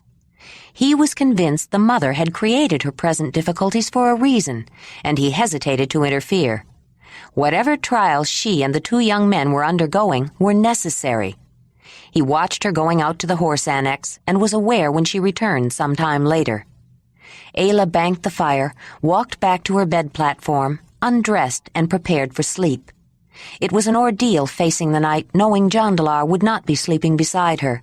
She busied herself with little tasks to delay settling herself into her furs, knowing she would lie awake half the night. Finally, she picked up the wolf puppy and sat on the edge of the bed, cuddling, stroking, and talking to the warm, loving little animal until he went to sleep in her arms. Then she put him in his basket, petting him until he settled down again. To make up for Jondalar's absence, Ayla lavished love on the wolf. Mamut realized he was awake and opened his eyes. He could barely make out vague shapes in the darkness. The lodge was quiet, the night quiet that was filled only with the slight rustlings, heavy breathing, and low rumbles of sleep. He slowly turned his head toward the faint red glow of the embers in the fire pit, trying to discover what had brought him out of his deep sleep to full wakefulness. He heard a strained breath nearby, and a stifled sob, and pushed his covers aside. Ayla, Ayla, are you in pain? Mamut said softly. She felt a warm hand on her arm. No, she said, her voice husky with strain. Her face was turned toward the wall. You are crying. I'm sorry I woke you. I should have been more quiet. You were quiet. It wasn't your noise that woke me. It was your need. The mother called me to you. You are in pain. You are hurting inside. Isn't that so? Ayla took a deep, painful breath, straining to repress the cry that wanted expression. Yes, she said. She turned to face him, and he saw tears glistening in the muted light. Then cry, Ayla. You should not hold it in. You have reason to be in pain, and you have a right to cry, Mamut said. Oh, Mamut, she cried in a great heaving sob, then still restraining the sound, but with a relief of his permission, quietly wept her heartbreak and anguish. Do not hold back, Ayla. It is good for you to cry, he said, sitting on the edge of her bed and patting her gently. It will all turn out as it should, as it is meant to be. It's all right, Ayla. When she finally stopped, she found a piece of soft leather to wipe her face and nose, then sat up beside the old man. I feel better now, she said. It is always best to cry when you feel the need, but it is not over, Ayla. Ayla bowed her head. I know. Then she turned to him and said, But why? Someday you will know why. I believe your life is directed by powerful forces. You were picked for a special fate. It is not an easy burden you carry. Look what you have already been through in your young life. But your life will not be all pain. You will have great joys. You are loved, Ayla. You draw love to you. That is given to you to help you bear the burden. You will always have love. Perhaps too much. I thought Jondalar loved me. Don't be too certain he doesn't. But many other people love you, including this old man, Mamut said, smiling. Ayla smiled too. Even a wolf and horses love you. Haven't there been many who have loved you? You're right. Isa loved me. She was my mother. It didn't matter that I wasn't born to her. When she died, she said she loved me best. Kreb loved me, even though I disappointed him, hurt him. Ayla stopped for a moment, then continued. Uba loved me. And Dirk. She stopped again. Do you think I'll ever see my son again, Mamut? The shaman paused before answering. How long has it been since you've seen him? 3? No, 4 years. He was born in early spring. He was 3 years when I left. He is close to Rydag in years. Suddenly, Ayla looked at the old shaman and spoke with earnest excitement. Mamut, Rydag is a mixed child, just like my son. If Rydag can live here, why can't Dirk? You went to the peninsula and came back. Why couldn't I go and get Dirk and bring him back here? It's not so very far. Mamut frowned, considering his reply. I can't answer that, Ayla. Only you can. But you must think about it very carefully before you decide what is best, not only for yourself, but for your son. You are Mamutoi. You have learned to speak our language, and you have learned many of our customs. But you have much to learn yet of our ways. Ayla wasn't listening to the shaman's carefully chosen words. Her mind was already racing ahead. If Nezi could take in a child who can't even speak, why not one who could speak? Dirk could if he had a language to learn. Dirk could be a friend to Rydag. Dirk could help him, run and get things for him. Dirk is a good runner. Mamut let her continue her enthusiastic recitation of Dirk's virtues until she stopped of her own accord. Then he asked her, When would you plan to go for him, Ayla? As soon as I can, this spring. No, it's too hard to travel in spring, too much flooding. I'll have to wait until summer. Ayla paused. Maybe not. This is the summer of the clan gathering. If I don't get there before they leave, I'll have to wait until they return. But by then, Ura will be with them." "The girl who was promised to your son?" Mamut asked. "Yes. In a few years they will mate. Clan children grow up sooner than the others, than I did. Isa didn't think I'd ever become a woman. I was so slow compared with clan girls. Ura could be a woman, though, and ready to have a mate and her own hearth." Ayla frowned. "She was a baby when I saw her, and Dirk, the last time I saw Dirk, he was a little boy. Soon he'll be a man, providing for his mate, a mate who could have children. I don't even have a mate. My son's mate could have a child before I do." "Do you know how old you are, Ayla?" "Not exactly, but I always count my years in late winter, about now. I don't know why." She frowned again. "I guess it's time for me to add another year. That means I must be—" She closed her eyes to concentrate on the counting words. "I am 18 years now, Mamut. I am getting old." "You were 11 when your son was born?" he asked, surprised. Ayla nodded. "I have known of some girls who became women at 9 or 10, but that's very young. Lady is not yet a woman, and she is in her 12th year." "She will be soon, I can tell," Ayla said. "I think you are right, but you are not so old, Ayla. Digi is 17 years, and she won't be joined until this summer at the summer meeting." "That's right, and I promised I would be part of her matrimonial. I can't go to a summer meeting and a clan gathering both." Mamut saw her pale. "I can't go to a clan gathering anyway. I'm not even sure if I could go back to the clan. I am cursed. I am dead. Even Dirk might think I'm a spirit and be afraid of me. Oh, Mamut, what should I do?" "You must think about it all very carefully before you decide what is best," he replied.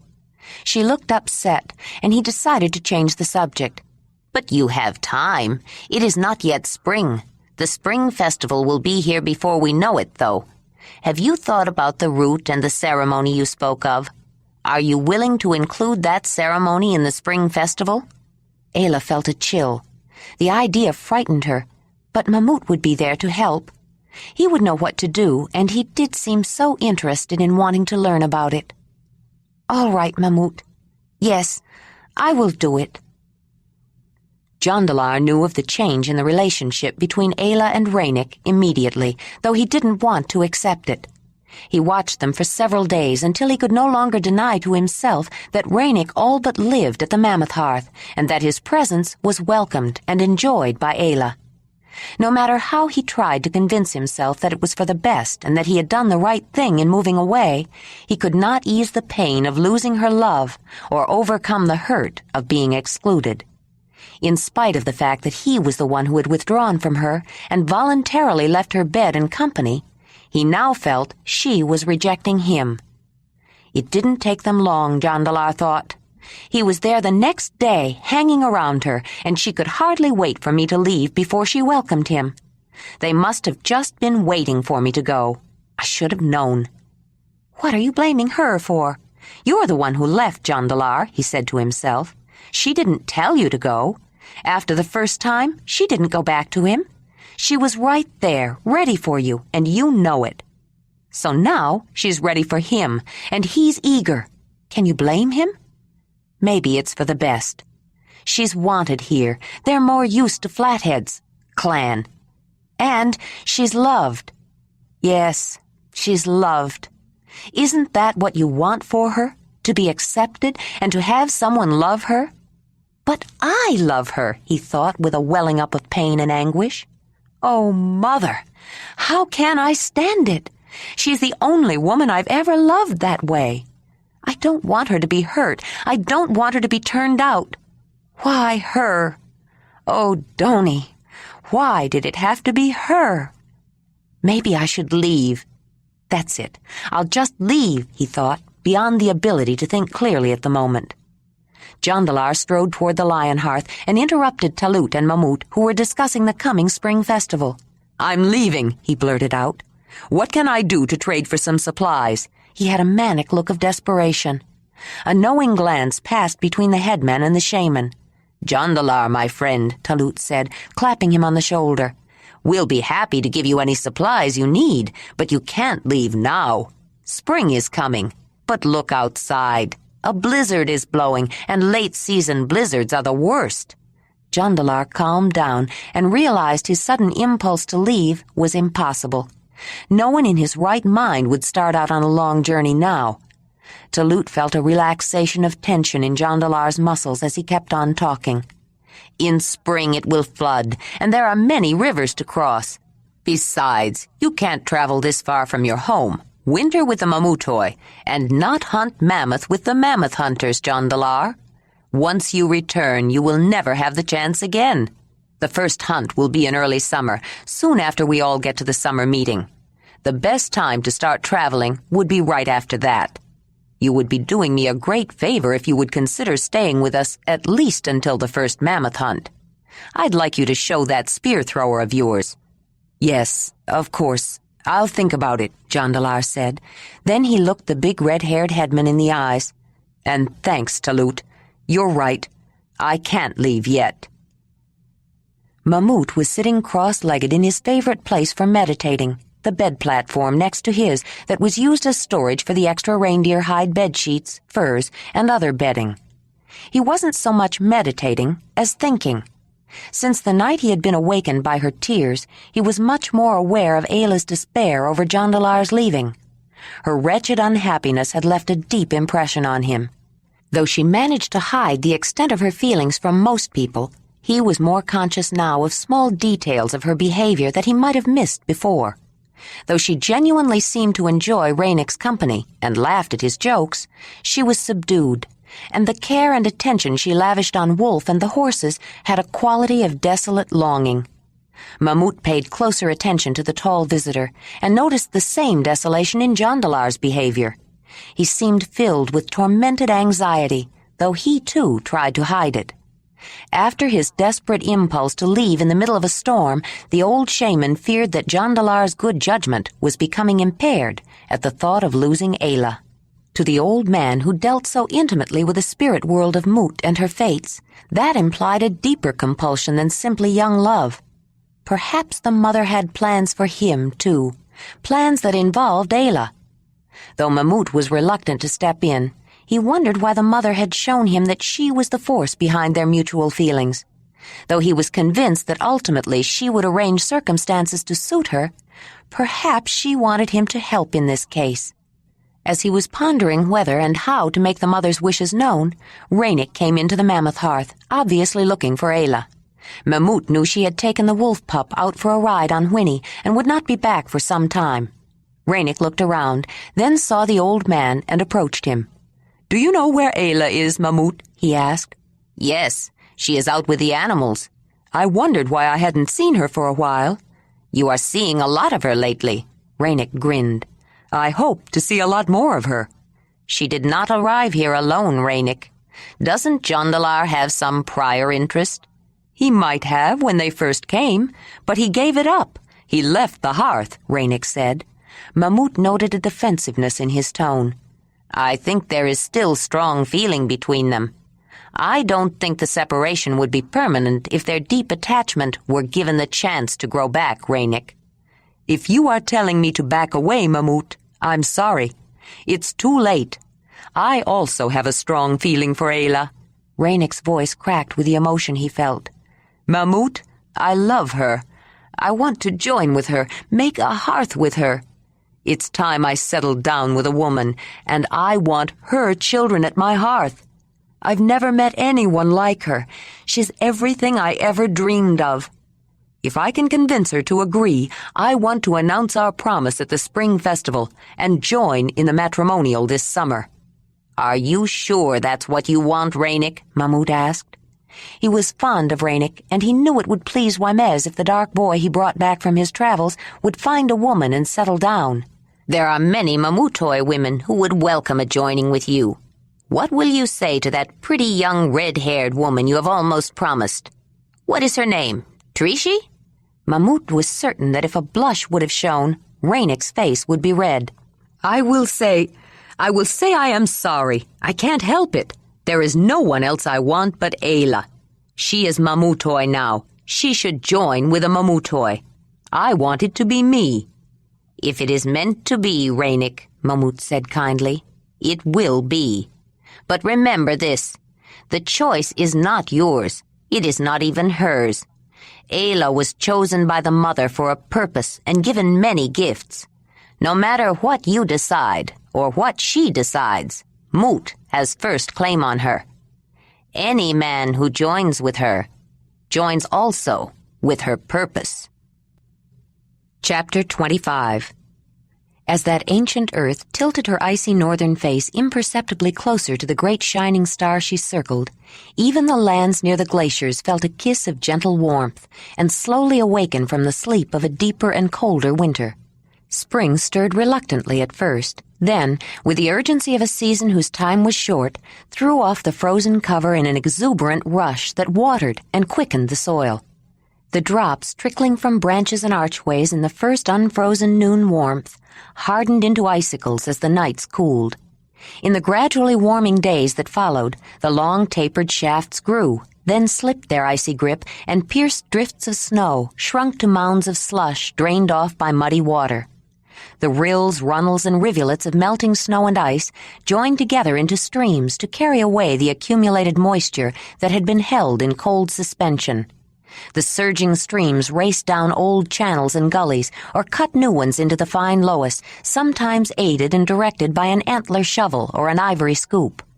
The ice-bound river groaned and creaked in its struggle to loosen winter's hold as the melt poured into its hidden current. Then, with no warning, a sharp report, heard even in the lodge, followed by a second crack and then a booming rumble, announced that the ice no longer held back the flooding tide. The chunks and floes, bobbing, dipping, turning on end, caught up and swept along by the swift, powerful stream, marked a turning point of the season. As though the cold was washed out with the tide, the people of the camp, as confined as the river by the frigid cold, spilled out of the earth lodge. Though it was warmer only by comparison, the restrained indoor life shifted to energetic activity outside. Any excuse to go outdoors was greeted with enthusiasm, even spring cleaning. The people of the lion camp were clean by their own standards. Though moisture in the form of ice and snow was plentiful, it took fire and large supplies of fuel to make water. Even so, some of the ice and snow they melted for cooking and drinking was used to wash, and they took sweat baths periodically. Personal areas were generally well organized. Tools and implements were cared for. The few clothes that were worn indoors were brushed, occasionally washed, and well maintained. But by the end of winter, the stench inside the earth lodge was incredible. Contributing to the stink was food in various stages of preservation or decay, cooked, uncooked, and rotten. Burning oils, often rancid since fresh congealed lumps of fat were usually added to old oil in the lamps. Baskets used for defecation, not always dumped immediately. Containers of urine saved and left standing to become ammoniacal by the decomposition of urea through bacteria. And people. Though sweat baths were healthful and cleansed the skin, they did little to eliminate normal body odors. But that was not their purpose. Personal odor was part of a person's identity. The Mamutoi were accustomed to the rich and pungent natural odors of everyday living. Their sense of smell was well developed and used, like sight or hearing, to maintain awareness of their environment. Not even the smells of the animals were thought to be unpleasant. They were natural too. But as the season warmed, even noses accustomed to the ordinary odors of life began to notice the consequences of 27 people living together in close quarters for an extended period.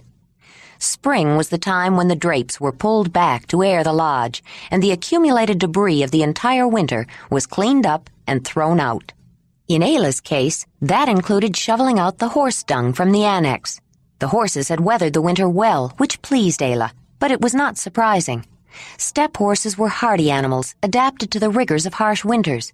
Though they had to forage for themselves, Whinney and Racer were free to come and go at will to a place of protection well beyond that usually available to their wild cousins. In addition, water and even some food was provided for them. Horses matured quickly in the wild, necessary under normal circumstances for survival, and Racer, like other colts who had been born the same time, had reached his full growth. Though he would fill out a bit more in the next few years, he was a sturdy young stallion, slightly bigger than his dam. Spring was also the time of shortages. The supply of certain foods, particularly favored vegetable products, was exhausted, and other foods were running low. When they took stock, everyone was glad they had decided to go on the last bison hunt. If they hadn't, they might now be low on meat. But though the meat filled them, it left them unsatisfied.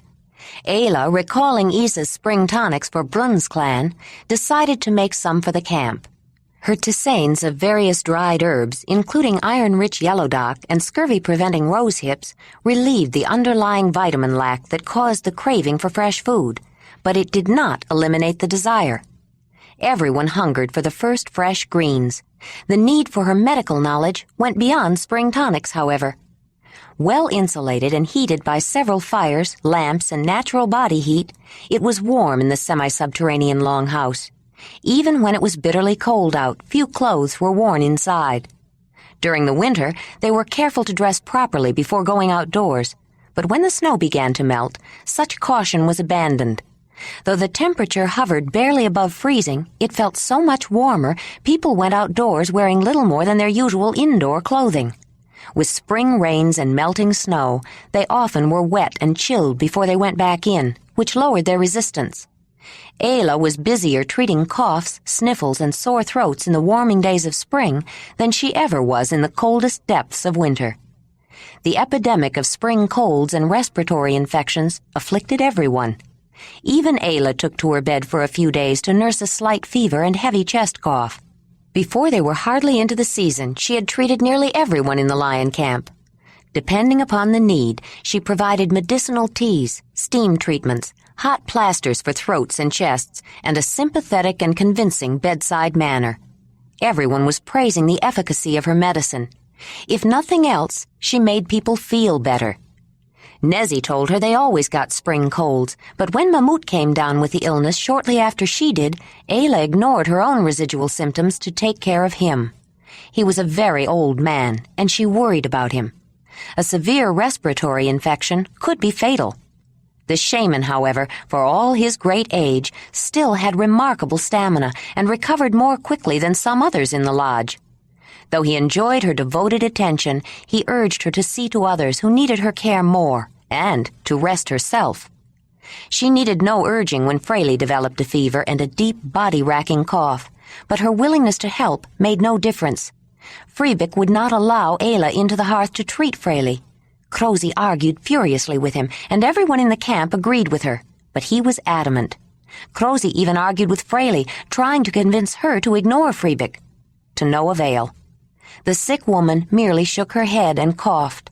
"But why?" Ayla said to Mamut, sipping a hot drink with him and listening to Fraley's latest coughing spasm.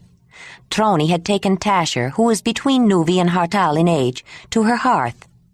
Krisivek slept with Brynan at the Aurochs' hearth, so the sick and pregnant woman could rest. But Ayla felt it every time Fraley coughed. "Why won't he let me help her? He can see that other people feel better, and she needs it more than anyone. Coughing like that is too hard on her, especially now." "That's not a difficult question, Ayla. If one believes the people of the clan are animals, it's impossible to believe they understand anything about healing medicine. And if you grew up with them, how could you know anything about it?" "But they are not animals. A clan medicine woman is very skilled." "I know that, Ayla. I know better than anyone the skill of a clan medicine woman. I think everyone here knows it now, even Freebick. At least they appreciate your ability, but Freebick doesn't want to back down after all the arguing. He's afraid he will lose face." "What's more important, his face or Fraley's baby?" "Fraley must think Freebick's face is more important." "It's not Fraley's fault. Freebick and Crozy are trying to force her to choose between them, and she won't choose." "That's Fraley's decision."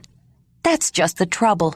She doesn't want to make a decision. She refuses to make a choice." Mamut shook his head. "No, she is making a choice, whether she means to or not. But the choice is not between Freebick and Crozy." "How close is she to giving birth?" he asked. "She looks ready to me." I'm not sure, but I don't think she is ready yet. She looks bigger because she's so thin, but the baby is not in position yet. That's what worries me. I think it's too soon." "There is nothing you can do about it, Ayla." "But if Freebick and Crosy wouldn't argue so much about everything?" "That doesn't have anything to do with it. That's not Fraley's problem. That's between Freebick and Crosy. Fraley doesn't have to let herself be caught in the middle of their problem. She can make her own decisions, and in fact, she is. She is choosing to do nothing. Or rather, if your fears are founded, and I believe they are, she is choosing whether to give birth now or later. She may be choosing between life for her baby and death, and may be endangering herself as well. But it's her choice, and there may be more to it than any of us know." Mamut's comments stayed on her mind long after the conversation was over, and she went to bed still thinking about them. He was right, of course. In spite of Fraley's feelings for her mother and Freebick, it wasn't her fight. Ayla tried to think of some way she could convince Fraley, but she had tried before, and now, with Freebick keeping her away from his hearth, she had no opportunity to talk about it. When she went to sleep, the worry was heavy on her mind. She woke up in the middle of the night and lay still, listening. She wasn't sure what woke her, but she thought it was the sound of Fraley's voice moaning in the darkness of the earth lodge. After a long silence, she decided it must have been a dream. Wolf whimpered, and she reached up to comfort him. Perhaps he was having a bad dream, too, and that's what woke her.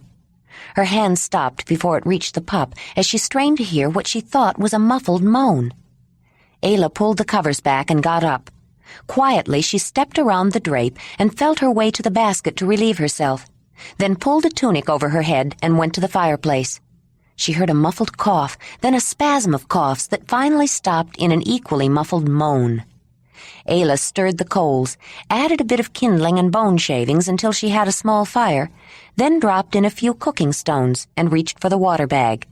"You can make some tea for me, too," Mamut said, in a quiet voice from the dark of his sleeping platform, then pushed back his covers and sat up. "I think we'll all be up soon." Ayla nodded and poured extra water in the cooking basket. There was another coughing spell, then stirring around and subdued voices from the crane hearth. She needs something to quiet the cough, and something to calm the labor, if it's not too late. "I think I'll check my medicines," Ayla said, putting her drinking bowl down, then hesitated. "Just in case someone asks."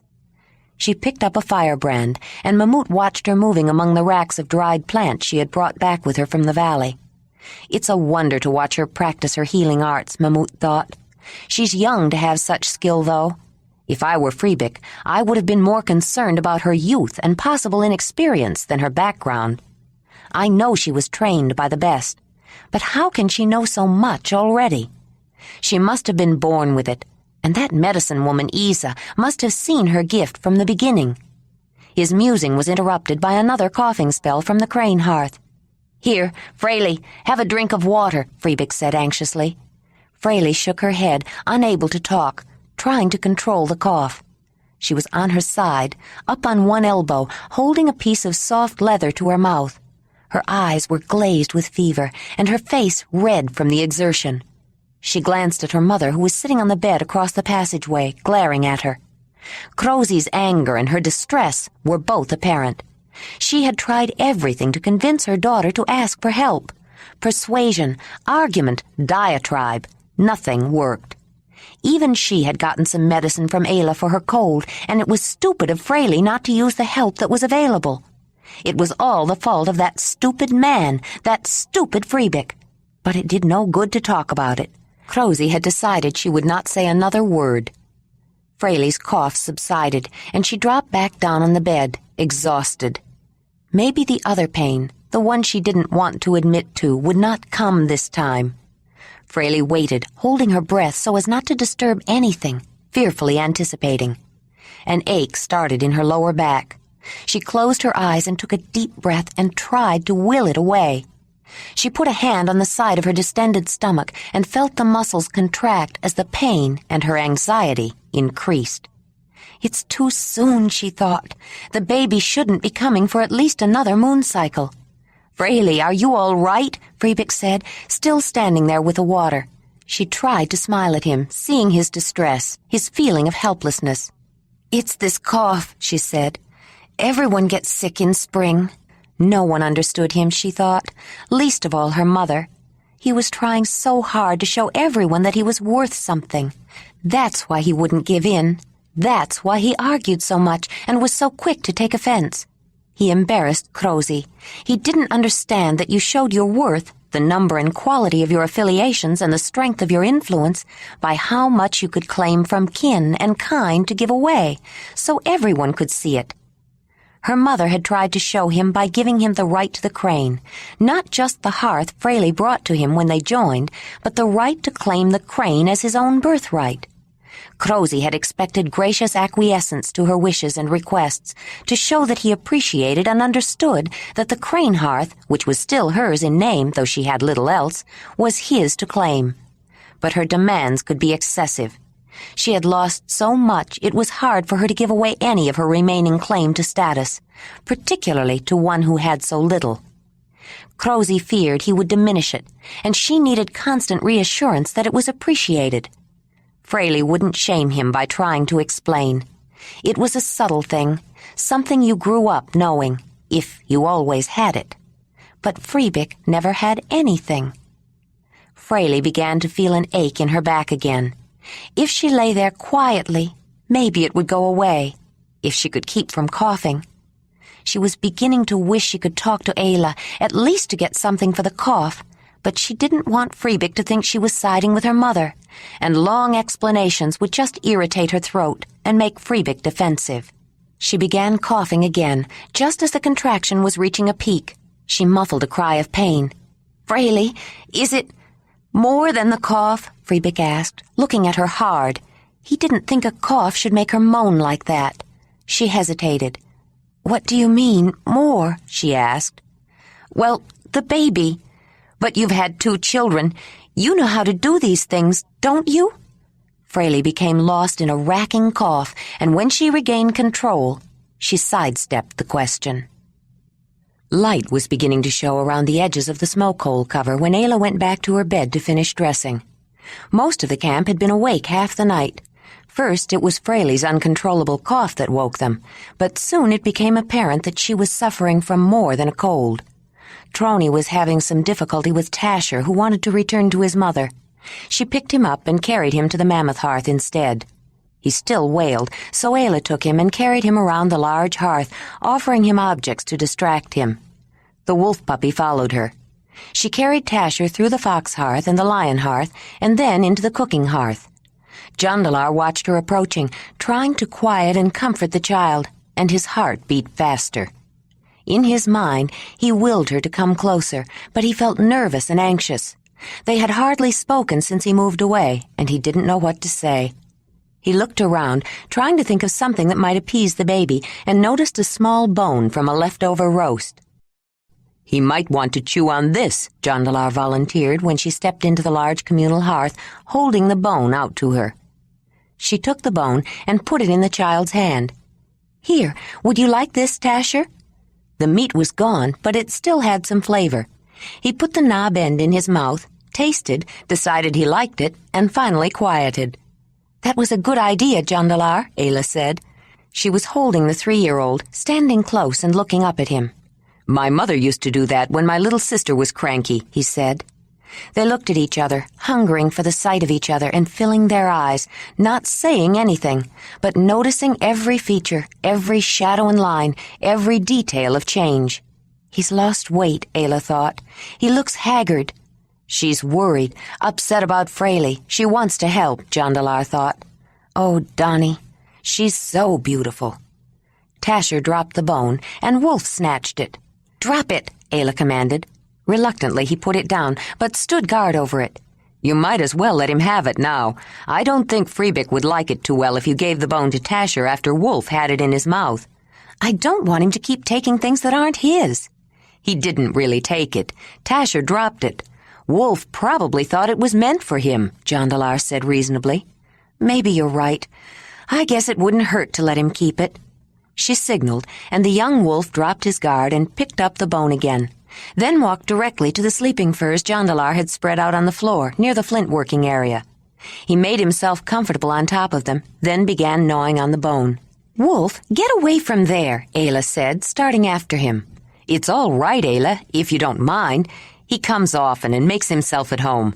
I rather enjoy him." "No, I don't mind," she said, then smiled. "You always were good with Racer, too. Animals like you, I think." "But not like you. They love you. I do—" Suddenly he stopped. His forehead nodded in a frown and he closed his eyes. When he opened his eyes, he stood up straighter and stepped back a pace. "The mother has granted you a rare gift," he said, his tone and demeanor much more formal. Suddenly she felt hot tears in her eyes and a pain in her throat. She looked down at the ground, then stepped back a pace too. "From the sound of things, I think Tasher will have a brother or sister before long," Jondalar said, changing the subject. "I'm afraid so," Ayla said.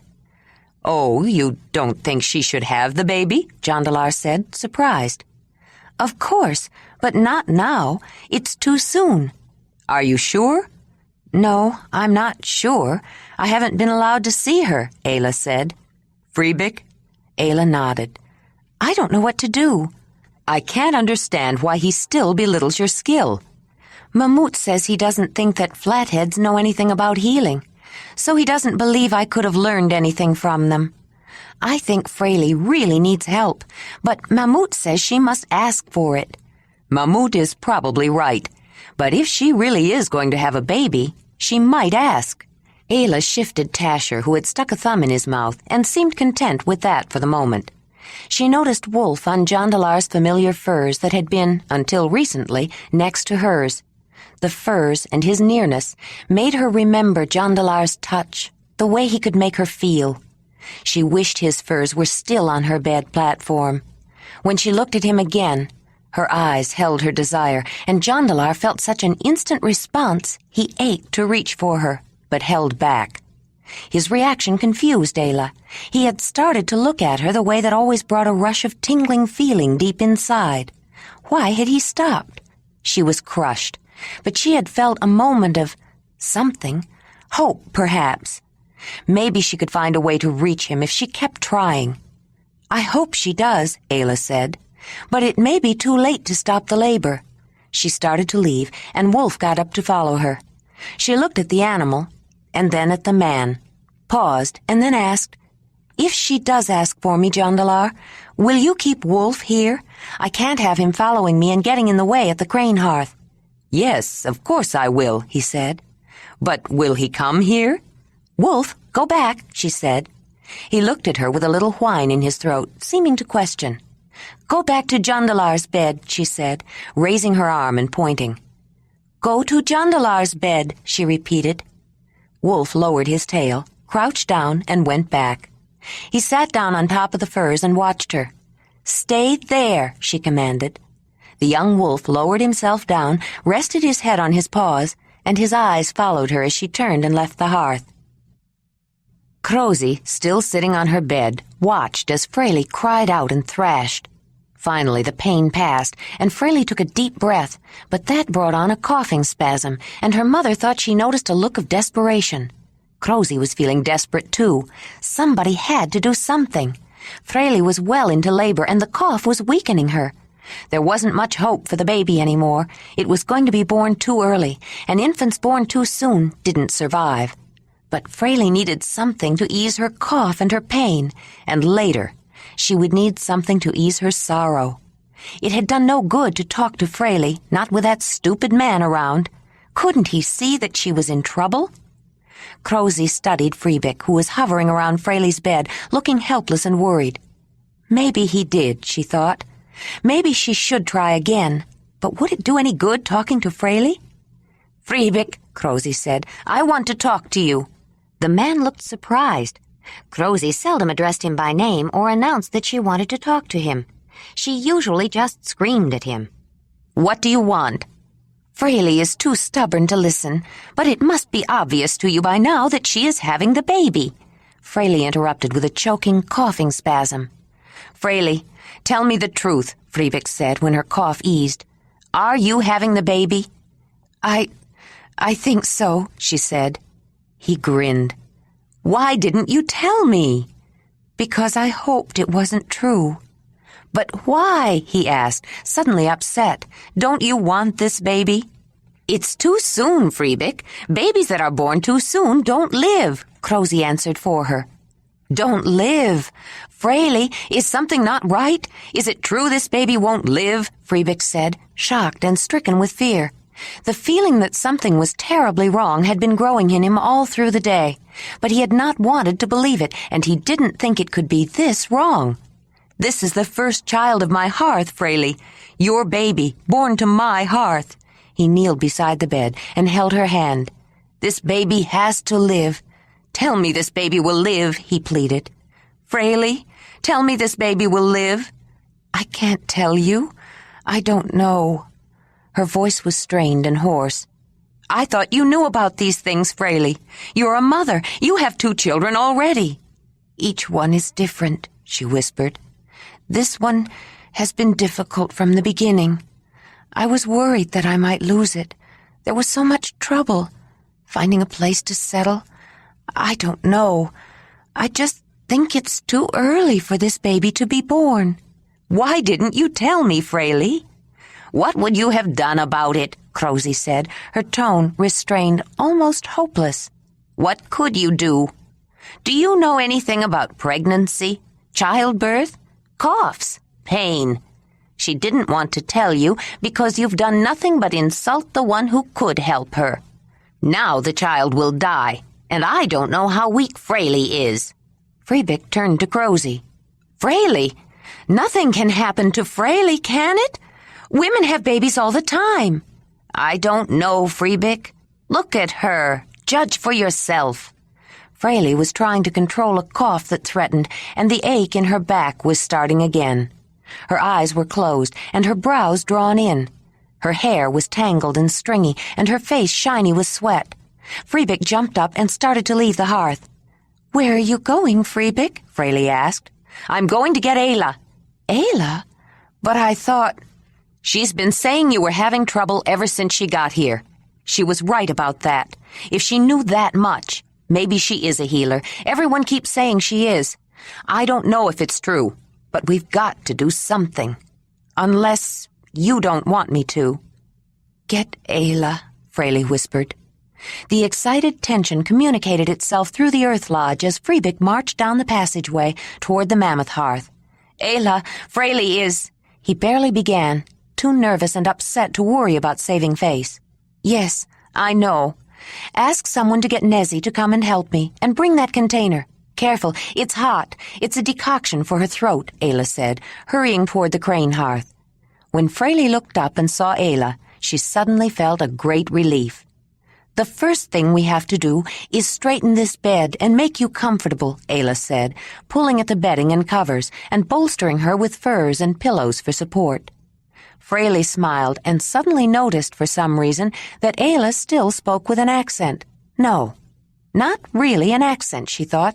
She just had difficulty with certain sounds. Strange how easy it was to get used to something like that. Crosy's head appeared next above her bed. She handed Ayla a piece of folded leather. "Here's her birthing blanket, Ayla." They opened it out, and while Fraley shifted, they spread it beneath the woman. "It's about time they got you, but it's too late to stop the birth now," Crosy said. "Too bad. I had an intuition that this one would be a girl. It's a shame she will die." "Don't be too certain of that, Crosy," Ayla said. "This baby is coming early. You know that." "Yes, but don't give up this child to the next world yet.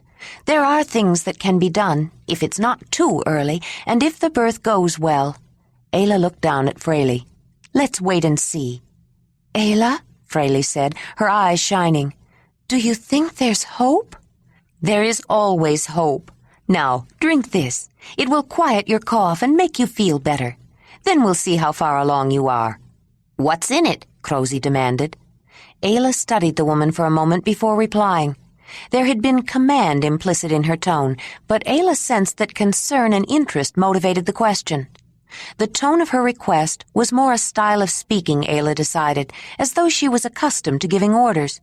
but it could be misunderstood as unreasonable or demanding when someone who was not in a position of leadership assumed a commanding tone. The inner bark of wild black cherry to calm her, and to calm her cough and relieve the pain of labor, Ayla explained. Boiled with the dried root of blue cohosh, first ground to a powder, to help the pushing muscles work harder to hurry delivery. She's too far into labor to stop it. Crozy vocalized, nodding approval. She had been as interested in verifying Ayla's expertise as she was in knowing the exact ingredients.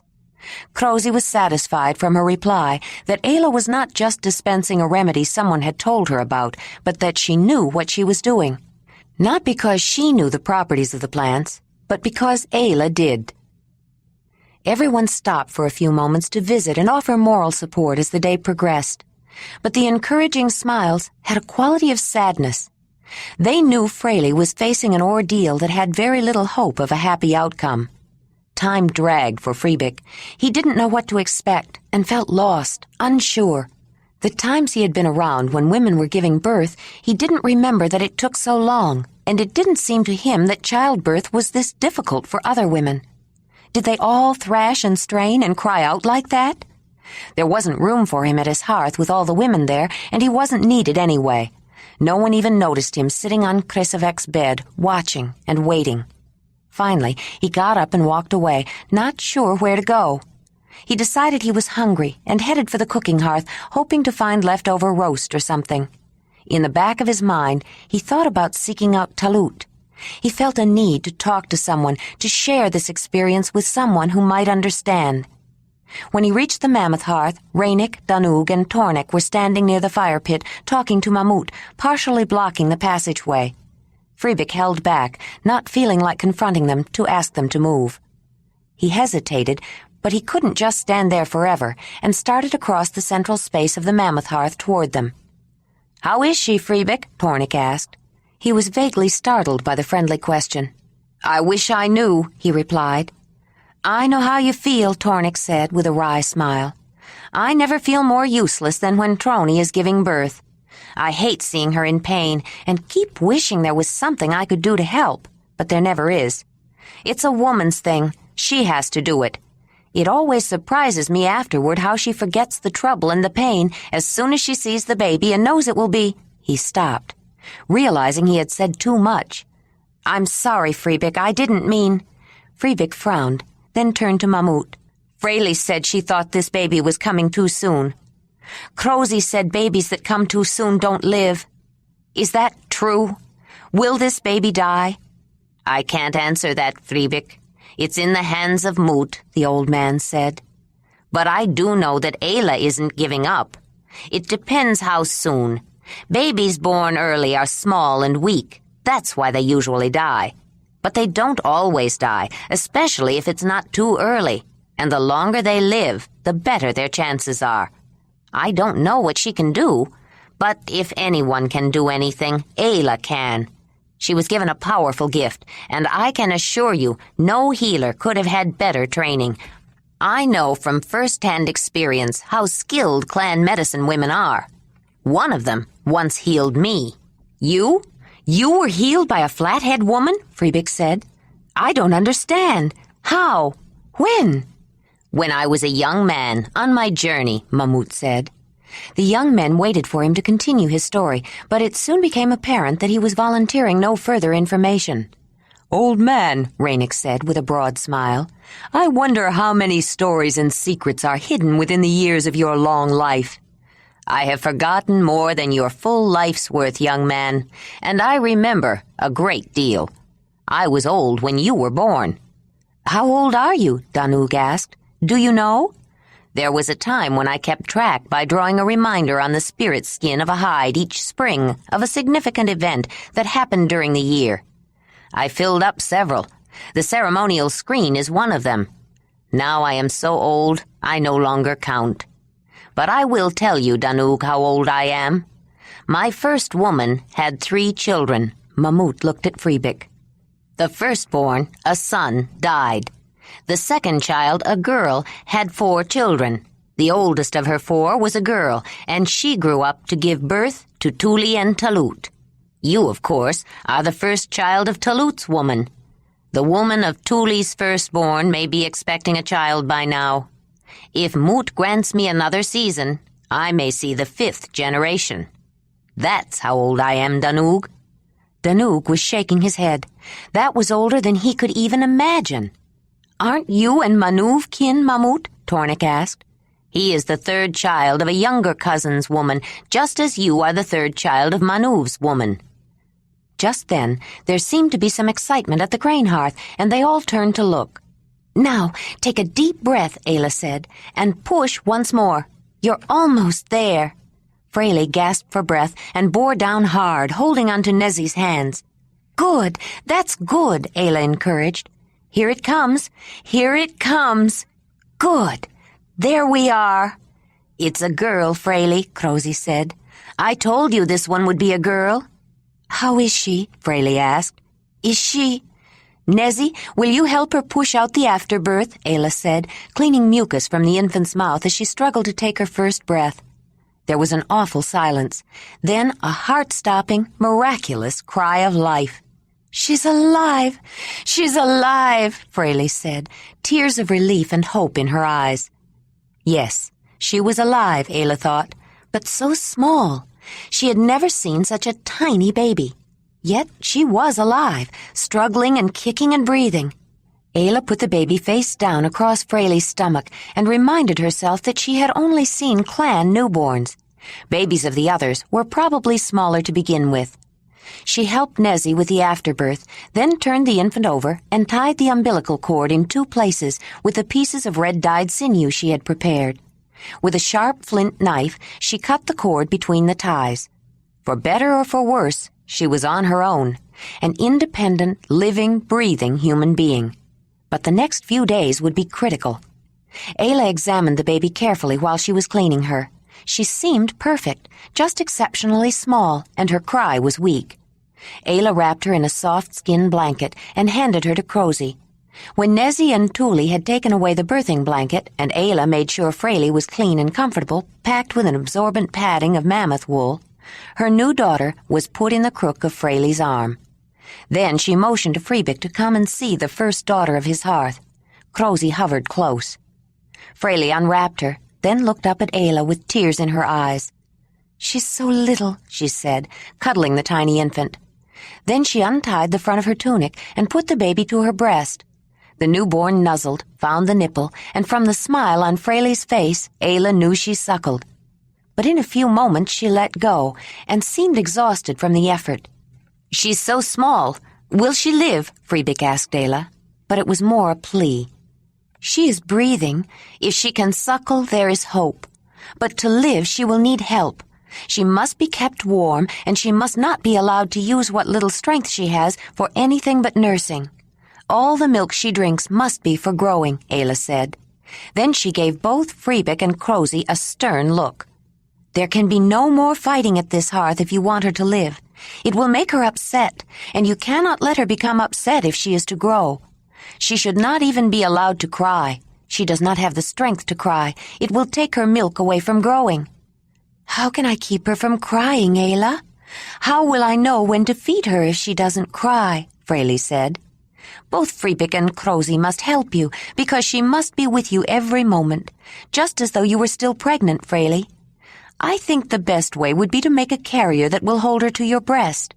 That way you will keep her warm. She will be comforted by your closeness and the sound of your heart because she is used to it. But most important, any time she wants to nurse, she need only turn her head to reach your nipple, Fraley. Then she won't use up strength she needs for growing with crying." "What about changing her?" Crozy asked. "Coat her skin with some of that soft tallow I gave you, Crozy. I'll make more. Use clean, dry dung packed around her to absorb her waste. Throw it out when she needs changing, but don't move her too much. And you must rest, Fraley, and not move around too much with her. It will do you good, too. We need to try to keep your cough calmed down. If she can survive the next few days, then every day she lives will make her stronger. With your help, Freebick and Crozy, she has a chance." A feeling of subdued hope pervaded the lodge as the drapes were closed on a red sun settling into a bank of clouds hovering on the horizon. Most people had finished their evening meal and were stoking fires, cleaning things up, putting down children, and gathering together for the evening conversation and company.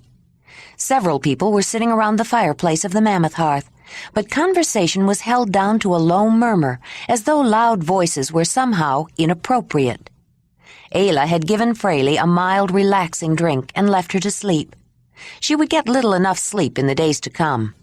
Most infants settled into a routine of sleeping for a reasonable time before waking up to be fed. But Fraley's new baby couldn't nurse very long at one time and therefore didn't sleep much before needing to nurse again. Fraley would have to get her sleep in a series of short naps, too, until the baby grew stronger.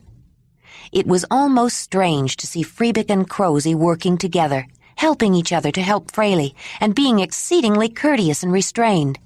It might not last, but they were trying, and some of their animosity seemed to be draining off. Crosy had gone to bed early. It had been a difficult day, and she wasn't so young anymore. She was tired, and she expected to be up to help Fraley later.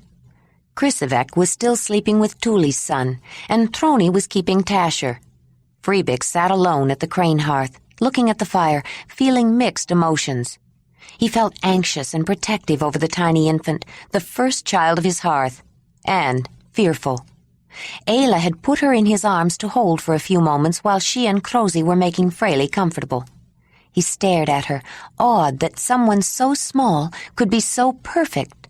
Her diminutive hands even had fingernails. He was afraid to move, afraid he would break her, and was greatly relieved when Ayla took her back. Yet he was reluctant to let her go. Suddenly, Freebick stood up and started down the passageway. He didn't want to be alone on this night.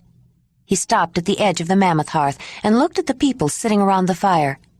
They were the younger people of the camp, and in the past he would have walked by them on his way to the cooking hearth to visit with Talut and Nezi, or Tuli and Barzek, or Manuv and Waimez, or, lately, with Jondalar and sometimes Danug. Even though Crosy was often at the cooking hearth, it was easier to ignore her than to face the possibility of being ignored by Digi or disdained by Ranec. But Tornik had been friendly earlier, and his woman had given birth, and he knew how it felt. Freebick took a deep breath and walked toward the fireplace. They broke into laughter just as he reached Tornik, and for a moment he thought they were laughing at him. He was tempted to leave. "Freebick, there you are," Tornik said. "I think there is still some tea left," Digi said. "Let me pour you some."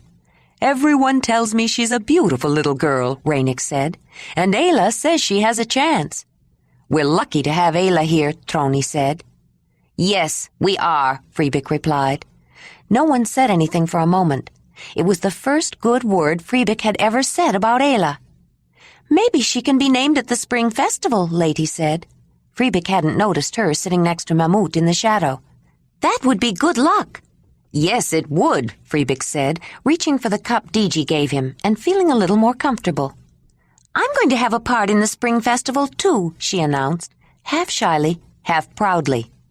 "Lady is a woman," Digi told him, with a slightly condescending air of a big sister informing another adult who is knowledgeable. "She will have her rights of first pleasures at the summer meeting this year," Trony added. Freebick nodded and smiled at Lady, not quite sure what to say. "Is Fraley still sleeping?" Ayla asked. "She was when I left." "I think I will go to bed too," she said, getting up. "I'm tired." She put her hand on Freebick's arm. "Will you come and get me when Fraley wakes up?" "Yes, I will, Ayla, and...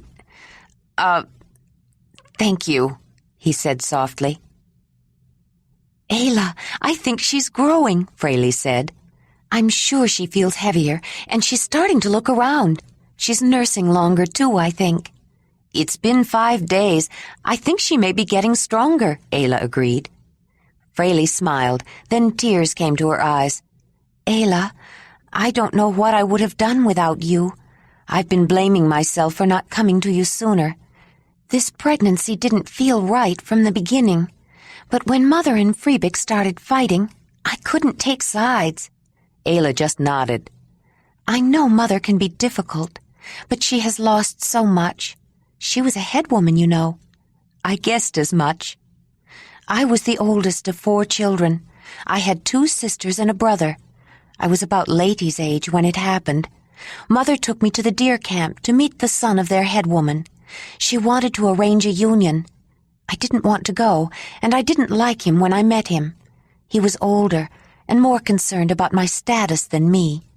But before the visit was over, she managed to get me to agree. The arrangements were made for our joining at the matrimonial the next summer. When we got back to our camp, oh, Ayla, it was awful. Fraley closed her eyes, trying to control herself. No one knows what happened. There was a fire. It was an old lodge built by Mother's uncle. People said the thatching and wood and bone must have been all dried out. They think it must have started at night. No one got out. Fraley, I'm sorry, Ayla said. We had no place to go, so we turned around and went back to the deer camp. They were sorry for us, but not happy about it. They were afraid of bad luck, and we'd lost status. They wanted to break the agreement, but Crozy argued before the Council of Sisters and held them to it. The deer camp would have lost influence and status if they'd backed out. I was joined that summer. Mother said I had to. It was all we had left, but there was never much happiness in the union, except for Krisavek and Tasher. Mother was always fighting with them, particularly with my man. She was used to being head woman, used to making decisions and having respect. It wasn't easy for her to lose it. She couldn't give it up. People started thinking of her as a bitter, nagging complainer and didn't want to be around her. Fraley paused, then continued. When my man was gored by an aurochs, the deer camp said we were bad luck and made us leave. Mother tried to arrange another union for me. There was some interest. I still had my birth status. They can't take away what you are born with. But no one wanted Mother. They said she was bad luck. But I think they just didn't like her complaining all the time. I couldn't blame her, though. They just didn't understand. The only one who made an offer was Freebick. He didn't have much to offer. Fraley smiled. But he offered everything he had. I wasn't sure about him at first. He never had much status, and he doesn't always know how to act. He embarrasses Mother. He wants to be worthwhile, so he tries to make himself important by saying nasty things about other people. I decided to go away with him for a trial. Mother was surprised when we came back and I told her I wanted to accept his offer. She never has understood. Fraley looked at Ayla and smiled gently. Can you imagine what it was like being joined with someone who didn't want you and never did care about you from the beginning? Then finding a man who wanted you so much he was willing to give everything he had and promise everything he would ever get. That first night after we went away together, he treated me like a special treasure. He couldn't believe he had the right to touch me. He made me feel, I can't explain it, wanted. He's still like that when we're alone, but he and Mother started fighting right away. When it became a matter of pride between them over whether I would see you, I couldn't take away his self-respect, Ayla. I think I understand, Fraley. I kept trying to tell myself that things weren't so bad, and your medicine did help me. I always believed he would change his mind when the time came, but I wanted it to be his idea, not something I forced him to do. I'm glad he did. But I don't know what I would have done if my baby had... We can't be sure yet, but I think you are right. She does seem stronger, Ayla said. Fraley smiled. I've decided on a name for her. I hope it makes Freebick happy. I've decided to call her Bekti. Ayla was standing by an empty storage platform, sorting through a variety of dried vegetation. There were small piles of barks, roots, and seeds, little stacks of stems, bowls of dried leaves, flowers, fruits, and some whole plants.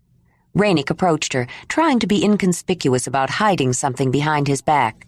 Ayla, are you busy? He said. No, not really, Ranec.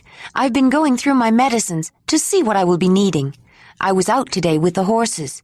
Spring is really coming. It's my favorite season. Green buds are starting, and pussy willows. I've always loved those fuzzy little flowers. Soon everything will be greening. Ranec smiled at her enthusiasm. Everyone is looking forward to the spring festival. That's when we celebrate new life, new beginnings, and with Fraley's new baby and Lady's new womanhood, we have much to celebrate. Ayla frowned slightly. She wasn't sure if she was looking forward to her part in the spring festival. Mamut had been training her, and some very interesting things had been happening, but it was a little frightening. Not as much as she thought it would be, though. Everything would be fine. She smiled again. Ranec had been watching her, wondering what was going through her mind, and trying to think of a way to approach the subject he had come for. The ceremony could be especially exciting this year. He paused, searching for the right words. I suppose you're right, Ayla said, still thinking about her part in the festival. You don't sound very excited, Ranec said, smiling. Don't I? I really am looking forward to Fraley naming the baby, and I'm so pleased for Lady.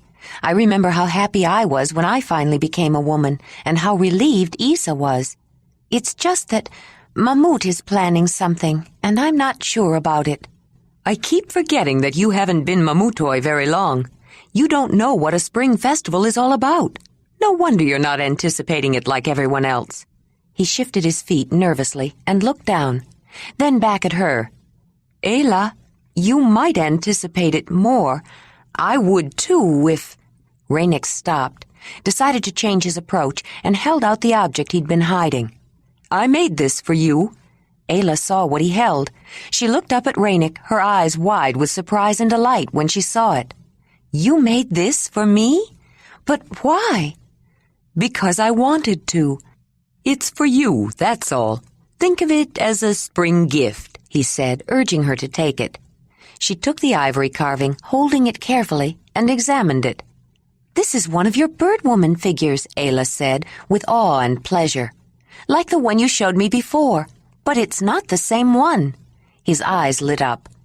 I made it especially for you, but I should warn you, he said with mock seriousness. I put magic in it, so you will like it. And the one who made it. You didn't have to put magic in it for that, Ranec. You like it then? Tell me, what do you think of it? Ranec asked, though he usually didn't ask people what they thought of his work. It didn't matter to him what they thought. He worked for himself and to please the mother. But this time he wanted more than anything to please Ayla. He had put his heart, his yearning, and his dreams into every notch he cut, every line he etched, hoping this carving of the mother would work magic on the woman he loved. She looked closely at the figure and noticed the downward-pointing triangle. It was the symbol of woman she had learned, and one reason 3 was the number of generative power and sacred to Mut. The angle was repeated as chevrons on what would be the front of the carving, if it were a woman, or the back, if it were a bird. The whole object was decorated with rows of chevrons and parallel lines in a fascinating geometric design, which was pleasing to look at by itself, but suggested more. It's beautifully made, Ranec. I especially like the way you did these lines. The pattern reminds me of feathers in a way, but it also makes me think of water, like on the maps, Ayla said. Ranec's smile turned into a delighted grin. I knew it. I knew you would see it. The feathers of her spirit when she becomes a bird and flies back in spring, and the birth waters of the mother that filled the seas. It's wonderful, Ranec. But I can't keep it, she said, trying to give it back. Why not? I made it for you, he said, refusing to take it. But what can I give you back? I have nothing to equal the value of this.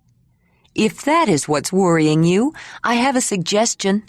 You have something I want that is worth much more than this chunk of ivory, Ranec said, smiling, his eyes flashing with humor and love. He became more serious. Join with me, Ayla. Be my woman. I want to share a hearth with you. I want your children to be the children of my hearth. Ayla was reluctant to answer. Ranec could see her hesitation and kept on talking, trying to persuade her. Think how much we have in common. You're a Mamutoi woman. I'm a Mamutoi man, but both of us were adopted. And if we join, neither of us would have to move to another camp. We could both stay in lion camp, and you could still take care of Mamut and Rydag, and that would make Nezzy happy. But most important, I love you, Ayla. I want to share my life with you. I don't know what to say. Say yes, Ayla. Let's announce it. Include a promise ceremony in the spring festival. Then we can formalize the union at the matrimonial this summer when DG does. I'm not sure. I don't think... You don't have to answer yet. He had hoped she was ready to agree immediately. Now he realized it might take more time. But he didn't want her to say no. Just tell me you'll give me the chance to show you how much I love you, how much I want you, how happy we can be together. Ayla remembered what Fraley had said. It did make her feel special to know a man wanted her, that there was a man who cared about her and didn't keep avoiding her all the time. And she liked the thought of staying here where people loved her, people she loved. The lion camp were like her family now. Jondalar would never stay. She had known that for a long time. He wanted to go back to his own home, and he had wanted to take her with him, once. Now he didn't seem to want her at all. Ranec was nice. She did like him, and joining with him would mean staying here. And if she was going to have another baby, she should have it soon. She wasn't getting any younger. In spite of what Mamut had said, 18 years seemed old to her. It would be so wonderful to have another baby, she thought, like Fraley's baby, only stronger. She could have a baby with Ranec. Would it have Ranec's features? His deep black eyes, his soft lips, his short, wide nose so different from the large, sharp, beaky noses of the men of the clan. Jondalar's nose was between them in size and shape. Why was she thinking about Jondalar? Then an idea occurred to her that made her heart race with excitement. If I stay here and join with Ranec, she thought, I could go and get Dirk. Next summer, perhaps. There won't be a clan gathering then. What about Ura? Why not get her, too? If I go away with Jondalar, I know I'll never see Dirk again. The Zelendonyi live too far away, and Jondalar won't want to go back for Dirk and take him with us. If only Jondalar would stay and become Mamutoi. But he won't. She looked at the dark man and saw the love in Ranec's eyes. Maybe I should think about joining with him. I said I would think about it, Ranec, she said. I know you did, but if you need more time to think about making a promise, at least come to my bed, Ayla. Give me a chance to show you how much I care for you. Tell me you'll do that much. Come to my bed, Ayla, taking her hand. She looked down, trying to sort out her feelings. She felt a strong, though subtle, compulsion to obey him. Although she recognized it for what it was difficult to overcome a feeling that she should go to his bed. But more than that, she wondered if she should give him a chance, perhaps have a trial with him, like Fraley did with Freebick. Ayla nodded, still looking down. I'll come to your bed. Tonight? He said, shaking with joy and feeling like shouting. Yes, Ranec, if you want. I'll come to your bed tonight. Chapter 26. Jondalar positioned himself so that he could see most of the mammoth hearth by looking down the passageway and through the open areas of the hearths that separated them. He had made such a habit of watching Ayla, he hardly thought about it any more. It didn't even embarrass him. It was a part of his existence. No matter what he was doing, she was always on his mind, often just at the edge of awareness. He knew when she slept and when she was awake, when she ate and when she worked on some project. He knew when she went out and knew who came to see her and how long they stayed. He even had some idea what they talked about. He knew Ranec had been spending most of his time there. Though he didn't like seeing them together, he also knew that Ayla had not been intimate with him and seemed to avoid any close contact. Her actions had lulled him into a certain acceptance of the situation and eased his anxieties, so he was unprepared for the sight of her walking with Ranec to the fox hearth as everyone was getting ready for bed. He couldn't believe it at first. He assumed she was just going to get something and would return to her own bed. The realization that she was planning to spend the night with the carver did not come to him until he saw her command Wolf to go to the mammoth hearth. But when it did, it was like a fire exploding in his head that spread its burning pain and rage through his body. He was devastated. His first impulse was to rush to the fox hearth and tear her away. He had visions of Ranec mocking him, and he wanted to smash that dark, smiling face, demolish that scornful, derisive smile. He fought to control himself, and finally grabbed his parka and rushed outside. Jondalar breathed in huge gulps of cold air, trying to cool his flaming jealousy, and almost seared his lungs with the cold.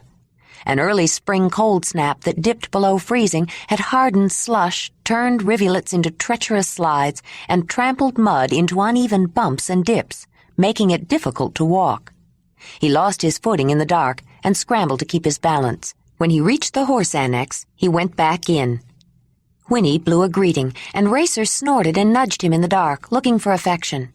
He had spent a lot of time with the horses over the difficult winter, and even more during the uncertain spring. They welcomed his company, and he relaxed in their warm, unquestioning presence. A movement of the inner drape caught his eye. Then he felt paws on his leg and heard a pleading whine. He reached down and picked up the wolf pup. "Wolf," he said, smiling, but pulling back as the eager animal licked his face. "What are you doing here?" Then he lost his smile. "She made you leave, didn't she? You're used to her being there near you, and you miss her. I know how you feel. It's hard getting used to sleeping alone after she has slept beside you." As he petted and stroked the little wolf, Jondalar felt an easing of tension, and he was reluctant to put him down. "What should I do with you, Wolf? I hate to make you go back. I suppose I could let you sleep with me." Then he frowned, realizing he was faced with a dilemma. How was he going to get back to his bed with the pup? It was cold out, and he wasn't sure if the little animal would want to go outside with him. But if he went in through the mammoth hearth opening, he would have to walk through the fox hearth to reach his bed. Nothing in the world could have induced him to walk through the fox hearth at that moment. Jondalar wished he had his sleeping furs with him. With no fire, it was cool in the annex, but sleeping in furs between the horses would have been warm enough. He had no choice. He would have to take the puppy out with him and back in through the front entrance. He patted the horses then, cuddling the puppy close to his chest, pushed back the drape, and stepped out into the cold night. The wind, more noticeable this time, stung his face with an icy slap and parted the fur of his parka. Wolf tried to squirm closer and whimpered, but made no move to get away. Jondalar moved carefully over the rough, frozen ground and was relieved to reach the front arch. The lodge was quiet when he stepped into the cooking hearth. He walked to his sleeping furs and put Wolf down, glad that he seemed content to stay. Quickly he pulled off his parka and footwear, then crawled into the furs, taking the small wolf with him. He had found it was not as warm on the floor in the open area of the hearth as it was on the enclosed sleeping platforms, and he slept in his indoor clothes, which left them rumpled. It took a few moments to find a comfortable position and settle down, but before long the warm bundle of fur curled up next to him was asleep. Jondalar was not so fortunate. As soon as he closed his eyes, he heard the night sounds and stiffened in resistance. Normally, the breathing, shuffling, coughing, whispering sounds of the camp at night were background noise, easily ignored, but Jondalar's ears heard what he did not want to hear. Ranec eased Ayla back on his furs, then looked down at her. "You are so beautiful, Ayla, so perfect. I want you so much. I want you to be with me always." "Oh, Ayla," he said, then bent down to breathe into her ear and breathe in her woman scent. She felt his full, soft mouth on hers and felt herself respond. After a while, he put his hand on her stomach, then began slowly to move it in a circular motion, exerting gentle pressure. Soon he reached up and cupped a breast. Then he lowered his head and took a hardened nipple in his mouth and sucked. She moaned as the tingling reached inside and moved her hips toward him. He pushed himself against her, and she felt a warm hardness next to her thigh. As he reached to take her other nipple in his mouth and suckled hard, making little pleasure noises. He ran his hand down her side and hip, then across her leg and up the inside of her thigh, found her moist folds and reached inside her. She felt him search her depths and pushed up against him.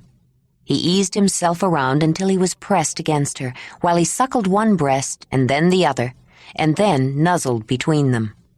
"Oh, Ayla, my beautiful woman, my perfect woman!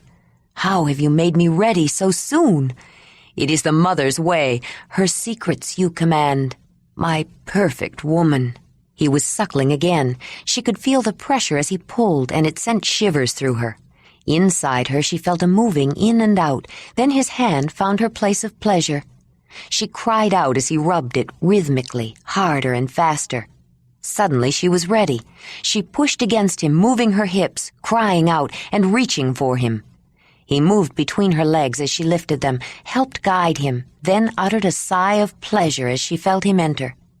His body moved back and forth, feeling the sensation building as he cried her name. "Oh, Ayla, Ayla, I want you so much. Be my woman, Ayla.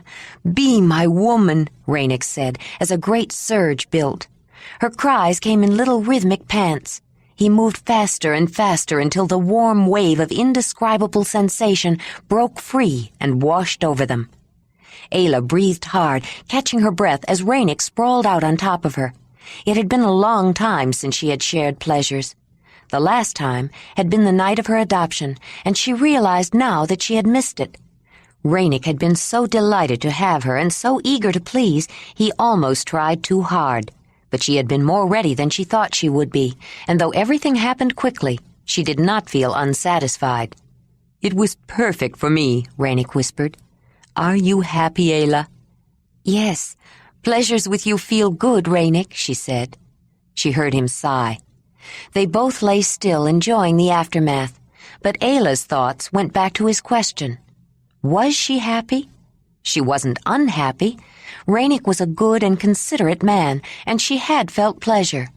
But something was missing. It was not the same as it had been with Jondalar, but she didn't know what the difference was. Maybe it was just that she wasn't quite used to Ranec yet, she thought, as she tried to shift to a more comfortable position. He was beginning to feel a bit heavy. Ranec, feeling her movement, pulled up, smiled at her, then rolled over and lay beside her on his side, nestling close to her. He nuzzled her neck, then whispered in her ear, "I love you, Ayla. I want you so much. Say you will be my woman." Ayla didn't answer. She couldn't answer yes, and she wouldn't answer no. Jondalar gritted his teeth and clutched at his sleeping fur, wadding it up in his fist as he listened, against his will, to the murmuring, hard breathing, and heavy rhythmic movement from the hearth of the fox. He pulled the covers over his head, but could not block out the muffled sound of Ayla's voice crying out. He bit on a piece of leather to keep from making any sounds, but high in the back of his throat, his own voice cried out in pain and utter despair. Wolf, hearing, whimpered, scooted close to him, and licked the salty tears that the man tried to squeeze back. He couldn't stand it. Jondalar could not bear the thought of Ayla with Ranec. But it was her choice, and his. What if she went back to the carver's bed again? He couldn't bear hearing that again. But what could he do? Leave. He could leave. He had to leave. Tomorrow, in the morning, at first light, he would leave. Jondalar didn't sleep. He lay stiff with tension inside his furs when he realized they had only been resting. They were not through. Finally, when only the sounds of sleep could be heard in the lodge, he still didn't sleep. He heard Ayla and Ranec over and over again in his mind, and envisioned them together. With the first hint of light outlining the covered smoke hole, before anyone was stirring, he was up, stuffing his sleeping furs into a haversack. Then, putting on his parka and footwear, and taking his spears and the spear-thrower, he quietly walked to the first archway and pushed back the drape. Wolf started to follow him, but Jondalar told him to stay in a hoarse whisper and let the drape fall behind him. Once outside, he pulled the hood up against the sharp wind and tied it tight around his face, leaving little more than an opening to see. He pulled on the mittens that dangled from his sleeves by cords, shifted the haversack, and started out walking up the slope. The ice crunched under his feet, and he stumbled in the dim light of the early gray morning, blinded by hot tears now that he was alone. The wind blew hard and cold when he reached the top, buffeting him with cross-currents. He paused, trying to decide which way to go, then turned south, following the river. It was difficult walking. The freeze had been enough to form a crust of ice over some of the melting drifts, and he sunk through up to his knees and had to pull his feet out with every step. Where there were no snowdrifts, the ground was hard and rough and often slick. He slipped and slid and fell once, bruising his hip. As the morning progressed, no glowing sun penetrated the heavy, overcast sky. The only evidence of its appearance was the diffused but growing light of the shadowless gray day. He plodded along, his thoughts turned inward, hardly paying attention to where he was going. Why couldn't he bear the thought of Ayla and Ranec together? Why was it so hard for him to let her make her own choice? Did he want her just to himself? Did other men ever feel this way, feel this pain? Was it that another man touched her? Was it fear that he was losing her? Or was it more than that? Did he feel he deserved to lose her? She spoke easily about her life with the clan, and he was as accepting as anyone else, until he thought about what his own people might think. Would she feel as free to talk about her childhood with the Zelendanyi? She fit in so well with the lion camp. They accepted her without reservation. But would they if they knew about her son? He hated to think that way. If he felt so ashamed of her, maybe he ought to give her up. But he couldn't bear the thought of losing her. His thirst finally penetrated the murky niches of his introspection. He stopped and reached for his water bag, then discovered he had forgotten to take it. At the next snowdrift, he broke through the crust of ice and put a handful of snow in his mouth, holding it there until it melted. It was second nature. He didn't even have to think about it. He had been trained from childhood not to eat snow for thirst without melting it first, preferably before it was put in the mouth. Swallowing snow chilled the body, and even melting it in the mouth was a last resort. The missing water bag made him consider his situation for a moment. He had forgotten food, too, he realized, but it slipped out of his mind again. He was too caught up in remembering, over and over again, the sounds from the lodge and the scenes and thoughts they created in his mind. He came across an expanse of white and hardly paused before plodding ahead into the drift. If he had observed his surroundings, he might have seen that it was more than a snowdrift, but he wasn't thinking. After the first few steps, he broke through the crust, not into a drift of snow, but knee-deep into a pool of standing meltwater. His leather footwear, coated with fat, was waterproof enough to withstand a certain amount of snow, even wet, melting snow, but not water. The shock of cold finally snapped him out of his self-absorbed preoccupation. He waded out, breaking through more ice, and felt the added chill brought by the wind. What a stupid thing to do, he thought. I don't even have a change of clothes with me, or food, or a water bag. I have to go back. I'm not prepared for traveling at all. What can I have been thinking of? You know what you were thinking of, Jondalar, he said to himself, closing his eyes as the pain clutched him. He was feeling the cold in his feet and lower legs and the uncomfortable sloppy wetness. He wondered if he should try to dry out before he started back. Then he realized he didn't have a firestone with him, or even a fire drill and tinder.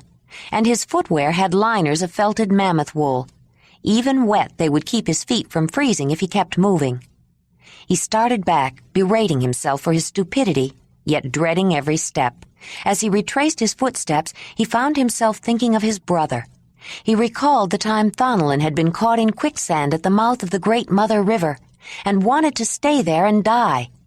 For the first time, Jondalar fully understood why Thonelin had lost his will to live after Jatamio died. His brother had chosen to stay with the people of the woman he loved, he remembered. But Jatamio had been born to the river people, he thought. Ayla was as much a stranger as he was to the Mamutoi. No, he corrected himself, that's not true. Ayla is a Mamutoi now. When he neared the lodge, Jondalar saw a large, bulky figure coming toward him. Nezi was worried about you and sent me to look for you. Where have you been? Talut said as he fell in behind Jondalar. I went for a walk. The big headman nodded. That Ayla had shared pleasures with Ranec was no secret, but neither was Jondalar's anguish as private as he thought. Your feet are wet. I broke through the ice of a pool, thinking it was a snowdrift." As they headed down the slope toward the lion camp, Talut said, "You should change your boots right away, Jondalar. I have an extra pair I will give you." "Thank you," the younger man said, suddenly aware that he was very much an outsider. He had nothing of his own and was entirely dependent on the goodwill of the lion camp, even for the necessary clothes and supplies to travel. He didn't like asking for more, but he had no choice if he was going to leave, and once he was gone, he would no longer be eating their food and making other demands on their resources. "There you are," Nezzy said as he walked in the earth lodge. "Jondalar, you're cold and wet. Take off those boots and let me get you something hot to drink." Nezzy brought him a hot drink, and Talut gave him a pair of old boots and a dry pair of trousers. "You can keep these," he said. "I'm grateful, Talut, for everything you've done for me, but I need to ask a favor. I have to leave. I must return to my home. I've been gone too long. It's time I started back, but I need some traveling gear and some food. Once it warms up, it will be easier to find food along the way, but I need some to start out with." "I'll be glad to give you what you need. Though my clothes are a little big on you, you can wear them," the big headman said. Then, grinning and smoothing his bushy red beard, he added, "But I have a better idea. Why not ask Tuli to outfit you?" "Why Tuli?" Jondalar asked, puzzled. "Her first man was about your size, and I'm sure she still has many of his clothes. They were of the finest quality. Tuli made sure of that." "But why should she give them to me?" "You still haven't collected on your future claim, and she's in debt to you. If you tell her you want it in a traveling outfit and supplies, she would make sure you have the best there is to relieve her obligation," Talut said. "That's right," Jondalar said with a smile. He'd forgotten the wager he'd won. It made him feel better to know he wasn't entirely without resources. "I will ask her." "But you are not planning to leave, are you?" "Yes, I am. As soon as I can," Jondalar said. The headman sat down for some serious discussion. "It is not wise to travel yet. Everything is melting. Look what happened just going for a walk," Talut said. "And I was looking forward to you coming with us to the summer meeting and hunting mammoth with us." "I don't know," Jondalar said. He noticed Mamut near one of the fire pits eating and was reminded of Ayla. He didn't think he could stand it another day. How could he possibly stay until the summer meeting? "Early summer is a better time to start a long trek. It's safer. You should wait, Jondalar." "I'll think about it," Jondalar said, though he had no intention of staying any longer than he absolutely had to. "Good. Do that," Talut said, getting up. "Nezzy told me to make sure you had some of her hot soup for breakfast. She put the last of the good roots in it." Jondalar finished tying Talut's footwear, then got up and walked to the fire pit where Mamut was finishing a bowl of soup. He greeted the old man, then reached for one of the bowls stacked nearby and ladled some out for himself. He sat beside the shaman, pulled out his eating knife, and stabbed a piece of meat. Mamut wiped out his bowl and put it down, then turned to Jondalar. "I could not help but overhear that you are planning to leave soon." "Yes, tomorrow or the next day, as soon as I can get ready," Jondalar said.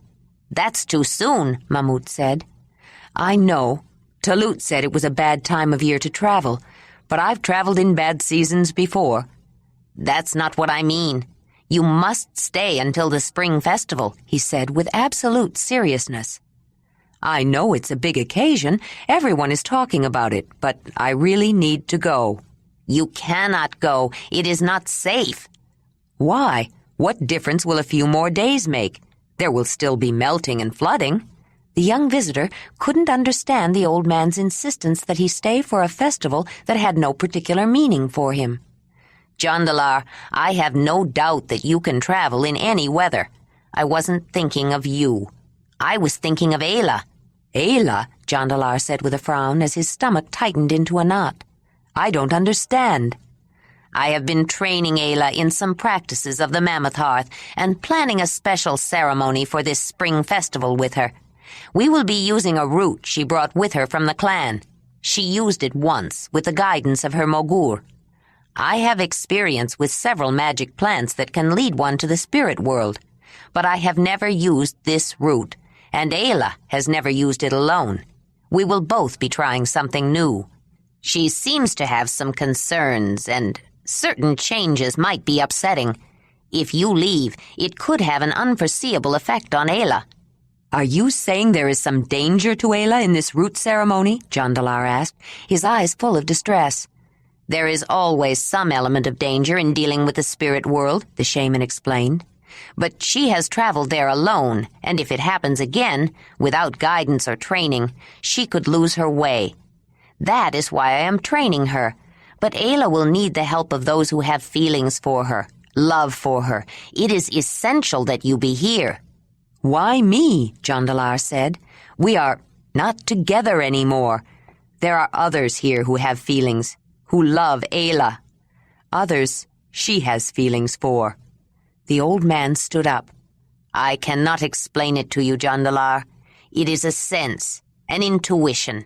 I can only say that when I heard you speak of leaving, a terrible dark foreboding came over me. I'm not sure what it means, but I would prefer— No, I will put it more strongly than that. Don't leave, Jondalar.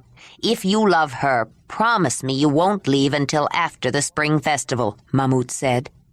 Jondalar stood up and looked at the ancient, inscrutable face of the old shaman. It was not like him to make such a request without reason. But why was it so important for him to be here? What did Mamut know that he didn't? Whatever it was, the Mamut's qualms filled him with apprehension. He could not leave if Ayla was in danger. "I will stay," he said. "I promise I will not leave until after the spring festival." It was a few days before Ayla returned to Ranec's bed, though not because he hadn't been encouraging her. It was difficult for her to refuse him the first time he asked her outright.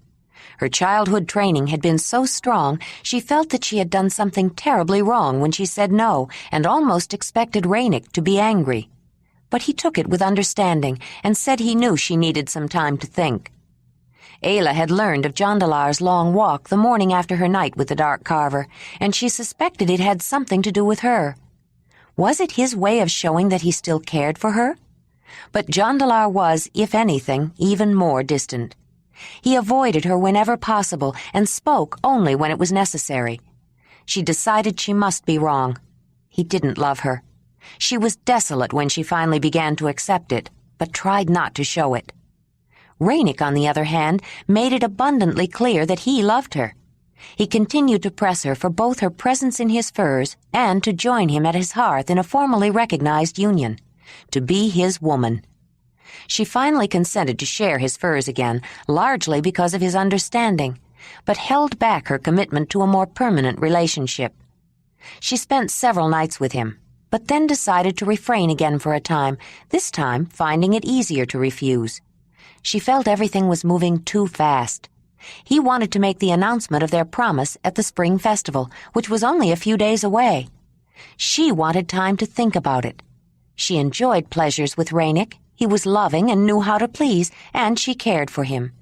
She liked him very much, in fact, but something was missing. She felt it as a vague sort of incompleteness. Though she wanted to and wished she could, she did not love him.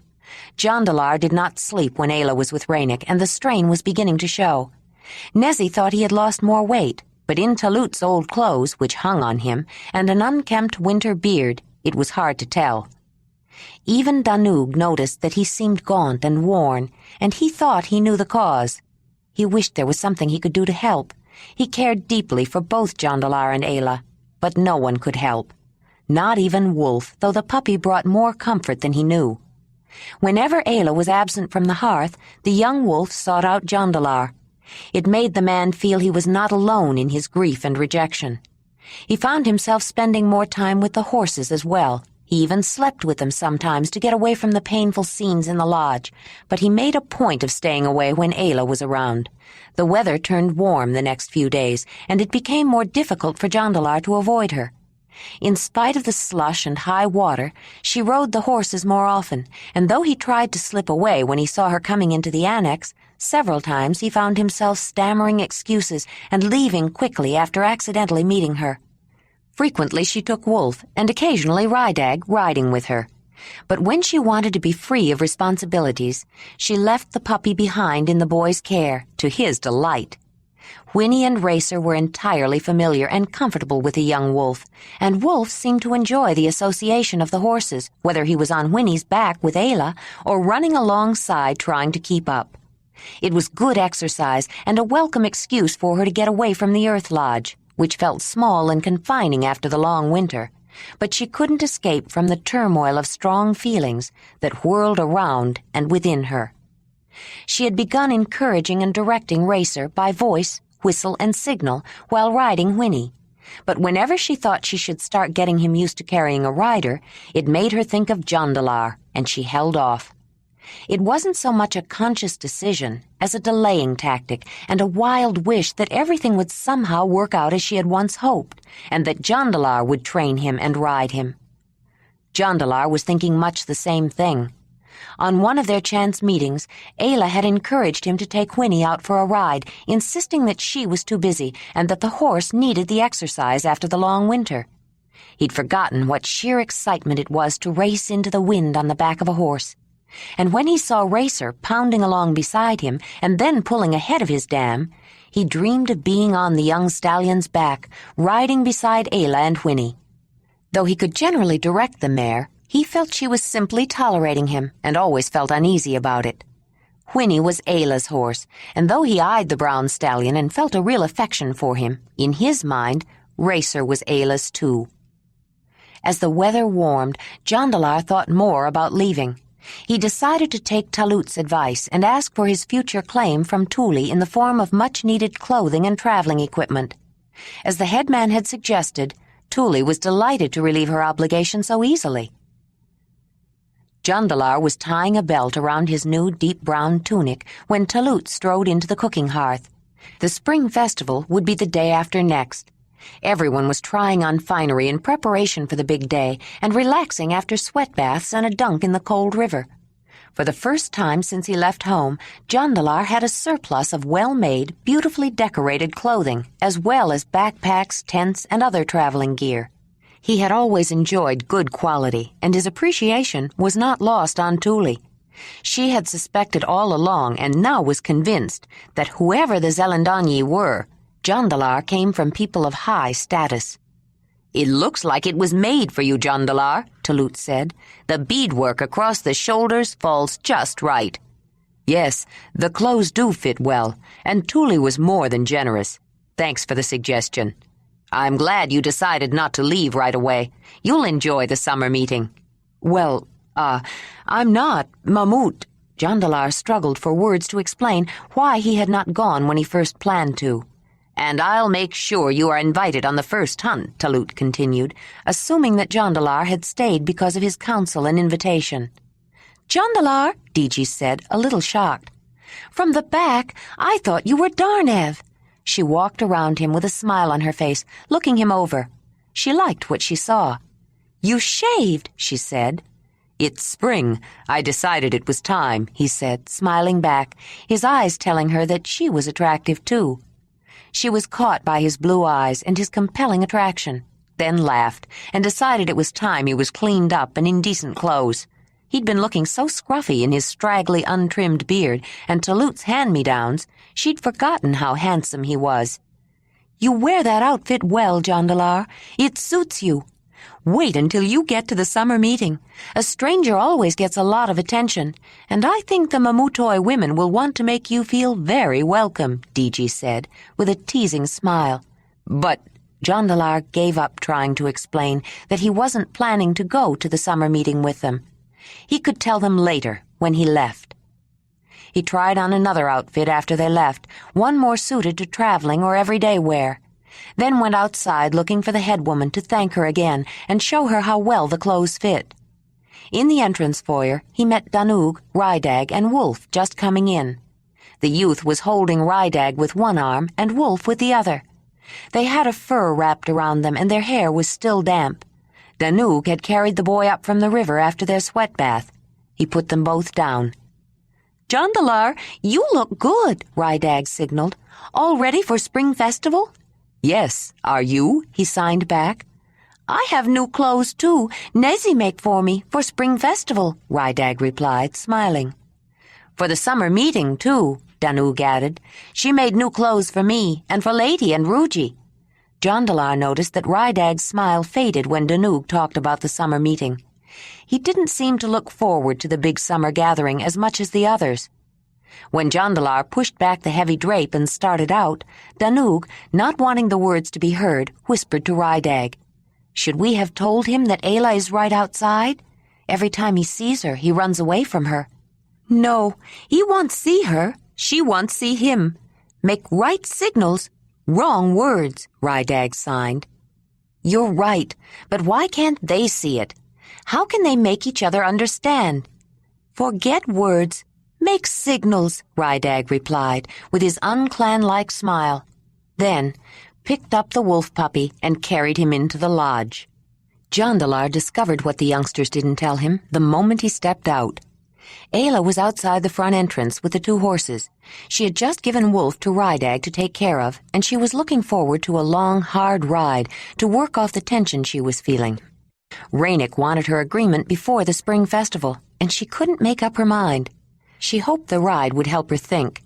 When she saw Jondalar, her first reaction was to offer to let him ride Whinney as she had done before, knowing that he loved it, and hoping that his love of the horses would bring him closer to her.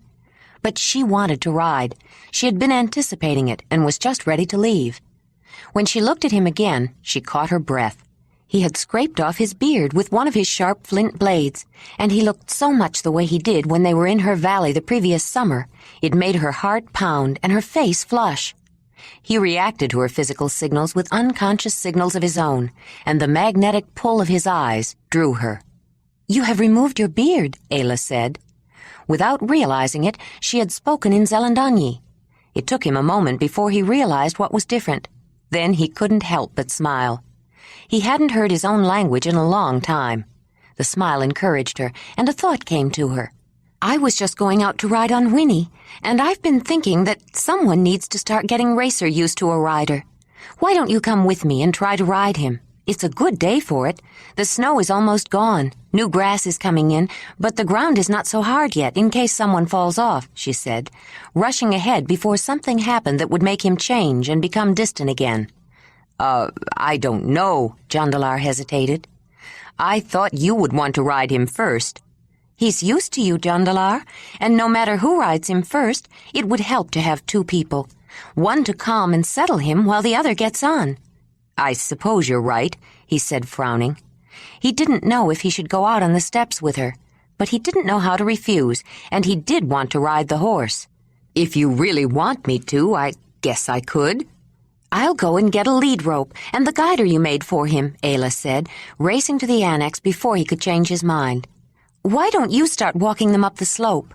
He began to have second thoughts, but she was gone before he could reconsider. He called the horses to him and started up to the broad, flat plains above. Ayla caught up with them when they were near the top. She had a haversack and a water bag, as well as the halter and a rope. When they reached the steps, Ayla led Whinney to a mound she had used before when she let some of the members of the lion camp, particularly the younger ones, ride the mare. With a practiced leap, she was on the back of the hay-colored horse. "Get on, Jondalar. We can ride double." "Ride double?" he said, almost in a panic. He hadn't considered riding double with Ayla and was ready to bolt. "Just until we find a nice open stretch of flat ground. We can't try it here. Racer might run into a gully or down the slope," she said. He felt caught. How could he say he wouldn't ride double with her for a short distance? He walked to the mound and carefully sat astride the mare, trying to sit back and avoid touching Ayla. The moment he was on, she signaled Whinney into a fast trot. There was no preventing it. Try as he might on the jouncing horse, he could not keep from sliding next to her.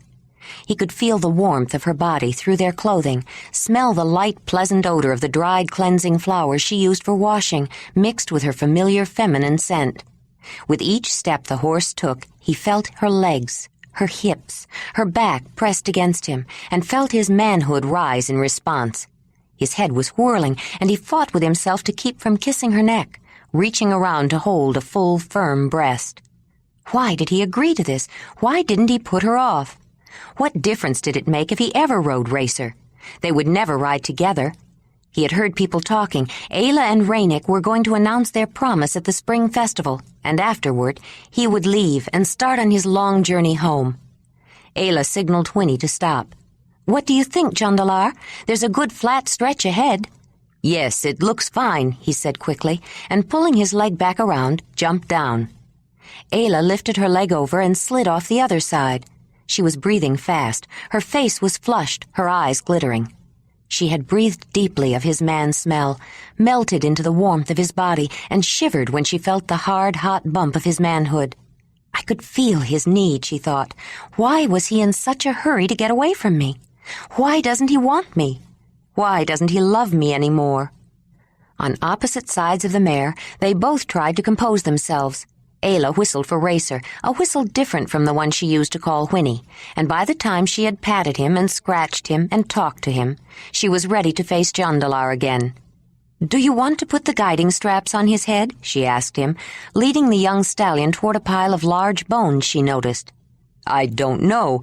What would you do?" he said. He was also in control of himself again and beginning to get excited about riding the young horse. "I never did use anything to guide Whinney, except the way I moved. But Racer is used to being guided by the straps. I think I would use them," she said. They both put the halter on Racer. Sensing something, he was friskier than usual, and they stroked and patted him to calm him down. They stacked up a couple of mammoth bones to give Jondalar something to stand on to mount the horse, then led the young horse beside them. At Ayla's suggestion, Jondalar rubbed his neck and his back and down his legs and leaned across him, scratching him and stroking him, and getting him entirely familiar with the feel of the man. "When you first get on him, hold him around the neck. He may rear to try to shake you off his back," Ayla said, trying to think of last-minute advice. "But he did get used to carrying the load on the way back from the valley, so he may not have much trouble getting used to you. Hold the lead rope so it doesn't fall on the ground and trip him. But I would just let him run wherever he wants to go until he gets tired. I'll follow on Whinney. Are you ready?" "I think so," he said, smiling nervously. Jondalar stood on the big bones, leaned across the shaggy, sturdy animal, talking to him, while Ayla held his head. Then he eased a leg across his back, settled himself down, and clasped his arms around Racer's neck. When he felt the weight, the dark stallion laid his ears back. Ayla let go. He leaped up on his hind legs once, then he arched his back, trying to dislodge the load, but Jondalar held on. Then, true to his name, the young horse broke out in a fast gallop and raced across the steppes. Jondalar squinted into the cold wind and felt a tremendous upsurge of sheer exhilaration. He watched the ground blur beneath him and couldn't believe it. He was actually riding the young stallion, and it was every bit as exciting as he had imagined it would be.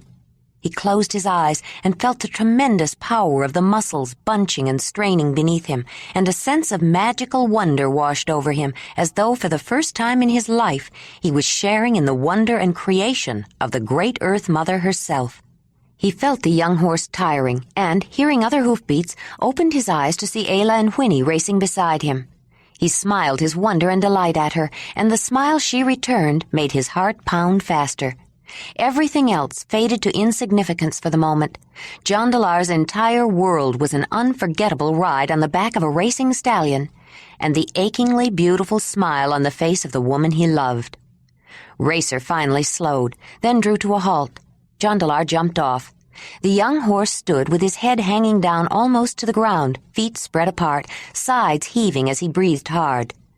Whinney pulled up, and Ayla jumped down. She took some pieces of soft leather out of the haversack, gave one to Jondalar to rub down the sweaty animal, then she did the same for Whinney. The two exhausted horses crowded close together, leaning on each other for reassurance. "Ayla, as long as I live, I'll never forget that ride," Jondalar said. He hadn't been so relaxed for a long time, and she felt his excitement. They looked at each other, smiled, laughed, sharing the wonder of the moment. Without thinking, she reached up to kiss him. He started to respond, then suddenly he remembered Ranec. He stiffened, withdrew her arms from around his neck. "Don't play with me, Ayla," he said, his voice hoarse with control as he pushed her away. "Play with you?" she said, hurt filling her eyes. Jondalar closed his eyes, clenched his teeth, shook with the strain of trying to maintain control. Then suddenly, like an ice dam bursting, it was too much. He grabbed her, kissed her, a hard, mouth-bruising, desperate kiss. The next instant she was on the ground, his hands beneath her tunic, tearing at her drawstring. She tried to help him, to untie it for him, but he couldn't wait. Impatiently he grabbed at the waist of her soft leather leggings with both hands, and with the strength of denied passion that could be denied no more, she heard the ripping as he tore out the seams. He fumbled with the opening to his own trousers. Then he was on top of her, wild in his frenzy, as his hard, throbbing shaft probed and searched. She reached down to help guide him, feeling her own excitement mount as she realized what he so desperately wanted. But what was driving him to such ardent fury? What caused this craving need? Couldn't he see that she was ready for him? She had been ready for him the whole winter. There was never a time that she wasn't ready for him. As though her body itself had been trained from childhood to respond to his need, his signal. He had only to want her for her to want him. That was all she had been waiting for. Tears of need and love were in her eyes. She had waited so long for him to want her again. With a passion as much denied as his, she opened to him, welcomed him, gave to him what he thought he was taking. She thrilled to the sensation of his long, hard members seeking her depths, filling her. He pulled back, and she hungered for him to return, to fill her again. She pushed to meet him when he did, pushed herself against his warm shaft and felt the feeling deep inside tingle and grow. She arched her back to feel his movement, to press her place of pleasure against him, to meet him again. He cried out with the unbelievable joy of her. He had felt that way from the first time. They fit together, matched each other, her depth for his size, as though she was made for him and he for her. Oh, Mother! Oh, Donnie, how he had missed her, how he had wanted her, how he loved her. He drove in, felt the warm, wet caress of her enfold him, take him in, reach for more, until his full shaft was buried within her.